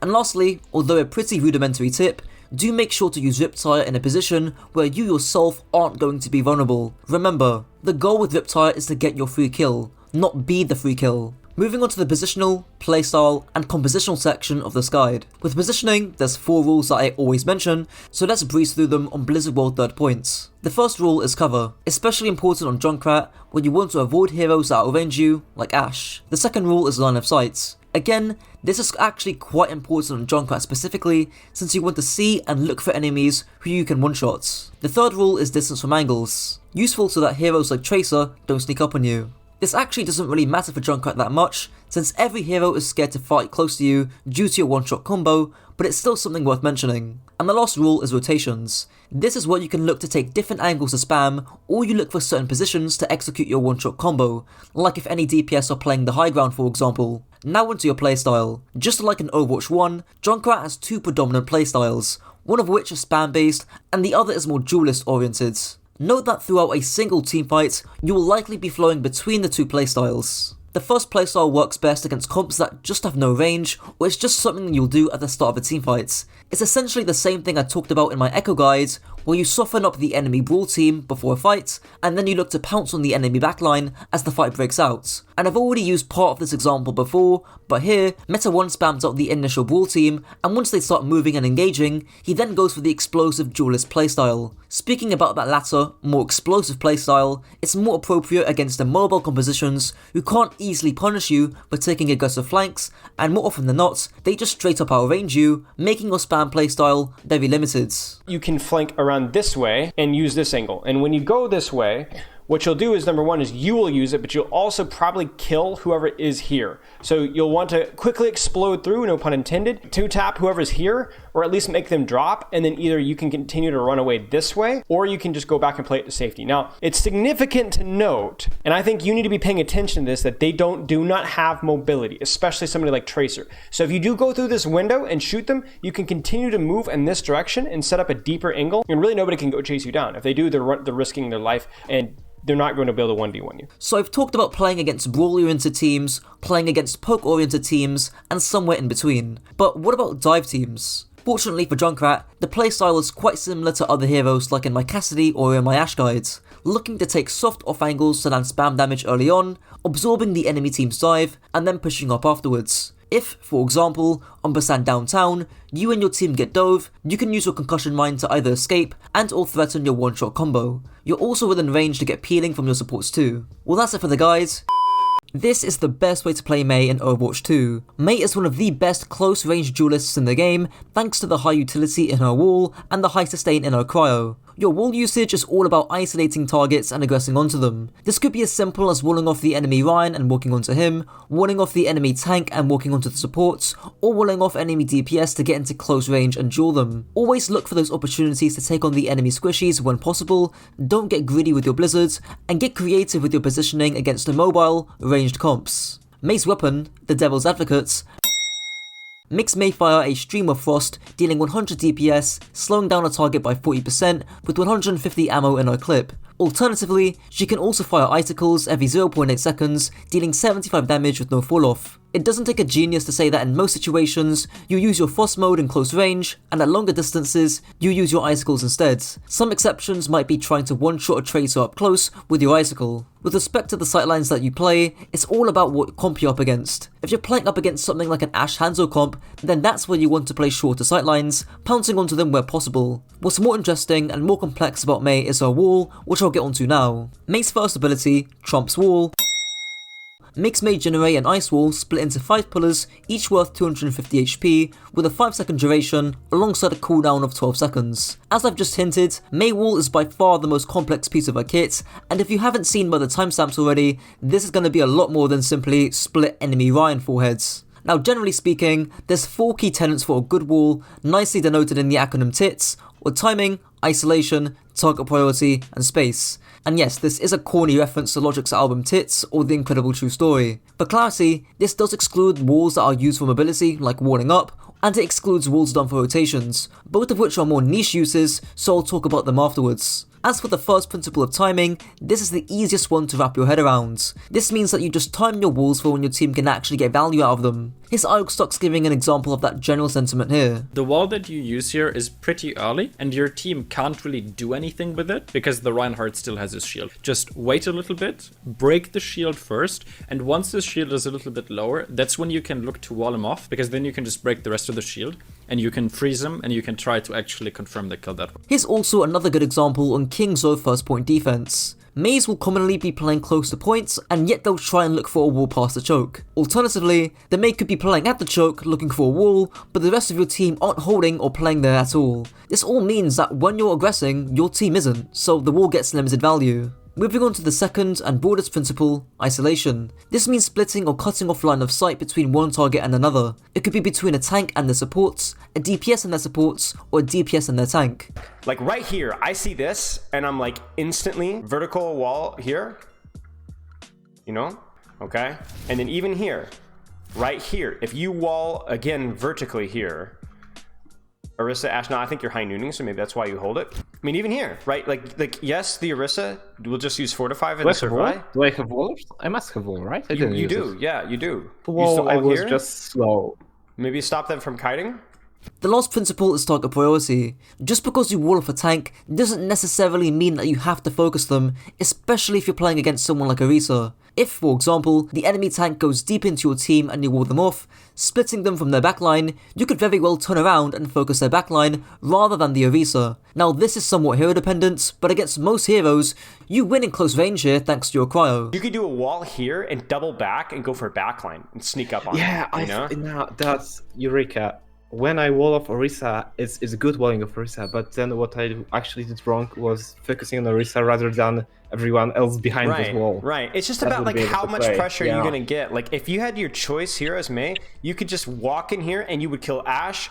I mean, look at the AoE damage of your spray on this. 3 squishies. Oh my gosh. It's over, right? It's just completely over for the enemy team, and you still have your ice block to play around the sleep dart. Now, not in all scenarios will you be able to access backline, and just pressuring the enemy tank when they're walled off is relatively fine, since you'll force out multiple cooldowns and get a good trade-off. But when you see the opportunity arise to focus down squishies, you should definitely take it. Now the last type of wall is one used for space. When I say this, I'm referring to where you hold an off angle, and because you're such a good close range duelist, if anyone decides to contest you, you wall them off to control the space that you're holding. For example, on King Zo, you could be holding Hotel, and if a Genji or Hanzo decide to jump onto you, you just wall them off and kill them. This could also be done around the statue 2 on defense, and is best done when you have shorter sightlines. You could simply hold an off angle and spam.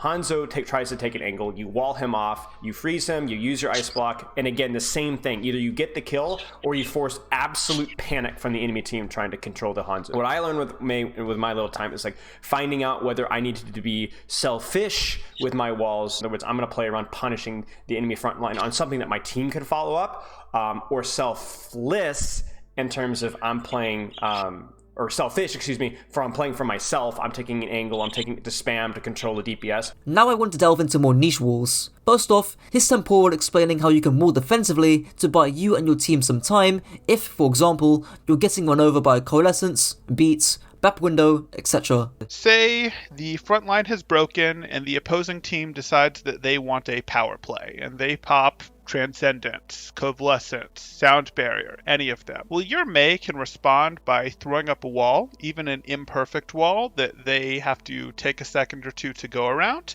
and that buys you some time.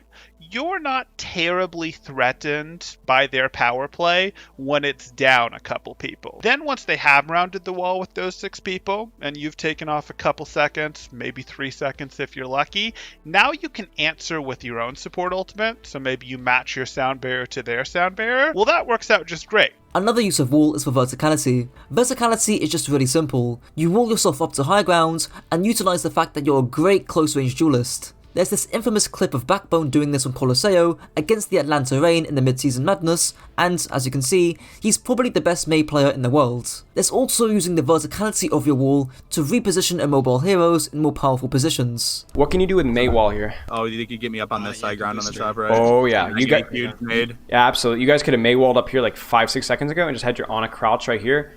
Bingo. They walk through there, massive nade. You can heal your team, and it's so hard for them to see you. And even if they do see you, you just drop and you go play stairs or you play corner. Easy peasy. There's also another clip playing in the background of a contender's team doing the same thing, but on Havana and with High Noon. The key thing here is to be creative. Utilize the cart to get extra verticality, and if you're in a team or in a more coordinated environment, this should definitely be something in the back of your minds. There's also using walls for rotations. For example, on Midtown Attack, you could wall here, making it safe for you and your team to rotate in the building. I can't find any examples of this in Overwatch League, but I do remember the Spitfire doing this quite a while ago. And lastly, make sure to cancel your wall if you end up blocking the LOS of your teammates, and note that you can wall Bap's lamp to deactivate it. As you can see, Mei's wall is one of the most complex abilities in the game, so those are some key principles and also niche use cases where you can use Mei wall. Mei's second ability, Block, makes Mei gain 50 HPS for 3 seconds paired with a 12-second cooldown. You also restore 15 ammo per second,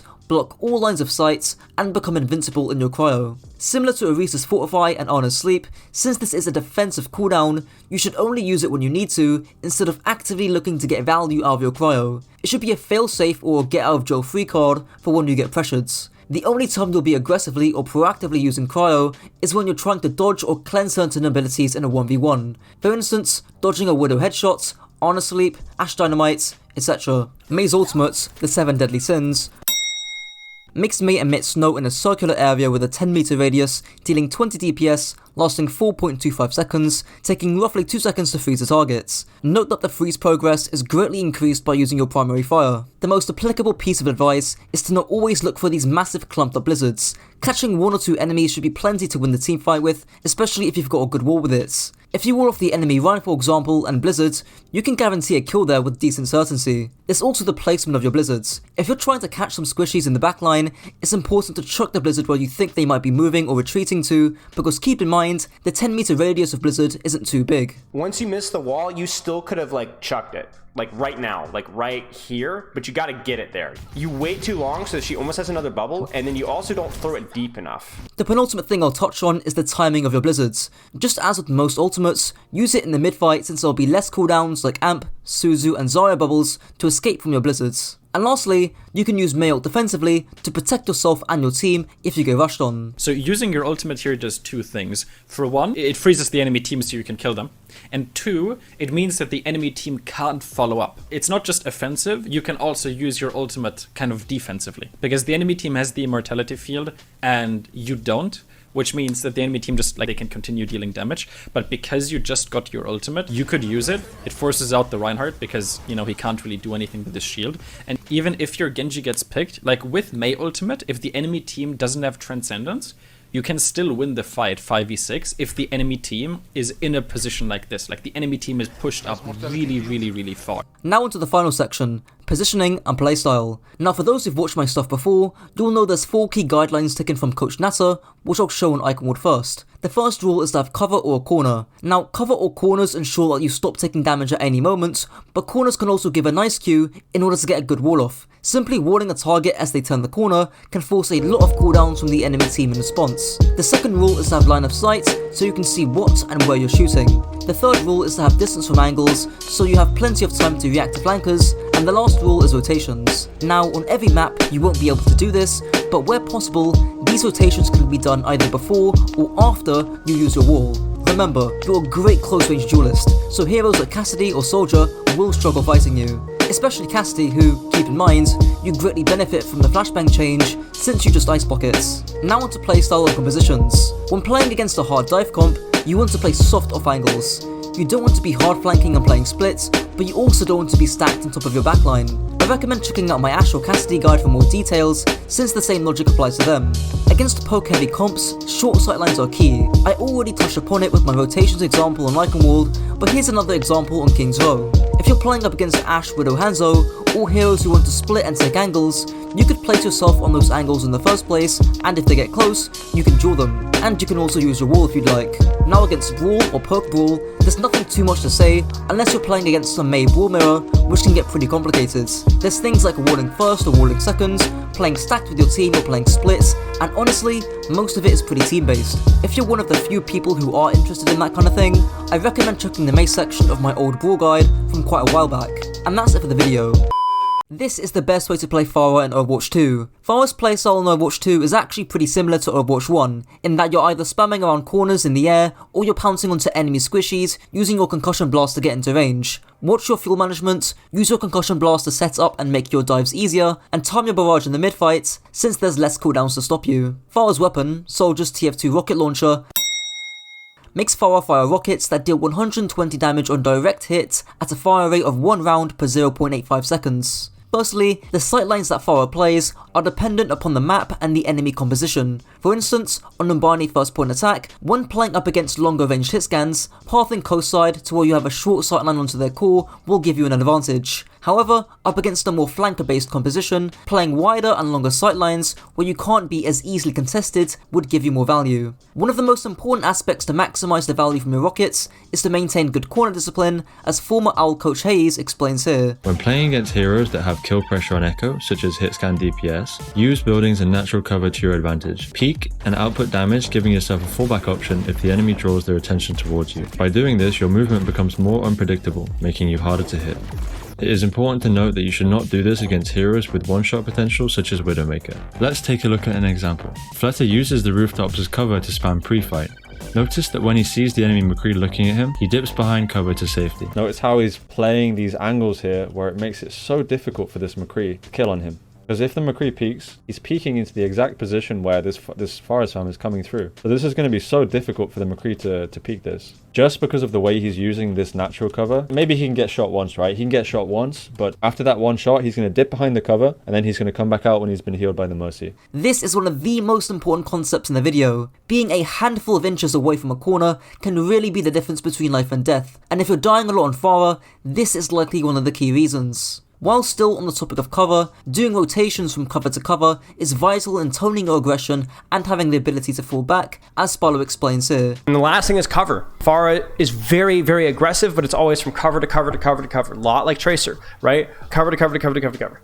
It significantly increases your longevity. For instance, on Blizzard World second point attack, there are many rotations that you can make that all have a piece of cover for you to duck behind, and the distance between each piece of cover isn't too long either. If you want to go an extra level deeper than this, do these rotations whilst your tanks are engaging, as your tanks will be baiting attention away from you, allowing you to go more and more aggressive. In terms of target priority, the biggest concept to grasp is to shoot what's easy and what's most dangerous. Too many Pharah players will be busy wasting time dueling the other Pharah, missing rockets with no splash damage, so unless your name is Yazan or LBDD7, focus on wearing down tanks and ground supports, as even if you miss, you should still land some splash damage. You should only really shoot the enemy pharmacy if they're playing excessively aggressive and you're confident in hitting your shots. With the broader usage of Pharah's rockets, since they are tied very closely to her overall playstyle, I'll go more in depth about them in that section. Pharah's first ability, TF2 rocket jumping, makes Pharah propel her thrusters over 11 meters in the air with a cooldown of 10 seconds. She also has her cover jets, giving her a 20% movement speed buff and can propel her 4 meters in the air every second. The most fundamental aspect when flying with Pharah is your fuel management. Here's an old but gold clip of Jane going over 3 aspects to help you min-max every last ounce of fuel. So if I press shift when my fuel is at red, by the time I stop, my momentum burns off at the very top of my boost, I will have a full fuel gauge. Holding space, we don't go faster and faster and faster and faster as we hold up. We get to a maximum upwards velocity. So if I jump jet while boosting, I still get the same upwards, right? So the delta V, or the change in velocity, if I'm hover jetting while I'm boosting, is less than if I'm dropping and boost. Knowing this, what you want to be doing is right before you boost, go a little bit beneath the red, go right as you hit max down, you boost back up. So if I'm tap, tap, tap, tap, tap, tap, tap, tap, tap, tap, the majority of my flight time is spent with that cooldown between deactivating my hover jets and my fuel recharging. So you want really slow, methodical pulses so that you have less time spent in that cooldown phase and you can have better fuel management. Now, if you want to actively practice your fuel management on Pharah whilst firing rockets, there's a workshop code called DKKKD, which forces you to learn rocket jumping, fuel management, and rocket aiming. Here's CarQ showcasing it back in Overwatch 1. You need to learn how to rocket jump properly on Pharah, or else you're going to be dueling this AI at a huge height disadvantage, which is not optimal at all. Remember, in the Pharah 1v1 in real matches, staying above your enemy Pharah mirror will always be advantageous. So to rocket jump correctly, you need to shoot at the ground, jump, and jump jet almost simultaneously and as fast as you can for maximal height. This workshop is actually such a great training mode to not only practice your initial rocket jump tech, but it will also refine your aerial movement, fuel management, and direct hits. It's the full package. With the broader uses of Pharah's jump and hover jets, there's a general rinse and repeat routine that you perform from high ground. In short, you want to treat high ground like your helipad, or in other words, a place from you to depart and return to safely. If you've watched my Echo guide, you'll be familiar with this idea, but I'll use an example on Dorado to illustrate what I mean. Here, on Dorado 2nd, you'll initially start on high ground, and that will effectively be your helipad. Then you can do either of your playstyles, which I'll talk about, maybe diving and dueling squishies with your concussion blast, dropping on enemy squishies below you, or spamming out the enemy tank. Then, when you're low on fuel, you'll return back to the high ground and use either of your remaining abilities to help you stabilize. Pharah's second ability, Zophia's Concussion, makes Pharah launch a wrist rocket that knocks back enemies by 8 meters, deals 30 direct damage, and is on a 9-second cooldown. With your Concussive Blast, there's 2 overarching uses of it, which is for displacement or for mobility. I'll cover displacement first, since that's the most simple. Displacement can involve booping enemies to prevent cooldowns and ultimates, like denying a res, denying follow-up from a Rhine Shatter, and can prevent someone like Ramattra from getting close with his Annihilation. For displacement, there's also using Concussion Blast to peel. Some of those uses I just listed, like denying Ramattra's Annihilation, is a form of peeling, but more generally speaking, if a Doomfist, Winston, or Wrecking Ball, or any dive hero for that matter, is diving your backline, a simple Concussion Blast can help quite a bit. There's also displacing people off the map, or in other words, getting environmental kills. Ilios is probably the best example where you can do this. And lastly, there's booping or displacing an enemy into your team to help aggress onto them. For example, on Kings or defense, if the enemy Reinhardt is low or is playing a bit too aggressive, tossing your concussion behind him can buy your team enough time to aggress onto the enemy Ryan. Now onto concussions associated with mobility. This is mostly for setting up a dive or a duel onto a squishy target, as Spalo explains here. Blast over here, set up your dive faster, set up your angle faster. Or just fly over here normally, concussive blast directly over the Hanzo and shoot him. Or use your concussive blast while you shoot at the Hanzo to try and boop him into the pit, force him to use his lunge, and force him to focus on staying alive. That allows you to dive him even easier. With blast, you have to be really careful. Similarly to your echo stickies, it feels a little bit like you're just kind of using the cooldown, but actually you have a really, really important use for the cooldown, and we're not going to have it. Here's yet another example given by Coach Hayes, with Yazan doing exactly that. So that was a really nice maneuver. He repositioned himself closer to the Ashe, again where he's going to have a favorable duel versus this Ashe. If he stays at range from here and tries to shoot the Ashe, this is not going to work out for him. Obviously, he has a projectile. He's playing to engage close to the Ashe here and take a close 2v2 where he's going to have a favored fight. Since this heavily ties into the broader playstyle of Pharah being a surgical duelist, more on this will be featured later on. Pharah's ultimate, World War III, makes Pharah release a barrage of mini rockets that can deal up to 3000 damage in 2.5 seconds. In terms of tech, here's Jane going over a few animation cancels and their usage. You can animation cancel rocket with barrage. Drop. Did you see? My ammo's at 5. I used an extra rocket. Floor concussion into boost onto barraging the high ground. So the tech from barraging from high to low or through doorways or areas is boost up, drop silently so you surprise people. The other way that you surprise people on Pharah, you're seeing a theme here. You look at the ground, you boost up, boom. Right? An example of that latter tech could be on King's or third point attack, where you clear and eliminate any DPS on the high ground before they can even react. Make sure you time this just after your tanks engage, so that all attention from the enemy team is onto your tanks, allowing you to surprise the enemy team. With timing your barrages, here's Spylo going over that here. Barrage is great mid-fight. Deval fights, fewer cooldowns. It's a lot like Death Blossom. It has the opportunity to kill 6, so has the opportunity to kill you instantly. So it has to be set up, has to be supported, it has to be communicated, it has to be timed well. It's not just an initiation ultimate. Likewise to High Noon and Death Blossom, Barrage thrives when the enemy team don't have many cooldowns or stuns to stop your ultimates, which is typically in the mid-fights. Lastly, a niche but still useful use of Barrage is to win duels with it on flanks. For instance, on Route 66 third point attack, you could concuss into Barrage when dueling a hit scan who wants to use the high grounds. Since you are stationary and vulnerable to burst damage like a Soldier Helix, I recommend doing this when those kind of abilities have already been used or when you have a multi-pocket, DVDM or Zarya bubble. Moving on to the positional, playstyle and compositional section of the guides. In terms of general positioning, there's 4 key guidelines which I'll showcase on Lijiang Control Center. The first is to have cover, which I've already covered, no pun intended, but here, the small piece of high ground not only gives you cover, but can also act as your helipad, as discussed prior. The second guideline is to have LOS onto the enemy team. In this example, you have really nice and tight sightlines onto any squishies who may rotate into White Room. The third guideline is to have good distance from angles so that an enemy flanker can't sneak up on you, whilst also being close enough so that you can quickly dive or pressure a hit scan up close. The fourth guideline is to have aggressive rotational options. This is what allows you to go in for those aggressive assassinations with that concussion blast, as I'll talk about now. With the overall playstyle of Pharah, it boils down to either spamming congested areas or taking those aggressive duels, as Spylo explains here. Pharah, it's all about knowing when you want to be spamming a choke or spamming an area that's really nasty from an angle, or when you're going to go pursuing duels. This is specifically Pharmacy. If there's a really nasty choke that I can be punishing, and tanks that I can be abusing, and squishies and things like that, great. But as soon as there's no longer a really strong choke, or there's not a lot of people in the choke, you need to actively be pursuing duels. Pharmacy can kill anything in the game. Just about. Tracer just flanked your backline, spam choke. There's a Zenyatta on an angle, spam choke. Spam shield. You're a very mobile hero, especially considering the speed changes with her, the conk changes with her. You have so much more flexibility with what and where you can be. Like I said, just look at Yazin, look at how he plays Pharah. Not just a spam hero, he's actually playing a duelist / flanker style.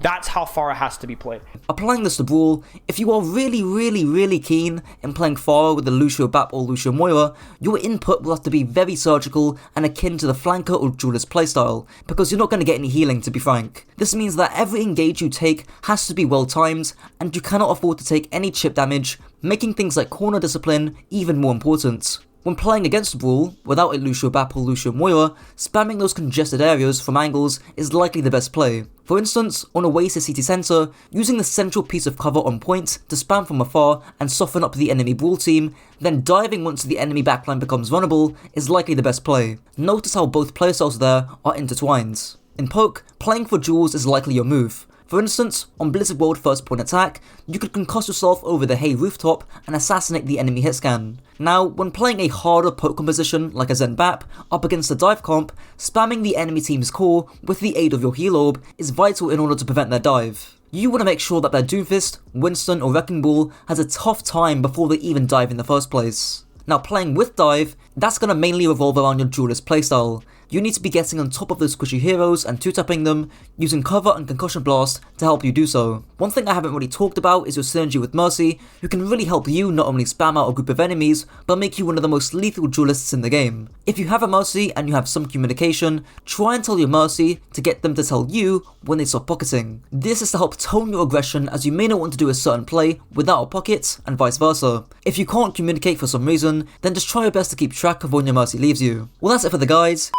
This is the best way to play Reaper in Overwatch 2. Just like in Overwatch 1, Reaper has 2 main playstyles, a frontline tanker buster or a backline flanker. As the teamfight progresses, you'll have to make decisions on which playstyle to go for, and they could swap on a whim. Your cooldown cycles are also quite basic, either walking or teleporting in, pressuring with your shotguns, then wraithing out. Look for short sightline flanks and rotations to make, flank and pressure from where your team are fighting from, and the greedier your blossom is, the later it has to be timed. Reaper's gun, I don't even reload Lamau, makes Reaper dual wield shotguns dealing 108 damage per shot, with fall off starting at 10 meters, allowing Reaper to deal up to 216 DPS in the perfect circumstances. A big concept with Reaper's shotguns is range and target priority, regardless of which playstyle you're doing, which is either frontlining against the enemy tanks or flanking and assassinating squishies. You don't need to be upfront taking unnecessary damage, and in fact, you ought to be playing a little bit of distance to prevent any damage from getting onto you. But the biggest concept is the fact that because you're further away, you don't take melee damage, and you can like play corners more, you can play more with your tanks a bit behind, so you take less poke and melee damage, which means, guess what, your Wraith is forced less. And because your Wraith is forced less, you can stay in fights longer, hence you can do more damage. In terms of target priority, just like with any hero, it depends upon how easy they are to kill and how dangerous they are. This does tie a lot into your playstyle, because if you want to flank and their backline aren't really easy to kill, you're not going to really be targeting backline a lot. But as the fight progresses, your target priority can and should switch, as I'll talk about later on. The penultimate piece of advice is trigger discipline. I like to Hog and Tracer, who also focus on landing their shots in close range. Taking the extra half a second or so to realign your crosshair will help you land more meaningful damage. Not to mention, if you're flanking behind the enemy team and you're unscouted, landing the first shot is critical, as it's basically free damage that you're missing out on if you end up missing your shots. The last thing to mention is the corner abuses Reaper, especially when holding short sightlines. Too many Reapers tunnel on the target they're shooting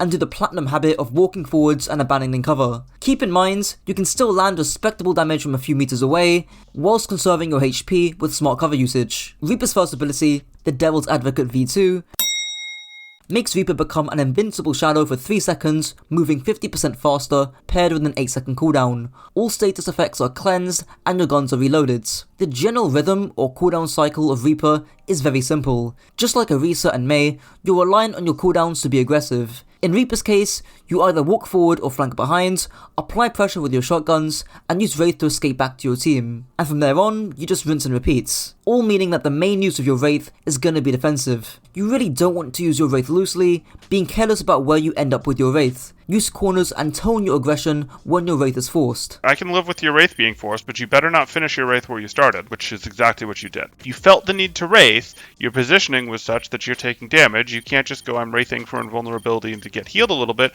You've got to go, okay, I'm going to end up over here, where I've got a little bit or better cover, a little bit more work to do. Or you could potentially go, hey, I'm going to try to end up here and just delete this and then enforce this. Like, these are all options. I don't want you just Wraithing and ending up right where you started. Like, your Wraith is a changing of your aggression level. And if your Wraith is getting forced and you feel the need of, no, I'm in a plenty safe spot, well, you weren't in an aggressive enough spot to start then when you had Wraith. The penultimate thing to mention is to know when to cancel your Wraith. You may want to cancel it slightly earlier in the duel, either to dodge stuns, reload your clip, or to catch the enemy off guard. Just be intentional with using it in this manner, making sure it's not too risky to do. You might also want to think about where you finish your Wraith instead of always Wraithing back to your team. For instance, on King's Row first point defense, you might duel a squishy by the statue, and then use Wraith to escape back to the Mega and set up an off-angle engage. In this example, you're still toning your aggression with your Wraith because you're playing more passive to get your HP back. But in this scenario, you end up re-engaging from the angle to make your cycles more effective. I will say though that this advice can be dangerous when doing this against mobile comps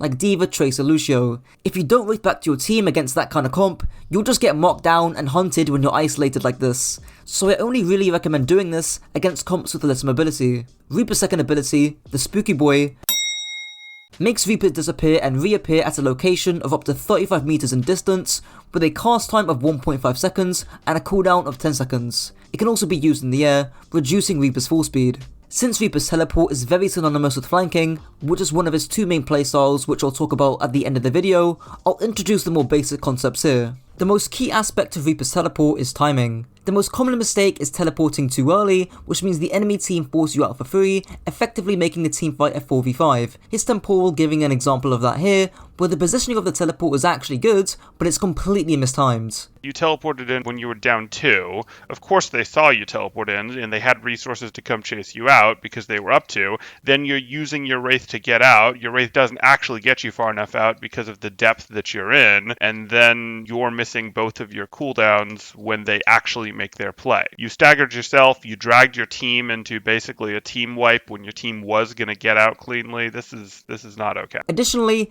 a very obvious tip is to not teleport in front of enemies, or at least teleporting when they're not focused on you. I believe there's a few frames at the end of your teleport animation where someone like a Widow or a Hanzo can still headshot you, so if you're going to do a greedy or aggressive teleport, they have to be timed later into the teamfight when attention is elsewhere, and they have to be in positions ideally with cover. Reaper's ultimate, the B-Tech Beyblade, makes Reaper empty both of his shotguns at breakneck speed, dealing 170 DPS in an 8 meter radius for 3 seconds. Your shotguns are also automatically reloaded.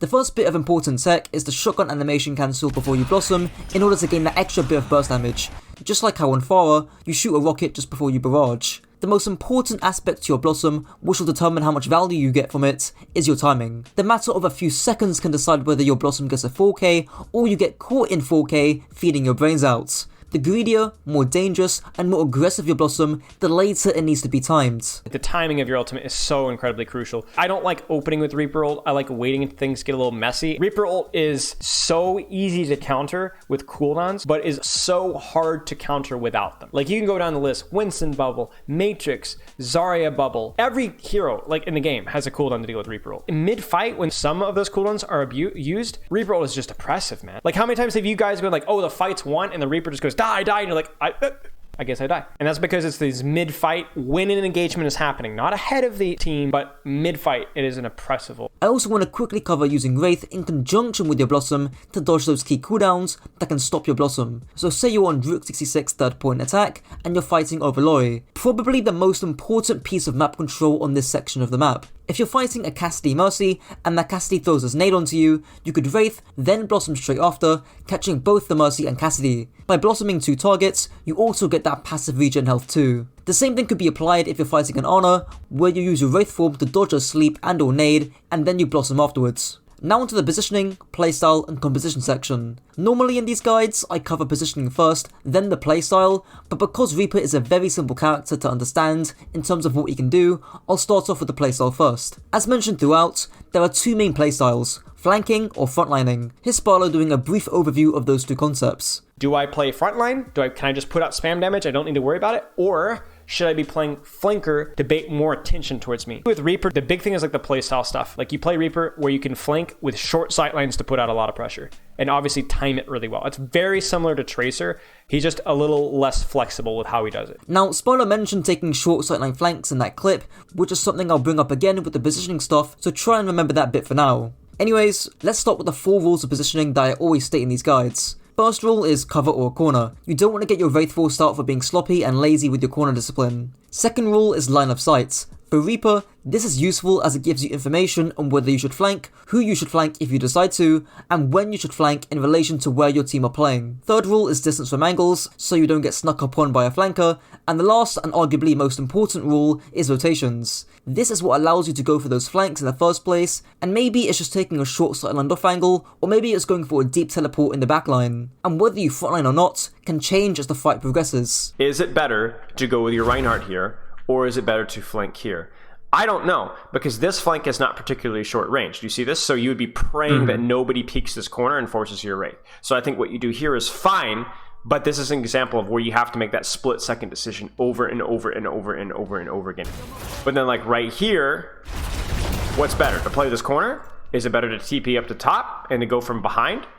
You see what I'm saying? Sometimes the answer's not so clear. So I wanted to interject here when Spylo says the answer isn't so clear, because I think it is. Now I've mentioned throughout that the more aggressive or greedy a play is, the later it needs to be timed, and flanking on the high ground is a greedy play. And since in this example, we're pretty late into the teamfight as our Ryan's about to die, it's a lot more valuable going for that flank now, because nobody's going to be expecting it when all the attention is on the Ryan. You could even teleport on the back piece of the high ground and completely catch them off guard. So I think a general rule of thumb, especially against those comps you can't really flank against, is to frontline initially, and then when the fight starts to devolve and attention is being split, you flank afterwards. Now the last thing I want to touch on is the compositional matchups, and again, they always refer back to the frontline versus flanker dichotomy. If the enemy backline is killable, immobile, and easy to get on top of, then the flanker playstyle is more appropriate. Think playing against Bap Zen or Zen Mercy. But if the enemy backline is more mobile, and they can often speed past or completely ignore your flank, then pressuring the enemy tank up close with short sightlines then becomes the play.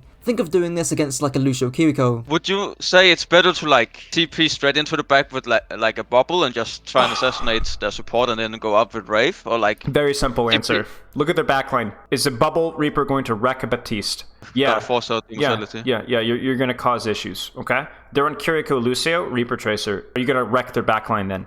No, so then all of a sudden your playstyle changes. Are they squishy, immobile heroes? Then yes, you should be TPing and hiding and flanking and doing like cheese Reaper strats. If they don't, if they're just like highly mobile, a lot of defensive cooldowns, then it comes down to like, you saw the Reaper Sojourn comp with the Winston and Overwatch League Grand Finals, right? So then it just was coming down to like which team can take better cooldown trades, and the better cooldown trade for you is going to be shooting the enemy Reaper, forcing his cooldowns, forcing the enemy Zarya's cooldowns, than it will be just shooting the backline, because it's too easy to deal with the Reaper flank. Now, what if you're playing Reaper against a comp that you hate frontlining and flanking into? What if you're playing Reaper into Orisa or Diva, Cass and Torb, and any mixture of Brig, Ana or Lúcio? Well, my initial instinct is to obviously tell you to swap off, but if you're really keen on playing into that comp, the advice I gave prior about frontlining first, then flanking later, would be applicable here. Maybe you begin the fight pressuring the enemy Torb and Cassidy from short off angles, and then later into the fight, you could look to teleport into a support or utilize a flank. Maybe in the mid-fight, the Brig decides to push with the Cassidy,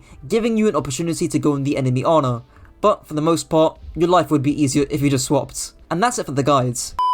No intro since I don't want to waste your time, straight onto the guides. If there's one thing you take away from this video, it's this fundamental concept with Sojourn. Explosive angled pressure. Utilize your power slide to quickly enter flanks and abuse your vertical mobility as much as possible to end up on high grounds, alongside utilizing your disruptor shot and railgun in duels. In the wise words of Spylo, assistant coach for Overwatch League team London Spitfire, Sojourn's major advantage over our counterparts, such as Soldier, is her railgun and vertical mobility. Speaking of Spylo, I have sent him an early version of the Sojourn guide so that I can make some early changes, so you guys get the best possible Sojourn guide that will trump other YouTubers. Anyways, onto the weapon. Sojourn's weapon, the Realme gun, makes Sojourn fire projectile bullets that give the gun energy, and allow Sojourn to fire a railgun that deals 130 damage on body shot with full charge. Each bullet that you land on the body will give you 5 energy, giving you 10 energy if you land headshots. Let's start off with breakpoints. As shown by the swanky graphics by Stylosa in the background, you only need to charge up to 65 energy to be able to one-shot body shot a 200 HP squishy hero. This means that by doing some math, Sojourn's weapon does roughly 9 bullet points of damage, and by the power of editing and looking through frames, Sojourn's fire rate is 800 RPM. This means that Sojourn deals 120 DPS. For comparison, Soldier has a slower fire rate but higher damage, dealing 180 DPS, 50% higher than Sojourn. Sombra has a faster fire rate but lower damage, dealing 160 DPS. This might seem low for Sojourn, but in reality, when combined with your railgun shot, which is burst damage, alongside your other abilities, this tends to balance out her weaker primary fire. A key tenet with Sojourn's weapon is to decide what sightlines to play, which depends upon the composition you're running and what the enemy team are running. Generally speaking, even up against your hit scan counterparts, such as Soldier, you typically want to maintain mid-range sightlines, maybe slightly shorter, in order to land your projectile shots, and especially up against snipers who will completely outrange you. Here's assistant coach for the San Francisco Shock, Kajor, going into more detail about Sojourn's sightlines. To make it easier to hit, just make sure you're playing in those medium to close ranges on her. Playing in these close ranges will make it so much easier to beam down your targets. She's good at dueling flankers and taking these small off angles, so don't be afraid to go quite close to the enemy, but make sure you have a way to back out. But if you play in those close ranges, her left click will feel infinitely better. To add more depth, I'll give another visual instance on a different map. For example, on Havana first point attack, trying to play indoor areas where the sniper has no sightline, or using power slide to path and get closer to the enemy sniper, which I'll get onto later, will be the most optimal way to get value out of your weapon. Alternatively, because you have no fall off, against compositions that you outrange, look to maintain slightly longer sightlines, as Sparlow explains here with the example of Cassidy. If you're going to take this angle here, why are you pressing W? Why did you go from nice corner, nice angle here to I'm on top of point? Maintain the sightline, and that's all you need to do. You outrange this comp heavily outside of Zenyatta and random Pharah rockets. There is no reason for you to go, I'm going to close the distance against these guys whatsoever, especially with the diva on the field. I'll go more in depth on Sojourn's overall playstyle in the latter sections of the video. With your secondary fire railgun, think of it as a buffed version of Soldier's Helix rocket. You deal more damage, it's hit scan, there's no cooldown aside from shooting to charge it, and it can headshot. As a result, think about charging your railgun by shooting tanks or shields, then looking to force a duel onto a DPS player, making them 70 HP before the duel even begins, or even straight up one-shotting them. A key thing Sparlow mentioned to me was that railgun was very important in taking duels, which makes sense considering your primary fire isn't great. For example, on Route 66 third point attack, charge your railgun when you're busy closing distance, then take the flank by the lorry, looking to beam someone with your railgun from high ground, or if someone is already there, you would beam them obviously. As a result, you win this area of the map, giving your team map control, simply allowing you to continue to shoot from high ground on a different angle to your team. Please abuse how easy railgun is to charge and how much damage it deals before it likely gets nerfed. It seems to be a very powerful duel tool if you can aim, so abusing this use of railgun, as with the example I just described, will give you immense value. Before I end off this section, here's Kasaurus giving similar advice alongside some visual examples in the background. Make sure you try to charge this by hitting tanks, and if you charge it up all the way and you go in the enemy backline, you can try to one-shot a squishy DPS or a healer. So make sure you're sitting back, shooting a tank, and then with Sojourn's good mobility, get in there and try to find the one-shot. Once you get the hang of it, it can be extremely strong. Just to clarify and develop Kasaurus' ideas, just be careful of power sliding straight into backline squishies unless your comp is built for inting, such as Brawl Dive or Talon Dive, which I will elaborate on in the composition section. But generally speaking, the risk, especially at higher ranks, just isn't worth the reward of getting that kill, as you'll be left with no mobility tool, the entire enemy team will be looking at you, you might not have cover, and you might not even hit the shot in the first place. Sojourn's first ability, slide in into your DMs. Make Sojourn perform a ground slide that can be cancelled into a decently high vertical jump with a 7-second cooldown. Power slide is key to the fundamental of Sojourn applying rapid, explosive pressure in the mid-fight. Power slide essentially gives Sojourn comparable mobility of a flanker such as Genji with his dash or Winston with his leap, but unlike those flankers, Sojourn can play longer ranges comparable to a soldier, which is probably why Sparlow says that Sojourn is just a different soldier, a more aggressive, burst one at that. However, unlike soldier, a key fundamental to Sojourn is the vertical mobility behind her power slide, allowing you to reach places Soldier can't, or even if he can reach them, it'll take him a year to do so. So, what are some good examples of flanks Sojourn can use power slide for? Well, the best flanks often allow Sojourn to reach high ground, or at least a good angle with cover at the end. For example, on Route 66 first point attack, you could slide through the cave and finish off with a vertical jump onto gas station. From here, you could either pressure their team by the corner if they're holding close, even using disruptor shots, or more likely, you'll look to pressure the supports. Whilst obvious to state, please time this flank with when either team engages, considering that plays like these are very aggressive to make and it's very easy to feed. I'll blitz through a handful more examples because this concept is super important and fundamental to how Sojourn is played. On Junkertown first point defense, you slide through the run with the Mega and jump onto the back high ground, pincering the enemy team from behind. Again, make sure the timing is on point. On Kingslow first point defense, slide through a hotel when the enemy team pushes, finishing by the statue or cancelling your slide early to use the hotel as cover. On Ilios Ruins, you can slide and jump across the catwalk or quickly rotate to coast. The choice is yours, and hopefully by now you're seeing how Sojourn's burst mobility allows her to take lethal angles more quickly than a soldier can. The last example I'll use will be on Havana third point attack or defense. You can look to power slide up onto the high ground and again take an angle that a hero like Soldier just can't do in the same amount of time. For defensive uses to power slide, I initially theorized that you won't need it as much in Overwatch 2 considering there's less players on the field to contest your angles, but Sparlow mentioned to me that a slide cooldown feels longer than it actually is and how you need it more defensively than you think. He mentioned that he liked using it aggressively to take an angle and then using it defensively wherever possible, since shifting forward only works if your team is baiting aggressive attention or you have a pocket or if the enemy team simply can't reach that high ground. Sojourn's second ability, Citron's EMP from Plants vs Zombies, is a burst of energy that snares and deals up to 200 damage if stood in the roughly 3.5 second duration of that ability. It also has a sizable 15 second cooldown. Because of how versatile Disruptor Shot is, I've managed to distill it down into the acronym DUX, which I'll go through with visual examples. Spyro did mention that the DUX acronym was too long, but I've decided to keep it in because DUX, you know. But I have shortened the less important sections. The D stands for dueling. Due to the damage and slow of the Disruptor Shot, in conjunction with your burst mobility in your power slide and your burst damage in your railgun, the Disruptor Shot can be a powerful tool for winning duels on key flanks. Referring back to that Route 66 example by the lorry, power sliding first whilst you're shooting, then jumping up to fire your Disruptor Shot can help make tracking your shots easier, and also landing that railgun damage as follow-up.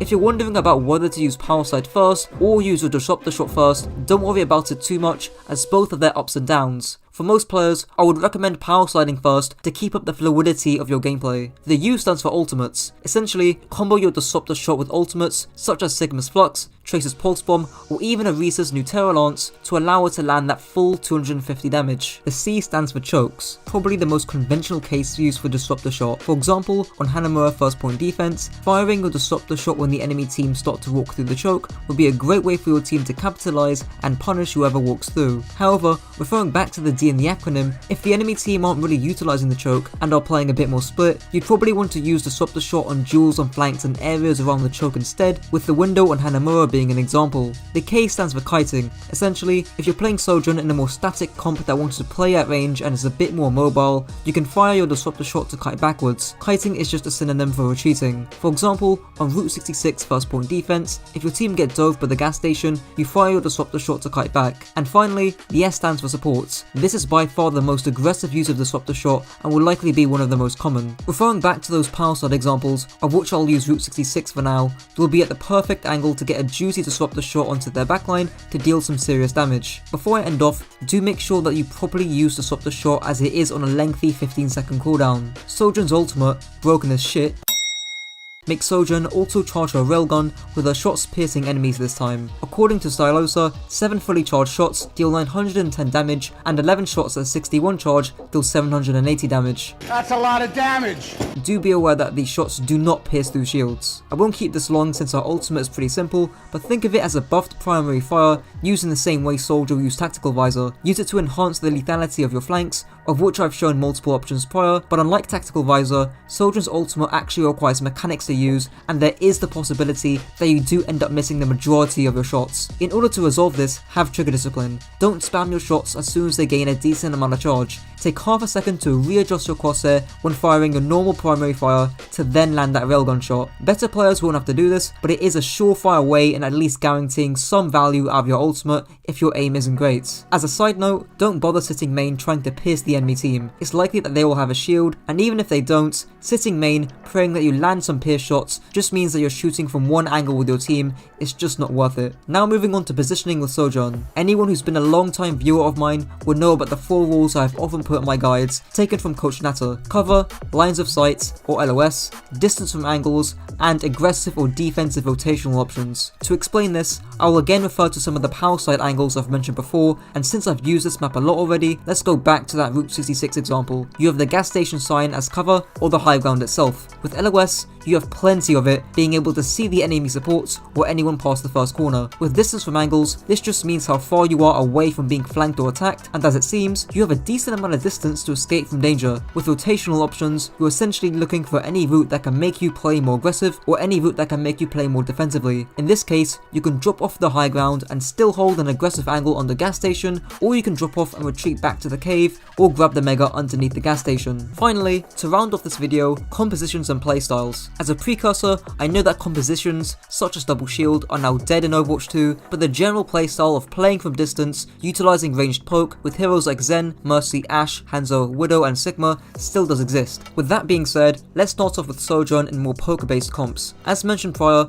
with Disruptor Shot, use it to kite from close range encounters, especially against dive compositions. Speaking of going against dive compositions, with Sojourn, similar to our more static DPS counterparts, you want to balance between stacking main and having no angle at all, and fully isolating yourself on a hard off angle, as Spyro explains here, with a clip on Basan I've used about 1,000 times. You don't want to position on top of the team because it allows allows the enemy team to be able to dive you without taking damage, because there's only one LOS where you're actually putting damage. They can hide from this damage in here, they can hide from the damage here, they can hide from the damage here, they can hide from the damage here. Whereas if you position just slightly here, not too much, where you can still be Harmony Orbed, Armor Pack, you can poke this pre-jump, this pre-jump, this pre-jump, this no longer has cover, this no longer has cover, this has significantly less cover, this has significantly less cover, and you can even peek down this hallway a little bit easier. Dive wants to corral you. Stacking against dive is not the answer. It is being in positions where you can peel for each other, but you can poke out dive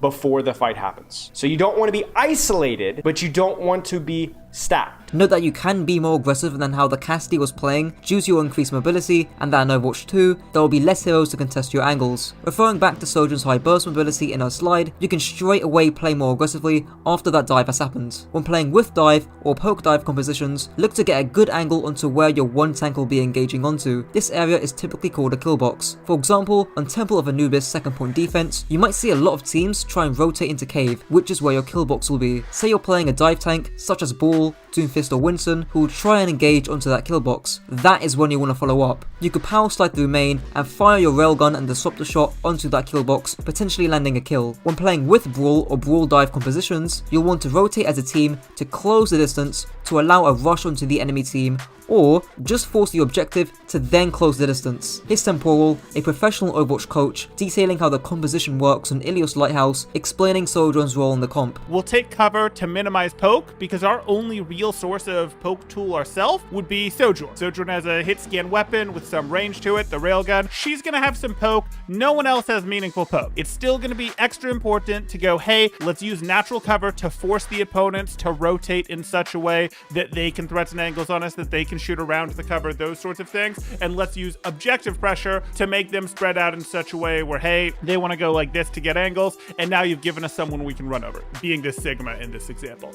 And what you're looking at for this dive is some pretty good tools. Your Sojourn can do her power slide to go in and then pop up and shoot some shots, and there's not going to be a Winston bubble like there historically would have been in the mirror for her to go for some of those nice headshots, for her to throw down a slow that would slow the mirror or slow whoever you're trying to pounce on. Well, that's it for the video.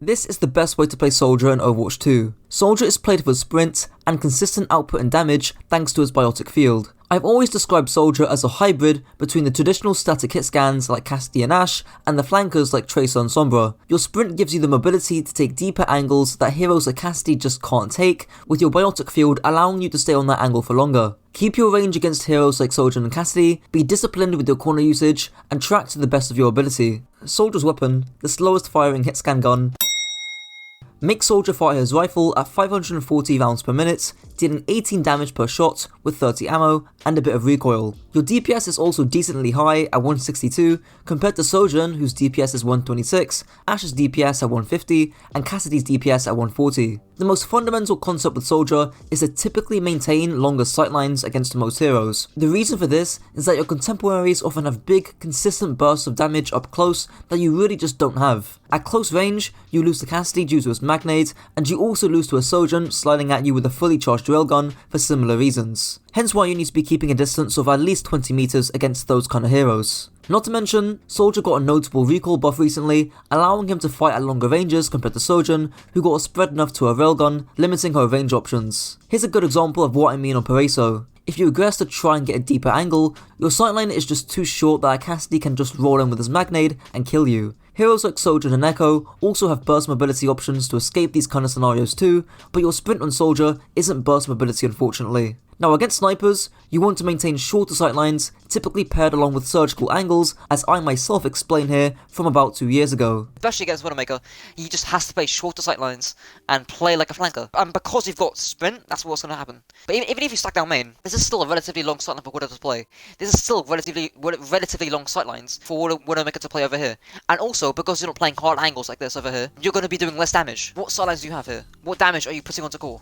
You'd be putting more damage by playing in this turquoise building over here than you would be with a Matrix stacking down main. Here's another example on a Barney third point attack, where instead of playing long sightlines down main, you can flank around either to the left or right side, beaming down the enemy sniper. In my clip on Ivana, I did mention to play like Tracer 76, and I'll build on this more flanky playstyle in the latter section of the guides. On a mechanical level, trigger discipline, especially from longer ranges with the recoil change, is vital in terms of landing your shots and killing a squishy target in one clip, as Jane gives an example of here. Your trigger discipline. So you're firing and you're not on target here.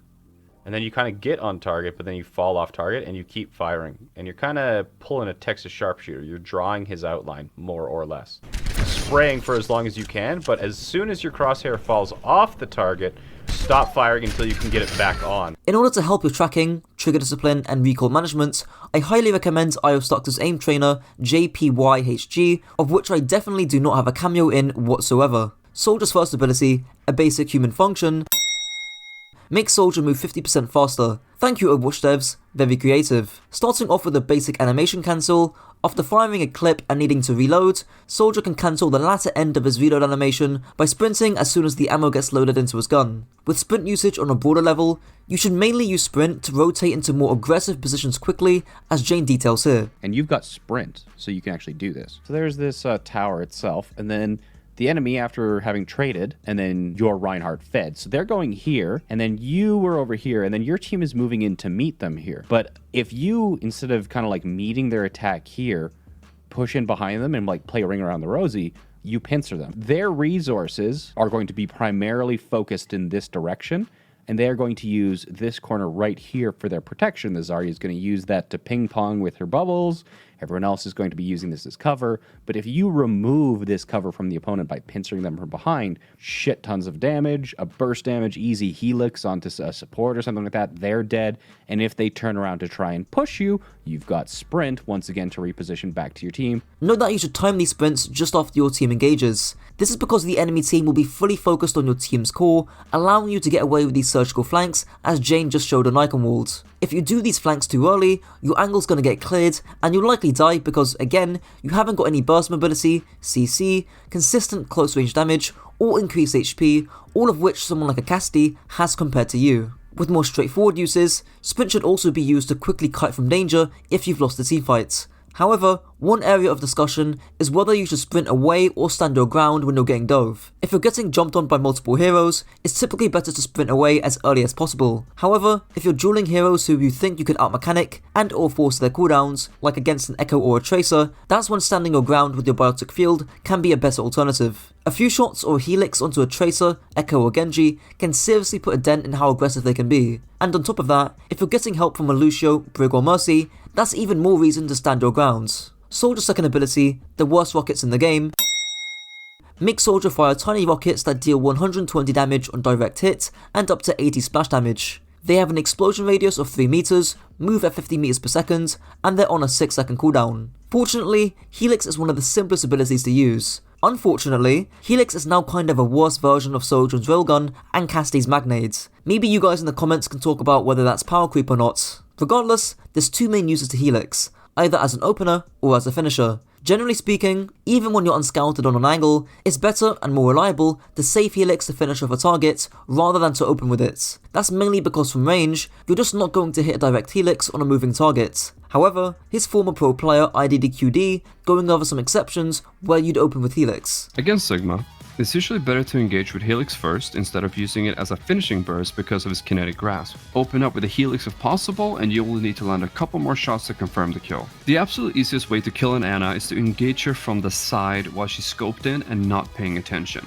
Just to add one onto that, you can also open with Helix onto big hitboxes like a Bastion, because then you're more likely to not whiff the Helix. In most other cases though, just use it as a reliable finisher with the splash damage. There's also a third niche use, which is for Helix jumps. You can perform some Helix jumps by using Helix at your feet, jumping and sprinting forward. It functions very similarly to how you do so in Bastion with your own grenades, and you can see some examples of Helix jumps on King's Row alone. So, if you're a dedicated Soldier main, I recommend going through some maps and custom games to find these spots, which can be useful in order to set up some unexpected angles. Soldier's third ability, the Stationary Heal Orb, makes Soldier plant a biotic field dealing 35 healing per second over 5 seconds in a 4.5 meter radius paired with a 15-second cooldown. The general rule of thumb with biotic field is to use it after you finish your first peak and head back into cover, as you can see here. The main reason for this is that as soon as you peak an angle on full HP, enemies aren't going to be immediately shooting you, so some healing will go to waste. Of course, if you want to hard commit on this angle with Visor,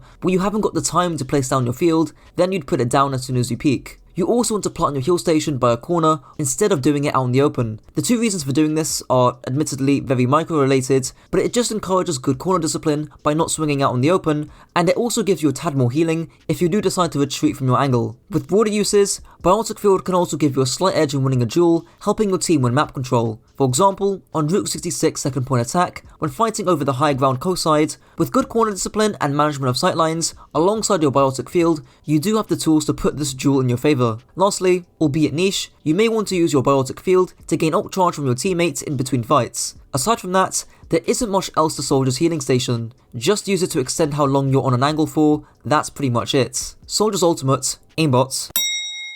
Make Soldier gain aimbot for 6 seconds. Thank you again Overwatch devs, very creative. Starting off with some tech, here's Jane going over 3 main animation cancels that you can weave all into one tack visor. You shoot an entire clip, and then as soon as you're empty, instead of waiting for the reload, you basically press healing station and visor at the same time, and you skip 2 animations. You skip the reload animation, and you skip the healing station animation. And then, we can take this one step further. So I'm at 1 bullet, and then I use the last second to reload, so as soon as I end visor, I've got a brand new clip. The fundamental use behind tack visor is to increase the lethality of your off-angle pressure whilst maintaining safety with long sightlines. For instance, on Dorado's second point attack, if your team decides to clear and fight for high grounds, you can pop visor to catch anyone on the adjacent high grounds. You can kind of use tack visor as well for map control purposes to zone space, almost like a Walmart high noon. For instance, on King's third point attack, you can zone the high ground with your tack visor, making any enemy DPS play passive. This can allow for your more mobile teammates to access and control the high grounds. Lastly, I feel like I shouldn't have to say this,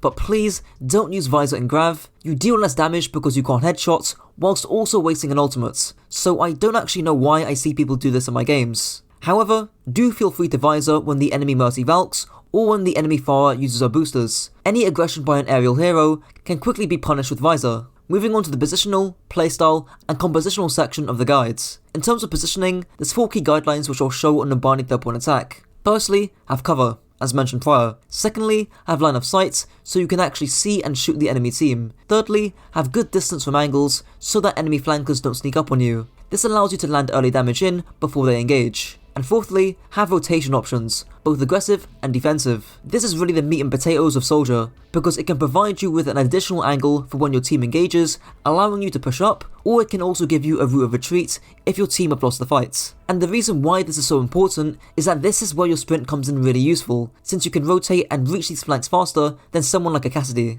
In more broadly comps, or comps that don't really have much range or mobility, you may want to take hard flanks that have long sightlines. On Lijiang Tower Garden's retake, you may want to split into the white room whilst your team fights on bridge. This long sightline makes it particularly taxing for heroes like Lúcio and their other DPS to mark you, which gives you some safety. If the Reinhardt does decide to pin all the way to you, that also creates some space for your own team to cross the bridge. In Dive, likewise to almost every other DPS, you want to find a balance between playing split and playing stacked. Here's a clip from Sparlow that I also used on my Cassidy guides. You don't want to position on top of the team because it allows the enemy team to be able to dive you without taking damage, because there's only one LOS where you're actually putting damage. Like, we could draw a straight line of where this damage is coming from, and it's here. They can hide from this damage in here, they can hide from the damage here, they can hide from the damage here, they can hide from the damage here. Whereas if you position just slightly here, not too much, where you can still be Harmony Orbed, Armor Packed, you can poke this pre-jump, this pre-jump, this pre-jump, this no longer has cover, this no longer has cover, this has significantly less cover, this has significantly less cover,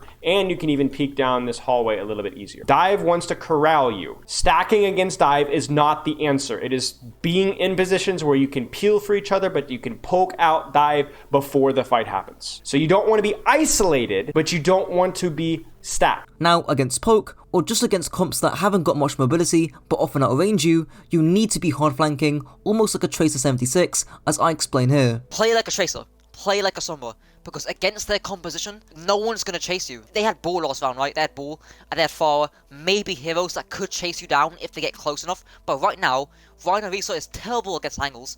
They've got full down frontal control, and you're going to do absolutely nothing if you stack down main and shoot shields. As soon as you see them walking out on this, and as soon as you see, okay, they haven't got a Tracer, they haven't got a Hog, they haven't got anyone that can dominate my short sightlines, I'll definitely be hard flanking, and then playing. The sightlines don't really matter. It's just the ability to hard flank and make sure you're not spamming down shields. And also, time your hard flanks with when your core pushes in. In short, if teams aren't running heroes like Tracer, Sombra, Genji or Ball, you have a lot more freedom to hard flank and utilize that sprint to your heart's content. If you are playing against those kind of comps, keep the range and take soft off angles. And that's it for the guides. This is the best way to play Sombra on Overwatch 2. Sombra is a mid-range flanker with 3 key things you need to keep in mind. When are you pressuring, where are you pressuring from, and who are you pressuring? In terms of when, you need to time your pressure with your team, and in terms of where it's from, it needs to be with cover, and usually with distance if you outrange your target. But that's the thing, who is actually the target that you'll be pressuring or hacking? In short, that comes down to range. Basically, if they outrange you, like a Widow, Ana, Zen, Ashe or Hanzo, that's who you're going to be focusing. But if they're running something like a Lúcio, Moira, Reaper, Tracer, then you'll likely be farming their tank or their general team from range. Sombra's weapon, Lil Uzi Vert, makes Sombra shoot her SMG at 1200 rounds per minute, dealing 7.5 damage per shot with an ammo capacity of 60 rounds. Your normal DPS is 150, and if you're shooting a hacked target, it gets closer to 190. Just as a side note, so much of Sombra comes down to your general playstyle against a variety of different heroes,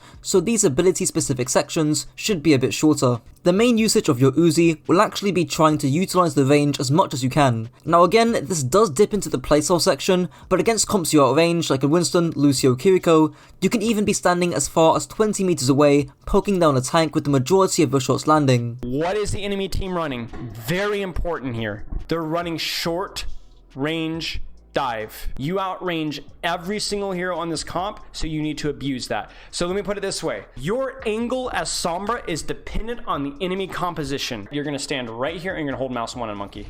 If you hack Monkey, how much pressure are you putting out right now? If you hack Zarya or shoot Zarya or hack Brig right now, what are they gonna do? Against very spam heavy comps, then your angle is less frontliney, because if a Hanzo wall climbs up here, you don't want to just sit here and hold mouse 1 here. That's when you'd rotate behind. You force the squishier glass cannon long range heroes to turn around. That's where Sombra needs to angle. But the funny thing is against those compositions, against the sniper heavy compositions, would you be playing Sombra into those? No. What hero would you be playing?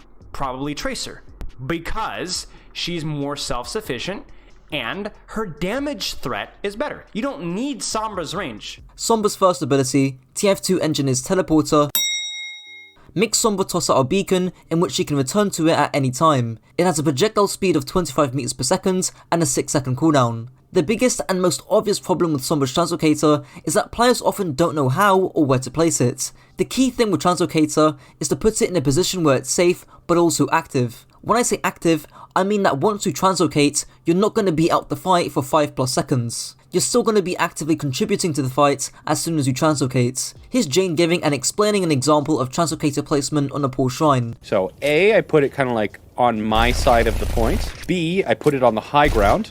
Or C, I put it right on the health pack. So the thing is, if you place it on the translocator, right? So if we hack this and we place the actual translocator, we can fight. Suddenly we get attacked or something like this. If we translocate, we are out of the fight. If you place your translocator here, and you're fighting, suddenly you get primaried, you're out of the fight. So what you want to be doing instead is giving yourself options. So if your translocator is on a statue like this, you're fighting, or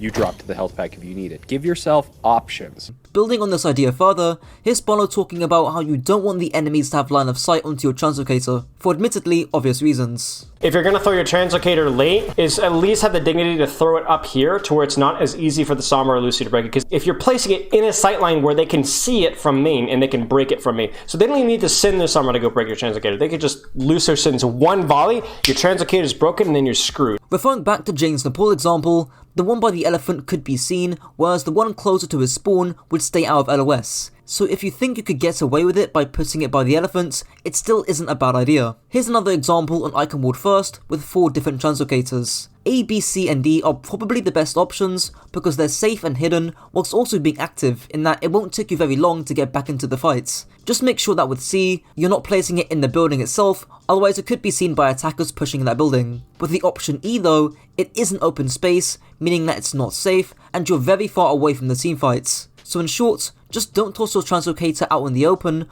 and don't toss it too far away from the actual fights. Aside from that, there's times where you want to use translocator aggressively in order to reach high grounds or even set up your EMP. Just don't forget to set your translocator afterwards. Sombra's second ability, the B-Tech Spy Cloak, makes Sombra turn invisible with a movement speed buff of 50% alongside a potentially infinite duration. The cooldown is 6 seconds and you can also hack from invis, but I'll talk about that more in the playstyle section. In terms of tech, here's Fitzy here explaining the invis cancel prior to ulting. When going for an EMP is to use stealth, throw your translocator in, decloak, then translocate an EMP. This will get rid of the delay when you try to EMP after you translocate, and it will also play the voice line of decloaking at your original location instead of in the middle of the entire enemy line. In terms of usage, there's 2 main uses. The first is mobility and the second is scouting. Dealing with the former, use the added speed buff from invis to perform rollouts and to move into position quicker, either to farm a tank or to get behind for an assassination. With scouting, you typically want to scout heroes and the positions they're coming from. For example, on Lijiang Night Market, you could see whether the enemy team would push high ground or whether they're pushing from somewhere underneath. Sombra's third ability, Hackerman, makes Sombra temporarily disable all active and passive abilities from one enemy for 1.5 seconds, and she makes that target take 25% more damage from her specifically. Your hack also has a range of 15 meters, a cast time of 0.85 seconds, alongside a 4-second cooldown. I'll also couple in your passive too, which allows you to see enemies who have under 50% HP through walls. In terms of tech, similar to Mercy's beam, there's a small grace period where your hack can extend beyond 15 meters. Nice to do if you need to keep the range. In terms of usage, there's 2 rudimentary uses of hack, both of which I'll elaborate on in the playstyle section. The first is the hack to farm ult charge. An example would be hacking a Hog or a Diva and farming them from range. They either have limited range or a lack of mobility, which makes them pretty decent ult batteries. The second type of hack is the hack for lethality. This is better suited for pouncing on immobile and or isolated squishies. With your passive, the main way you will utilise this is by calling out enemies who are under half HP, as well as reassessing your target priority. That's basically it. Sombra's ultimate, Hackerman 2000, makes Sombra discharge electromagnetic energy in a 15 meter radius, taking 0.35 seconds to activate, lasting 5 seconds, applying the effects of hack to anyone caught in the EMP. Just like in Overwatch 1, the biggest and most important aspect of your EMP is the timing. This may look simple, but if both teams have a Sombra and they both have EMP, then as you might guess, EMPing first can give you a large advantage and can diminish any follow-up that their counter EMP gets. I'm about to head out. Let's talk. Your job is to EMP enemies where your team can go and kill them. You are playing in a team environment, and you have managed to find a way to EMP 2 people in nearly inaccessible locations, instead of simply waiting for them to walk out and then EMP them. I get it. Your team is like, they have EMP, we don't have beat, we gotta go fast. But this is not the type of fast. If you want to hide on point and let them drop and then speed boost out from point and EMP them once they've dropped, fine. Whilst you can't eliminate basic shield HP anymore with EMP, you can still cancel things like Coalescence, Sound Barrier, or Amplification Matrix, so if you're being run on, EMP can quickly disable and cripple that engage. Moving on to the final section of this guide, positioning, playstyle and composition. Likewise to my Reaper guide, I'll start off with the playstyle stuff first, not because it's really simple, but for the opposite reason. I want to start off by going through an example on Oasis City Centre, but don't focus on the map too much here, and focus more so on the heroes. Say you're playing Sombra against the Lúcio, Moira, Ryan, Tracer, Ashe. Here, you have a few options, and some are certainly better than others. And this refers back to the question I put at the start about who you target. The first option or playstyle that you have is to mirror or clear flankers. Mirroring just means matching or facing them, so here, if the Tracer decides to flank onto your backline, you could clear her out by hacking her from invis. So why would you ever want to do this? Well, if your backline is very squishy, like an Ana Zen, you can upkeep them alive. and generally speaking, an Ana Zen will get more value than a Lúcio Moira due to their higher damage and utility. Not to mention, you might get Zonobs too, which can help you win out that duel against the Tracer. The second option is going for backline supports. This isn't really an option here, because both Lúcio and Moira are slippery supports who, get this, don't have much range. And range is a super important factor here, because the third option is just farming down their tank from high grounds. And simply put, a Lúcio Moira just don't have the range to deal with you. You're not playing against an Ana Zen who can discord you and mark you. In terms of range, you're in this weird middle ground where you have more range than the Lúcio Moira, but less range than an Ana Zen or a Bap Zen. But here comes the fourth option with the Ashe. Ashe does have range, and if you stand on high ground farming their Ryan, the Ashe does have enough range to toss a dynamite and potentially kill you, or at least force a translocate. As a result, your option here is to duel the Ashe, potentially getting behind, landing a hack from Invis, and blitzing her down, which honestly is one of your best options here. So the way I'd play this out is to wait for the Ryan Lúcio Moira to drop from high ground, and then to quickly assassinate the Ashe, and afterwards, I can just farm their Ryan from high ground. Or, if you're running a super squishy backline, you can just hunt down the enemy Tracer, or whatever flanker it may be. It could even be a Wrecking Ball in this instance. Clearing flanks also includes people like Ashe, or any other immobile hero that for some reason decides to hard flank into you. Then, you can just pounce on them and win the duel, because obviously you win a duel up close against a hacked Ashe from Invis. So, as you can see, what you do on Sombra is heavily dependent on what your team's running, and what the enemy team are running too, and it's not always going to be clear cut. But the key thing to apply to your game is to always ask yourself the question of range. Do the enemy DPS and supports outrange me to where I have to get up close and behind? Or do I outrange them to where I can just take a soft off angle and beam them from roughly 20 meters away? Of course, there's going to be exceptions to these guidelines, and there will be times where maybe you have EMP and you want to focus on that Moira who just wasted her heal orb, but these general guidelines should help you a lot. As the fight progresses, the situation changes. Enemies start exhausting their resources, your team starts finding openings against the enemy, or you might just have EMP ready. When that happens, that's when you might consider taking a more aggressive position and playing more greedily. Again, you do want to adapt your style depending on what the rest of the team is playing. If your team is playing a more brawly comp, you want to be playing almost like a Dime Store Tracer, looking for dives with the rest of your team. But if your team's playing a more spammy comp, you want to help your team control the flanks and win duels. Try to punish anyone who is playing isolated from their team. You can still look for kills, but since your team is playing at longer ranges, you have to be more careful as it is easier for you to get forced out. Now, before I end things off, some quick notes on your timing and positioning, referring back to the two questions I put at the start of the guide about when you time your pressure and where you pressure from. With your positioning, you really want to make sure that you have at least some piece of cover in order to increase your uptime. In that Oasis example, the high ground there was my cover, decreasing the chances of my translocator getting forced. If I wasn't dead in the middle of the point where everyone can just shoot me in the open, where would you be then? Probably maybe further to the right in the room where I could use like the cover and then hack the Ana, kind of get out of vision. You see the mini as well. You can use that to extend your phase as well. And lastly, your timing. When you're timing your pressure, whether it be either of those four options, it needs to be timed for when either team are engaging, so they get value off the attention that you're baiting. Timing wise, is this timing of this pressure good, would you say? Watch this again from her POV. Yeah. Okay, perfect timing. Perfect timing. Okay. How do you know? As soon as I forced them to look at me, my team was going in. Yes, and perfect. It gave them room to kind of fuck with whoever had to look at me, basically. Now there will be times where I want you to go a little bit later, you to play second fiddle. You know what I'm saying? Like maybe you can go like let your Ryan get attention first, and then you go second. So maybe you were a tad early here, but the target priority and the position with which you were at was the problem, not your timing. And that's it for the guides. This is the best way to play Symmetra in Overwatch 2. Symmetra is a highly versatile poke brawl hero who, in matchups like a Reinhardt mirror, can melt down the enemy tank by farming up her beam, whilst also having the flexibility, thanks to her teleports, to flank and split attention behind the enemy team. Depending on the comp and the map, look to either control enclosed spaces with your turrets, flank around and split focus in the mid-fight with TP bombs, or set up more defensive turret traps to catch enemies off guard. Symmetra's weapon, the microwave, makes Symmetra emit a ranged beam dealing 60 DPS to 180, leveling up every 1 second. The beam decays from level 3 to level 2 in 2 seconds, and from level 2 to level 1 in 1.5. Her alternate fire makes her shoot an explosive energy ball that deals up to 90 direct damage with a 2 meter splash radius, taking 1 second to fully charge. Considering Sim doesn't do critical headshot damage, you should always be aiming for the torso or the legs, depending on where the hitbox is bigger. For most cases, that'll be the torso, but in cases like Tracer, you should try and aim for her legs, since the hitbox is bigger there.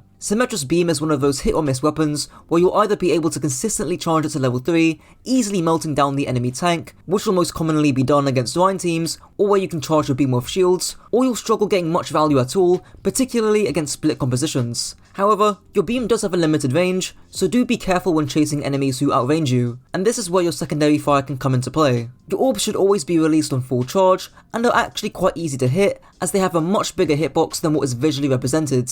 Combine this with their high speed and some decent aim, and they're practically undodgeable and are really annoying to play against, especially when doing your TP bombs. Lastly, spam orbs in between fights and the start of them, since you'll charge your ultimate a decent bit from it. And who knows, maybe you might even get lucky and get a pick. Symmetra's first ability, Portal 3, makes Symmetra place a teleporter up to a 30-meter distance with 200 HP, a 10-second duration, a cast time of 1 second, paired with a 12-second cooldown. Firstly, because of just how versatile the teleporter is and how many uses there are, don't try and force yourself to follow a strict set of rules on your TP usage, just apply these following uses where you see fit in your game. Firstly, there's TPing to get out of spawn quicker. Whilst there is a 10-second duration, so you can't permanently keep a spawn TP, you can and should still use TP where you see fit to skip certain pieces of map geometry, especially at the start of a game. For example, on the Pool Shrine, just teleport from spawn to the high ground, meaning that you and your team don't have to go all the way around. Secondly, you can TP to dive the enemy backline, and you can optionally do so with a TP bomb. A TP bomb is just tossing turrets through your TP,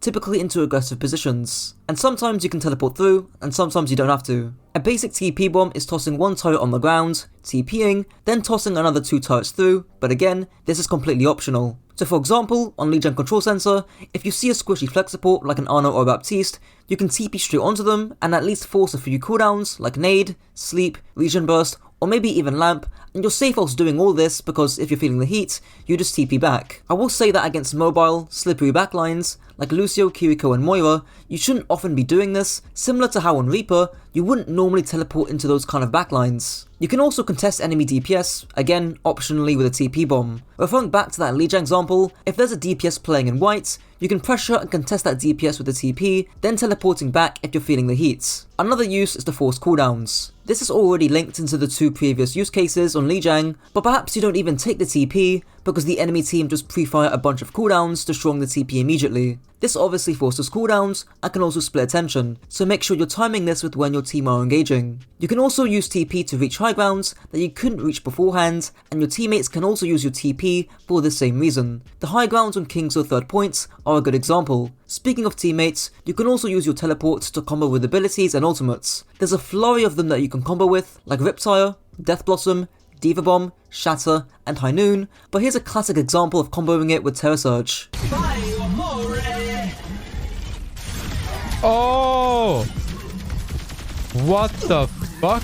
There's also using TP to rotate yourself or your team past dangerous areas of the map, particularly at chokes. For example, on the Poor Village, if the enemy team are holding close, you can double back and TP main, or TP straight past them. And lastly, you can use TP as a kiting tool. If you need to run away from Grav, or to disengage from a Valkyrie, Coalescence, Rally, or Beats, a defensive TP can greatly help with that, and in a similar vein, TP can also allow you to play more aggressive off angles as it gives you a free escape. And speaking of escape, you can chase down enemies who are trying to escape you. Symmetra's second ability, the AirPods Pro, makes Symmetra launch up to 3 small turrets, each dealing 40 DPS and a 15% movement reduction. The AirPods are packing 30 HP and they're on a 10-second cooldown per turret. To put it simply, turrets allow you to do what you're already doing to a greater degree. For example, if you're playing to dive the enemy backline, as I've talked about with your TP in the last section, you can then use your turrets in a TP bomb to dive the enemy backline harder. If you're playing to peel your supports, you can put turrets around you to peel them more, and if you're playing to mark flanks, you can put turrets on the flanks to mark them, giving you early information as to where they might be coming from. 1 is enough, 2 is fine. To help your Reinhardt with the battle, if the battle happens here, etc. Totally fine. Give me something that provides a little more protection on this flank. Give me something that's an early warning system if they take the good push, which is through high ground here. or give me something that, you know, warns me if they're coming this way, like, etc. Like, your turrets, yes, you want to use them for their damage, for their slow, primarily for their slow, but you also can use them as early warning systems on flanks. I'm not saying, oh, spend all of your turrets covering the flanks, etc. That's not what I'm saying, but put a turret on whichever flank you think is more critical, more important, etc. You can also use them to melt down the enemy tank to distract them from your beam, allowing you to melt them further. Just make sure to put your turrets high up, as well as on off angles in order to do this. And like even here, like surely this isn't the best place for turret. Where would you turret? Behind, like the Mercy on the blue thing? Yeah, exactly. Exactly what I was thinking. Right here. There's Genji. You control the space here, right? Just throw a little bit. Now they might break it, yeah? It's helpful. Denies the high ground. This is too easy to break for them. You want turrets to either complement your beam in a location where it's hard for them to break, or you want turrets to control space that you cannot reach with your beam. In other words, I can't reach this far with my beam, so I'm going to throw a turret here to make sure that they don't go there, right? Then if they walk away from the beam of the turret, they walk into my beam, right? Same reason why you could throw a turret over here, right? Up above the wall.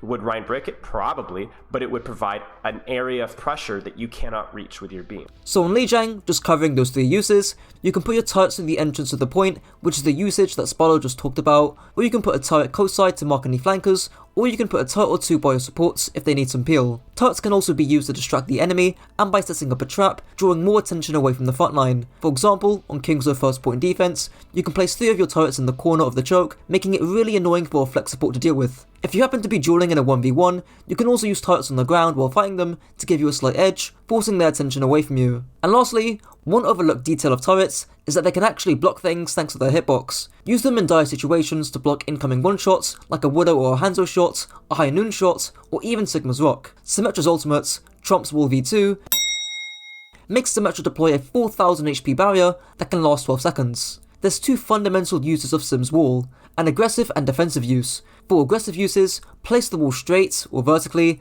and for defensive uses, place the wall flat or horizontally. If your team are running Lúcio speed, or you're engaging head first into the enemy team, doing an aggressive wall will likely be the play. However, if you need to react to something like a High Noon or a BAP window, then walling defensively to cut that off might be preferred. If you're unsure of what to do, just wall straight towards the enemy team, and you'll guaranteed get some value. Try and also wall on corners to cut the map into as many playable sections as possible, as MC explains here. I'm not going to draw diagrams over that one. All I'll say here is that Meta's decision to drop the wall right on the angle here is just god tier. Here's a wall that's flat, and then here's a wall that's flat. It forms a T. The T gives his team like 3 or 4 spaces to play in without them dying.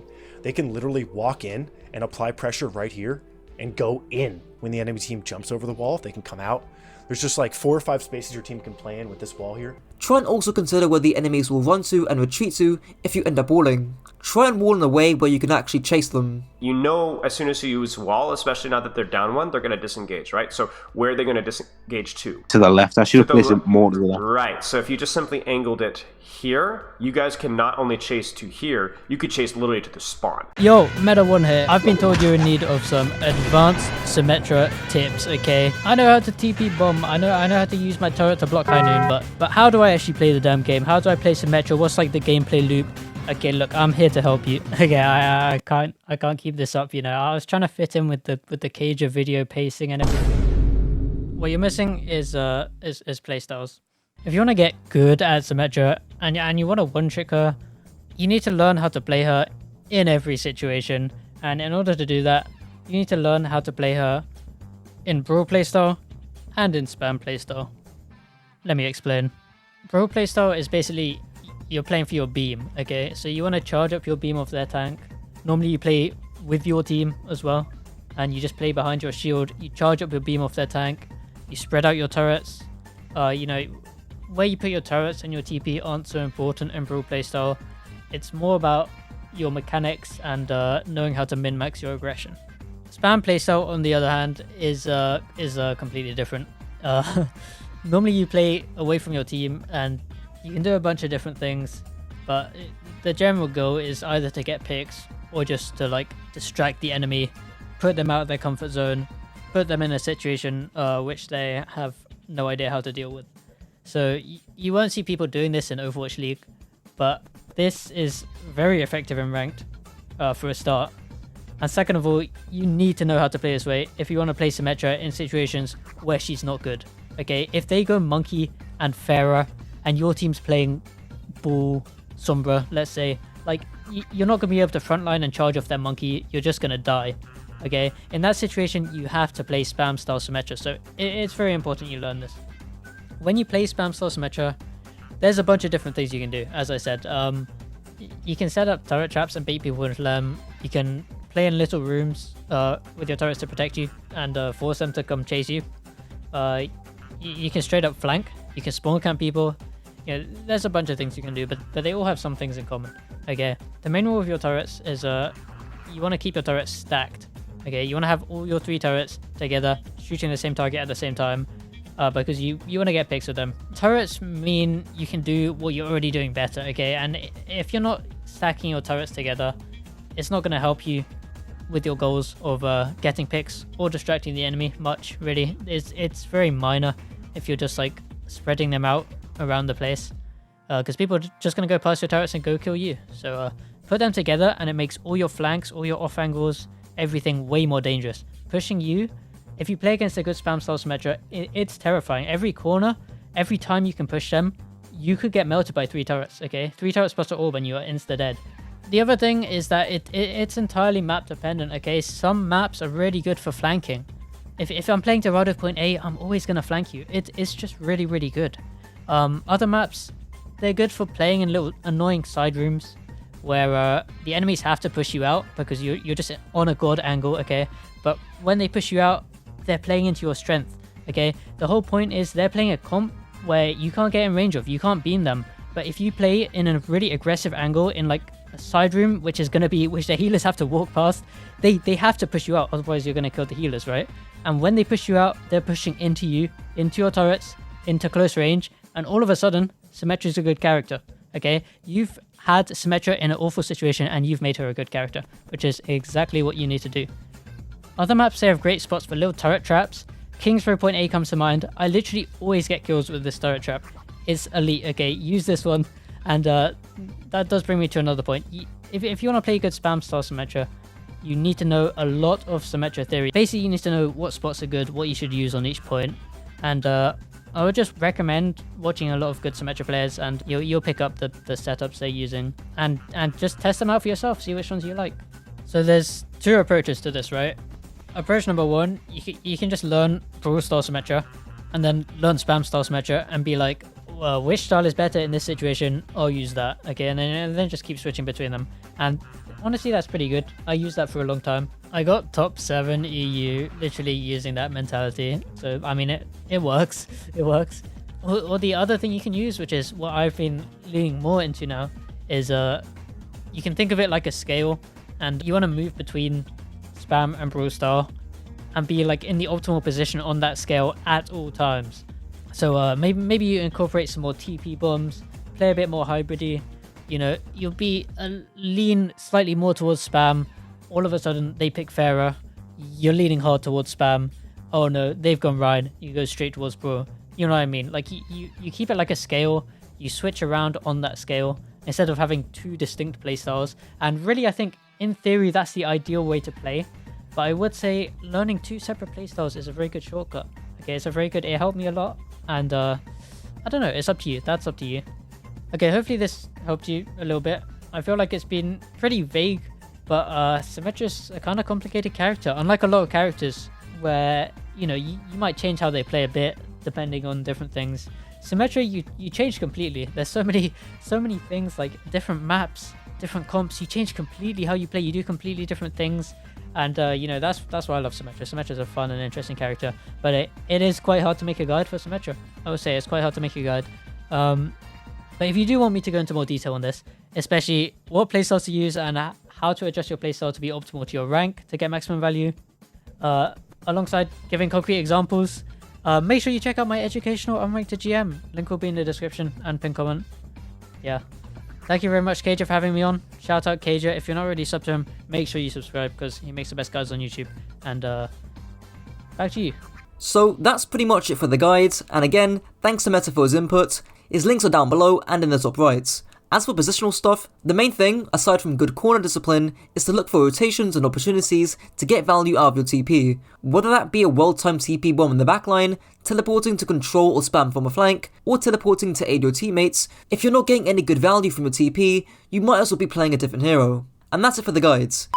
This is the best way to play Torb in Overwatch 2. Torb is picked for its added sustain and chunkiness in comparison to its hit scan counterpart Cassidy. If you can nail down the easier parts of his kit, then the biggest skill curve comes with landing his Cheeto shots consistently in order to keep up with the damage that heroes like Cassidy or Soldier will be constantly outputting. Put your turret on flanks or on off angles, overload when dove, ult to zone space, and land those shots. Torb's weapon, the flaming hot Cheetos, makes Torbjörn fire rivets every 0.55 seconds, dealing 70 damage per shot and travelling at 70 meters per second. Torb can also eject molten metal in a short range, dealing up to 125 damage per blast, taking up 2 ammo per shot. Now, it doesn't take a rocket scientist to understand that shotguns are good at close range and not so good at other ranges, so the only time you'll be using your alternate fire will be in close quarter combat to consistently land a good chunk of damage, especially against tanks where you can guarantee every pellet will land. You could be ballsy and trying to one-shot heroes up close with your standard Cheeto shot, but to me, that's the equivalent of trying to one-shot someone as Widow in close range. Sure, it looks and feels good when you do it,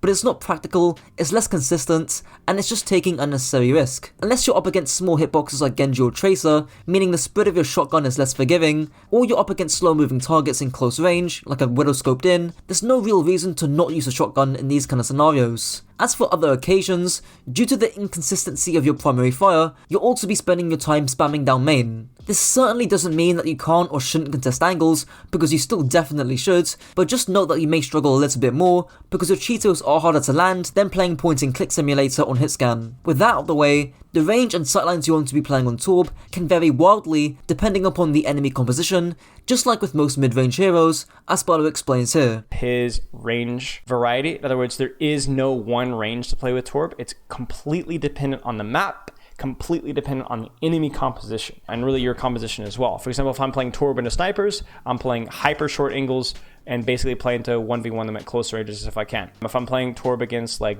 full dive, you're playing a spam hero. You're playing essentially a spam hero at long range. So he's a very flexible hero when it comes to range, a little bit like McCree. So, for example, if you're playing against a long-range sniper composition on a map like Hollywood, I'd recommend taking the high ground in order to get a closer sight line on that Widowmaker. With smart cover usage, one Cheeto headshot, and that Widow is forced to stop peeking. However, up against a more flanker-based composition, who have more lethality at shorter ranges, you're gonna need to be playing longer sightlines with cover. In a case like Hollywood Attack, utilising your turret and overload defensively, or pushing high ground as a team unit, are likely the calls to make here. Aside from that, practicing your accuracy with Torb's primary fire is going to drastically increase the amount of value you get from him. I'm once again recommending IOStock's aim trainer, JPYHG, of which I have a nice cameo in. Torb's first ability, B-Tech Aimbot, makes Torb deploy a self-building turret with 225 HP, dealing 56 DPS in a 40 meter attack range with a 3-second cast time paired alongside a 10-second cooldown. He also has his infamous hammer that deals 55 damage per hit and heals his turret for 50 HP. There's two main uses to Torb's turrets. The first is to use it as a burglar alarm and a warning system similar to Symmetra's turrets, as Barlow explains here. The turret is literally like a burglar alarm that alerts you that something on an angle is wrong. And not only is it a burglar alarm, it's a burglar alarm that takes a little hammer and whacks them in the shins. You see what this Hanzo has to do? There's Stormbow and he's half HP. You know, that's what turret's for. And you know he's there now. You have to decide what angle is most relevant. Building off that bit at the end about choosing which flank to mark, just turret the flank that you think is going to be more commonly used, and try to place the turret with cover so it doesn't get easily destroyed. The second type of turret is to use it as an extra angle of damage, so going back to Blizzard World, this could be on the high ground, right behind where the enemy team are pushing. The reason why off-angle turrets are so useful is that the enemy team need to turn away from the front line in order to destroy it, meaning that damage from you and your team is more likely to land onto them. Not to mention, when your turret's at an angle, it's more likely to shoot HP rather than shields, meaning you actually gain ult charge from it. However, in terms of understanding why you should place your turret on these unorthodox off angles, and why angles are just good in general, here's top 500 Torb main Goblin explaining and applying the thought process behind turret angles. So if you notice the way these turrets are positioned, they're positioned on really off angles that you wouldn't expect people to hold or take, you know, just generally odd positions. The reason for this is because when the enemy team pushes in, you don't want the first thing they focus to be your turret. You want them to focus on your team, and while your team is being focused, your turret is helping with suppressing fire. If your turret stays alive for most of the fight and is shooting for most of the fight, that's how you get the most value out of your turret, rather than it being destroyed initially and you have to wait a 10-second cooldown, because in 10 seconds your entire team can be wiped. Another reason for these turrets positions is the simple fact that it draws the enemy team's focus fire. If you're able to pull someone's attention from the team fight for 4 or 5 seconds and make that team fight a 6v5 or a 5v4 for just 4 or 5 seconds, that can be the difference between winning and losing a team fight. Adding some nuance to this, you want to try and make sure that your turret isn't the first thing the enemy see, as they can more easily break the turret as a result. For instance, on Numbani's second point defense, by placing your turret on top of the green bus, you technically have an additional angle, but as soon as the enemy team turn the corner, your turret is going to be the first thing the enemy team sees, and it's going to get destroyed pretty easily. Instead, if your team are holding by the green bus initially, tossing your turret by the coast side mega is much better. The turret has cover and can only be seen when the enemy team pushes forwards. It's also a 2-in-1 in that it also acts as a burglar alarm for any flankers coming through the left side, whilst also providing off-angle pressure. Now, in terms of choosing which one of the two turret playstyles to use, if the enemy team are running flankers like Tracer, Sombra, or Wrecking Ball, you should favour the burglar alarm type turrets. However, if the enemy team are running a more poker-based composition, or one that doesn't really hard flank much, like Widow, Pharah, or Hanzo, you should favour the off-angle type of turrets. But regardless of which turret you go for, your turret should almost never be frontlining. You should also be adjusting the position of your turrets in accordance to what the enemy team are playing and where they're pathing. For example, if your turret isn't getting use at all, then reposition it in a different area. Before I end off this section, there's an unusual third use of turrets, which is to throw it and use it aggressively when taking a duel, using the turret as makeshift cover. For instance, if you're dueling a Cassidy on Route 66 third points, throwing a turret before you peek will provide you with 2 advantages. The first is that it acts as a distraction and splits attention away from you onto the turrets. And the second advantage is that it can provide you some temporary cover. Not to get too much into the micro as well, but this can also block Cassidy's Magnade if he chooses to throw it early. Torb's second ability, Angie Dwarf, makes Torb gain 100 additional overhealth and 30 to 40% buffs all around to his movement speed, fire rates, and reload times, all of which has a 5-second duration paired with a 10-second cooldown. Just like your turret, there's 2 main uses to your overloads, one of which is to use it defensively when getting dove, and the second is to use it aggressively when punishing rotations. So overload is either 2 uses. It's either used as a defensive cooldown that you can utilize when you're being pressured, dove, or dueling, or it could be used as extra pressure. So if the enemy team is making an aggressive rotate or pushing into your team and you know that you're not going to need it as a defensive cooldown anytime in the next 5-10 seconds, press the E so you...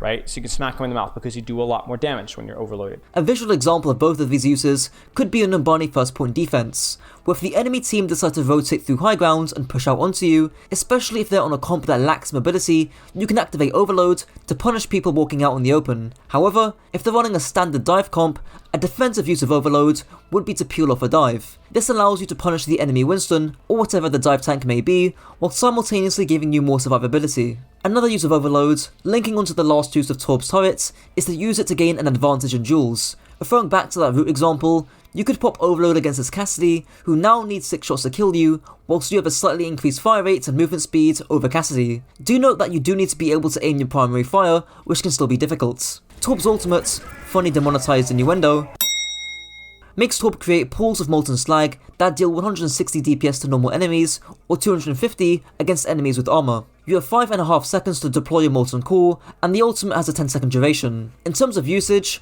one overlooked use is to zone and take space. This can commonly take the form in shooting your molten core behind the enemy team, so when your team pushes in, the enemy team are forced to back up into your molten core. For example, on Real to first point attack, you could push past this corner by shooting your molten core behind the enemy frontline, so they have to back up quickly, allowing your team to push past the corner. Alternatively, and what I think is an incredibly potent use of Torb's ultimate, is to not only zone the space that happens on the frontline, but to also zone the very important areas of the map around the frontline. This will most commonly take the form of high ground or flanks. For instance, on King's third point attack, you could zone all sets of high grounds. By zoning these spaces, heroes like Genji or Echo, or anyone with vertical mobility, can more easily take the high grounds. There's also using Molten Core defensively to zone the space around you, so heroes like Winston, Genji and Tracer can't get on top of you as easily. Combine this with your overload and your turrets, and you can see why Torb has a great set of anti-dive tools at his disposal. Lastly, you ideally want to time Molten Core in mid-fights, as Barlow explains here. Ultimate usage is 100% mid-fight,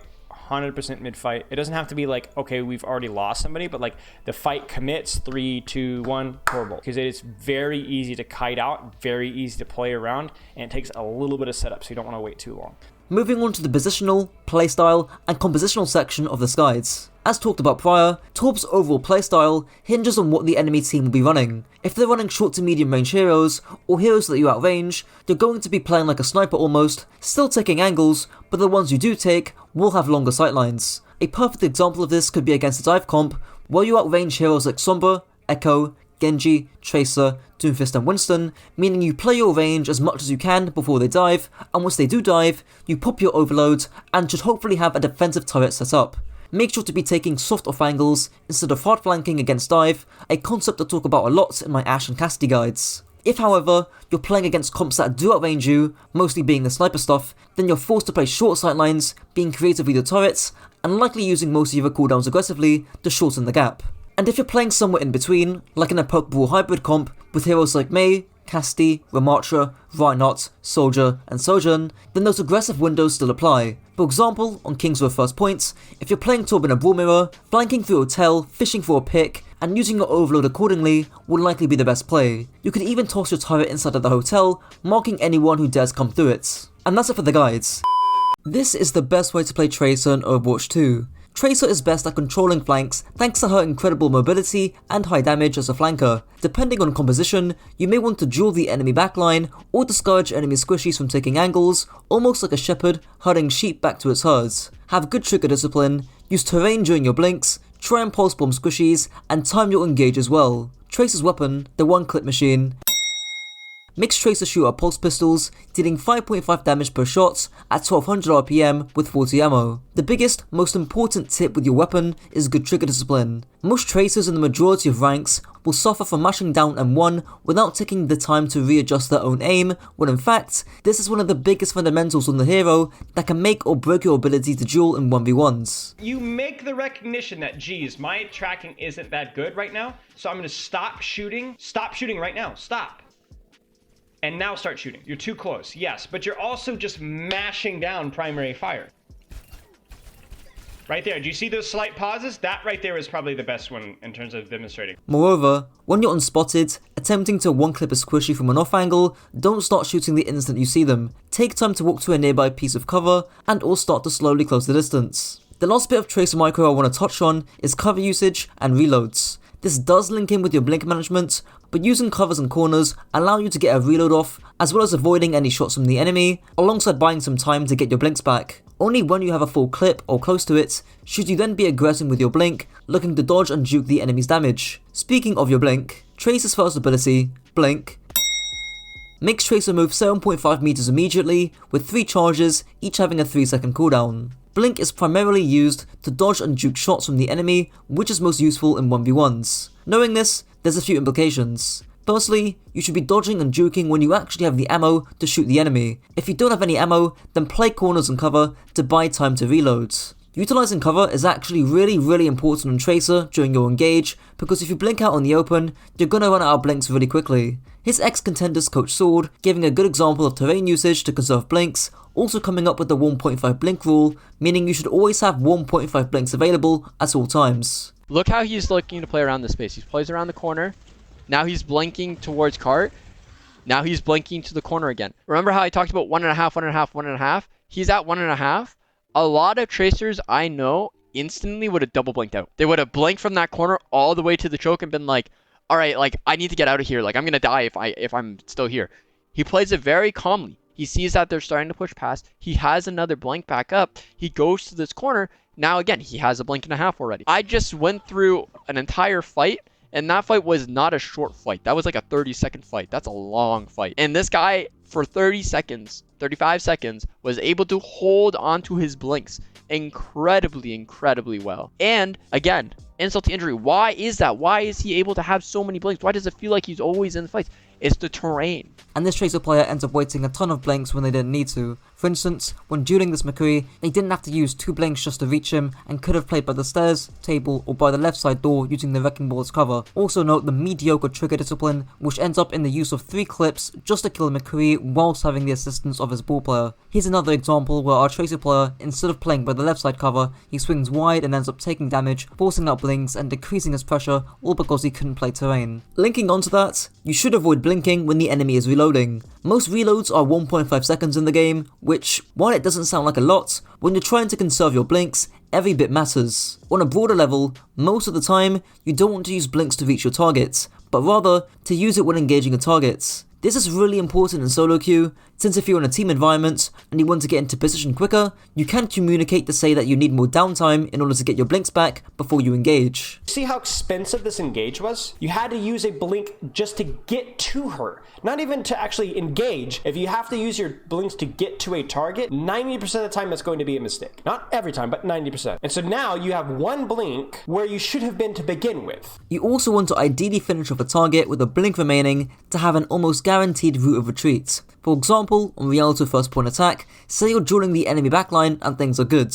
You're utilising terrain well to conserve your blinks and get reloads off, your trigger discipline is on point, and you send their Zen to spawn. What do you do now? Well, hopefully, you should still have at least a blink available, meaning you should blink out to the nearest piece of cover. If you're in a really tight situation, then recalling here is also another option. Regardless, if you're blinking behind the enemy team, grab a health pack and re-engage from behind once again. Or, you could blink in the position closer to your team, where you can receive some support. Tracer's second ability, I'm about to head out, makes Tracer rewind the last 3 seconds of what happened, taking 1.25 seconds to complete, granting Tracer all of her ammo back, paired with a 12-second cooldown. In terms of tech, the main one is to melee just before you recall, cancelling the animation. Aside from that, in terms of border usage, recall is your last resort. It's your get out of jail free card, using it to primarily escape duels that aren't in your favour, allowing you to gather back HP, giving you some breathing room. The duration of recall also gives you a bit more time to charge up a blink, allowing you to make your escape easier. It's not uncommon to see Tracer's recall and blink out. And perhaps something you could do that I haven't seen talked about is that during the recall animation, you could use that time to think about where to blink out to instead of blinking out in the open. Because of the lengthy cooldown, and the fact that you want to maximise your uptime on Tracer, only recall when you need to. And, as I've talked about prior, doing the basic fundamentals of trigger discipline, reload management, blinking the Duke, and utilising terrain or cover should all help you put less reliance on your recall. One last thing I want to touch with your recall is linked onto unnecessarily using it. For example, the amount of Tracers that triple blink and recall off the day pulse bomb amazes me. Sure, it does look flashy, but it's kind of impractical from an uptime perspective. Blink out from danger if you can, instead of always resorting to recall. Tracer's ultimate, tick tick boom, makes Tracer throw a pulse bomb, dealing up to 355 damage, taking up to 1 second to detonate. The main piece of tech is to use pulse bomb a frame before you blink. This can allow for unexpected pulse bombs and quick 180s. I recommend the workshop code BGBXD, where you have a set timer to land a pulse bomb, meaning every frame counts. Now comes in target priority. Do you pulse bomb tanks or squishies? Now, despite tanks being easier targets to hit, thanks to their bigger hitboxes, I still think pulsing squishies, since it's a guaranteed kill, is the right move to make. I believe at the pro level, pulse bomb attach rates are above 60%, and considering that sticking a pulse bomb on a squishy is a pretty much guaranteed fight win, there's no real reason to stick tanks unless you can confirm the kill. In essence, pulse bomb should be something to aid your engagement, and not something to fully rely on in terms of winning teamfights, especially when trying to stick squishies. If you're looking to get multiple kills with Pulse Bomb without a combo, pulsing rotations from the enemy backline, or in other words, when they're in open space, can catch them off guard. Now onto the most important section of the guides: positioning, playstyle, and compositions. Before I get onto that bit though, I quickly want to cover timing. In short, the more aggressive and lethal your engages are on Tracer, the later you want to be timing them into the fights. This is because as the fight goes on, your frontline's going to be drawing more and more attention away, allowing you to be more aggressive in the backline. This is really important if you have Pulse Bomb, but if you just want to split some attention and create some space for your team, then going a bit earlier isn't a bad idea. So that's like a good idea for you. Like if you're playing into a comp like a Bap Zen or something like that, where you're like, bro, I can absolutely murder these guys, or I've got Pulse Bomb or something like that, you need to probably be pushing your timing, remember that was a big point for you, a little bit later. But if there's a comp where you're like, I don't have pulse, there's not a lot of hole I can kill, I could just be a distraction, then you can kind of go a little bit early to bait attention for your team. Why is this Lúcio looking at you? There's just nothing to look at right now, right? Like, now you go, but you're already out now. You're already in mid-pulse animation. Now, it ends up being good enough, but we don't want good enough, do we? We want better. With the pulse there, especially in a comp where sticky is like really easy, you needed to go second there. Now onto the playstyle stuff. Tracer is one of the most versatile heroes in the game and can fit into pretty much any team composition. This is why I'm going to use a similar example to the one I used in my Sombra guide to help explain Tracer's different playstyles and the benefits and drawbacks of running Tracer over Sombra. So don't place too much attention on the map right now, just focus more so on the team composition of Rein, Lúcio, Moira, Ashe and Tracer and the different playstyles and options that you have. The first thing you can do on Tracer, and as a classic, traditional playstyle, is to flank behind and go for backline. Now I actually advised against doing this in my Sombra guide, because Sombra lacks the damage and mobility that a Tracer has. As Tracer, you could pretty easily duel a Moira or an Ashe, but to avoid that Lúcio, make sure you time your engage later into the fight, as Spyro talked about in that Icon Ward clip. Another option you have is mirroring or clearing flankers. Mirroring just means matching or facing a hero, so here, if their Tracer decides to flank into your backline, you could clear her out, using all those tips I talked about earlier in the video. So why would you want to do this? Well, if your backline is very squishy, like Ana Zen, you can upkeep them alive. Your Zen can also give you orbs, which make you have the advantage in the duel, and generally speaking, Ana Zen is going to get more value than a Lúcio Moira due to their damage and utility. Your third option, linked onto that, is to control flanks. Now by dueling and mirroring the Tracer, you kind of are doing that, but this is more broadly referring to their Ashe. If their Ashe decides to hard flank or take an angle, and this is what Tracer is really good at, almost acting like a shepherd, shepherding the Ashe back to the herd of her teammates. When you try and set up your flanks, the Tracer does blink, she's on top of you, and she punishes you for taking a flank. She can be anywhere that she wants at any time. They're all clumped up like scared rabbits on top of each other. Why? Tracer.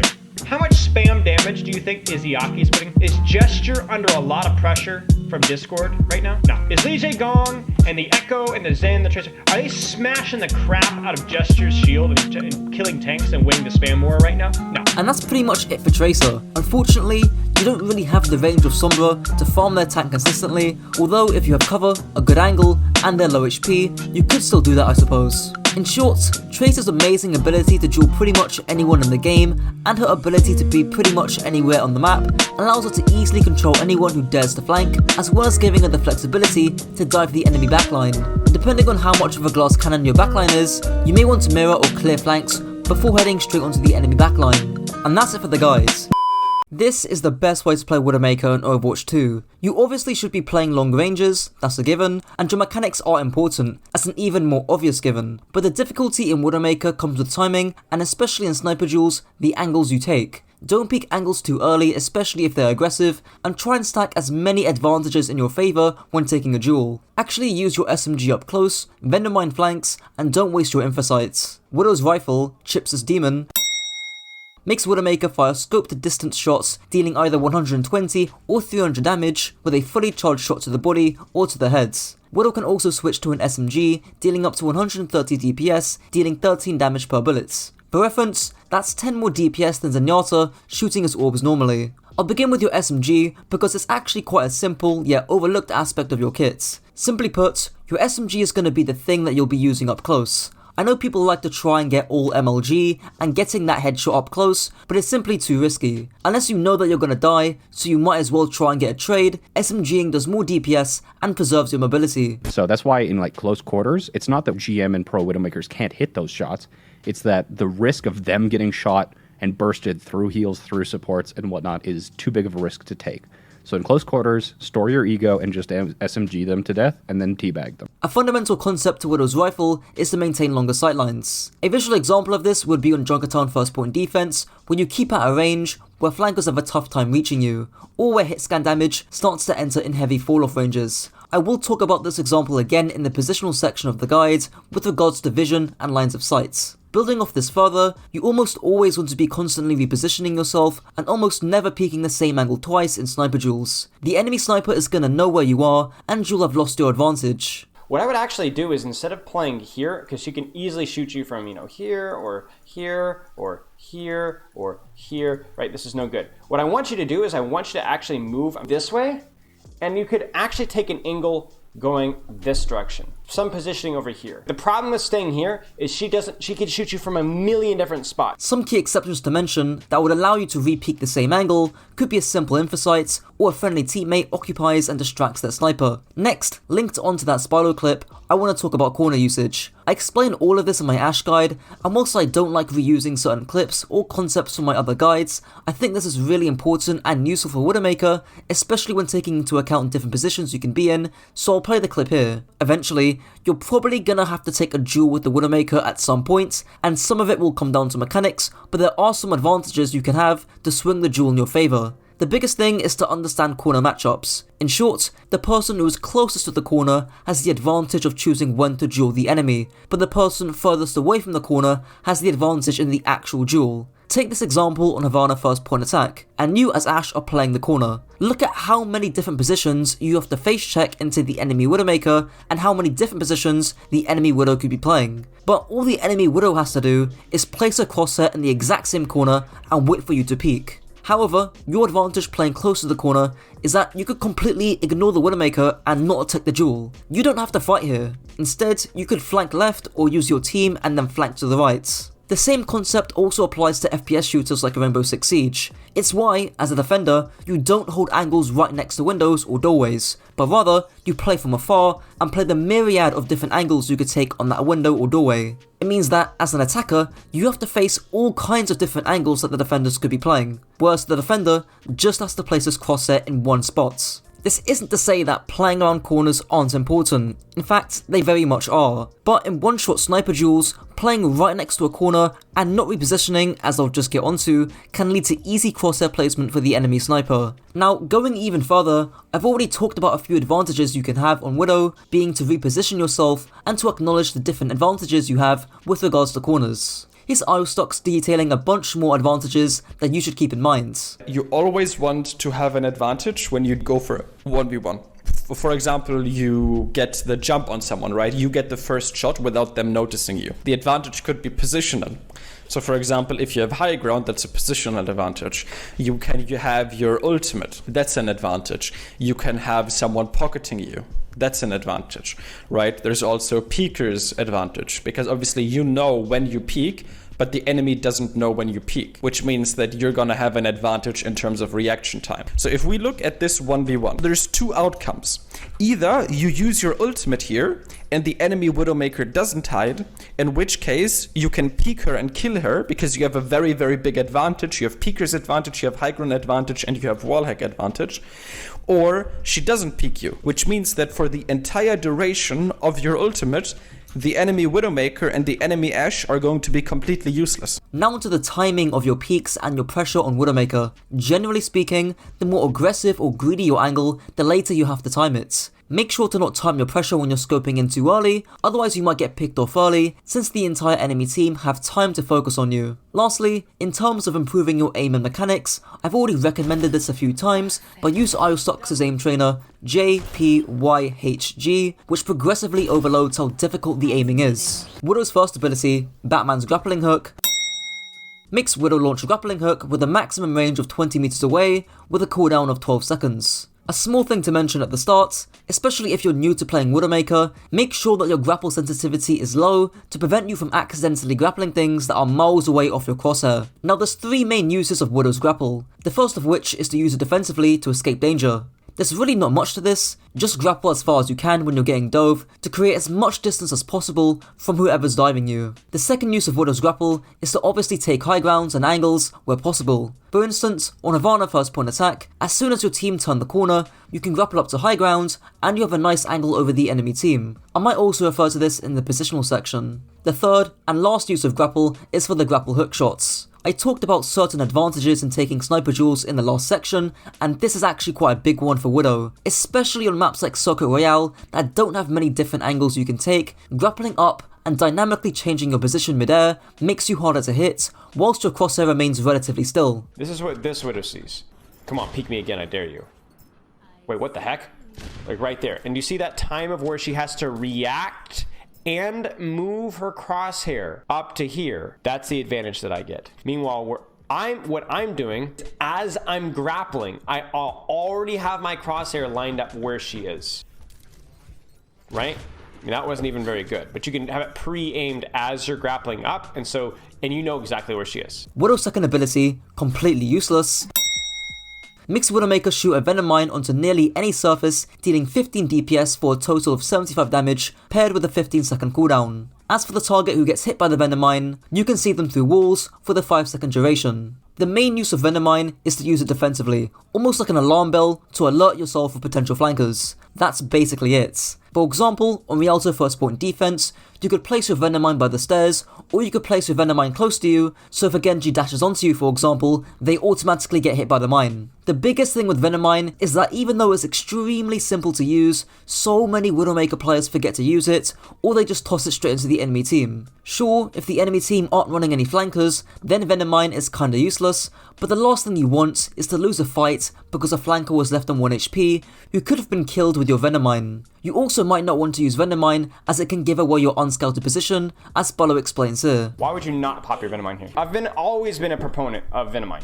Use it, don't waste it. It's an ability, it gives you information, it's scouting, there's no reason not to. But there are very specific circumstances when you do not want to, and I think this is one of those very specific circumstances. They know you're close, right? It's the audio cue. When you Venom Mine close to the enemy team, this Genji is going to hear this Venom Mine, and all that does is gives him opportunity to react. Now what you should do is you should peek this here, take a shot or two, and then Venom Mine. The last, and admittedly niche use of Venom Mine, is to utilise its hitbox to cover your head in Widow duels. Back in Overwatch 1, there was an infamous use case on Hanamura first point defense, but for Overwatch 2 maps, I can't really tell you of any other specific examples. Maybe the comments can give some examples down below. Widow's ultimates, wall hacks.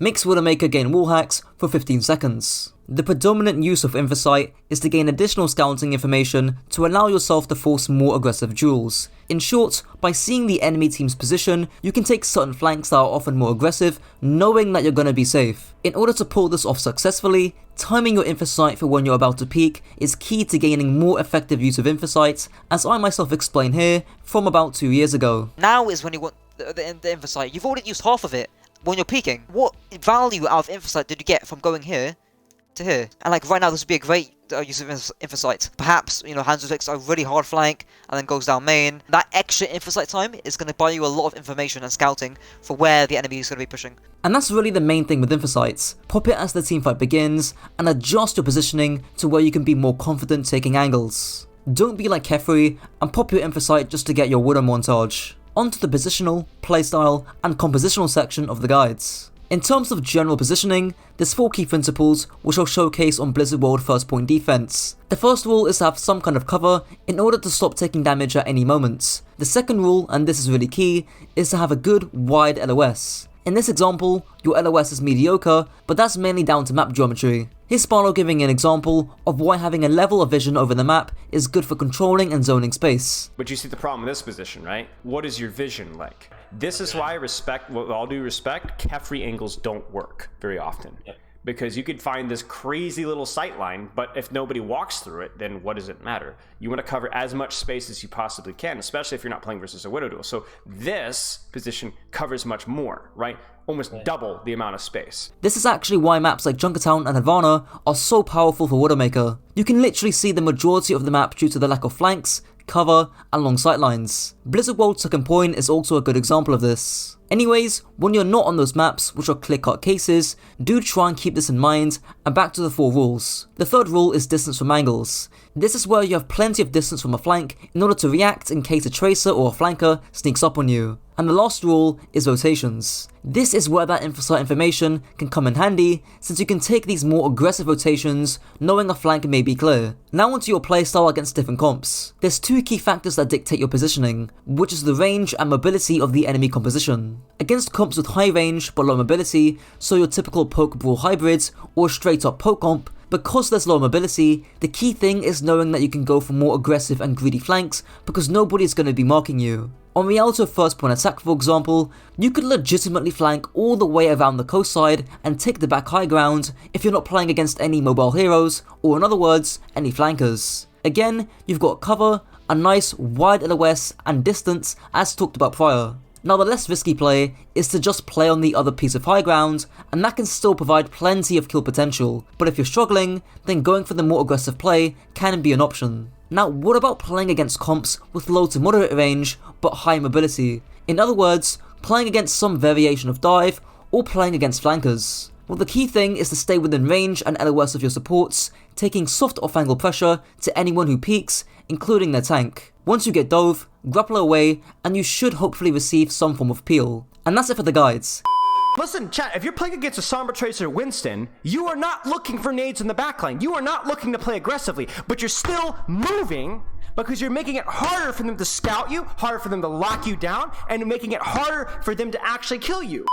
This is the best way to play Ana in Overwatch 2. You as Ana should be generally using your sleep dot defensively and your biotic grenade offensively, looking to move and rotate to positions in the mid-fight to find cheeky angles to toss your nade aggressively and land big purples. However, if you're against a full dive composition, your priority is survival, and you're still moving and rotating in the mid-fight, but to positions of cover and to where your team can help you. Ana's weapon, the Sydney Sleeper, makes Ana shoot out darts dealing 75 damage or healing dealt over time. If Ana zooms in, the shots will be hit scan, and if not, the shots will be a small but fast moving projectile. The rifle has a magazine size of 15, and when scoping in, you also experience a movement speed decrease of 65%. I'll cover some technicalities first. Firstly, scope shots leave a tracer behind, revealing where you last shot from. This just means that you should just have some awareness when scoping in, especially against flankers who you may or may not see. Next, quick scoping. When holding the ADS key, the white outline of Ana's scope appears before you actually zoom in. Be ready for this indication so that you can shoot a few frames later when you just scope in for a split second.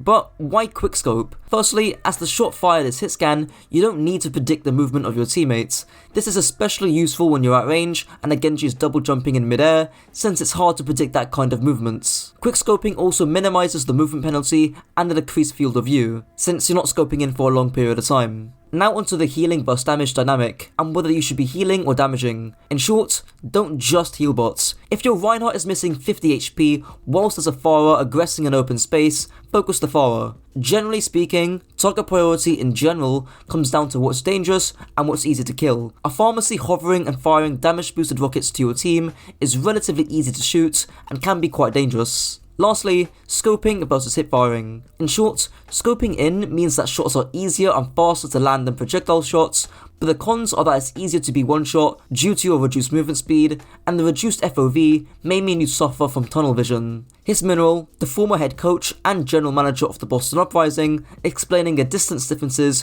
when it comes to hip firing or scoping in. I think around 21 meters is the cutoff, where if the target that you're trying to heal is 21 meters or further away from you, then you're going to heal a lot more by scoping in. Considering all this, you should avoid staying scoped in for more than 4 to 5 shots unless you're playing in Narnia, which you shouldn't be doing anyways, as you're likely not able to get good angles for your nades. Speaking of which, Ana's first ability, the Purple Goop, makes Ana toss a grenade, dealing 60 damage and 100 healing to enemies and allies respectively. It has a 4 meter radius with a 4-second duration and a 10-second cooldown. The affected allies receive 50% more healing than normal, including from health packs, whereas affected enemies cannot receive any healing at all. Nade is cleansed by Kiriko's Protection Suzu.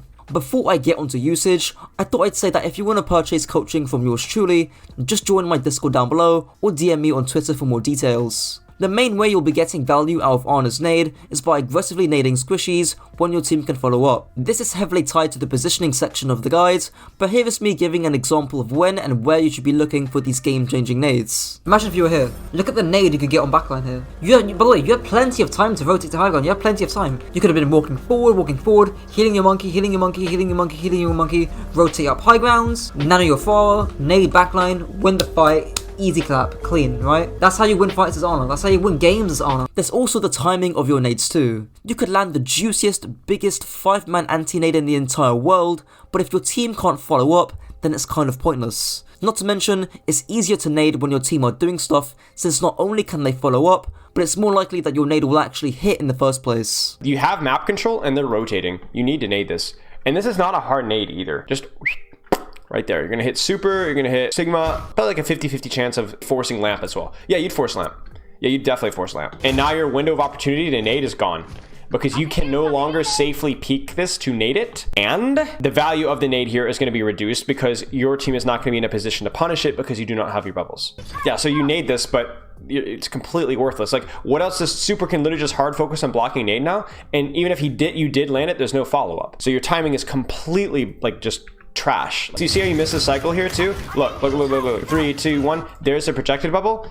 Where's my nade? This might have actually like gotten a kill, but no, we're not nading this. So because we don't have nade, because we just used it 2 seconds ago. These two reasons are exactly why you nade when your Reinhardt swings or when your monkey dives in. There's also defensive nades where you just nade yourself to stay alive, or you nade a teammate for burst healing. Again, this is heavily tied to the positional section. And lastly, something I don't see many honor guides talk about are set nades. These are certain spots where you can throw your nade in the air and have it reliably hit a certain spot every single time by positioning your crosshair in a specific spot. I also recommend checking out Karq's set nade video for more details. On a second ability, the only CC support ability, makes Honor fire a dart, rendering an enemy unconscious for up to 5 seconds, with the sleep dart being on a 14-second cooldown. Sleep dart is one of those abilities you don't often proactively use to get value, since it's a defensive ability. Think of it like Orisa's Fortify. You're not actively looking to get value out of Fortify, you just use it when you're reactively pressured to stay alive, and the same is mostly true with Honor's sleep dart. There is one main exception,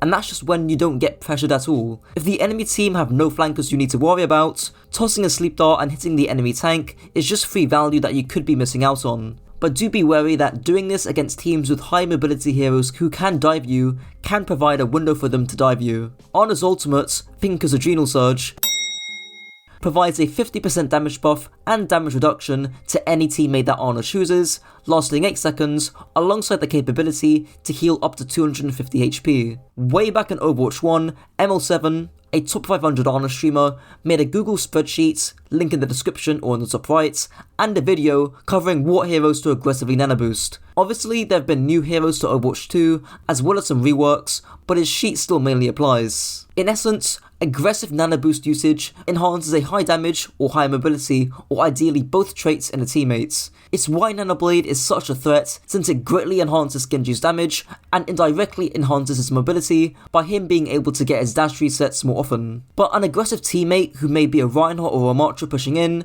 a Junkerqueen who's ulted in the backline, a Soldier or a Sojourn taking an angle using their ultimates, or a Zarya aggressively grabbing backline are all good targets for an aggressive nano boost. The other two uses are to revert pressure or to save someone's life, both of which are kind of defensive reasons. Reverting pressure means you nano boost someone who might be losing a duel, like a DPS on an off angle, or a Reinhardt getting run over by the enemy Reinhardt, and all of a sudden, the added HP, damage reduction, and damage boost immediately swings that duel and reverts any and all pressure that was once on them. Imagine you're on Junkertown 3rd point, and your DPS are taking a duel. All of a sudden, your DPS gets chunked down pretty badly, and they get pushed on. Now when you nano boost, you catch the enemy off guard, your DPS now wins that duel, you've just won a vital piece of the map, and now you're a man up, almost guaranteeing you this teamfight win in just a split second. And lastly, nano boosting to save someone's life. For example, sometimes in the Overwatch League, you'll see some Honor players nano boost their Zen or Mercy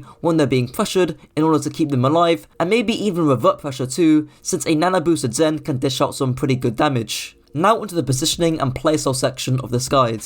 Before I get into the nitty gritty of positioning with not only Honor, but supports in general, here's the Voice Cat giving a broad overlook of how supports play in Overwatch 2. They have a new passive, which means they can literally take any position on the map, and they're also heavily discouraged from holding the same position for too long. Supports need to be flanking and helping win duels for their DPS.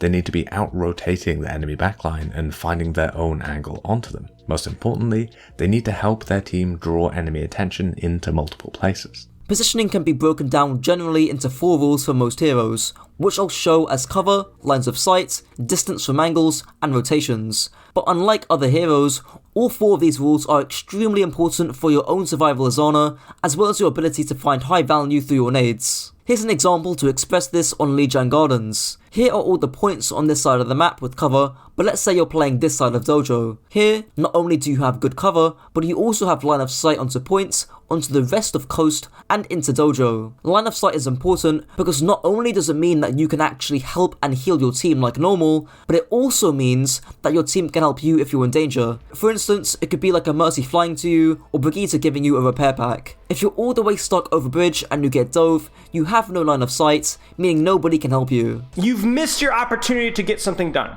So what happens? Good sleep. Where should you go after the Winston sleep? I don't know, you tell me. Towards the team, yes. Or, if your team can't help you, run away. Nade the floor. It's a 1v1 versus a tracer. You could have drawn this out way longer than you did. You got the health pack at essentially full HP, so that was a waste. Not good. The third rule is distance from angles or flanks. This just means keeping as much distance as possible from potential flanks or threats so you have time to react, land damage, and run away from these flankers. This example on Dojo means Tracer has to travel a very long distance to get to you, and you also have enough time to react to threats coming to Dojo. And lastly, you also have many rotations to different angles and positions with cover. Both aggressive rotations, where you might want to look for a nade, like through Dojo, or defensive rotations, where you look for health packs, places where you can retreat, or where you can move to your team for help. I don't like this. Now you've rolled the dice. Do I hit the sleep dart? Oh, I didn't hit the sleep dart? Well, guess what? Look at where I'm at. In no man's land. You don't have nade, the tracer's on you, rotate to another position, better sightline. She's on you again, you grab the health back, you rotate again. And then by then, maybe you have your nade, and then if you're doing your job elsewhere, and maybe that tracer's used to recall, then you go kill her. You push and you pull. You rotate left and right to create more offensive opportunities, but also to make it easier for you to survive. You are static. Now, in Overwatch 1, that was bad, but it was doable. But now there's one fewer playmaker, so if you're a deadweight lead sock nobody, then it's a lot harder to keep you alive, and standing still doesn't work. And listen, chat, if you're playing against a Sombra Tracer Winston, you are not looking for nades in the backline. You are not looking to play aggressively, but you're still moving because you're making it harder for them to scout you, harder for them to lock you down, and making it harder for them to actually kill you. When you go for aggressive rotations, refer back to the thing about nade timing. You want to go for these rotations when your team are doing stuff, because nobody's looking at you, they're looking at the tanks drawing attention. That entire section might be a lot to digest, so let me simply summarize it in 6 words. Aggressively or defensively move with cover. Staying static, regardless of what composition you're playing against, is a death sentence for you in Overwatch 2. If you're playing against more static, immobile compositions, look to move to aggressive positions where you can fish for big anti-nades, and maybe even sleep darts too. If you're playing against more mobile, divey compositions,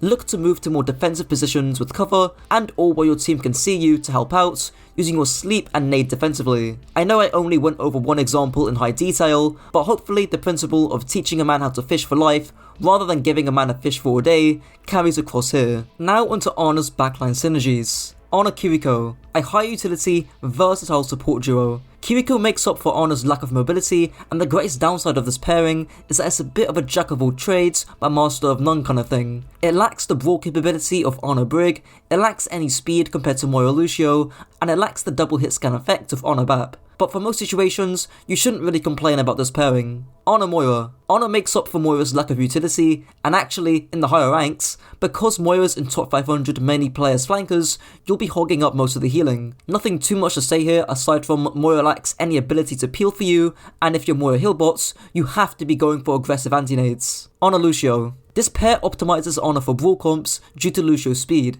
Don't tunnel onto your brawl tank healbotting them, still look for gaps and areas to find value off your nades, and Lucio's speed can be also useful to you to help you rotate more aggressively or defensively as talked about just now. Ana Mercy. A good Mercy will mainly be pocketing the DPS. I'm sure you all know about the Sojourn Mercy crisis going on right now. This relieves the burden of healing off you to just your tank and your ability to once again fish for those nades. If you are playing defensively for whatever reason, like you're up against a hard dive comp, stay in LOS of your Mercy and keep your distance from those flankers. Cover is really important here. Ana Zen, the classic glass cannon duo. High utility, high damage, strong ultimates, and relatively high, though inconsistent instant healing. This is best suited for longer ranged maps, though at that point, Bap Zen or Mercy Zen, hence why you need to make up for it in the value you get with nades. On a Bap, just play this duo against Pharmacy. In higher ranks at least, Bap Ana is pulled out when your team is really struggling with Pharmacy and your Bap acts as a third DPS. In fact, the Spitfire way back in 2021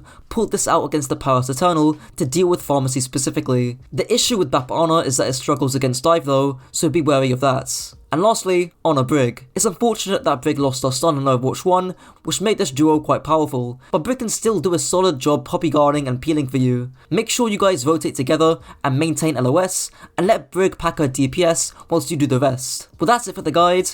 This is the best way to play Baptiste. Baptiste obviously has his high utility in Immortality field, but make sure you're getting use out of your gun damage too. Don't just heal bot, look for different angles to take and rotate to in the mid fight with the help of your Exo Boots and Amplification Matrix to take the fight in your own hands and become a third DPS. Also, don't waste your regen burst and toss your lamp around corners when your team are about to die. Bap's gun, Demoman Sticky Bomb Launcher, makes Bap shoot a 3-round burst dealing 25 damage per round. Alternatively, he can fire healing nades, dealing 50 splash healing or 70 direct healing with a fire rate of 0.9 seconds and an ammo capacity of 13. The reload time is 1.5 seconds. The most important part of your gun is to interweave the healing and damage. Too many Baps either just heal bot completely or just solely deal damage whilst their team is low. The general rhythm is to shoot twice, then heal, but you can also shoot heal if that's more comfortable or if that allows you to land your healing more accurately. Here's Paulo explaining when and how to do the min-maxing. The one thing that we look at with our Baptiste at a GM level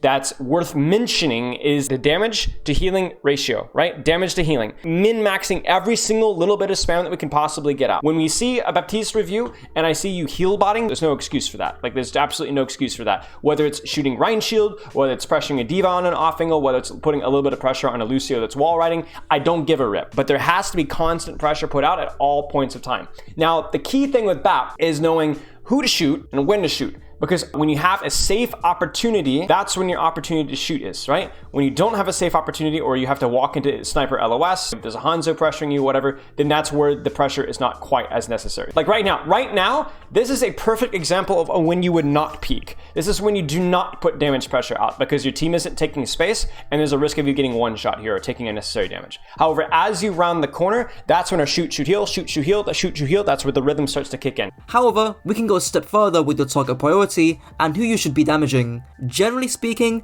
your target priority comes down to who's the easiest to kill and who's the most dangerous person on the enemy team. Therefore, shooting an aggressive Tracer in the backline, or a frontlining Reaper walking forwards, or an enemy support in open space, take priority over autopiloting and shooting the enemy tank. Again, we talked about it, like what's the easiest damage output? Well, it's just shoot Reinhardt shield. But right now, what would be the most important thing to shoot? Even if it's not quite as easy. Do you see? Reaper. Right, exactly, the Reaper. This guy, I mean, he looks kind of funny with the hat, but yeah, this guy, right? So this guy needs healing. That's number one priority. She's too low. But then if you're going to weave your heal then damage, the heal then damage needs to be on the Reaper and not on the Reinhardt. Yes. You keep shooting Reinhardt, and then you're still shooting Reinhardt.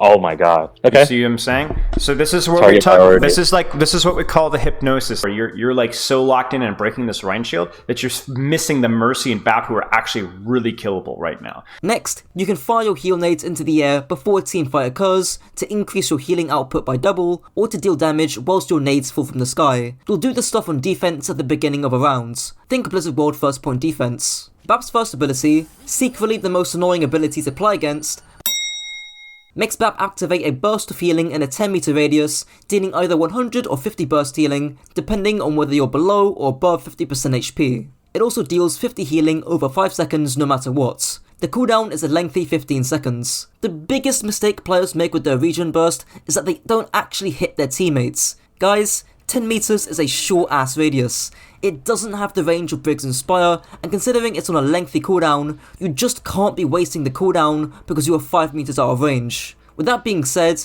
once you activate Regen Burst and allies receive it within the radius, they can go as far out of range as they want and still receive the healing. But if they're out of range or out of line of sight initially, then they move into range or line of sight, they still won't receive the healing. In terms of usage, Regen Burst is pretty easy to use, but it's also pretty easy to misuse. Regen Burst should be used when either you or a nearby teammate are under pressure and they need the extra burst healing. Conversely, Regen Burst shouldn't be randomly used for general additional healing, since if you do this, when your tank or teammate actually need the extra burst of healing under pressure, your Regen Burst will be busy on cooldown. Obviously, again, make sure your team are actually within the 10 meter range to catch your Regen Burst. And lastly, try not to stack your Regen Burst on top of your lamp since it's kind of inefficient. Just use your lamp first, then Regen Burst after, or vice versa. Bap's second ability, Sumito's arch nemesis, makes Bap throw out a disc device that emits an immortality field for 5 seconds, where allies cannot drop below 10% of their HP. The device itself has 150 HP, and has a lengthy cooldown of 25 seconds. The most basic thing with your lamp is just to toss it around corners, so it lasts. The reason why corner lamps are much more effective is that it forces the enemy team to turn the corner out into open space just to get rid of the lamp. But generally speaking, how and when do you lamp? Well, I see two main factors, lamping based off HP and lamping based off aggression, both of which are intertwined. Obviously, if a teammate is on critical HP, then they're likely taking a lot of aggression, but I think aggression should be the main factor as to whether you lamp or not, and ignoring this is likely why you lamp too late or just when a teammate dies. If a teammate is full HP, but a Nano Blade Genji has just dashed into them, you should probably be lamping immediately. If your Reinhardt is full HP, but is getting walked over by a nano boosted Ramattra with speed boost, he's gonna need that lamp because of the aggression that he's gonna be taking. So if you misuse your lamp, it's likely because you used it when there was no aggression at all, or you were just too slow to recognize that aggression. Bap's passive, the Jumpy Boys, makes Bap charge his exo boots when he crouches to provide enough force for him to jump in the air up to 9 meters. There's no super big brain use to this other than trying to attain high ground, which I'll briefly touch on in the positioning section, or to avoid ultimates like Shatter. Just make sure you don't become one of those pogo jumping Baps who get their head dinked on by a Widowmaker. Bap's ultimates, the Goalkeeper, makes Bap create a matrix that amplifies healing and damage by 100%, lasting 10 seconds. The orientation can be changed by pressing the ultimate button again. There's two main matrices I see. The first is to zone and take space, and the second is for selfish, independent damage. Let's talk about the first matrix. Here, you generally matrix on corners out into open space, and then your team pushes forward and or onto high grounds. But if Oni got high noons, that forces enemy team to back up. That forces these guys to back up. It forces these guys to sort of back up in essence, right? So there's less pressure on Dans, which then means, guess what? Hey, there's less pressure on Dans? Okay, cool. As, Diva, Lúcio, Bap, even May to some extent, you don't need to be stacked on the Ryan right now. You can do something else. And what's it something you can do? You know that the enemy team is abusing these high grounds, right? Like this high ground over here, this high ground over here. You can send a little kill squad to go push that. You'll see the Diva, you'll see the Lúcio, and the Bap all together as a little high ground, little kill squad. They're ready to fight, right? And they'll push that high ground and they'll catch Valentine there who's trying to go for an off angle. You can use ultimates like McCree ult or even Square to force pressure off your Reinhardt and then have your little kill squad go pressure people on the sides. Here's also another example on Blizzard World 2nd, where you matrix the high ground to deter the enemy team from staying there. And then there's the second type of matrices, which are more selfish and focus on you dishing out your own damage from a different angle. And an individual window, which is something that I really, really want you to practice more and just try it. Like this is when I was working with Orisa before he went to Atlanta, right? It's something we talked about a lot. Like he was when I told him I want you to just a window whenever you see an option. Like he first was like, huh? And then he started trying it and he literally would just pop off. He would literally window and get a pick every single time. And then you can use window mid fight as literally like a pop off thing. Hell, you could take more aggressive corners. Like you can rotate over here, window and just kill people. This maybe when they're kiting away or something.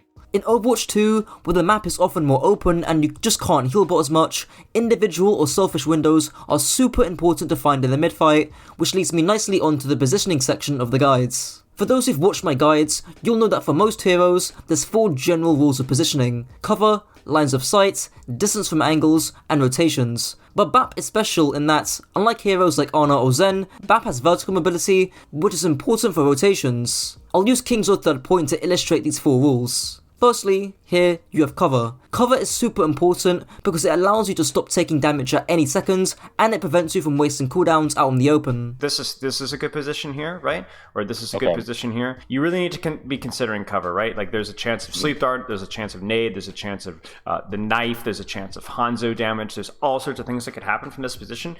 And this actually doesn't make it easier for you to do damage. By moving like this and positioning this far from cover, it makes it harder. Like even here, why would you do that here and not from here, right? Or do it from here, right? Same exact angle, right? Secondly, you have line of sight, meaning you can see the entire battlefield. As a general rule, the further back you are, the more you can see and the wider your FOV is. If you were bunched up right next to your tank, you'd be able to see fuck all around you, like whether there's a duel going on right by the mega, or whether your DPS need healing from high ground, etc. This leads me into the third rule of distance from angles. This just means you have enough distance to react to enemy flankers, like here on King Zo, you have enough distance if a tracer decided to flank by mega. And lastly, rotations. This just means being able to move to more aggressive positions, like on high ground, which ties back into your exo boots. Note how this position also gives you cover, line of sight, and a great angle for selfish or independent matrix to carry the fight, as talked about in the last section. Then, you can look to rotate to the other piece of high ground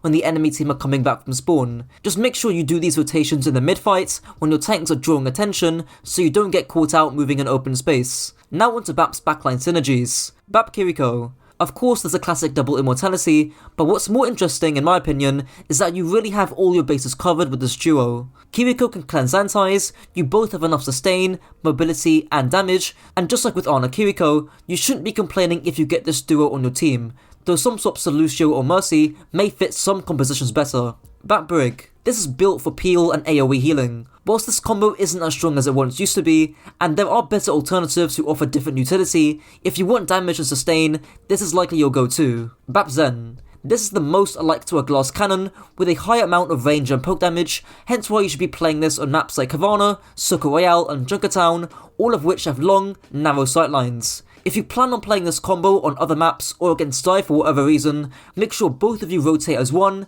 that you keep as much distance as possible, and that you're surrounded by cover. Bap Lúcio. This duo is heavily optimised for brawl comps, as the London Spitfire showed in the last season of Pro League. Try not to run any DPS that might want to play completely separately from your core, since there isn't much ranged healing here. Keep good LOS on your team, and interweave that healing and damage when your Reinhardt is feeling the heat. Bap Mercy. This is like when you're playing Mercy Zen, but you're getting rolled on Zen, so you decide to go to Kiriko, Bap, or Brig. Your Mercy will take care of your DPS, giving you time to deal your own DPS. Nothing too special about this duo here. Bap Moira. This support duo has the most raw area of effect healing in the entire game, but that's not what you're playing this for. Moira's in top 500, funnily enough, actually lean into the DPS playstyle, and you can too, since you also have enough sustain. Both Moira and Baptiste can dish out their fair share of damage by taking aggressive positions thanks to their sustain. Bap Ana. Just run this if you're struggling against Pharmacy, and don't run this against Dive. Well, that's it for the video.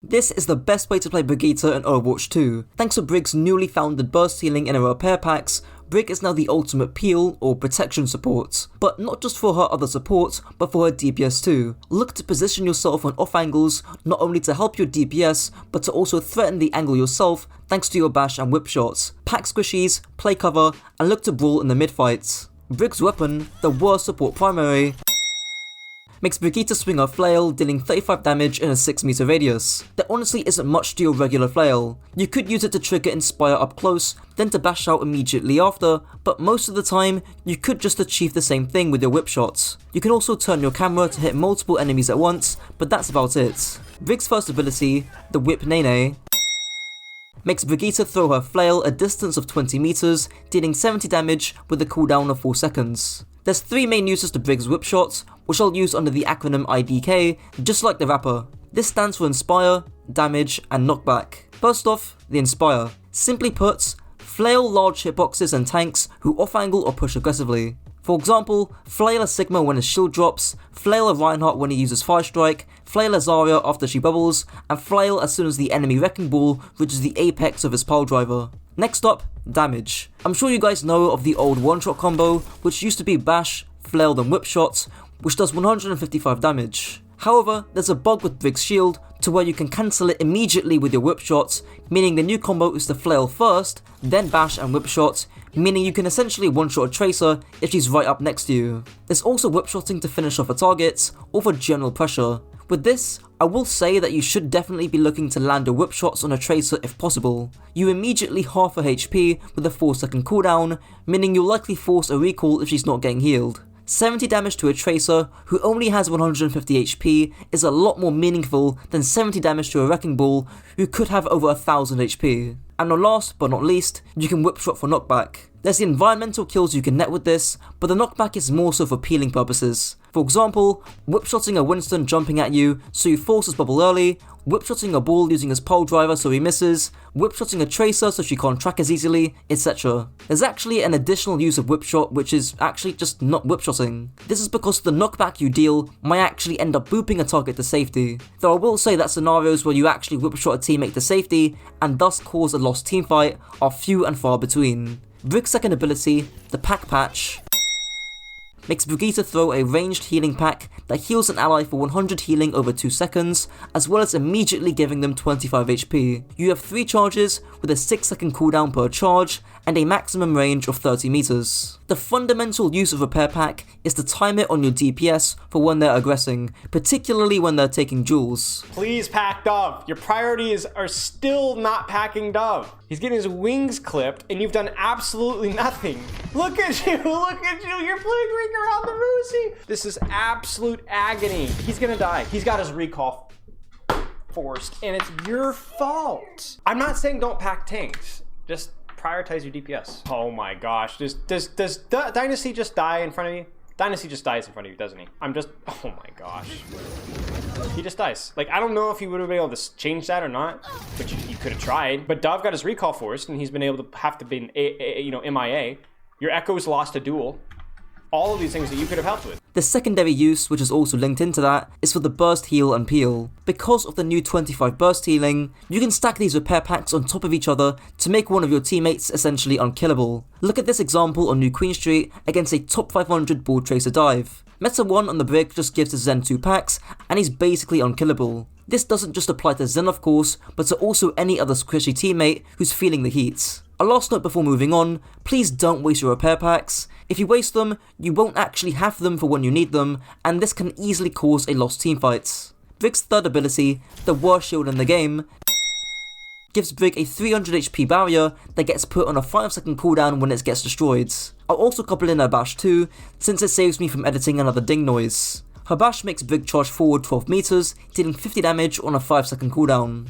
Brig's shield is just often viewed as a medium to use her bash, but good use of Brig's shield can be a lifesaver. Your shield will mainly be used to make rotations safely and or to survive or threaten a duel. As a result, you'll need to learn out the shield dance, which isn't too difficult. Just weave in your shield with your swings, allowing your armor and inspire to relieve the pressure off your shield. If you're dueling a soldier on an off angle for example, you'll want to save your shield in anticipation for his helix rockets because of its burst damage. However, you can regularly weave in your shield with its normal primary fire, since it's small increments of damage that your armor and inspire can slowly heal up. Holding Brig's shield also puts you in third person, which can be useful for scouting before a fight begins. What if you shielded around this corner and peeked and pinged people? Right here, you turn this corner, screw the tracer. Yeah. Like you would be like on a Torb here. Okay, that affects my decision. Maybe I'm gonna swing wide with the DPS here. Like you're gonna provide information to your team. Now onto Brig's bash. Holy Shift Kid covered this in his guide, but likewise to your whip shots, there's 3 uses of your bash. For mobility, damage, and inspire. In terms of mobility, you'll be using bash to escape danger, especially on off angles. I'll have a clip of Sparrow referring to this example in Rialto later on, but say you're holding either of these angles with your DPS. If there's too much pressure, you can simply bash out for mobility to escape these scenarios. In terms of damage, you'll be using bash to finish off an enemy or to quickly burst one down. For example, again on Rialto, if you're holding this high ground on first point defense and a Genji, Hanzo, Ashe, or any squishy comes up to contest the high grounds, you can bash aggressively to put pressure on these squishies, which should force them off the high grounds. Or at the very least, you'll force them to get healing. The combo talked about earlier can also come into play here as well. Holy Shift Kid advises using bash as a finisher in these scenarios, since if you use it too early, you might not have it if you need to escape, which is a fair point. Lastly, touching on your inspire. Using bash for inspire is pretty niche and really comes by proxy of using your bash for damage as touched on prior. Speaking of your inspire, Brig's passive, Inspiration,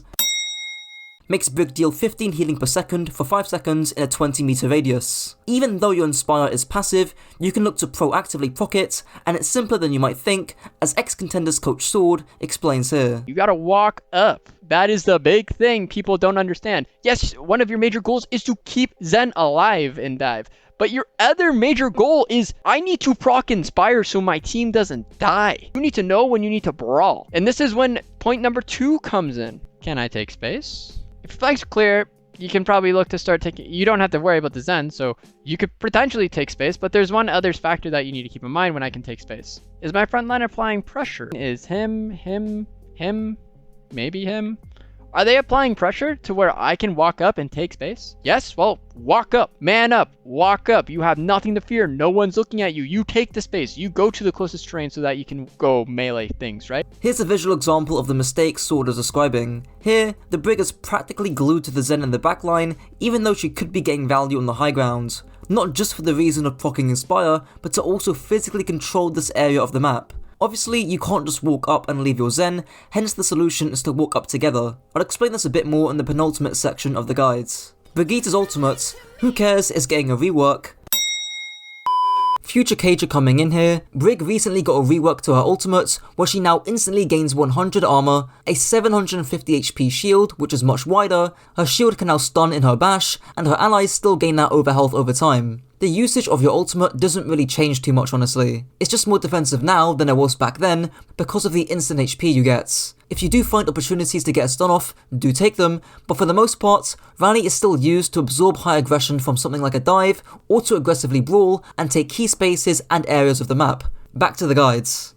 In short, Rally should be used to either take or hold space. For example, on Junkertown 3rd point attack, if you want to take high ground, Rally can help you do so. And if you're defending this high ground on Junkertown 3rd, using Rally can help you hold the high ground, or to retake it if you've already lost it. Now onto the most interesting part of the guides, Brig's positioning, playstyle and communication. There are 4 key general guidelines, as coined by Nata OW, which I'll showcase on Havana 2nd point attack for your overall positioning. Firstly, have cover or a corner. Super important in order to save your HP. Secondly, have line of sight onto the enemy team and onto yours too. Thirdly, have good distance from angles in order to whip short any flankers early on before they get on top of you. And lastly, have defensive and aggressive rotation options in order to rotate back to safety or to push up and support your DPS aggressing on either angle. Speaking of supporting your DPS, I covered this with regards to your repair pack, but you yourself can also physically take and threaten these angles as I've touched on before. In a close range 1-on-1,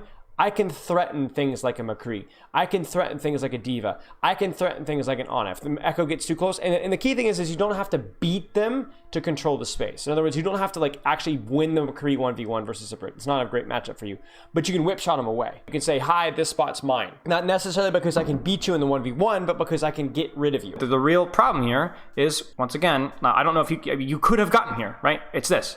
You could have walked backwards, seen your soldier coming from spawn, going high ground, and then take this position with them. Or this, right? You could have walked forward with this, pocketed your Sojourn, procced a whip shot on this, done the exact same thing, but done it from a position where you could actually pocket the soft angle. Shockingly, soldier drops. I wonder why. Yeah.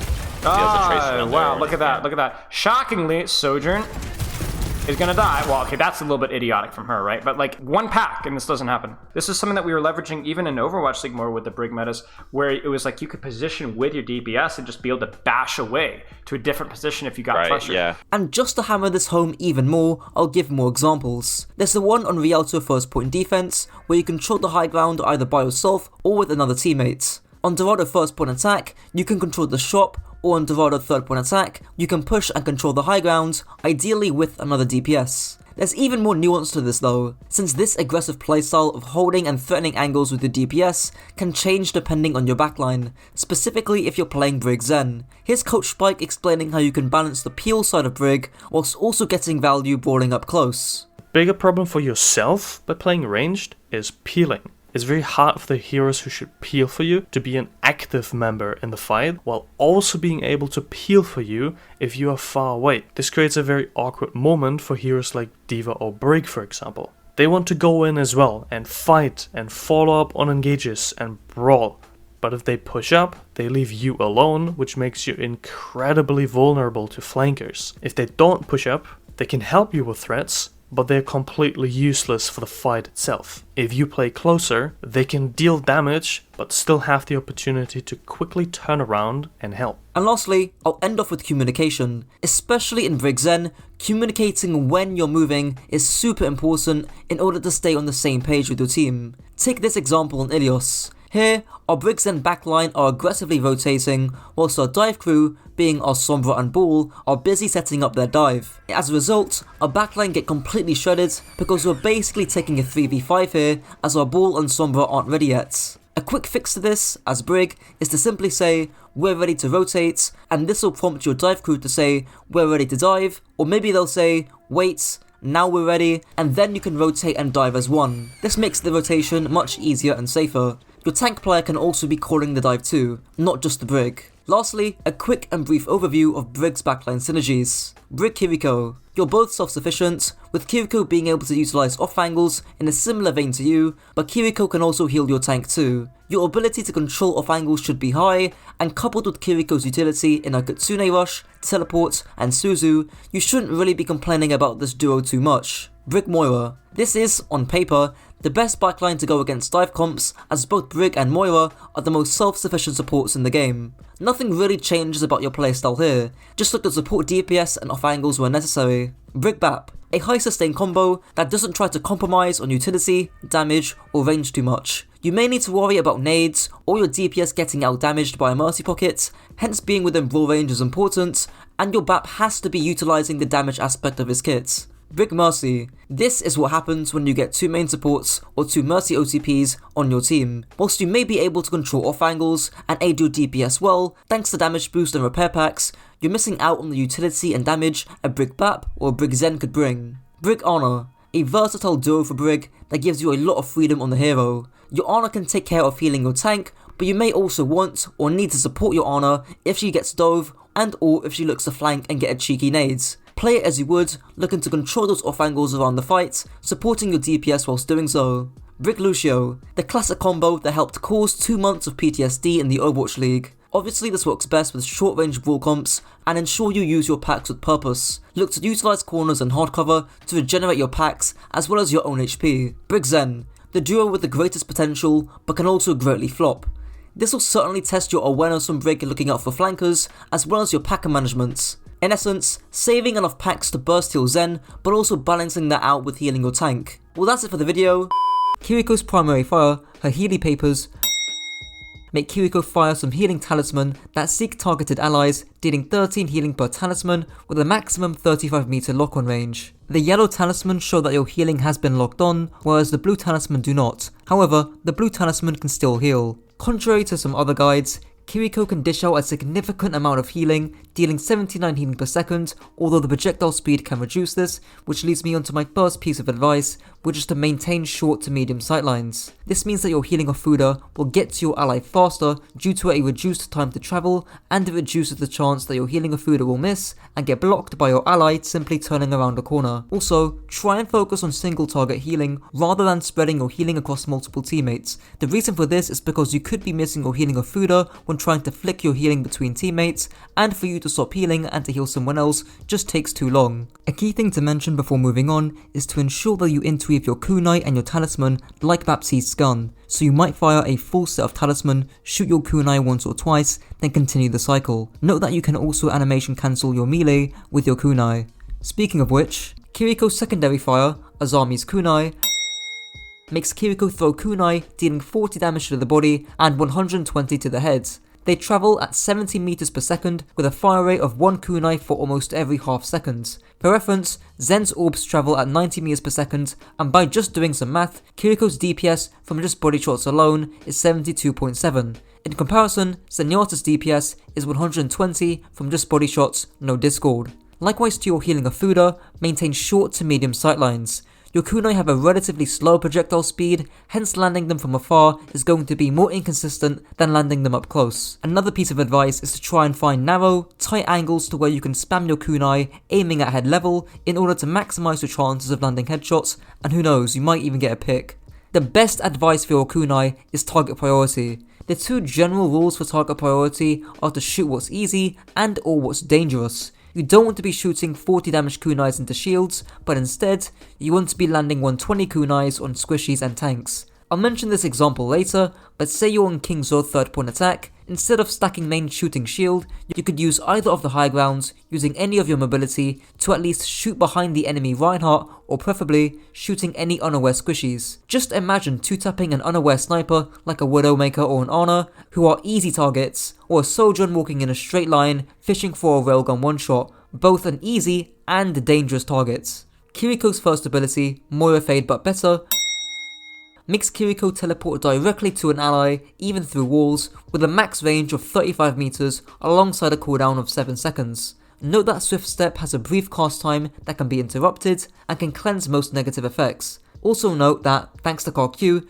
you can use the stock sensitivity of your Swift Step to help guide your healing of Fuda. This indicator reference tip only works on the default Swift Step sensitivity of 50. If you put it any higher, let's say 100 for example, it will not be an accurate representation of whether the Ofuda will seek or not. You can increase the sensitivity of your Swift Step to be able to flick to an ally to escape easier, but this will come at the cost of your Fuda accuracy. There are two main uses to Swift Step, aggressive and defensive. Let's go through defensive first. What seems to be a unanimous stance amongst most coaches and guides out there is to initially take an aggressive position or angle as Kiriko, then use your teleport defensively to escape danger, as IOStocks described it, an oh shit button. Here's Sparlow describing an example of ML7 who could have done this on Kiriko. Like, look at the Pharah, look at the Zarya, and look at the Genji. They're all looking at him right now. Imagine all of this resource being devoted into a Kiriko, who then just TPs out, and then your team walks forward. And you just press shift, a 7-second cooldown, and then that's it. Do you see this? Do you see this, chat? Do you see this? This is what I was talking about. Okay, he kind of trolls the lobby with how he does it, and he also doesn't have his E, so I'm like not a huge fan. But do you see how like theoretically here, he could shoot, bait attention, then TP out, and like bait a lot of attention. His execution and timing there, I think was a goof up, but like there's theory in there. As IOStocks brings up in his guide, unlike Moira Fade, you have to do a 180-degree turn to teleport to a teammate on Kiriko, so getting comfortable and ready to do your flicks to quickly escape danger will be vital for staying alive. You can also utilize the invulnerability frames of your Swift Step to avoid things like Sombra's EMP. For example, on Route 66, say a Sombra tries to EMP you and your Zen. If you anticipate the EMP, you could Swift Step to your Zen, avoiding the EMP entirely, and then use your Protection Suzu on your Zen to save his life afterwards. However, I want to take this idea a step further, leading me onto aggressive Swift Steps. While some guys out there have advised against using Swift Step aggressively, there needs to be more nuance and development of this idea. Of course,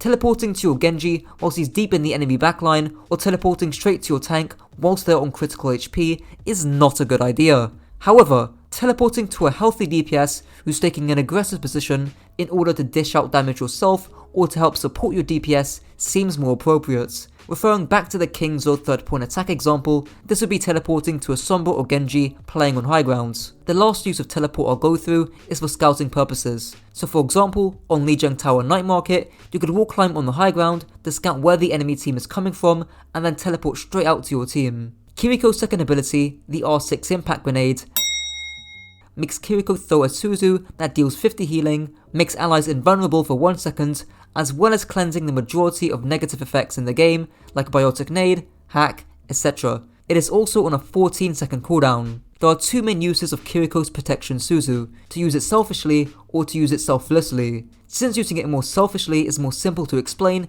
let's start off with that. Selfish Suzus are most commonly used when you yourself are in danger, likely from taking an aggressive position. For example, if you and Genji are dueling another Genji and you happen to be low HP, you might want to Suzu yourself to prevent death. You could also TP out of there, but you could be losing that angle and leaving your Genji out in the dry. The selfless Suzus are a bit more complicated. As a general rule of thumb, look for teammates who are aggressive and are likely to be pressured and get ready to Suzu them if need be. Refer back to the Sombra Zen example I gave in the last section. More simple examples could be using your Suzu on a Reinhardt who just got antied whilst you're busy on an angle shooting at the enemy team, or it could be using your Suzu on a friendly Tracer taking a duel and she got hacked by the enemy Sombra, in which case you can just teleport over to her, Suzu your Tracer and fend off the enemy Sombra. This refers back to my stance on aggressive teleports, where in this example, you're aggressively teleporting over to your Tracer, but it's unlikely that you or her are in any great danger.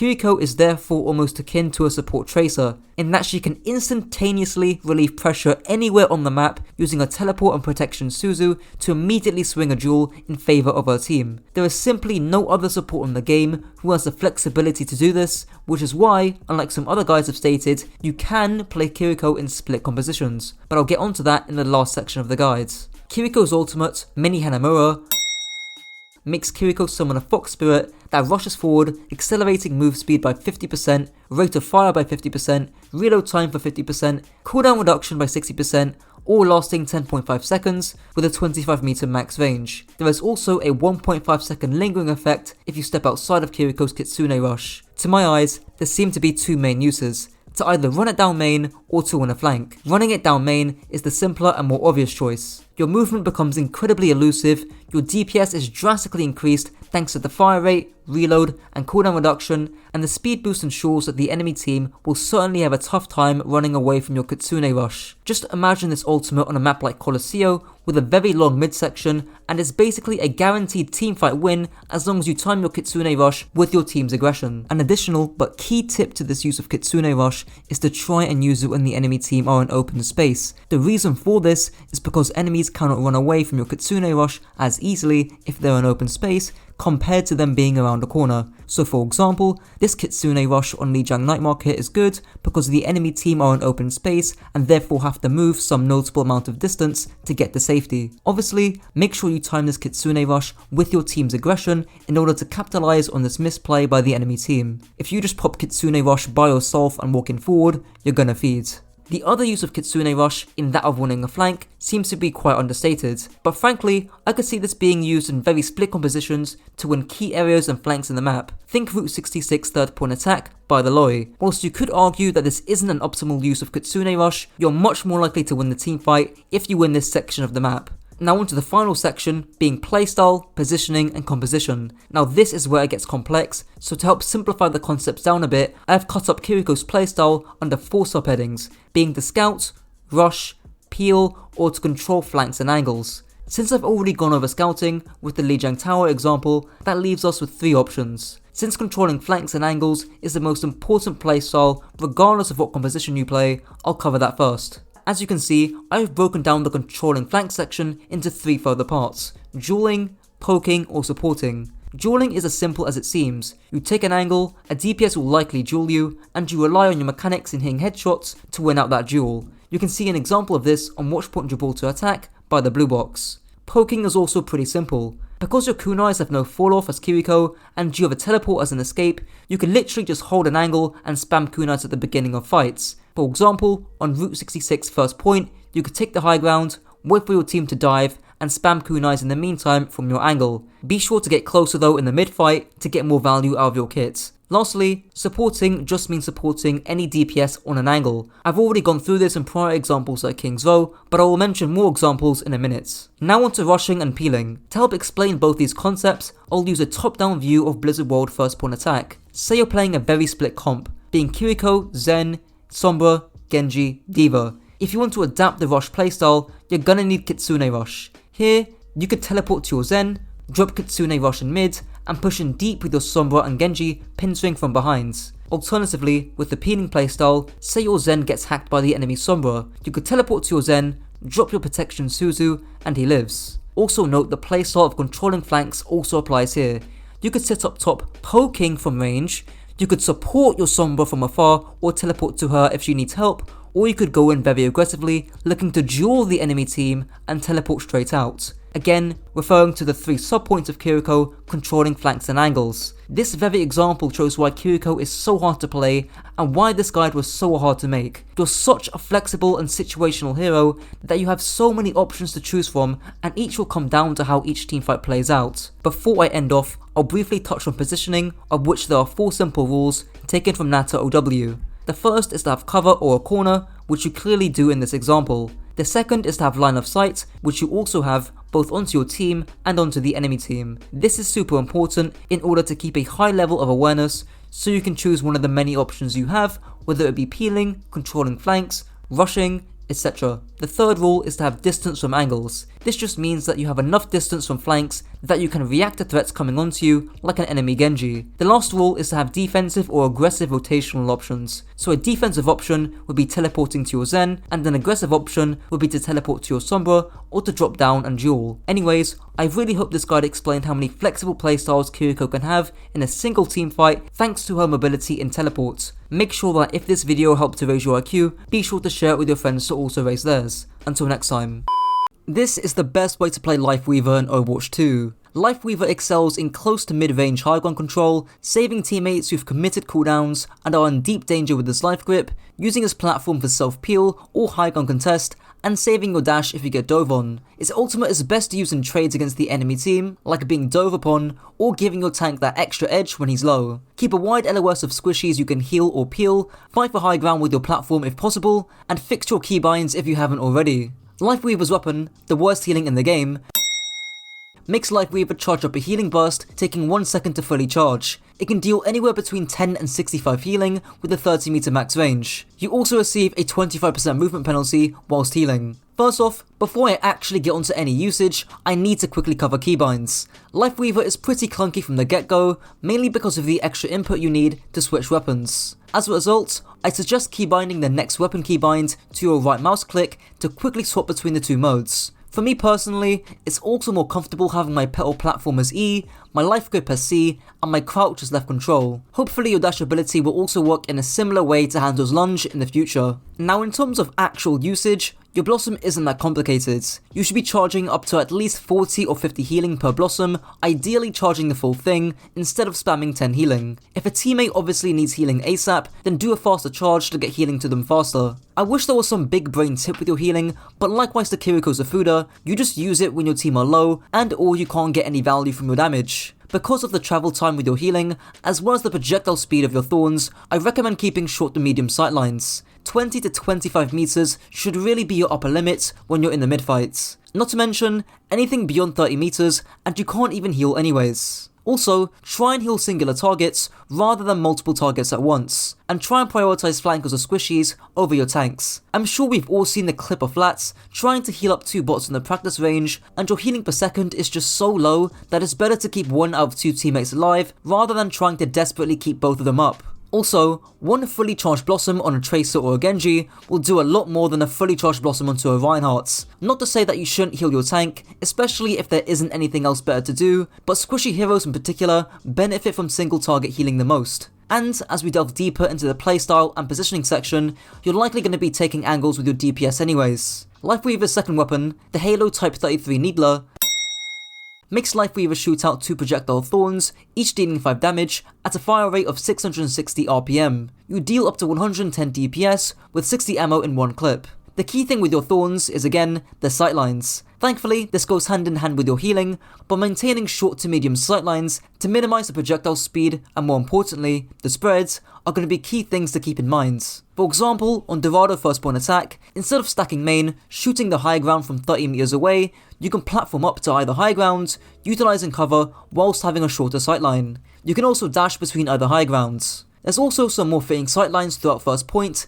to help minimize the spread of your gun while still being solid positions to play around. The penultimate thing I want to touch on with your thorns is your target priority. Just like with any hero, target priority comes down to who's the easiest to kill and who's the most dangerous. In my Kiriko guide, I gave this example of taking high ground on King's or third points and shooting the soldier behind the Reinhardt. But, considering Lifeweaver's damage is much more consistent than Kiriko's, if you can't land any meaningful damage onto the soldier due to the spread, then pressuring and burning the Reinhardt is likely a more consistent and easier option. Now if the soldier was taking an angle, he then becomes a target priority, and that's because he's more dangerous when he's on an angle. And the final thing I want to touch on is trigger discipline, especially in close quarter combats. Trigger discipline just means taking up to half a second to readjust your crosshairs for more accurate aiming. Bad trigger discipline would be mashing down M1 and firing your entire clip into thin air. You only have 60 bullets in 1 clip, and if you're dueling a squishy up close, then the last thing you want is to die because you ran out of ammo. Take your time, line up your shots,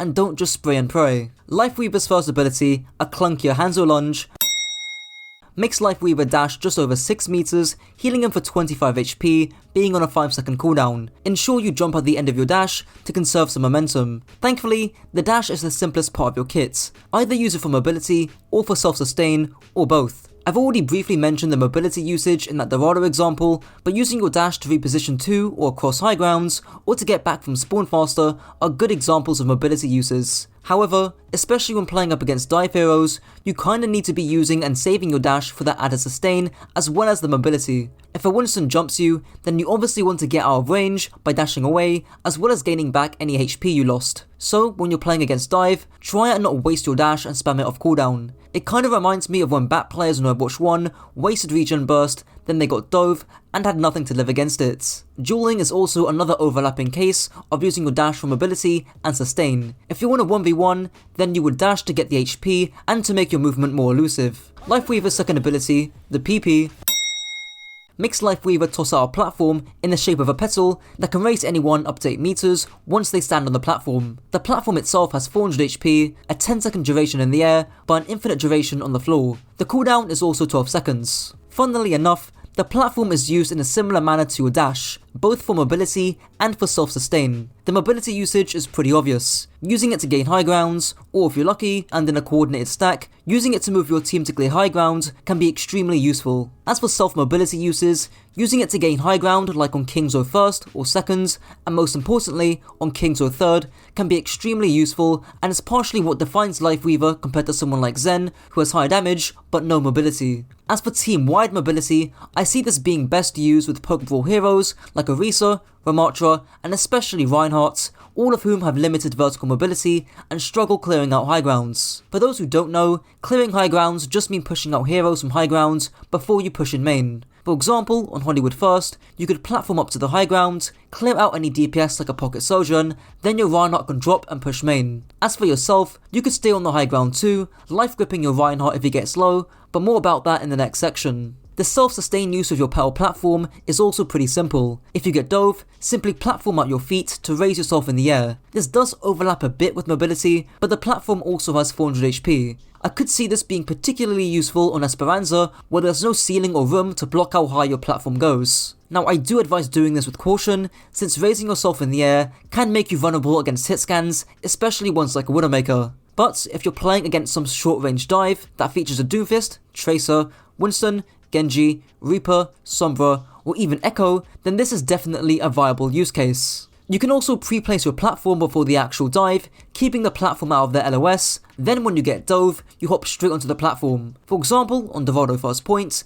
you can be spamming from high ground, then if you get jumped, you can just take the platform. There are 2 issues with this though. Firstly, teammates can just ruin the pre-placed platform entirely, and secondly, this is quite a bit harder to do in attack, where you might be moving a lot more. And the last thing you want is to be stationary, rooted to where your pre-placed platform is. So, a solution to this is to pre-place your platform in the pre-fight before anything happens. Then, if you get dove, take the platform, and if you don't, you can move up, and then if you get dove, just toss the platform at your feet. For example, on Esperanza, you can place the platform next to you on high ground in the pre-fight. If you get dove, take the platform. If you don't, then you can just move up. Then, if you get dove whilst you're moving up, you can just toss the platform at your feet. You can and should also use the platform for cover, and I find that this works best for rooms with moderately high ceilings where you can cover the entire room. The last use of your platform is to set up plays for your team. I'm sure you've seen those clips of High Noon work in tandem with your platform, so if you're able to set your DPS to make plays, then do so. Lifeweaver's third ability,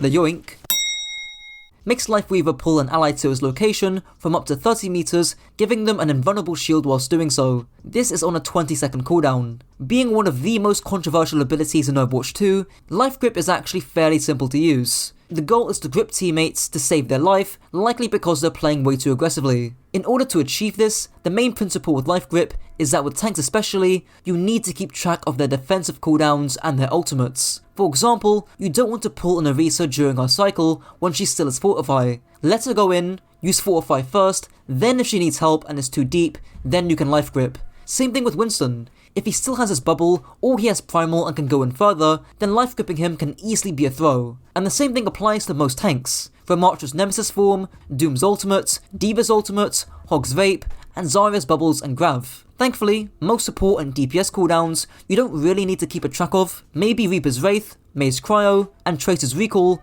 but the majority of your focus should be on your tank's cooldowns. You can also combo your petal platform with your life grip, which can be useful for a dive. You platform yourself for that self-peel, then you can pull your other support with you. This can be a bit awkward in the heat of combat, and ceilings and LOS checks can make this more awkward, but if you can do this safely, then it is a solid form of peel. This will tie into the positional section, but keep in mind that if you're in a bad position, then whoever you grip will also be in a bad position too. Most of the time though, you'll at least be somewhere safe when you're using your life grip. Lifeweaver's ultimates, mids, makes Lifeweaver spawn a tree with 1000 HP that instantly heals teammates for 150 HP, then pulses once every 2 seconds almost, giving teammates 50 HP. The tree can pulse up to 8 times. As given by the nickname, I think this ultimate is pretty mid and underwhelming, but in terms of usage, it's pretty simple. Either use the tree to give your tank an edge in the tank trade, or use it to win one-on-one skirmishes on key flanks, or when you're being dove on. So, for example, on Kingzo first point attack, you can tree somewhere in the front line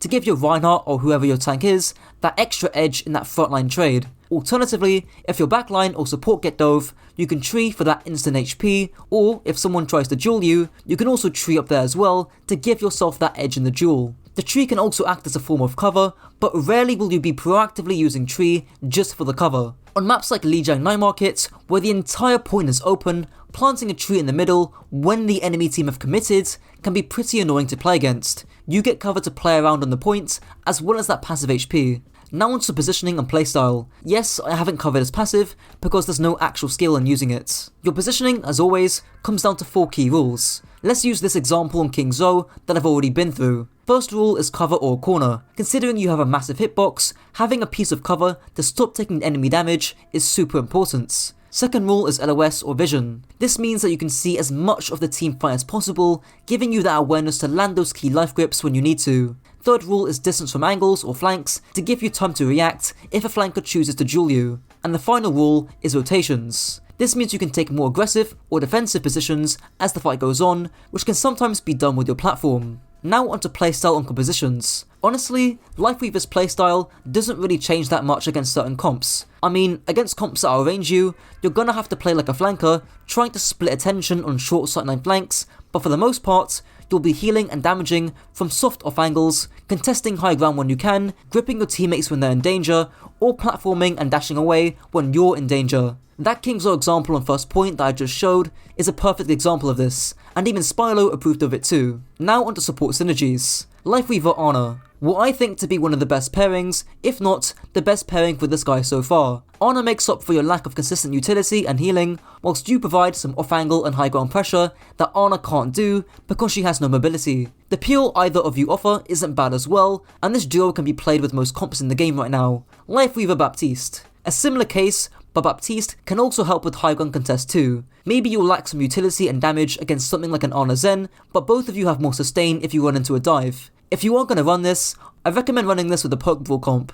Try not to run this with dive or full on poke. Lifeweaver Brig. Inconsistent healing, lackluster range, but made up for with high sustain. I think this works best with poke dive comps, since heroes like Ramattra, Orisa and Ryan are gonna need that extra healing. Lifeweaver Kiriko. Because of how versatile Kiriko is, it's no surprise that any pairing that she has can work with most compositions. Kind of a jack of all trades, but master of none kind of case here. I can see this working fine with most hybrid comps. Lifeweaver Lúcio. I'ma be real, don't run this. Lúcio likes to be in brawlier comps, but Lifeweaver just hasn't got the healing to play with him.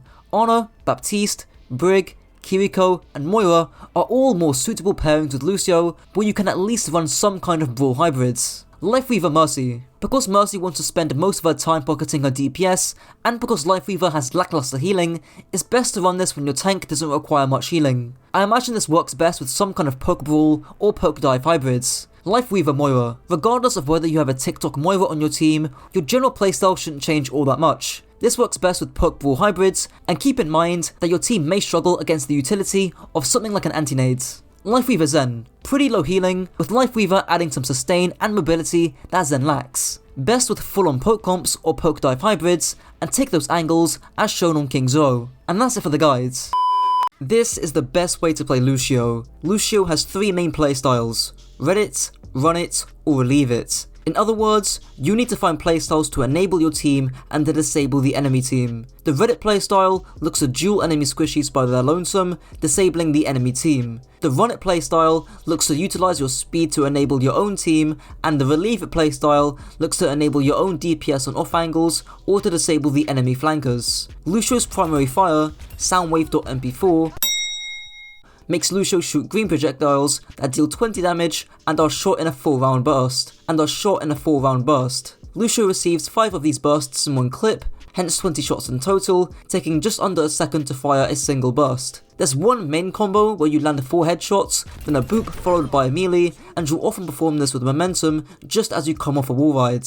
Even the best Lucios will rarely pull this off to perfection, but aiming for it allows you to enter DPS duels with a burst of damage and speed. I'll develop this a bit more in the playstyle section. Aside from that, Lucio's gun is one in the few instances where even landing a few shots from afar can have a big impact since it can help charge your beat faster, so investing some time into aim training, whether it be in customs or tryhard FFA, is a worthwhile investment. Lucio's first ability, the bisexual beatbox, makes Lúcio play one of 2 songs, which either heals your teammate for 16 HPS or provides a speed buff of 25% in a 12 meter radius. I will also group up your amp, which accentuates either songs to do 52 HPS to teammates or a 60% speed boost. So when do you speed and when do you heal? Well, it's pretty simple. If your team are looking to move, either to aggress onto the enemy team or to avoid the enemy team's aggression, stay on speed. Otherwise, you ought to be healing since you can passively gain ult charge whilst your team is stationary. So you want to hit your power spike with an aggressive amp speed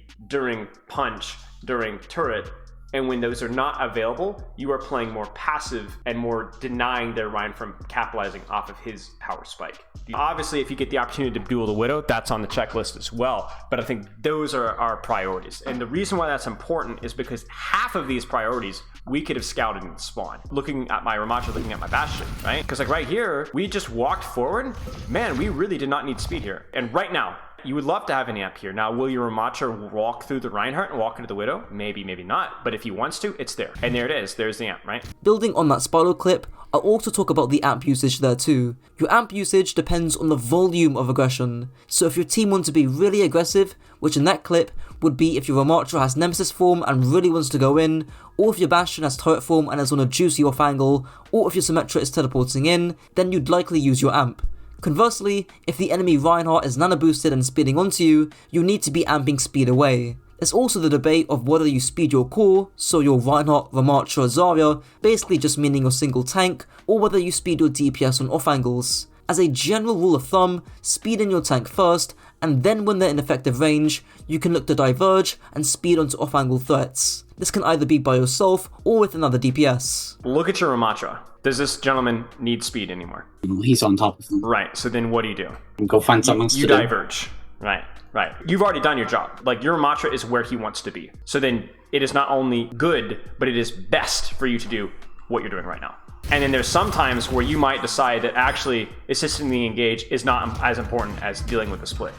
Like, let's say that they've got a Sombra on their comp, you might get your amp speed for like a second of their engage and then turn around and deal with the Sombra because she's prio. This is where you need to be helping these guys. Like, I mean, even if you're playing Lúcio, it would be the same exact thing too. Like, this is the thing too, like when you're playing Lúcio, this is also what you're looking for. There's more gray area because something like a speed on a Reinhardt might be useful on core, but even then, like, this is probably more important than any of the trash damage that you do in a Doomfist as a Lúcio player. With amp heals, you'll mainly be doing this if multiple teammates are low and running away just isn't an option, like if you're on a Zarya graph for example. Of course, there's using crossfade and amp for yourself, and this would likely be in 1v1 scenarios where you're dueling another support or DPS, where quickly switching songs, using amp, alongside your wall rides and some good strafing can all make the difference to make you a very elusive target to hit. Lastly, keep in mind that your crossfade is also a sphere and not a circle, meaning you can stay on high grounds while still being able to speed or heal, like this high ground on Hollywood first point defense. Lucio's third ability, we do a bit of trolling,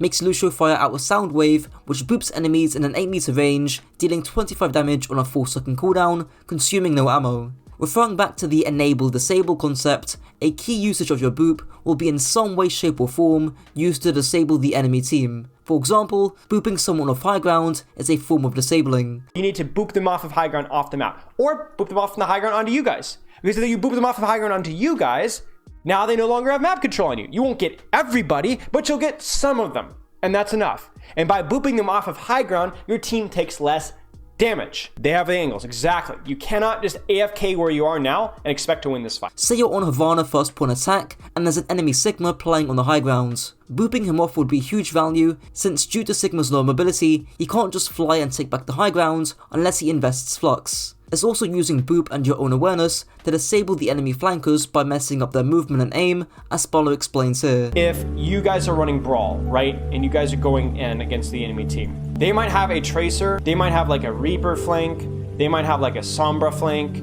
they might have a Ball going in, right? What you can do is Lúcio is, as your team is engaging frontline, your job is to deny these guys. Sombra, Tracer, Reaper, Ball. They're all flankers, but they all have relatively low range damage. So you can deny them by spamming in the direction. They get too close, you boop them away. Your heal aura, you're like the back door. You're like, stay away, stay away, stay away, stay away. Let's say this was like a Widow on a flank or a Kree on a flank. You could either go in and duel them if it was like a Widow, not a Kree. Or you could get guys, they're behind us, let's speed so fast that this off angle gets literally left behind, it's not doing anything. It's a visual example of Funny Astro from the Philadelphia Fusion doing this against Choice A1 on the Tracer from the Guangzhou Charge. And as you can see, it's quite difficult for him to reach the Fusion's backline. Aside from that, Boop is really just used to enable your own selfish aggression, whether that be to boop someone off the map or to boop someone whilst you're dueling them for added damage. Simultaneously, Boop can also be used to deter flankers, control high ground, boop enemies in or away from your team,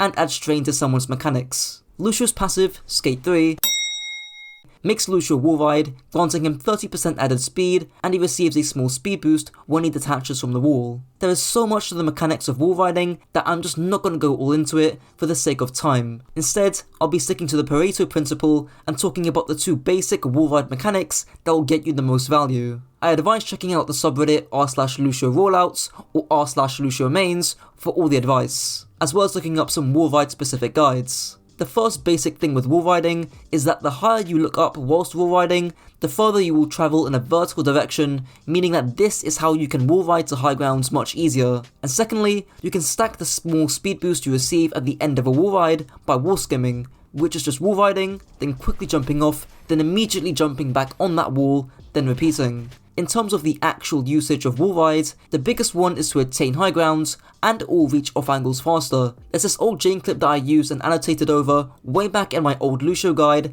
that I still think holds up pretty well today because of how important map control is, so I'll play the clip. Because even the Ashe can coach gun up on top of here and then use a dynamite or anything like that, but if she coach guns up there and she's not assisted by her Mercy or something, you can realistically take her, especially in these close range matchups. Not only are you talking about healing, but you need to be able to do what you're doing with your healing, but while doing other things. Providing scouting information. If you're on a vertical sightline, you're definitely going to see way more of what's going on. You're going to be able to see opposing positions. You know, if you just land a couple of left clicks onto the Zenyatta in the backline while you're floating up here, or you need to try desperately to make sure that the opponent is going to be losing as many resources that would otherwise be invested into your poor Reinhardt, as well as making sure that the opponent can't do anything cheeky like shooting past your Reinhardt and getting some like massive dynamite plays or being able to poke or dive anything with the actual diva standing up there.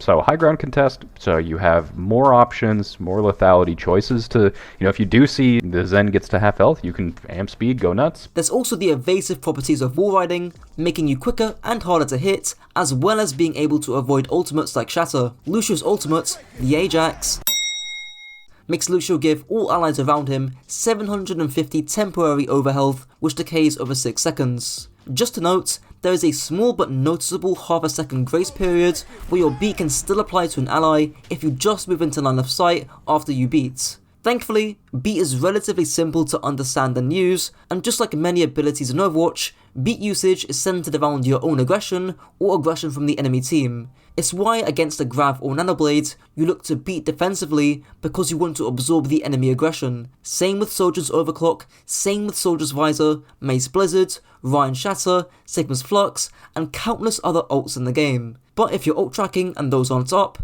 or if your team is looking to make an aggressive play, that's where aggressive beats can come in. For example, if your Reinhardt wants to run it down mid with speed boost, he very well might need beat to survive and to maintain his own aggression.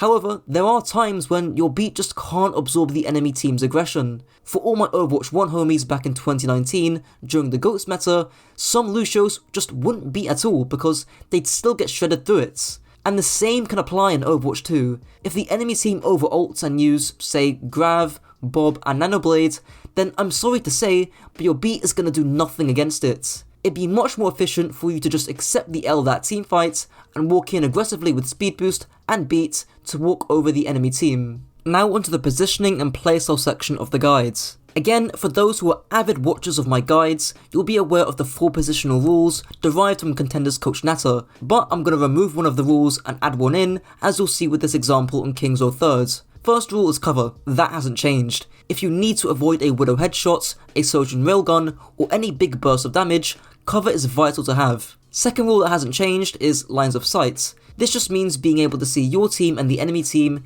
giving you information on what you should do. The third rule, which is the new one that I'm introducing, is the ability to disable or enable. I've already talked about this before, but especially with Lúcio, this is your bread and butter. Here, you can disable any flankers from diving high ground, or even diving your backline if they're playing low ground, and you can also enable your tank by dropping down whenever and speeding your tank in when you need to. You can also disable the enemy supports with a bit of Reddit Lúcio by diverging from your tank and dueling those squishies. The last rule is rotations. This does play into the third rule and just means that you have the potential to aggressively or defensively move positions when and where required.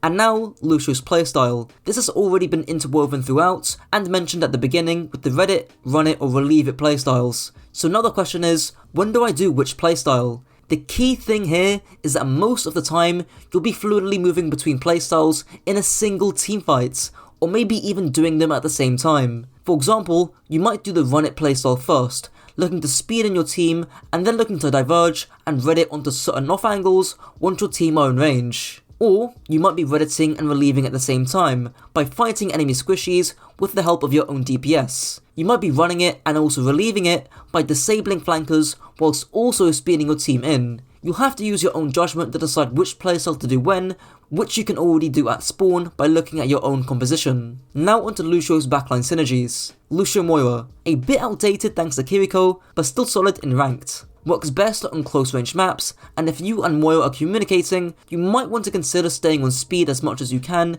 to allow your Moira to charge her coalescence that bit faster. Lúcio Zen. All hail our Lord and Saviour No Hill, who tried to make this viable on the LA Valiant when they played this in New Queen Street. Unfortunately, it saw mixed results at best. If you're keen on running this, your amp usage needs to be pitch perfect when enabling your tank, and if they run a tracer, which, let's be honest, they likely will, you need to disable her as much as you can. Otherwise, just go Brig. Speaking of Brig, Lúcio Brig. A niche but still solid combo as we've seen with the Jokes meta. Obviously, look to enable your Junkerqueen to get into close range, and then you can consider redditing if and where applicable. Lúcio Mercy. This actually works best with dive, since both heroes have mobility and are, in theory, undivable, though thanks to the Guardian Angel nerf, that's still up in the air. This is a bit of a contradictory combo, since you as Lúcio want to be speeding people in, whilst your Mercy wants to keep the range. As a result, you, your tank, and maybe one other DPS should be looking to do their own thing,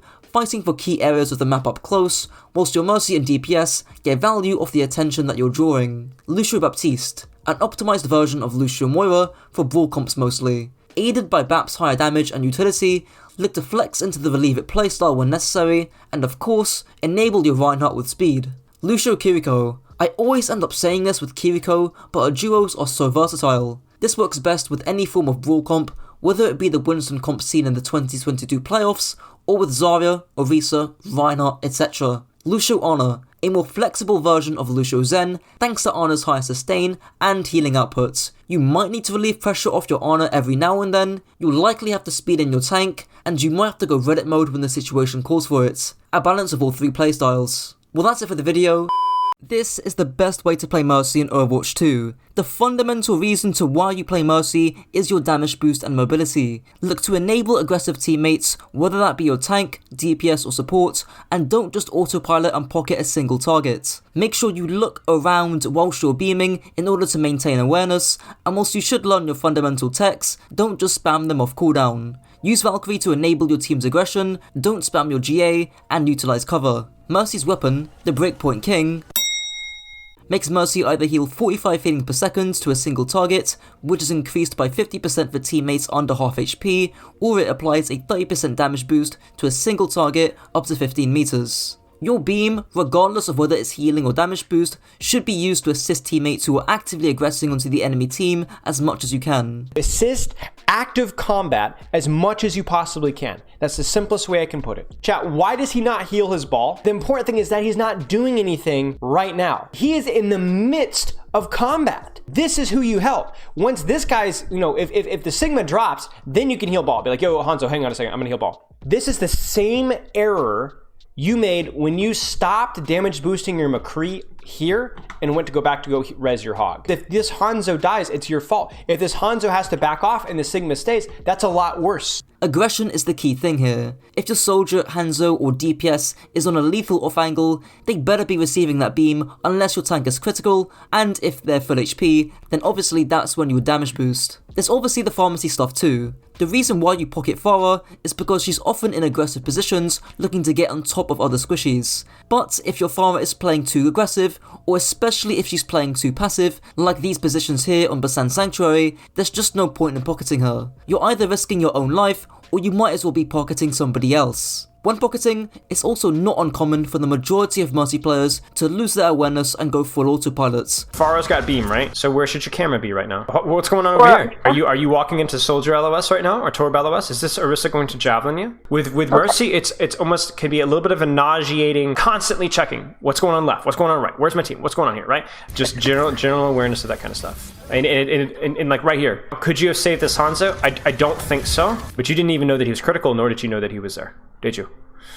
No. That's on you. Keeping on this point of looking around and maintaining that awareness, here's Mineral explaining how looking around can help you position differently and the consequences of tunnel vision with your beam usage. Look around a lot more. Like you're looking at your Pharah's way too much. You have to always look back. Where's my Widow? Where's my Widow? Not only for her, but she is your defensive pivot. Widow is sort of also part of your group, and she's going to be somewhere behind you, so she's going to be a pivot for you. Like Ana starts shooting you, a diva flies at you, you have to know where the Widow is, because that will determine how far you can move up. Because if you would realize, oh, in this situation, I don't have LOS on the Widow, you would reposition differently. I could put this in the positional section, but awareness is just so important for your beam and your character as a whole that it doesn't really matter. Linking onto this, there's also damage boosting specific instances or bursts of damage. For instance, damage boosting your Sojourn when she has her one-shot ready, damage boosting your Hanzo during a Storm Arrow, your Reinhardt when he fire strikes, Zen after he charges up his right click fully, Hawk after he hooks, etc. If you're more aware of your surroundings, you'll be able to track and damage boost these instances of burst damage. Mercy's first ability, Crazy Ass Movement, makes Mercy fly towards a targeted ally at 17 meters per second up to a 30 meter range with a cooldown of 2.5 seconds. Her angelic descent also allows her to slowly glide down at 2 meters per second. I'm not gonna lie, there's about a bajillion Mercy techs out there, so just like in my Lúcio guide, I'm gonna use the Pareto principle and cover the Mercy techs that give you around 80 to 90% of the value that you'll get on the hero. As for Mercy settings, since your crouch triggers your ability to super jump, you need to have toggle crouch off. As for toggle to GA, I have it on since it relieves a mental load off my mind, having to constantly hold GA, and it could allow me to look around a bit more, but I know some Mercy mains like Skiesti has this setting turned off, so do whatever feels more comfortable. I'm going to split these techs into the Guardian Angel techs and the super jump techs. Starting off with the former. Firstly, the slingshot. Easy to do, just jump and hold W to gain momentum after you GA to your targets. Secondly, the sideways GA. Just hold either A or D on your keyboard after you jump, allowing you to strafe either left or right after you GA without having to change where you look. Thirdly, the backwards GA. Guardian Angel, then hold S, then jump to move backwards. This is really useful to do if you're flying to a target who's in more danger than you initially thought, hence you want to quickly move away. Fourthly, the directional GA. Literally just turn your camera anywhere and jump, and your Guardian Angel will automatically change directions. Really versatile and snappy, allowing you to quickly flow and bounce between allies, and is best used in Valkyrie. Now onto the super jumps. Starting off with just the normal super jump. Just crouch as soon as you reach your target to fly high in the air. The more charge your bar has, the higher you'll go up. Note that you can super jump anywhere in between you and your targets. You can also super jump by just looking upwards. Super jumps are mainly used to avoid danger by reaching vertical pieces of cover, just like you're seeing in the backgrounds. Most flankers like Tracer and Sombra lack any vertical mobility to chase you afterwards. Next is the stationary super jump. Really easy to do, just shift then immediately crouch afterwards. The penultimate tech I'll cover is the angled super jump. Press shift and then S, almost like you're doing a backwards GA. Then look down and jump when you're close to your target. This super jump will allow you to jump to high grounds behind you, whilst also being able to look at what's in front of you, allowing you to maintain that awareness. Lastly, the super jump res. GA to a target, then look up and jump.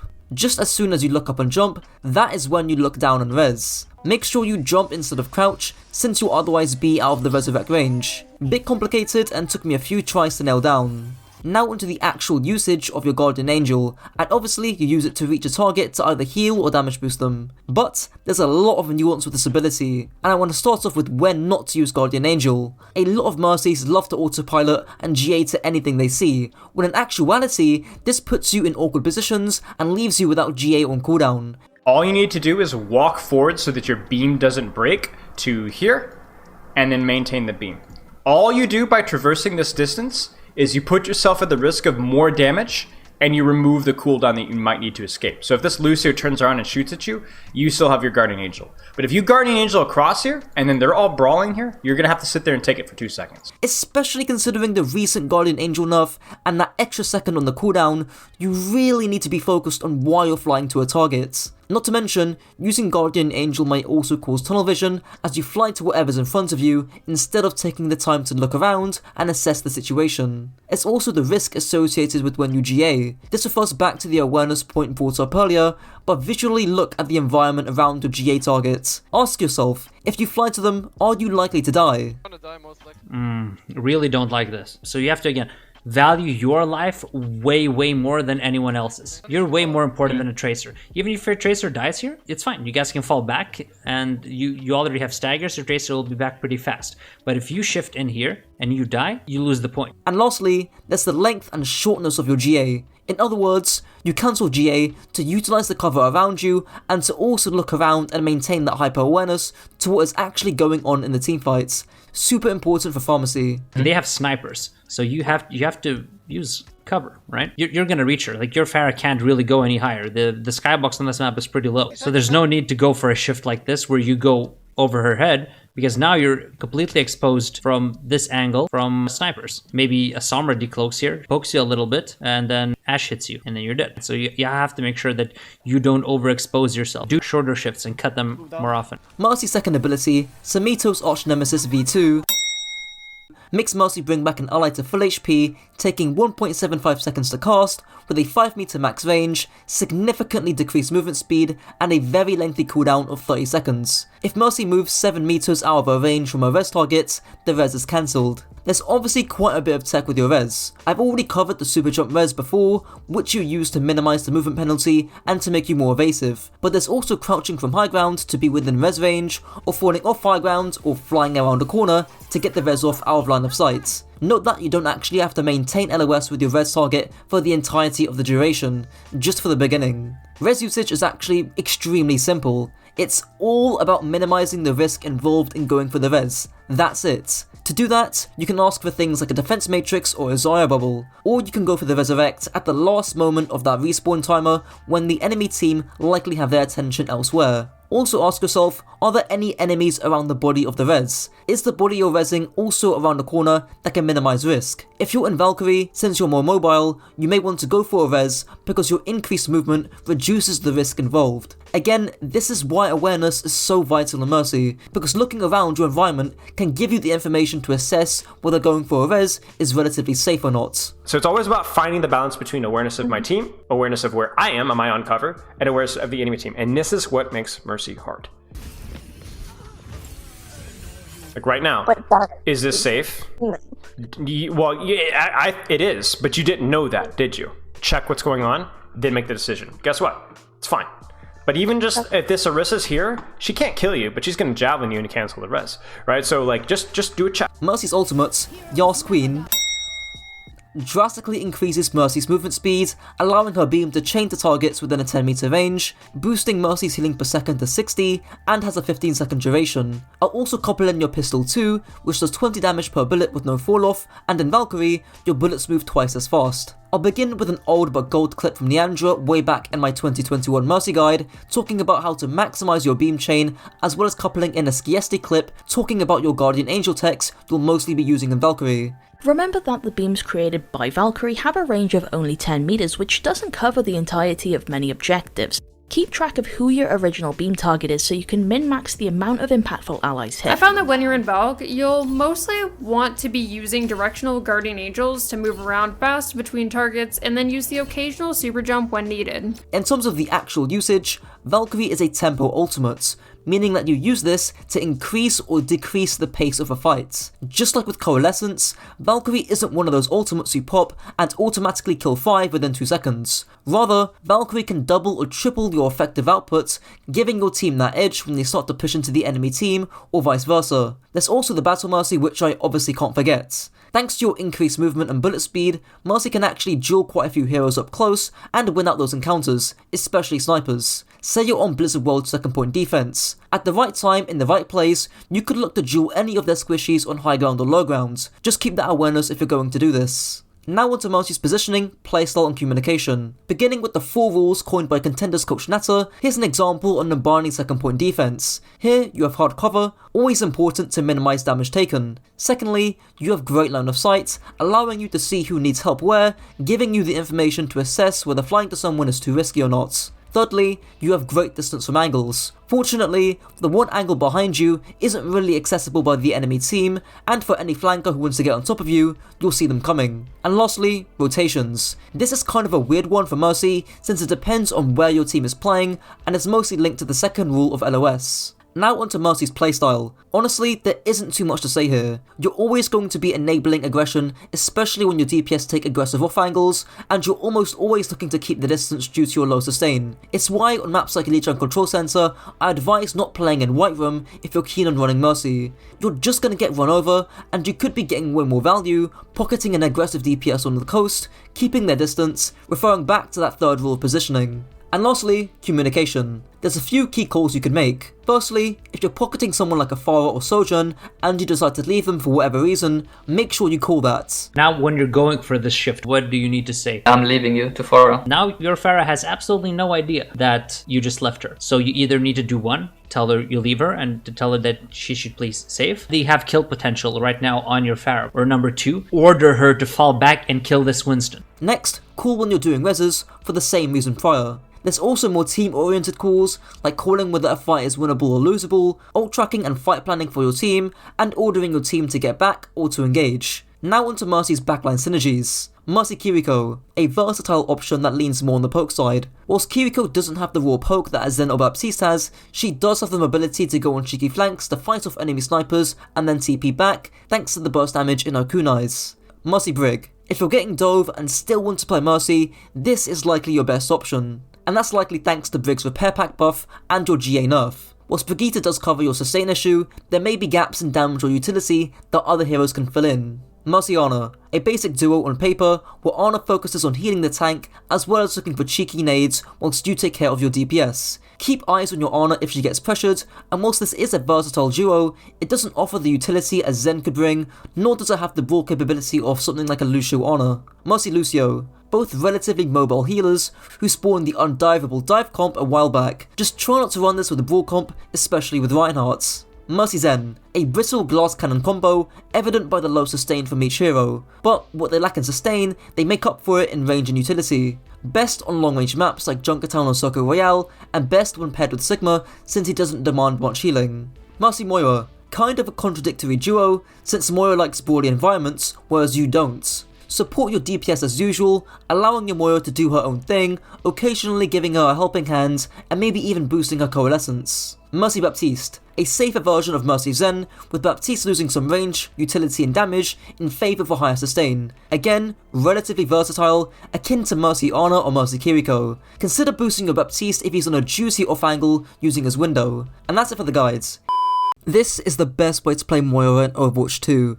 DPS Moira is a legitimate playstyle if done correctly, since your playstyle heavily depends on the type of composition you're up against and the one that you're playing. If your team doesn't require much healing and you see an isolated squishy who you could pounce on, that is where you can utilize the mobility in your fade as well as your own sustain to go full on DPS Moira. Alternatively, if your composition is suited for it and there isn't an opportunity to 1v1, leverage the insane amount of AoE healing you can do. Moira's primary fire, the Suck and Piss, makes Moira either beam enemies for 50 DPS in a 20 meter range, which also self-heals, dealing 70 HPS in a 15 meter range, also applying a lingering healing effect afterwards. Starting off with a little bit of tech you can do on Moira to regen your heal bar faster. Simply just tap your beam on a target on and off really quickly and you'll charge your bar faster. In terms of your actual usage between damaging or healing, it does link in quite a bit with the playstyle that you choose to adopt. But generally speaking, if your tanks are full HP, you can then look for opportunities to dual DPS and enemy supports. For example, on Icon Ward first point defense,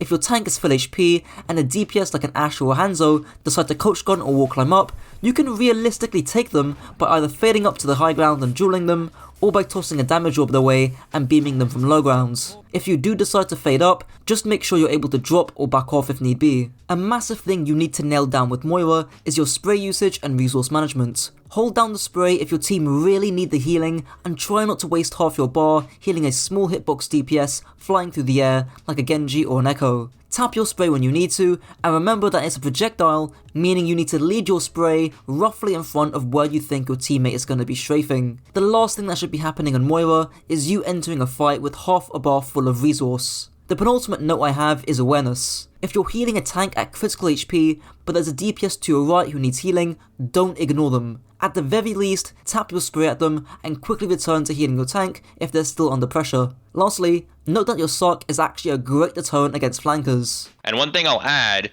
is Sombra can hack, and Lúcio can maybe mark the Sombra, but Moira, going into Moira can right click and just quickly stop that hack, and that's really useful. You can utilize the 20 meter range to annoy and deter flankers like Genji, Sombra or Tracer when you need to. Just don't solely focus on doing this since your team might need the healing. Before I move on, thought it'd be a good time to mention that if you want coaching from yours truly, join the Discord down below and you can check out my rates. Moira's first ability, the Spooky Step, increases Moira's movement speed for 0.8 seconds whilst cleansing all status effects and granting invulnerability. First off, really basic but just kinda needs to be said, jump at the end of your fade to conserve momentum. Now, with actually using Moira's fade, my number one piece of advice is actually knowing when to not use it. Fade most of the time should be used as a defensive failsafe to escape danger when you're feeling the heat. And of course, there will be times to use fade for an aggressive play, but there are times where you just fade for no reason.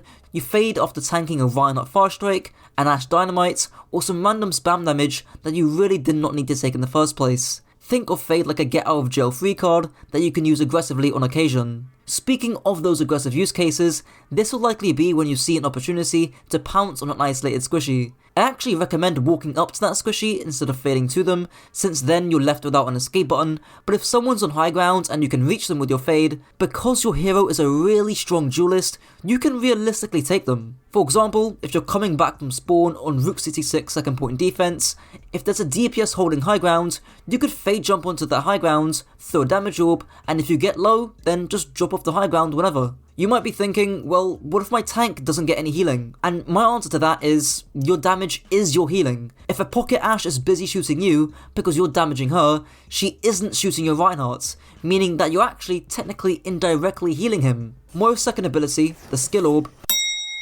makes Moira throw a Biotic Orb, dealing 200 damage or 300 healing, lasting 7 seconds on an 8 second cooldown. The radiuses are quite small, and the damage and healing per second numbers are basically the same as a Biotic Grasp. 3 quick things before moving on to the orb. Firstly, you can cancel the orb with Fade, which is super useful if you're low HP, in order to squeeze out some extra value. Secondly, I'm sure you've heard this a million times, but please try and use orb before Coalescence. And thirdly, with both your heal and damage orbs, look to bounce your orbs downwards towards the target's feet to deal a smidge more healing or damage. You can see this with the footage in the background, where I did roughly 10 or 15 extra damage because the orb travels a longer distance if you aim it downwards. The biggest qualm with your orb is actually not which orb you should use, but when you should use it. Most obviously, look to toss out your damage orbs in between fights, since when the fight actually begins, your orb will be off cooldown.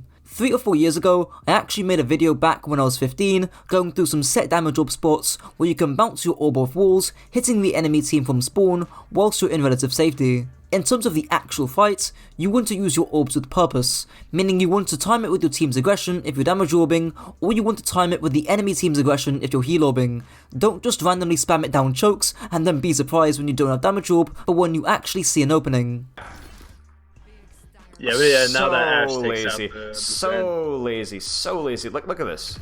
Oh my days. Just walk over here and damage ward this. Look at this. Look at this. Go Yeah. out there. Like, look right now. Don't you wish you had damage orb right now? You could legitimately try and Sure. 2v1 these guys. I'm not even joking. You have Fade, you have damage orb, go 2v1 them.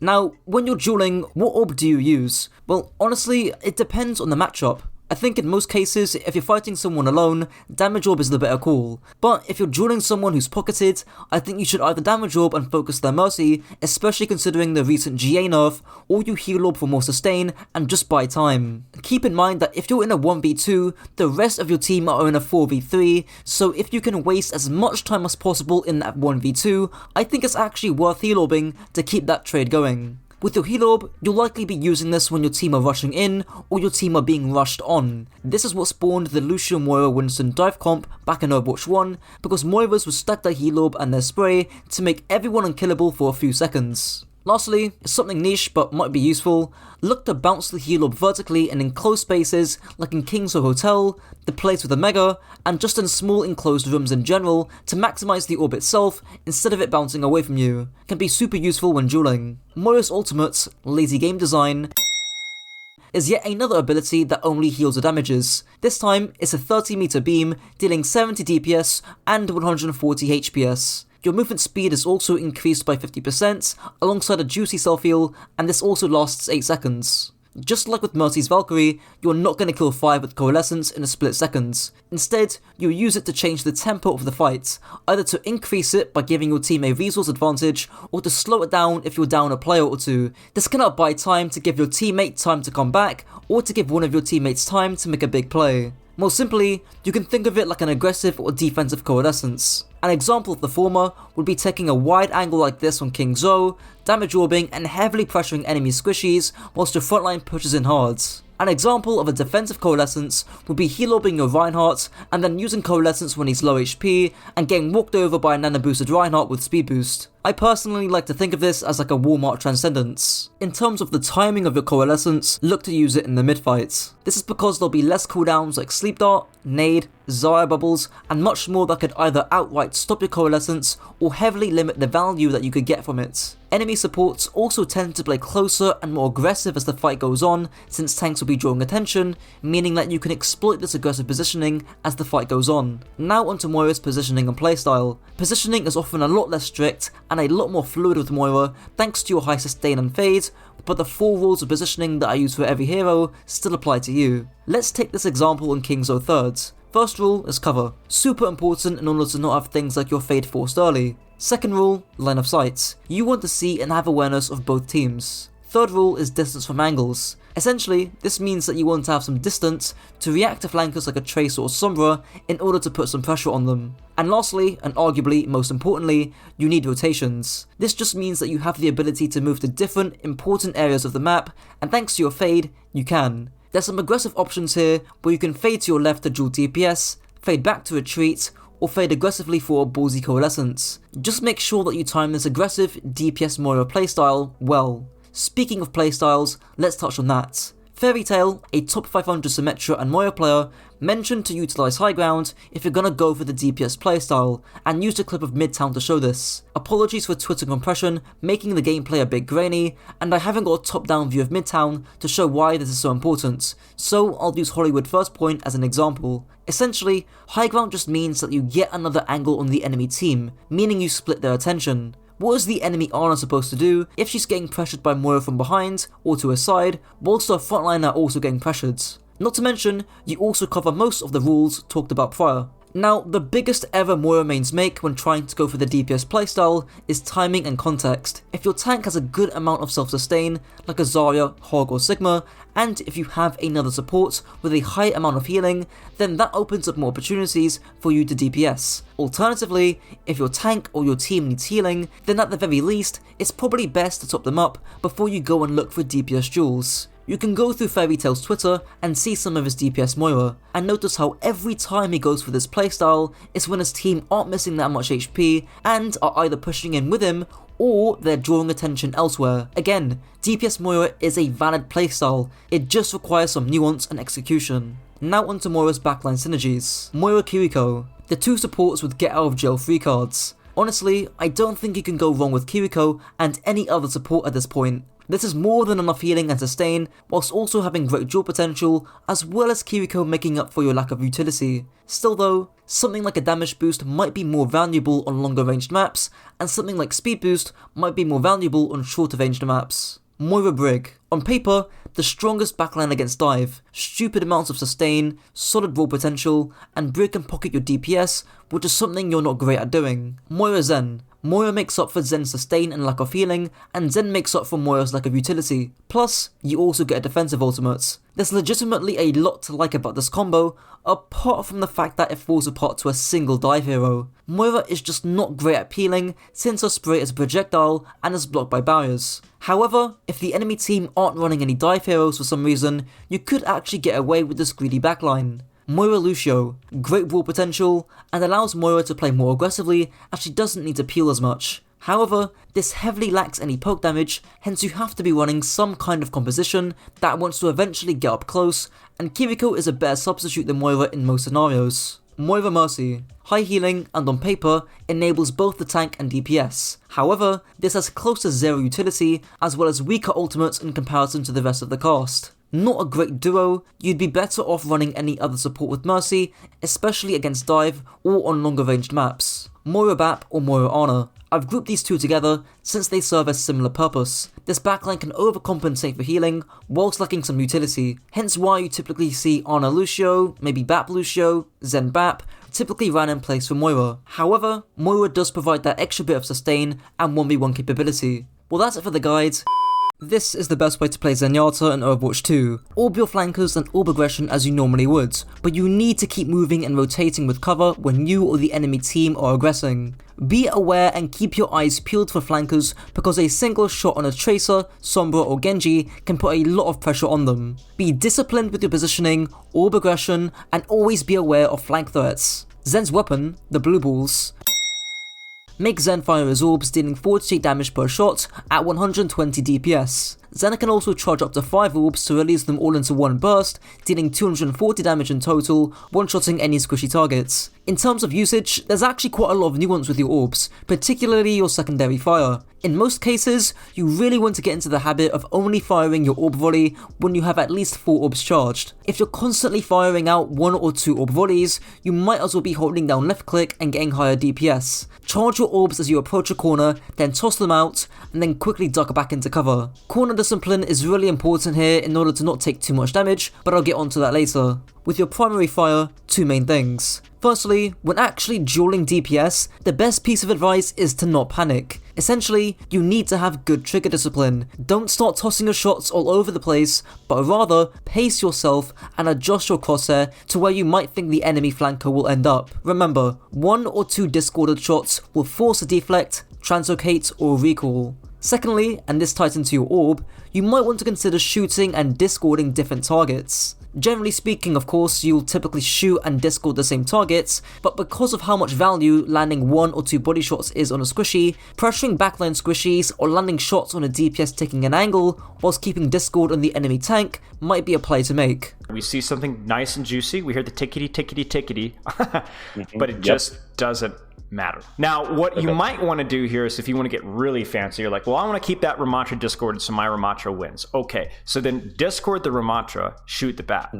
Or discord the Ramattra and shoot down here. Where you're like, you're not even trying to kill these guys, but you're just going to keep them out of the way so that your Ramattra can pummel this guy. Now that's really, really advanced, and that's hard to do in the heat of the moment, really fast, but you can see all these micro decisions that you're doing right now, your discord, who you're shooting, who you're harmoning, and you're doing all of them wrong. So now it's less about us shooting Sigma and more about getting the kills on the back line and surviving the Sigma pressure, then killing the Sigma afterwards. So this is the most important kill right here. Like, this has to happen. Ignore Sigma. We're going in. Remember this. Target priority comes down to who's the easiest to kill and who's the most dangerous. In that first Barlow example, a Baptiste with the Matrix is both an easy and dangerous target compared to a Ramattra in block. Alternatively, if there's a Soldier or Cassidy flanking and they start shooting you or your team, then your target priority switches because they're more dangerous than the Baptiste in the back, as well as being easier to kill. Zen's first ability, the most broken ability in the game, make Zen choose any enemy to receive 25% more damage. If the enemy loses line of sight from Zen for more than 2 seconds,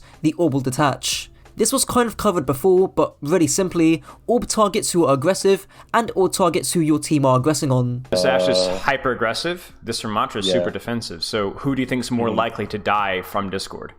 Ashe. Right, and even if you don't kill her, getting discorded is a, hey, watch out, you know what I'm saying? And this person needs to be, hey, watched out, because if she does it, she's gonna kill your team, right? So a discord should be often the person that you're shooting, because that's somebody that you need to be putting your attention onto, otherwise they'll kill you or your team. So right now, let's get that Harmony Orb on either Ramattra or Symmetra, because they're both the most aggressive. Let's get the Discord Orb on the enemy Ashe, because she's the most aggressive. Now, in Brig Zen, and in terms of the bigger picture, you can use orbs to control any section of the map. Here's the example on Basan Sanctuary that I commonly refer to, where you orb both tracers and control that coast-side area of the map. Don't just orb the enemy tank, especially if they're sitting on point and aren't even aggressing or are being aggressed on in the first place. Zen's second ability does literally no healing, has the same mechanics as the Discord Orb, but deals 30 healing per second on a singular target. The exact same logic that I went through with Discord also applies to your Harmony Orb. Orb aggression. It's better to put Harmony on a teammate who's about to take a lot of aggression rather than using Harmony on a teammate who's low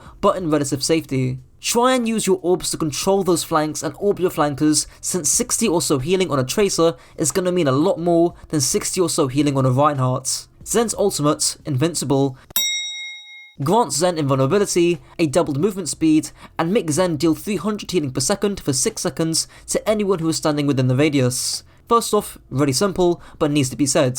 Please use your orbs before Transcendence, especially if you're looking to go really aggressive on a singular target. If that target doesn't have Discord, they could very well survive. Now onto the usage. The most obvious one is to save Transcendence for defensive ults like Grav, Flux, Dragonblade, etc. Do note that you don't want to just ult because there's a Grav or Flux. Assess the situation, look if anyone's going to need the extra healing to survive, then you can trans. You'd be surprised to see how many Zen players pop trans just because they hear Genji pull blades. There's also going to be moments where you just might need to use trans defensively, even if there are no big scary ultimates like Flux or Grav. If the Reinhardt, Ramattra or Orisa are just a bit too aggressive when they go in, you need to be ready to pop trans. The key to not using translate is anticipation. Your Orisa spear spinning into the backline, a Ramattra walking in with Nemesis form might provoke you to think about using trans. Linking on to that theme of anticipation, there's using your trans against EMP. Before, you'd have to hide against her since you'd be dropped to 50 HP and fully hacked. Now that's no longer the case. However, if you're playing up against a full dive composition, or one that can burst down a singular target very quickly, hiding against EMP isn't a bad idea. Lastly, there's aggressive uses of your Transcendence. This will likely be done when there's no ults you need to save trans for, and you want to buy a 6-second window for your team to push in aggressively. Maybe you're stuck at a choke and need to push through, or maybe that tank needs to be shot down. Your trans can greatly help with that. Now onto the positional section of the guides. This is one of the most important areas with Zen because of how immobile you are. The same rules I had in my Ana guide also apply to you, but even more so because you haven't got any defensive abilities like nade or sleep darts. I'll use this example in Kings or Thirds. First off, you need to have a corner or cover. Because of how large your hitbox is, you need to have cover to where you can stop taking damage at any time whilst you're poking. Cover. Yep. I was using this little skinny wall. I don't know why it's doing so.